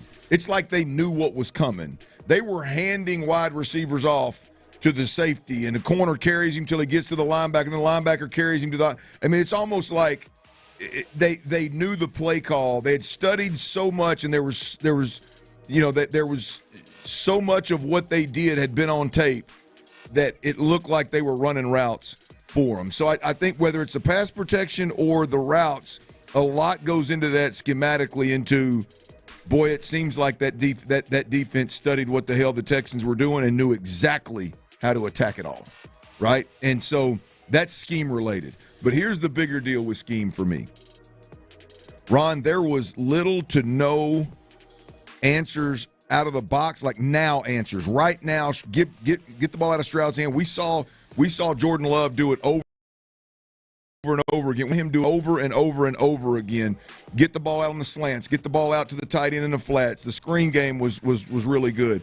I mean, it was a thing of it was a work of art. It was so beautiful, man. And there was little to no right now answers for C.J. Stroud. And whether that was part of the game plan or it was an adjustment that was made, we should have seen a significant amount of that, and we didn't. And to me, that's the biggest issue that I have with offensively Bobby Slowick in the scheme was there should be a pressure package where when you know the offensive line's not protecting your quarterback, what plays do we go to? There ought to be 15 plays of different formations, different motions, and they're all designed to get the ball out of his hand right now. Even if you get it out of his hand, it's a 3-yard gain. The guy gets tackled because he's getting chased and he gets tackled. Okay, that's fine. Just get the football out of his hand one way or another. And there was never an obvious attempt to do that, ever, in this football game. And you think about what everybody watching the TV copy of how much pressure he was getting, you would think that would have been gone to relatively early in this game. And there really never was like an all-out, we're out of answers, we've got to go to this pressure package, this is what we're going to do. There never really was one of those. Yeah, and listen, as I've said, I think a lot of people should take blame. When you're in this offense that struggles like it did, I think a lot of people get a piece of it. And that what you're saying falls with Bobby Slowick and them not coming up. We said this yesterday, like the one thing with them is this. The adjustments at the half or whenever don't seem to, and at times both sides of the ball don't seem to really, make however it is, whether they are not executing them or they're not executing the communication well enough or what. But it sounds like from you yesterday, it wasn't. It was more of a. They just kind of continued to run things and maybe seemed like they were trying to catch them down the field instead of just. I mean, they were just pulling straws out of the hat. I saw a couple screens. There was one that Mixon some tailback screens. And then there was one where he didn't. With that kind of rush, though, there's got to be some tight end screens. There's got to be some missile screens. There's got to be. You can't just throw a wide receiver. One non-running back caught a screen in that game. One time. Excellent. Here, Packers now have Andrew Beck. They think he knows all of the Texans' offensive tendencies. Boy, I tell you what, if that's the case, Andrew Beck, people be passed around, he'd be valuable. Ooh. He'd be valuable, boy. He'd be moving. He'd just never unpack his suitcase. His ass would be in Indy right now and making $1 million a game. I'd pay him $1 million a game. If that's the defensive performance I get, absolutely. Hey, it is a tape drop Tuesday. I want to invite everybody to go to textingtexans.com. It's free. Subscribe. And I'll drop all these thoughts to you via text. That's textingtexans.com. Again, it's free to subscribe. No catches, quick, easy. I'll keep you updated in this particular particular thing, I shoot out the Tape Drop Tuesday text. I'll hit you on the hip with this, what we just discussed, along with some of the other things that I found off the All 22 Coaches film for all the Texans fans out there. TextingTexans.com. All right, we'll hear about Clint's bad day. That too. I kind of want to hear about Clint's bad day. And over the next week, it's going to be a bad day for a lot of fans around this city. But don't be like Tyler. Don't be like Tyler. You can do this. And I'm going to work on Tyler. Damn, Tyler. I'm going to go out. I'm going to go out for drinks with Tyler to make sure that Tyler does this. Cuz I can't let you quit this. And I know you're trying to. We'll discuss that day. All right, y'all. A great day. It starts with a great night's sleep. And how do you get a great night?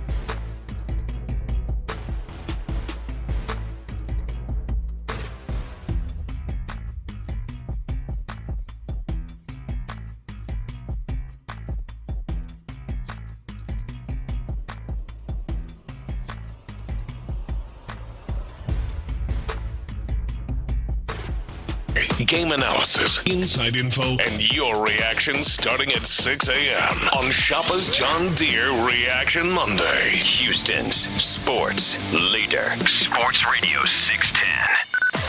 Sports Radio 610 presents The Drive with Stoerner and Hughley.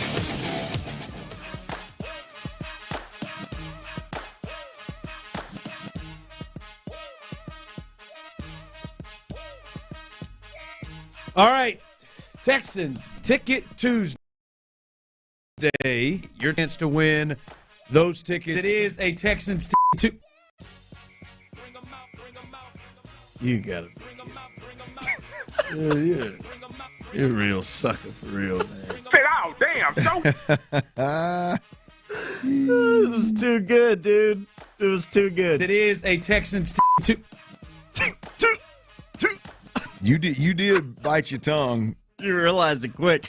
Yeah, you bit your tongue and hit that old dump button real quick. Yeah. Is that my boy Ron? My boy Ryan. Again, it's tickets. Your chance to win a pair of those tickets coming up in a little over 30 minutes. So stay tuned. 5 o'clock, fire. That segment, first segment in the 5 o'clock. Well, your chance to win a pair of those tickets for Sunday's game against the Colts. I do want to hear about your bad day.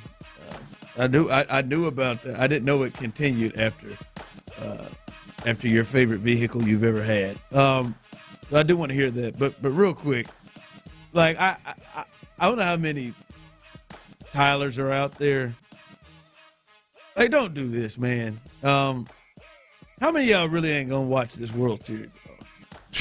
Why the hell would you for a second?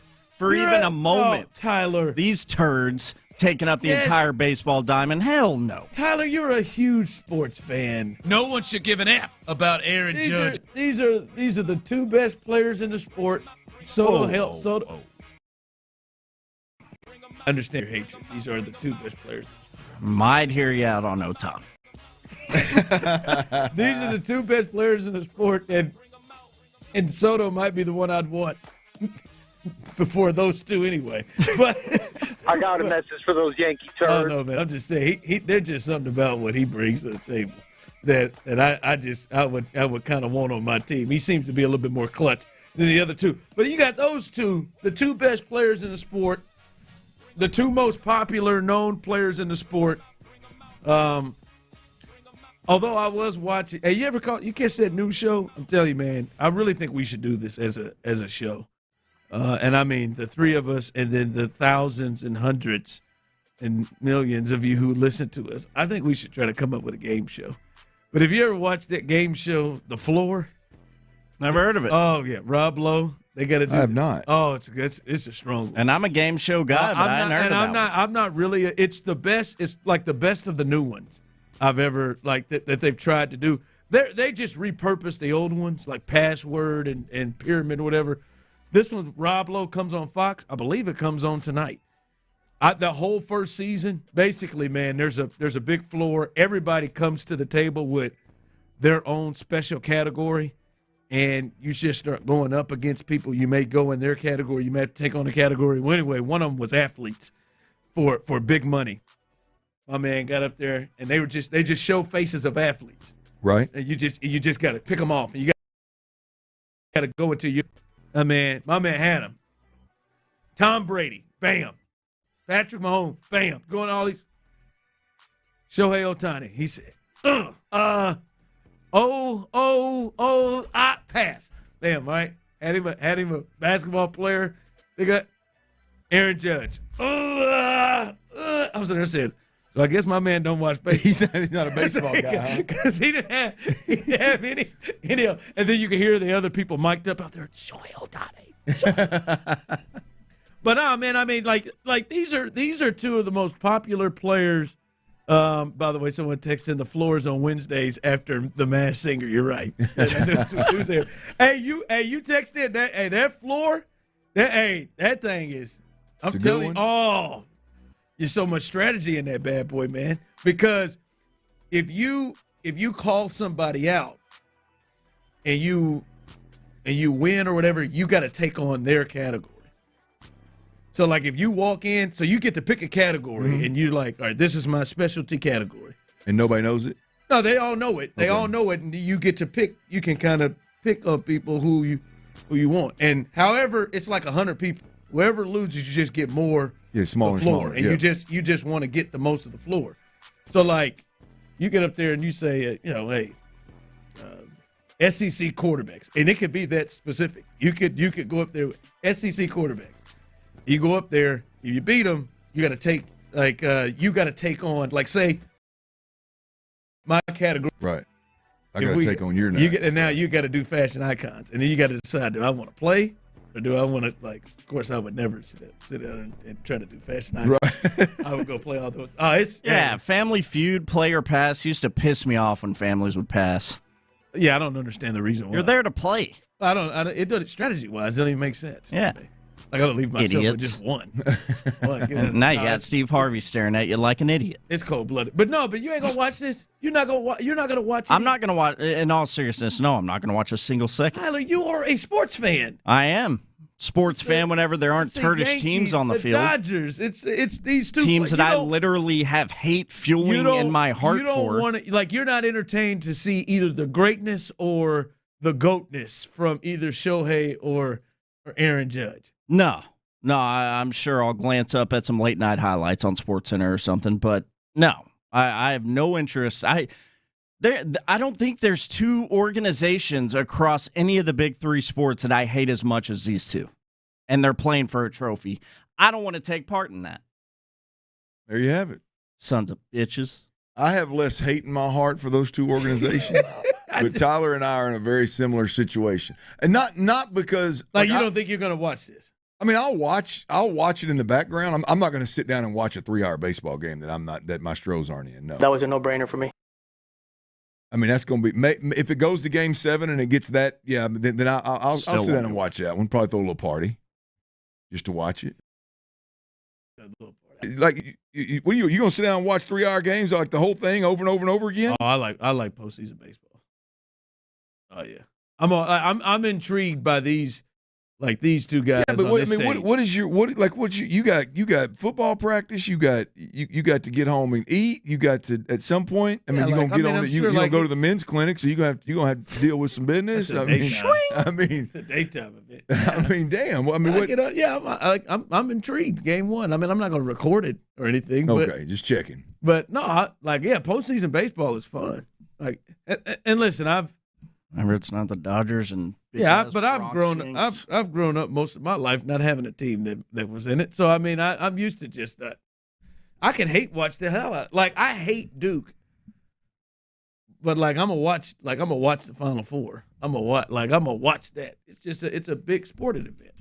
Text line coming through. I'm with Tyler, Champ Slice. Love you, Champ. Yeah, I don't have that. I haven't cared about the playoffs since the Astros lost. Yeah, that's just, I don't know, man. I'm in Champ Slice and Tyler's. I'm in their group. I just don't. I'm just got a little different vibe. Text line. I won't even gamble on it. Tyler, you gonna skip through that? Let's not get crazy. Let's not get carried away. That's what I'm saying, Tyler. Like, I will. I'm to the point. I may have to force you to go and watch it to grab drinks. I mean, I'm always up to go spend some bro time. I would love to have a World Series game on if I'm out with the fellas. Drinks. Don't get messed up with the men's clinic here. I just now that I would love. I mean, that would be great. It's a great time to invite people over, have something on the TV worth watching, and if the conversation gets thick, you don't worry about it, right? I mean, yeah, that'd be. Your hate is so strong, Tyler. There is nothing about the thought of Ohtani and Judge. How are they going to perform on the biggest stage? No, and I don't have really any sports hate for Ohtani, but I sure as hell do for that Dodger blue, and I have more than enough sports hate for that ugly-ass ogre Aaron Judge. More than enough. I know how you feel about it. What are you doing in my swamp? I'm not watching it. No. He's not. What are you doing in my swamp? He is not Mike Myers. I mean, he looks like Shrek. He does not. I'm into it, man. As I've said, that is a face only a mother could love. I'm not going to say I can't wait, but I'm into it. I wish Joe Buck was on the call. All right, coming up. Yeah, that'd get Houston to watch it. It wouldn't get Houston. I love Joe Buck. I do, man. A lot more than Jim Nantz. Good guy, man. Yeah, I mean, I just got the red carpet. We're wanting to get into a controversy. Coming up, I wondered if people had issues with what Stefon Diggs did to start that game on Sunday. And yes, I wondered how many people had issues, and I was going to see like how about you all? What were your thoughts on Stefon Diggs deciding to try to go 1-on-53 against the Packers before the game? But to hell with that, it don't matter because a person that is far more important than he sure enough expressed in detail that he had issue with what Stefon Diggs did before the game. Who? We'll let you hear that coming up. All right, fellas, listen up, man.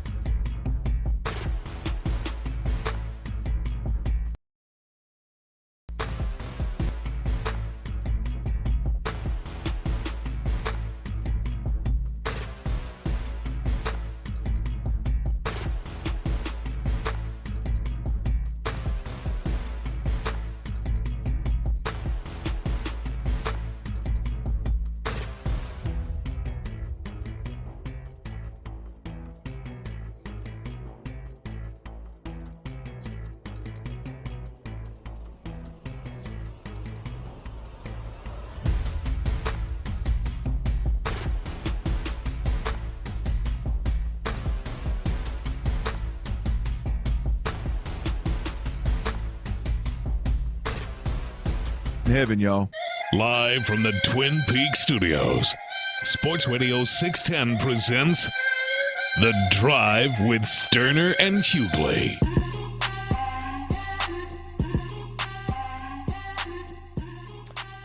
All right, remember, Texans ticket Tuesday coming up here in the next segment. Little 5 o'clock fire. Not only will we catch you up on the latest of everything, but you'll have a chance to win a pair of tickets coming up here in the next segment. All right, Clint, they were making a big deal of it with CBS and their NFL Today team showing that repeatedly of Stephon Diggs prior to the game, getting into it with. Also, they were doing it as well when they started with Jim and Tony Romo showing the footage of that. That was shown a lot. Clint, he went one on, it seemed like 53. And that was something that I jotted down. I wonder how many people feel about Diggs and how that went down in the pregame. First off, where the hell was everybody else? Was anybody else wondering that the whole time? Like, is this a deal of like? I mean, it made me think initially he was seeking it out, being all alone like that. Like, it was a couple of things. It was like, one, why the hell is he out there this long by himself? Two, it was like, it was one of them things, you got dudes in the club or somebody you go with, and you like, because for me, his name was Phil, and I'm like, I'm not fighting for Phil tonight. Like, Phil's on his own, man. I'm gonna chill right on over here and sit down there and watch it. Like, me and Phil ain't that close. We ain't that good. Like, I know he's going. And I know he's coming here to start something, and I'm not doing it with Phil. I'm not. I will stand right over here. Right, it was because it was like, right, it was so for so long. It wasn't just like a. It seemed like it lasted where you would think somebody would at least come running out of the locker room or wherever. Like, it was weird that it happened for so long. But my wonder was, did anybody have an issue with it? And the hell with that now. We got an answer. Clint, I would love to know if you had an issue with it. Tyler, chance up and down on the text line. Sally, whoever. Ooh. But the hell with that, because DeMeco Ryans last night on the coach show, I tell you asses, listen to that coach's show, 5 o'clock every Monday with DeMeco Ryans right after us. If you missed it, don't worry, we got it. Here is DeMeco Ryans talking about the energy his team gave, and it started prior to the game. Listen to this. Yeah, for me, I told our guys, it's like you're wasting energy. Like, and I don't like wasted energy. Like, when we're chirping after the play or before the game, we're getting into it with the opponent. Like, how does that help you?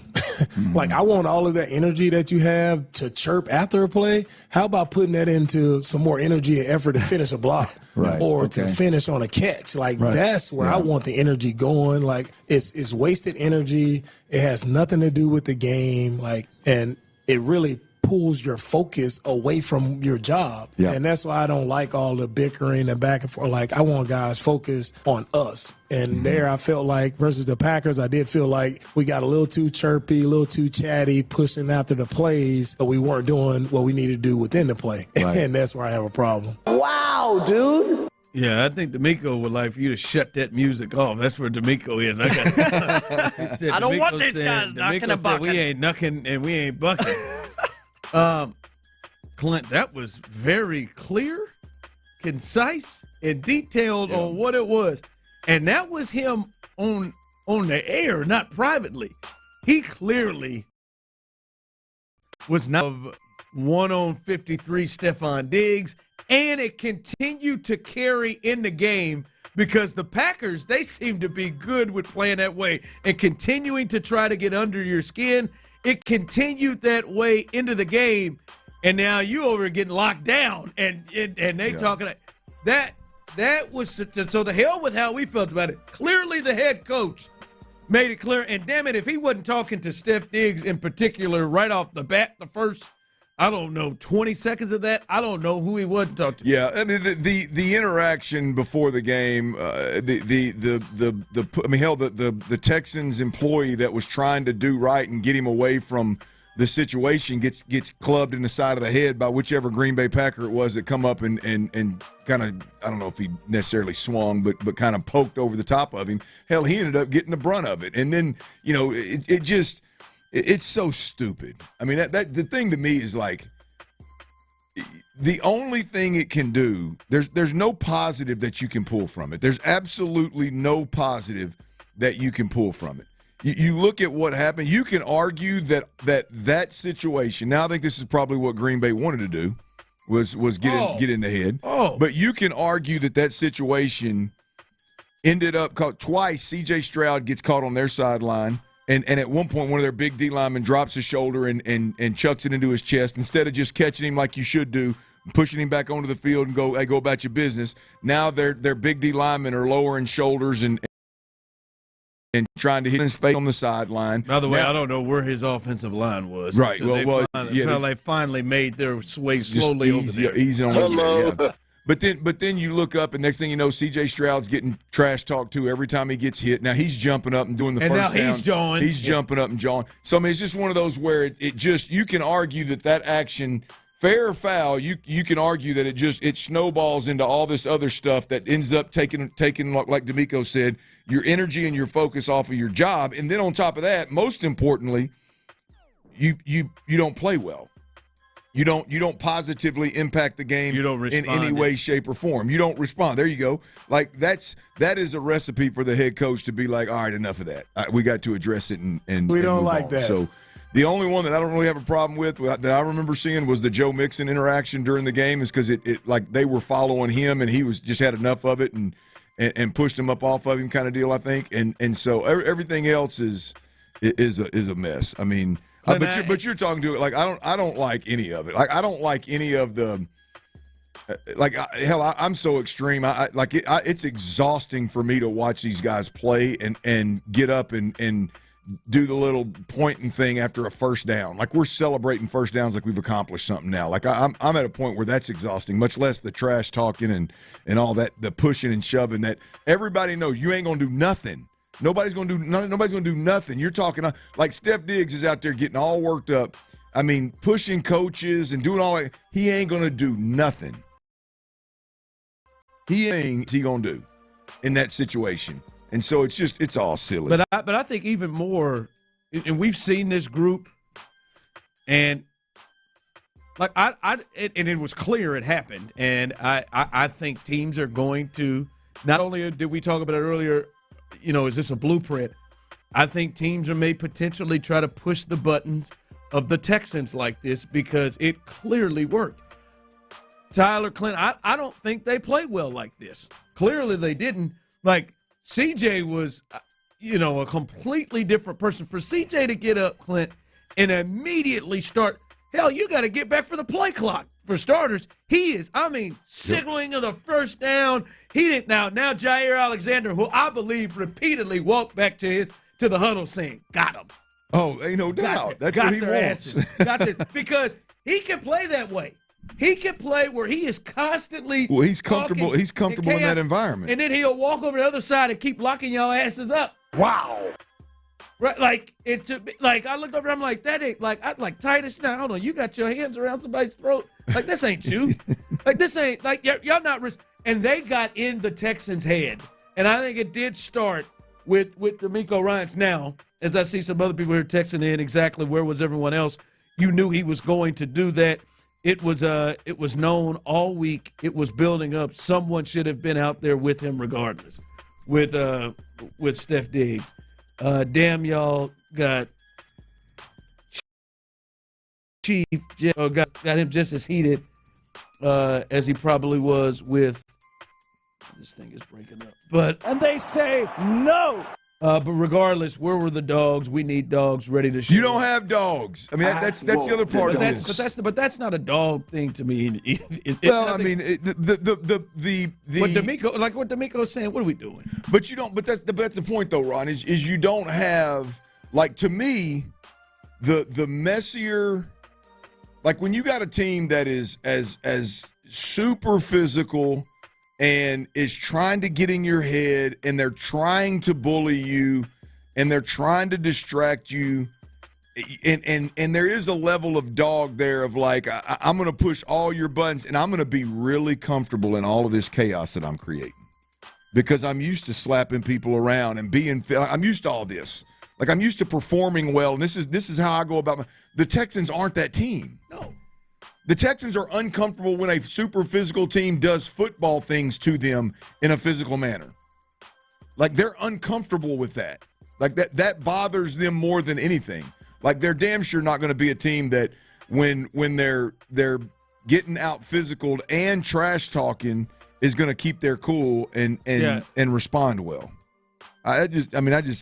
They're just not. They're not that. But they're not wired that way. But there are teams that, like, I think the Ravens and the Steelers sometimes are. Those are teams that are built kind of like to get it. Yes. The Chiefs aren't. Agreed. I'll agree. Defensively, they're starting to be, but as a whole, it's not a like, hey man, they're more cerebral. And, like, we're not about to they ain't going to get out here and just start talking and go and get along and get stupid with you. So, you can get in my head. That was clearly what that was. And, the minute I saw CJ pop up and just stand there for 10 seconds on that bench, I said, oh, man, they got these guys. Hell, they ain't even thinking about the play clock. They ain't even thinking about the game right now. And I think it did start with Steph Diggs. You think about that. We're saluting first downs on the sideline when we've got 80 yards passing. I will say this. What are we doing? I will say it was probably 60 at that time.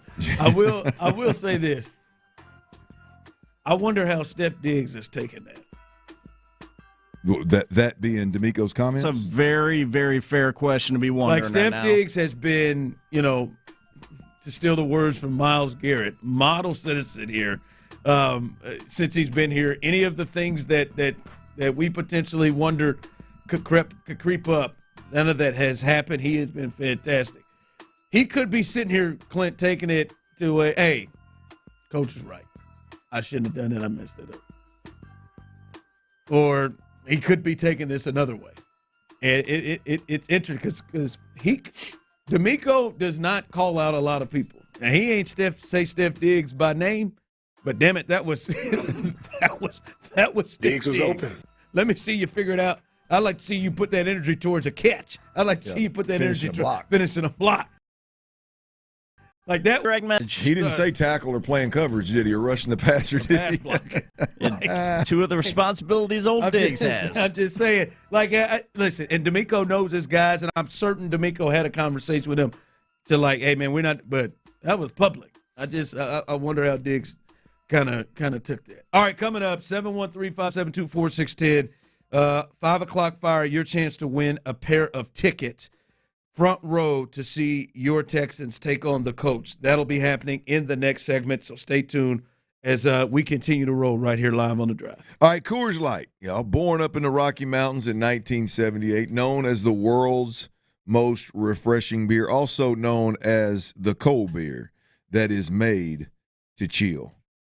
Back in 1978, you see, when Coors Light was first born up in them Rocky Mountains, the fine folks that are in charge made a very, very smart decision, you see.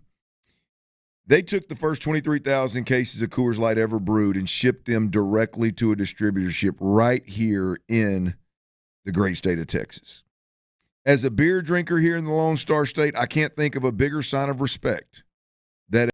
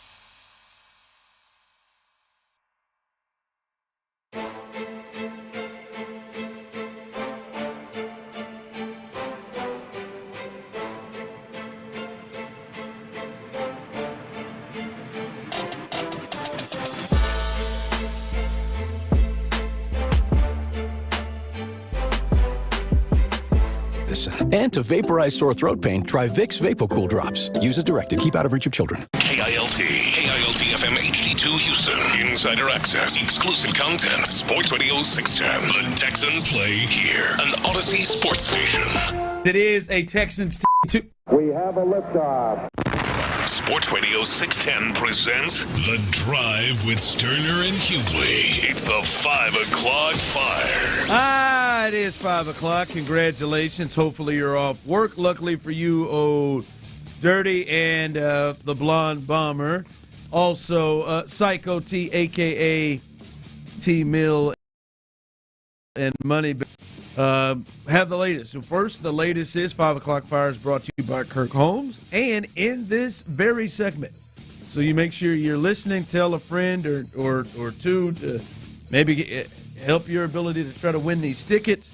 But we will be hooking somebody up with a pair of tickets on this Texans Ticket Tuesday, front row on the in the bullpen, coming up at some point in this segment. So you have to be listening, and we will give you the cue to call, and when that cue comes about, you'll have a chance to win those tickets. Hey, before we go any further, I gotta be honest.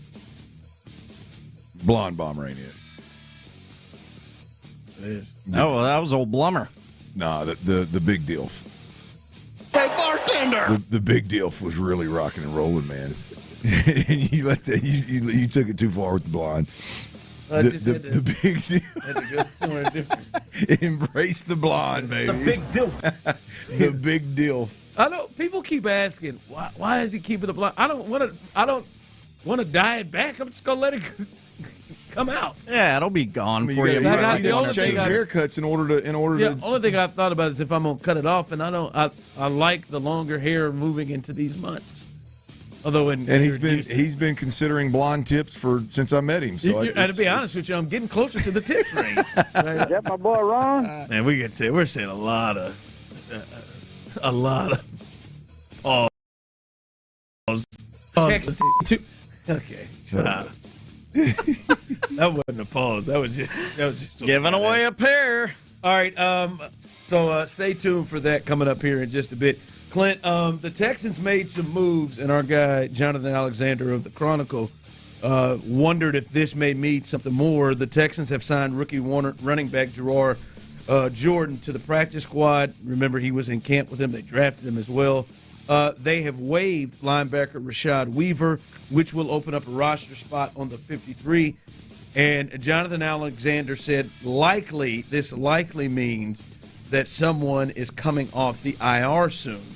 And two guys eligible, Clint, linebacker Christian Harris, who they've said has been progressing, so and you're cornerback. There's a chance. We'll see. Cornerback Jeff Okudah is also eligible as well. And boy, they could use they could use right now, Clint.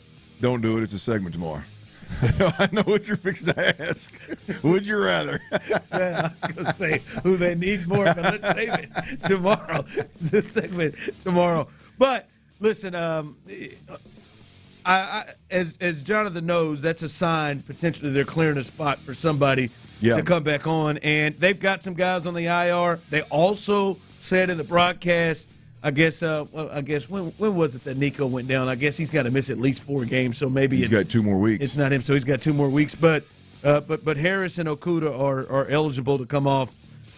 Either one of those guys, Clint, they could most definitely use to help this defense. Absolutely. Look, I mean, there's no doubt about it that when you look at the linebackers have played well, but Christian Harris is absolutely an upgrade over what you've had. He gives you a real chance to, especially when you've got the teams coming down the pike that are on this schedule, he gives you a real chance to take that defense to another level. And then obviously Jeff Okudah, especially with Lassiter out, Jeff Okudah is needed in a big way. And so, whether you're talking about D'Angelo Ross replacement or you're talking about just another cover defender that allows you to go 3 corners in a game at one time and be able to do some different things schematically on the defensive side of the football with that look, I think would be big for DeMeco's defense. We know DeMeco has been unbelievably good,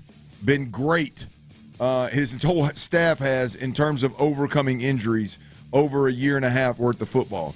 That don't mean we got to live there. Let's get some guys back and start to getting healthy and see what happens defensively.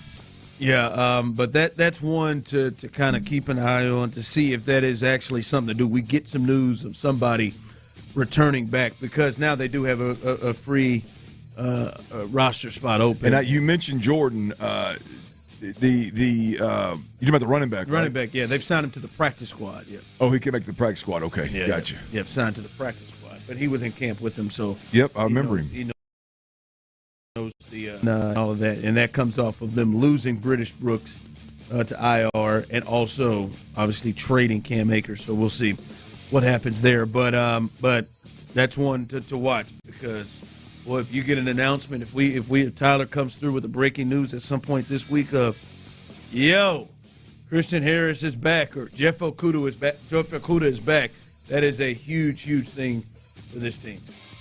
5 o'clock fire. All right, around the league, Clint, Dolphins quarterback Tua Tagovailoa still faces concussion concerns, but Clint, he plans to return to practice tomorrow with the hope of being cleared to play Sunday against the Arizona Cardinals. He is firmly stated that he would never wear a guardian cap, those kind of protective caps that people wear. I know Jonathan Taylor, who the Texans may face if he plays Sunday, he wears it and wears the little Colt baggy thing over the protective cap. But he says he would not wear the guardian cap for additional head protection, saying it is his personal choice. I love the game, and I love it to the death of me, Tua said. For me, this is what I love to do. This is what makes me happy, and I'm going to do it. So he has said he has been symptom-free since the day after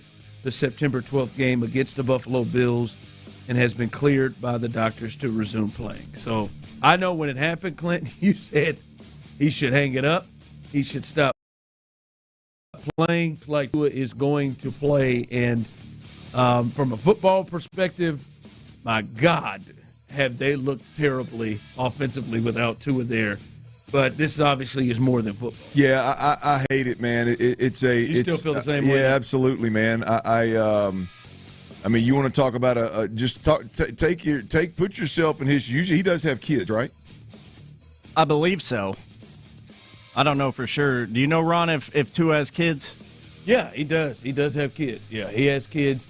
And not just as he has kids, the last time he had the big one again with not Joe Burrow, but against the Bengals where he was slammed and he had the fencing thing. Yes. His mom said she had said, I think we should think about retirement. So mom and the kids at that point. So yeah, he does have I believe a little girl. Yeah, so I mean that's a game changer for me, man. I can only speak from my experience, but there is zero amount of money, zero amount of love that I can have for a job or game that would have me put myself in a position where I could potentially be injured in a way mentally that I can't live my best life to see my babies grow up and raise my kids and protect my kids and provide for my kids. And if you put $75 million in the bank, I damn sure ain't going to continue to do it. So, look, I'm not judging Tua. Do what you want to do, man. But for me personally, it seems to be an extremely selfish decision given that you've got a family been through. And look, this could end up being awful for the NFL. I mean, this could end up, because if something else happens, the worse it gets, the more he keeps doing this, the more people are going to ask, why does the NFL not protect this guy from himself? Why does the NFL allow these guys to go out there? The more you get concussions, the more likely you are to have them. Especially. Yes, and he's one hit away, because let's be honest, the hit that he took wasn't that violent of a hit. It was we like the stuff. Really, I mean, the head hitting the ground. It hadn't been even the head-to-head stuff. This was a shoulder to his head, or what was it? A shoulder or an elbow? Like, I mean, shoulder to the chest of Hamlin. Yeah. So it's man, I don't know, man. I don't like it. I think this is. I mean, he's one hit away from the NFL having a serious issue on their hands beyond his health. I wonder if they go back to what they did last year. Remember last year he got through the entire season without having any issues, which made people kind of think maybe it was just a one-time thing. But the Dolphins were very, very serious about, hey, don't take off. Don't run. Like he was not running. If you look at it, there was no running. He was getting the ball out. I wonder if they go back to that way. God, I hope they do. Yeah, because he started to move around a lot more this year, and then I don't know how he plays the game that way. I don't know how you enjoy playing the game that way. I don't know how you let loose and play the game that way. And this coming from a guy that I didn't have no business running. So I don't know how. The only thing I can boxer just getting knocked out 5, 6, 7, 8, 9 times throughout a career, sometimes even more. And those guys, well, I guess for the most part, they can still speak some. It just seems like a selfish decision, a poor decision. And, boy, I hope nothing else happens to the young fella. Yeah, we'll see. We'll see where he is. And the Texans will, if he's there, will face him later on in the season, which, from a football perspective, if he plays the way Tua has played, this changes how the Miami Dolphins are. They're a different football team with Tua there. 5 o'clock fire. It is a Texans team.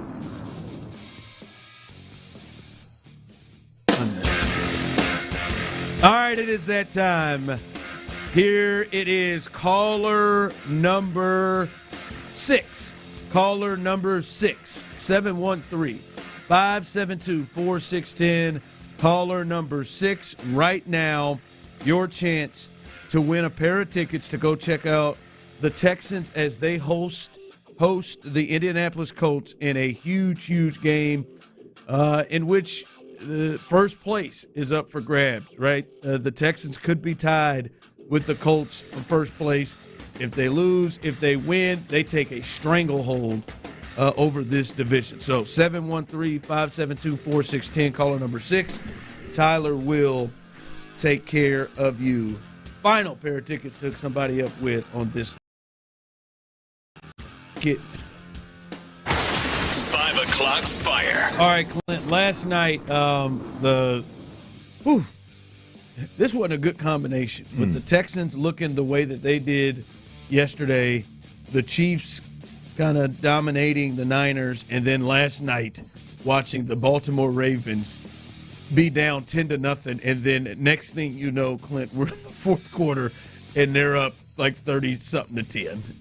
And when you look at those two teams, and those are the teams it feels like the Texans are chasing, and I've seen a lot of people text this in, it does feel like those two teams now are in a different level of the Texans, and the combination of what happened to the Texans offense this weekend and those two teams, it's a tough timing right now to kind of think they're on the level of those teams, even though they have the same record of the Ravens and they've got one less win than the Chiefs. Yeah, it's a tough look. Yeah, look, I mean, I'll be honest. After this week, it's hard for me to even think that I was talking about them, nipping at the heels of the Ravens and the Chiefs. And I mean, I never had them in the same category, but I thought, yeah, man, they're nipping at the heels of these boys.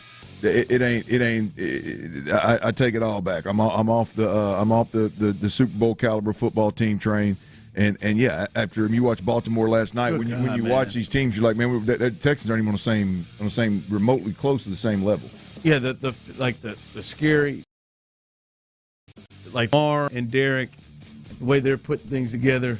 Yeah, these receivers have come along right now, man. They're like Likely, and like you think about the slot and the receiver, like the slot receivers they have, the inside tight ends that they have. Bateman's starting to play a little bit. Yeah, Bateman. It's a scary group. But even worse in that game, Clint, with 43 seconds left, after already losing Mike Evans to a hamstring injury, they have no chance to win the game. It's over. John Harbaugh's like, God, let's just get this thing over. And Todd Bowles continues to have his first offense in. And Chris Godwin, who has been having a kind of a – he had been bad, but kind of a season back to the level where he was when Brady was there.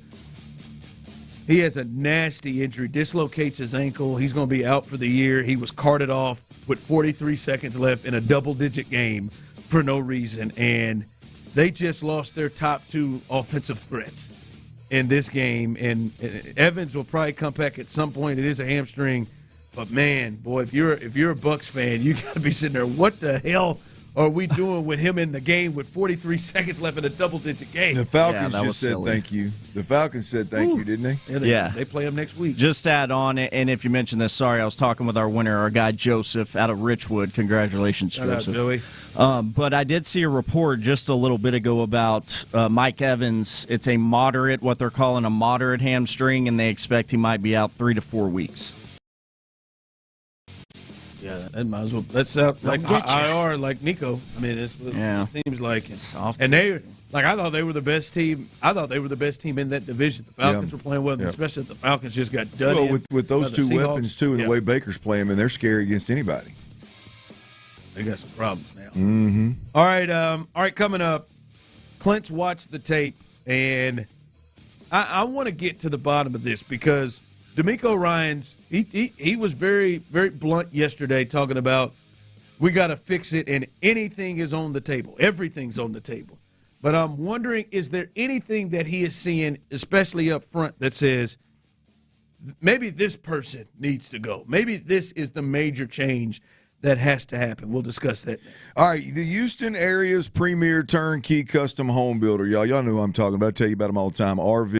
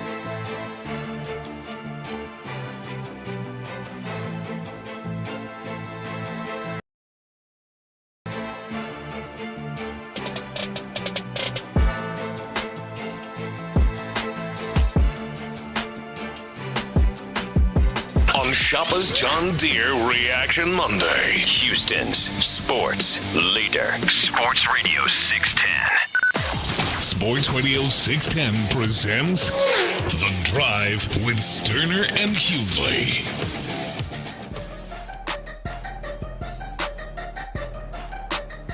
All right, welcome back into The Drive as we continue rolling here on The Drive. We appreciate you rolling with us as usual. Congratulations. Who was our winner? Joseph in Richwood. He's won with us before. He listens every day. Congratulations, Joseph. You got front row seats to check out this big game against the Colts coming up on Sunday. So come on and hang out with us as we'll be there as well for this big game. All right, yesterday – DeMeco Ryans in his press conference, you could have heard that right here on The Drive, talked about, hey, everything's on the table. There's a lot to clean up, and that it seems like it's not anymore just, hey, let's keep working this thing out. It seems like there's potential for changes. This was DeMeco yesterday talking about the pass protection, all of it all together, linemen, I think tight ends, anybody involved in it. We have a lot of things to clean up when it comes to our protection and right, O-line, tight ends, backs, is everybody working together, being on the same page and just getting it done. Like we've had multiple weeks where the same things have hurt us multiple times, so we have to get it fixed, starting with the coaches and down to the players of finishing and executing it. Yeah, for me, everything is on the table. When it comes to it, has to get fixed. When it comes to it, I know how we're coached, what we're asking to be done, and it's not showing up on the tape. So it's not just one person, it's the entire thing. So it's just the entire offense from the top to the bottom. We have to get it cleaned up, not one person or one thing, but multiple things, multiple issues that we have to get collectively. We have to get it fixed. All right, got to get it fixed. Collectively, have to get it fixed. And it seems like that is something that I would almost, when I hear that, Clint, I would almost expect to see significant changes in some form or fashion. But what would that be? What would that be, Clint? And you watched the tape, and it was as bad as you thought it was.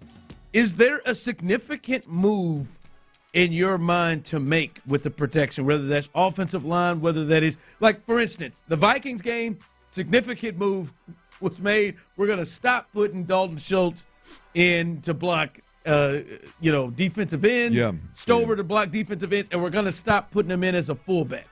Got that. Is there a significant move that you see out there on the table to be made? significant move that is real possible is for Bobby Slowick to scrap half of the protections and really pare down what they're doing offensively. And at the very least, what that does is it eliminates what we saw on Sunday from happening again. There is a way to eliminate that. There's a way to eliminate teams crowding the line of scrimmage, belling into coverage, and rushing 4 of 6 or 7 guys at the line of scrimmage, and you've screwed up the call. You're sliding the wrong direction, and now you don't have enough bodies. And that's the biggest problem I think that could be fixed. There's a way to fix that. And Bobby Slowick has to do it schematically. I think more two-back sets.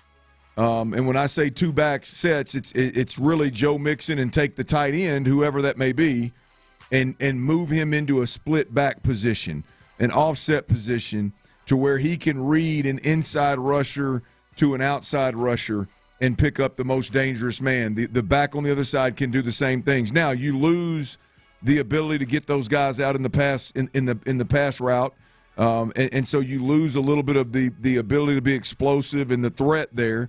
But let's be honest, neither of those guys, they're 5-2, and Dalton Schultz and Joe Mixon and Cade Stover would be the other one. Cade Stover would be who I would use more. But those 3 guys have not done anything. They ain't brought nothing to the table in the pass game anyway. And so what are you? Would spend more time in 12 personnel with that one of those tight ends in the backfield, which is 1 back, 2 tight ends, 2 wide receivers. I'd put one of those tight ends as a back in the backfield, and he can protect because you've already got that in your playbook. It's not like a huge adjustment. And I would spend a lot of time in 11 personnel with that tight, which is 1 back, 1 tight end, 3 wide receivers, and that tight end in the backfield in a protect first mode. It's how I would make the decision on who plays most. It's how I would make the decision on what personnel, what formations we use, and that would be the big change. For you, it ain't like a player, like somebody's coming, because a lot of people are testing in. We got to change the offensive line. Like, listen, I know as much as people want. Like, Larry Tunsil was going to start if he's healthy. Titus is going to start. But that's not – I mean, you would have to replace the entire offensive line by that train of thought. Like, to me, the only offensive line move that could potentially be made – is center or left guard. Right. Well, if you change the center, the reason you change this – the only reason you would change the center at this point is because there is obviously – there's a disconnect in communication. And a lot of times that has to do with the center.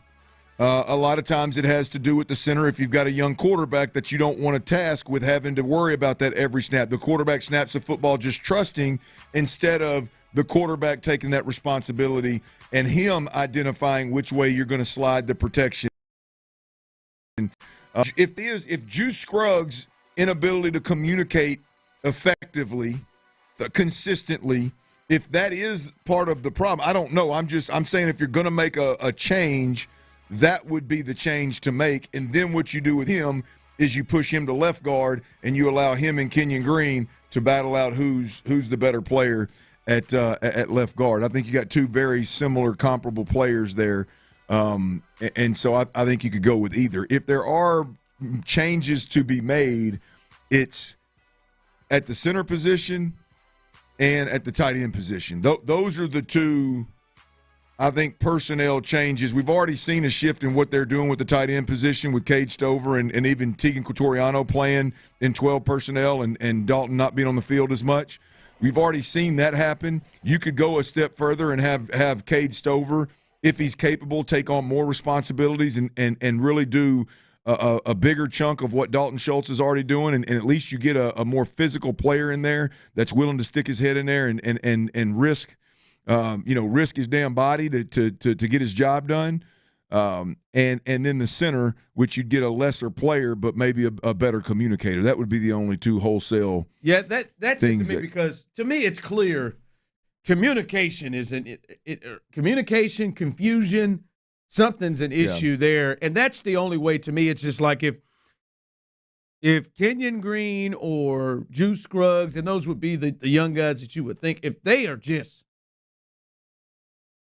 flatting it in terms of this is what we're doing. Because what you're seeing is, you said, they're going to have to scale down. As you said, the big thing you look at is they got to scale down their protections. They got to make it vanilla or it's just easy where they are not confused or not having any kind of just mental lapse. I'm sure that means that forces them not to be able to do some things that they may want to do because they have to pare it down. But when you watch this, are these things that you would expect offensive linemen in the NFL to have the ability to deal with? Yes, absolutely. There's nothing that they're doing that I don't think that they should have the ability to do. Now, if someone just doesn't have the know-how, the processing ability to get the line going the right direction, that's a problem.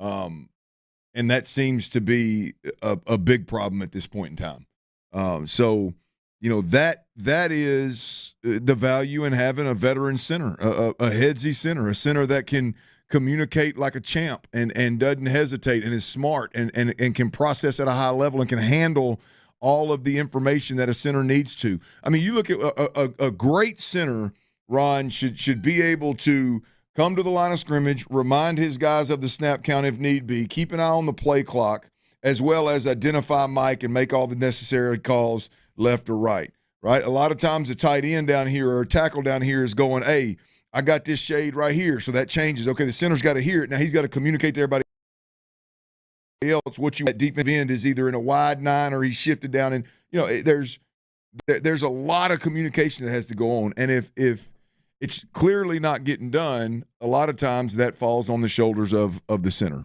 Yeah. And so they've either got to give him help with the quarterback, which I don't know if that's the answer, or they've got to find somebody that can communicate it, but obviously is going to be a lesser player. So those could be. I would pare it all down before I made. I'd be surprised I'd be surprised if we saw a player movement. All right, coming up as we continue to roll through, as we look at the tape, not even more, but it just as disappointing and frustrating about something that we watched, and this is towards the end of the game. I think this was just as infuriating for Texans fans, and maybe even more of a bigger deal than the offensive line struggles. We'll discuss that coming up. All right, Mo.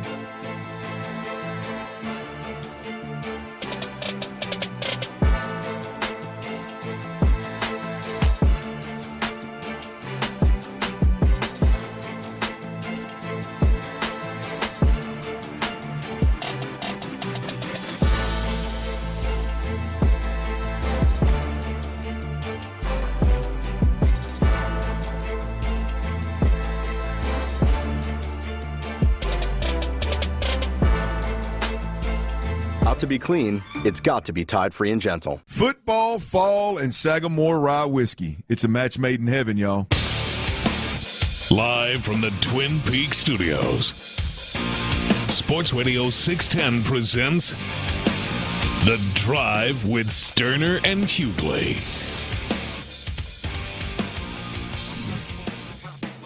Somebody texted and said, we moved up in the second round to get juice. This NFL game at NFL playbooks. I don't know if you're just. You're not saying it's him. No, I'm just saying. Watch. There are major issues, and there's no one person to blame. There are two things that could change things overnight, and that is Bobby Slowick schematically paring things down and adjusting what he's doing, and only using a handful of protections, which would eliminate some of the issues, the protection issues, and it would keep from happening again what happened Sunday. And then the communication issues that are going on. The two main communicators on an offense, any offense, the quarterback and the center.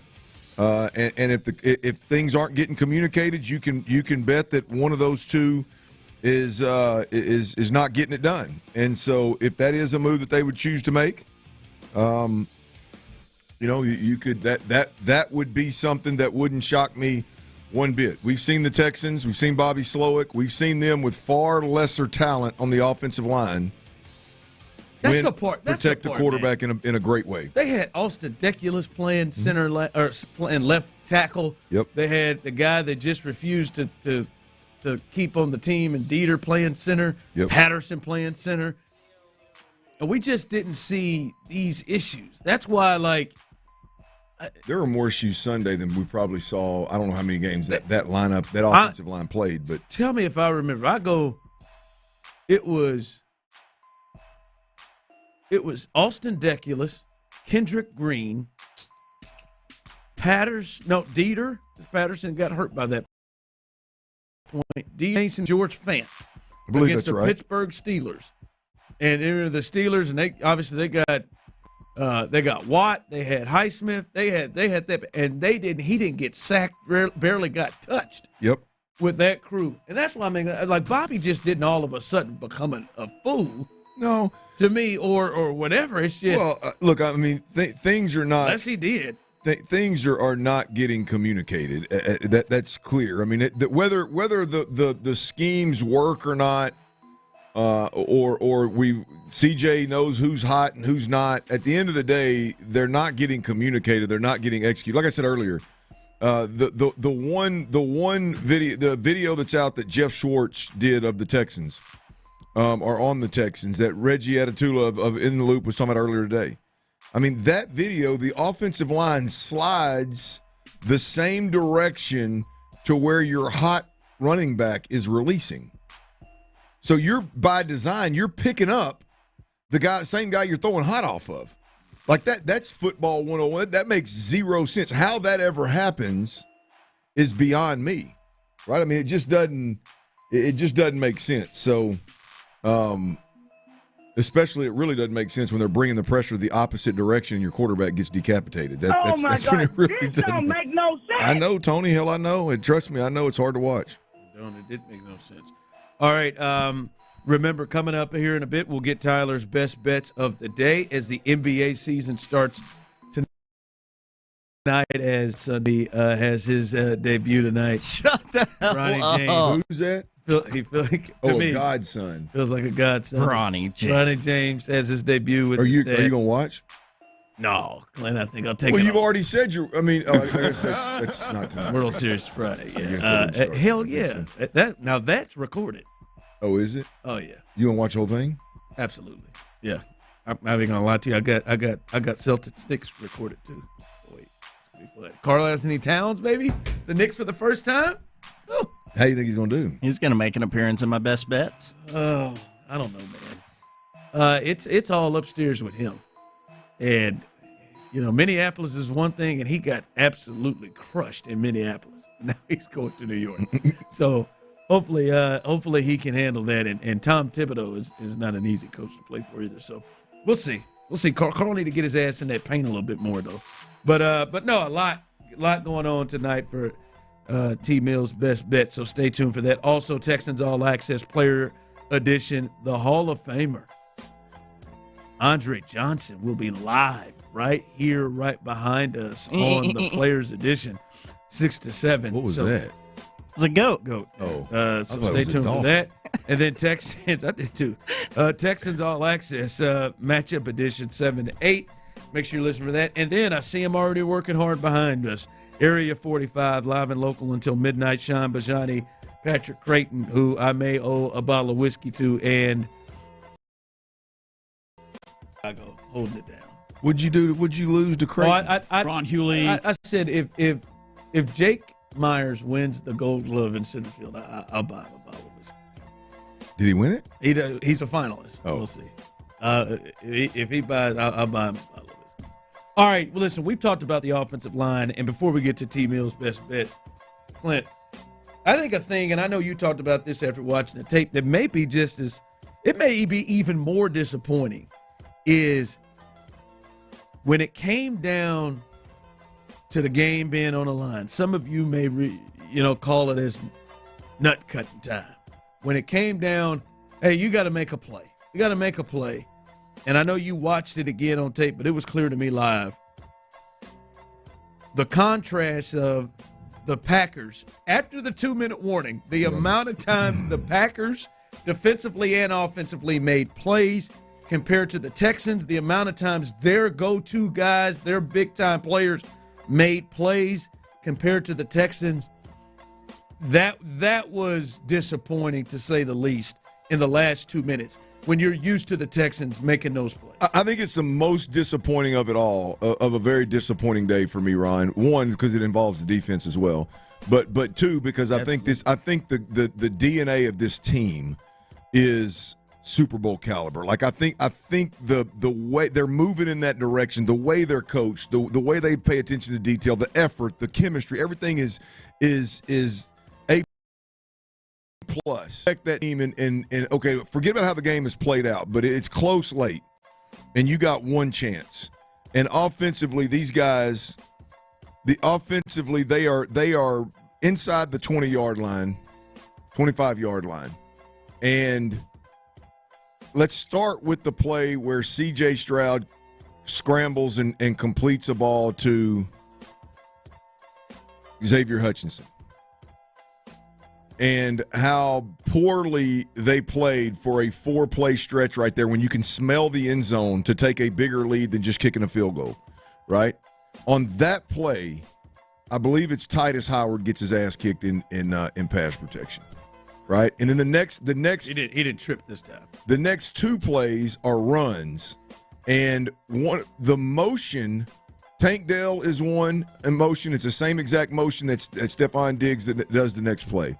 They are jogging by the time they get to guard spot. They're supposed to be possibly swaying the linebacker to take a step that way, and they're half-assing it. In the most critical moment of the game. Both of them, same exact way. It's almost like they were coached to jog or allowed to jog, and it just happened again. Can't miss it on the film, it can't miss it. It's pitiful.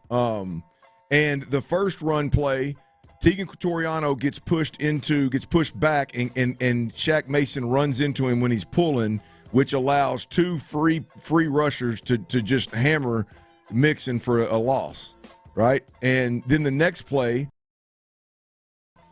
Titus Howard and Kenyon Green get their ass kicked on another run play, where if you just get a hat on a hat, you got a chance, and they both get it whipped right there in the most critical moment. And then for some reason, the play is called, and C.J. Stroud throws a 10-yard route on 3rd and 13, which tells me they're conceding, they're wanting to kick the field goal. And not only that, but an incomplete pass or catching a ball out of bounds gives them the chance to save a timeout and kick a field goal. It was awful in that important moment, the way the offense played. Then you flip it on the other side. 4 straight plays went Derek Stingley's way because Derek Stingley was playing so soft. Yeah.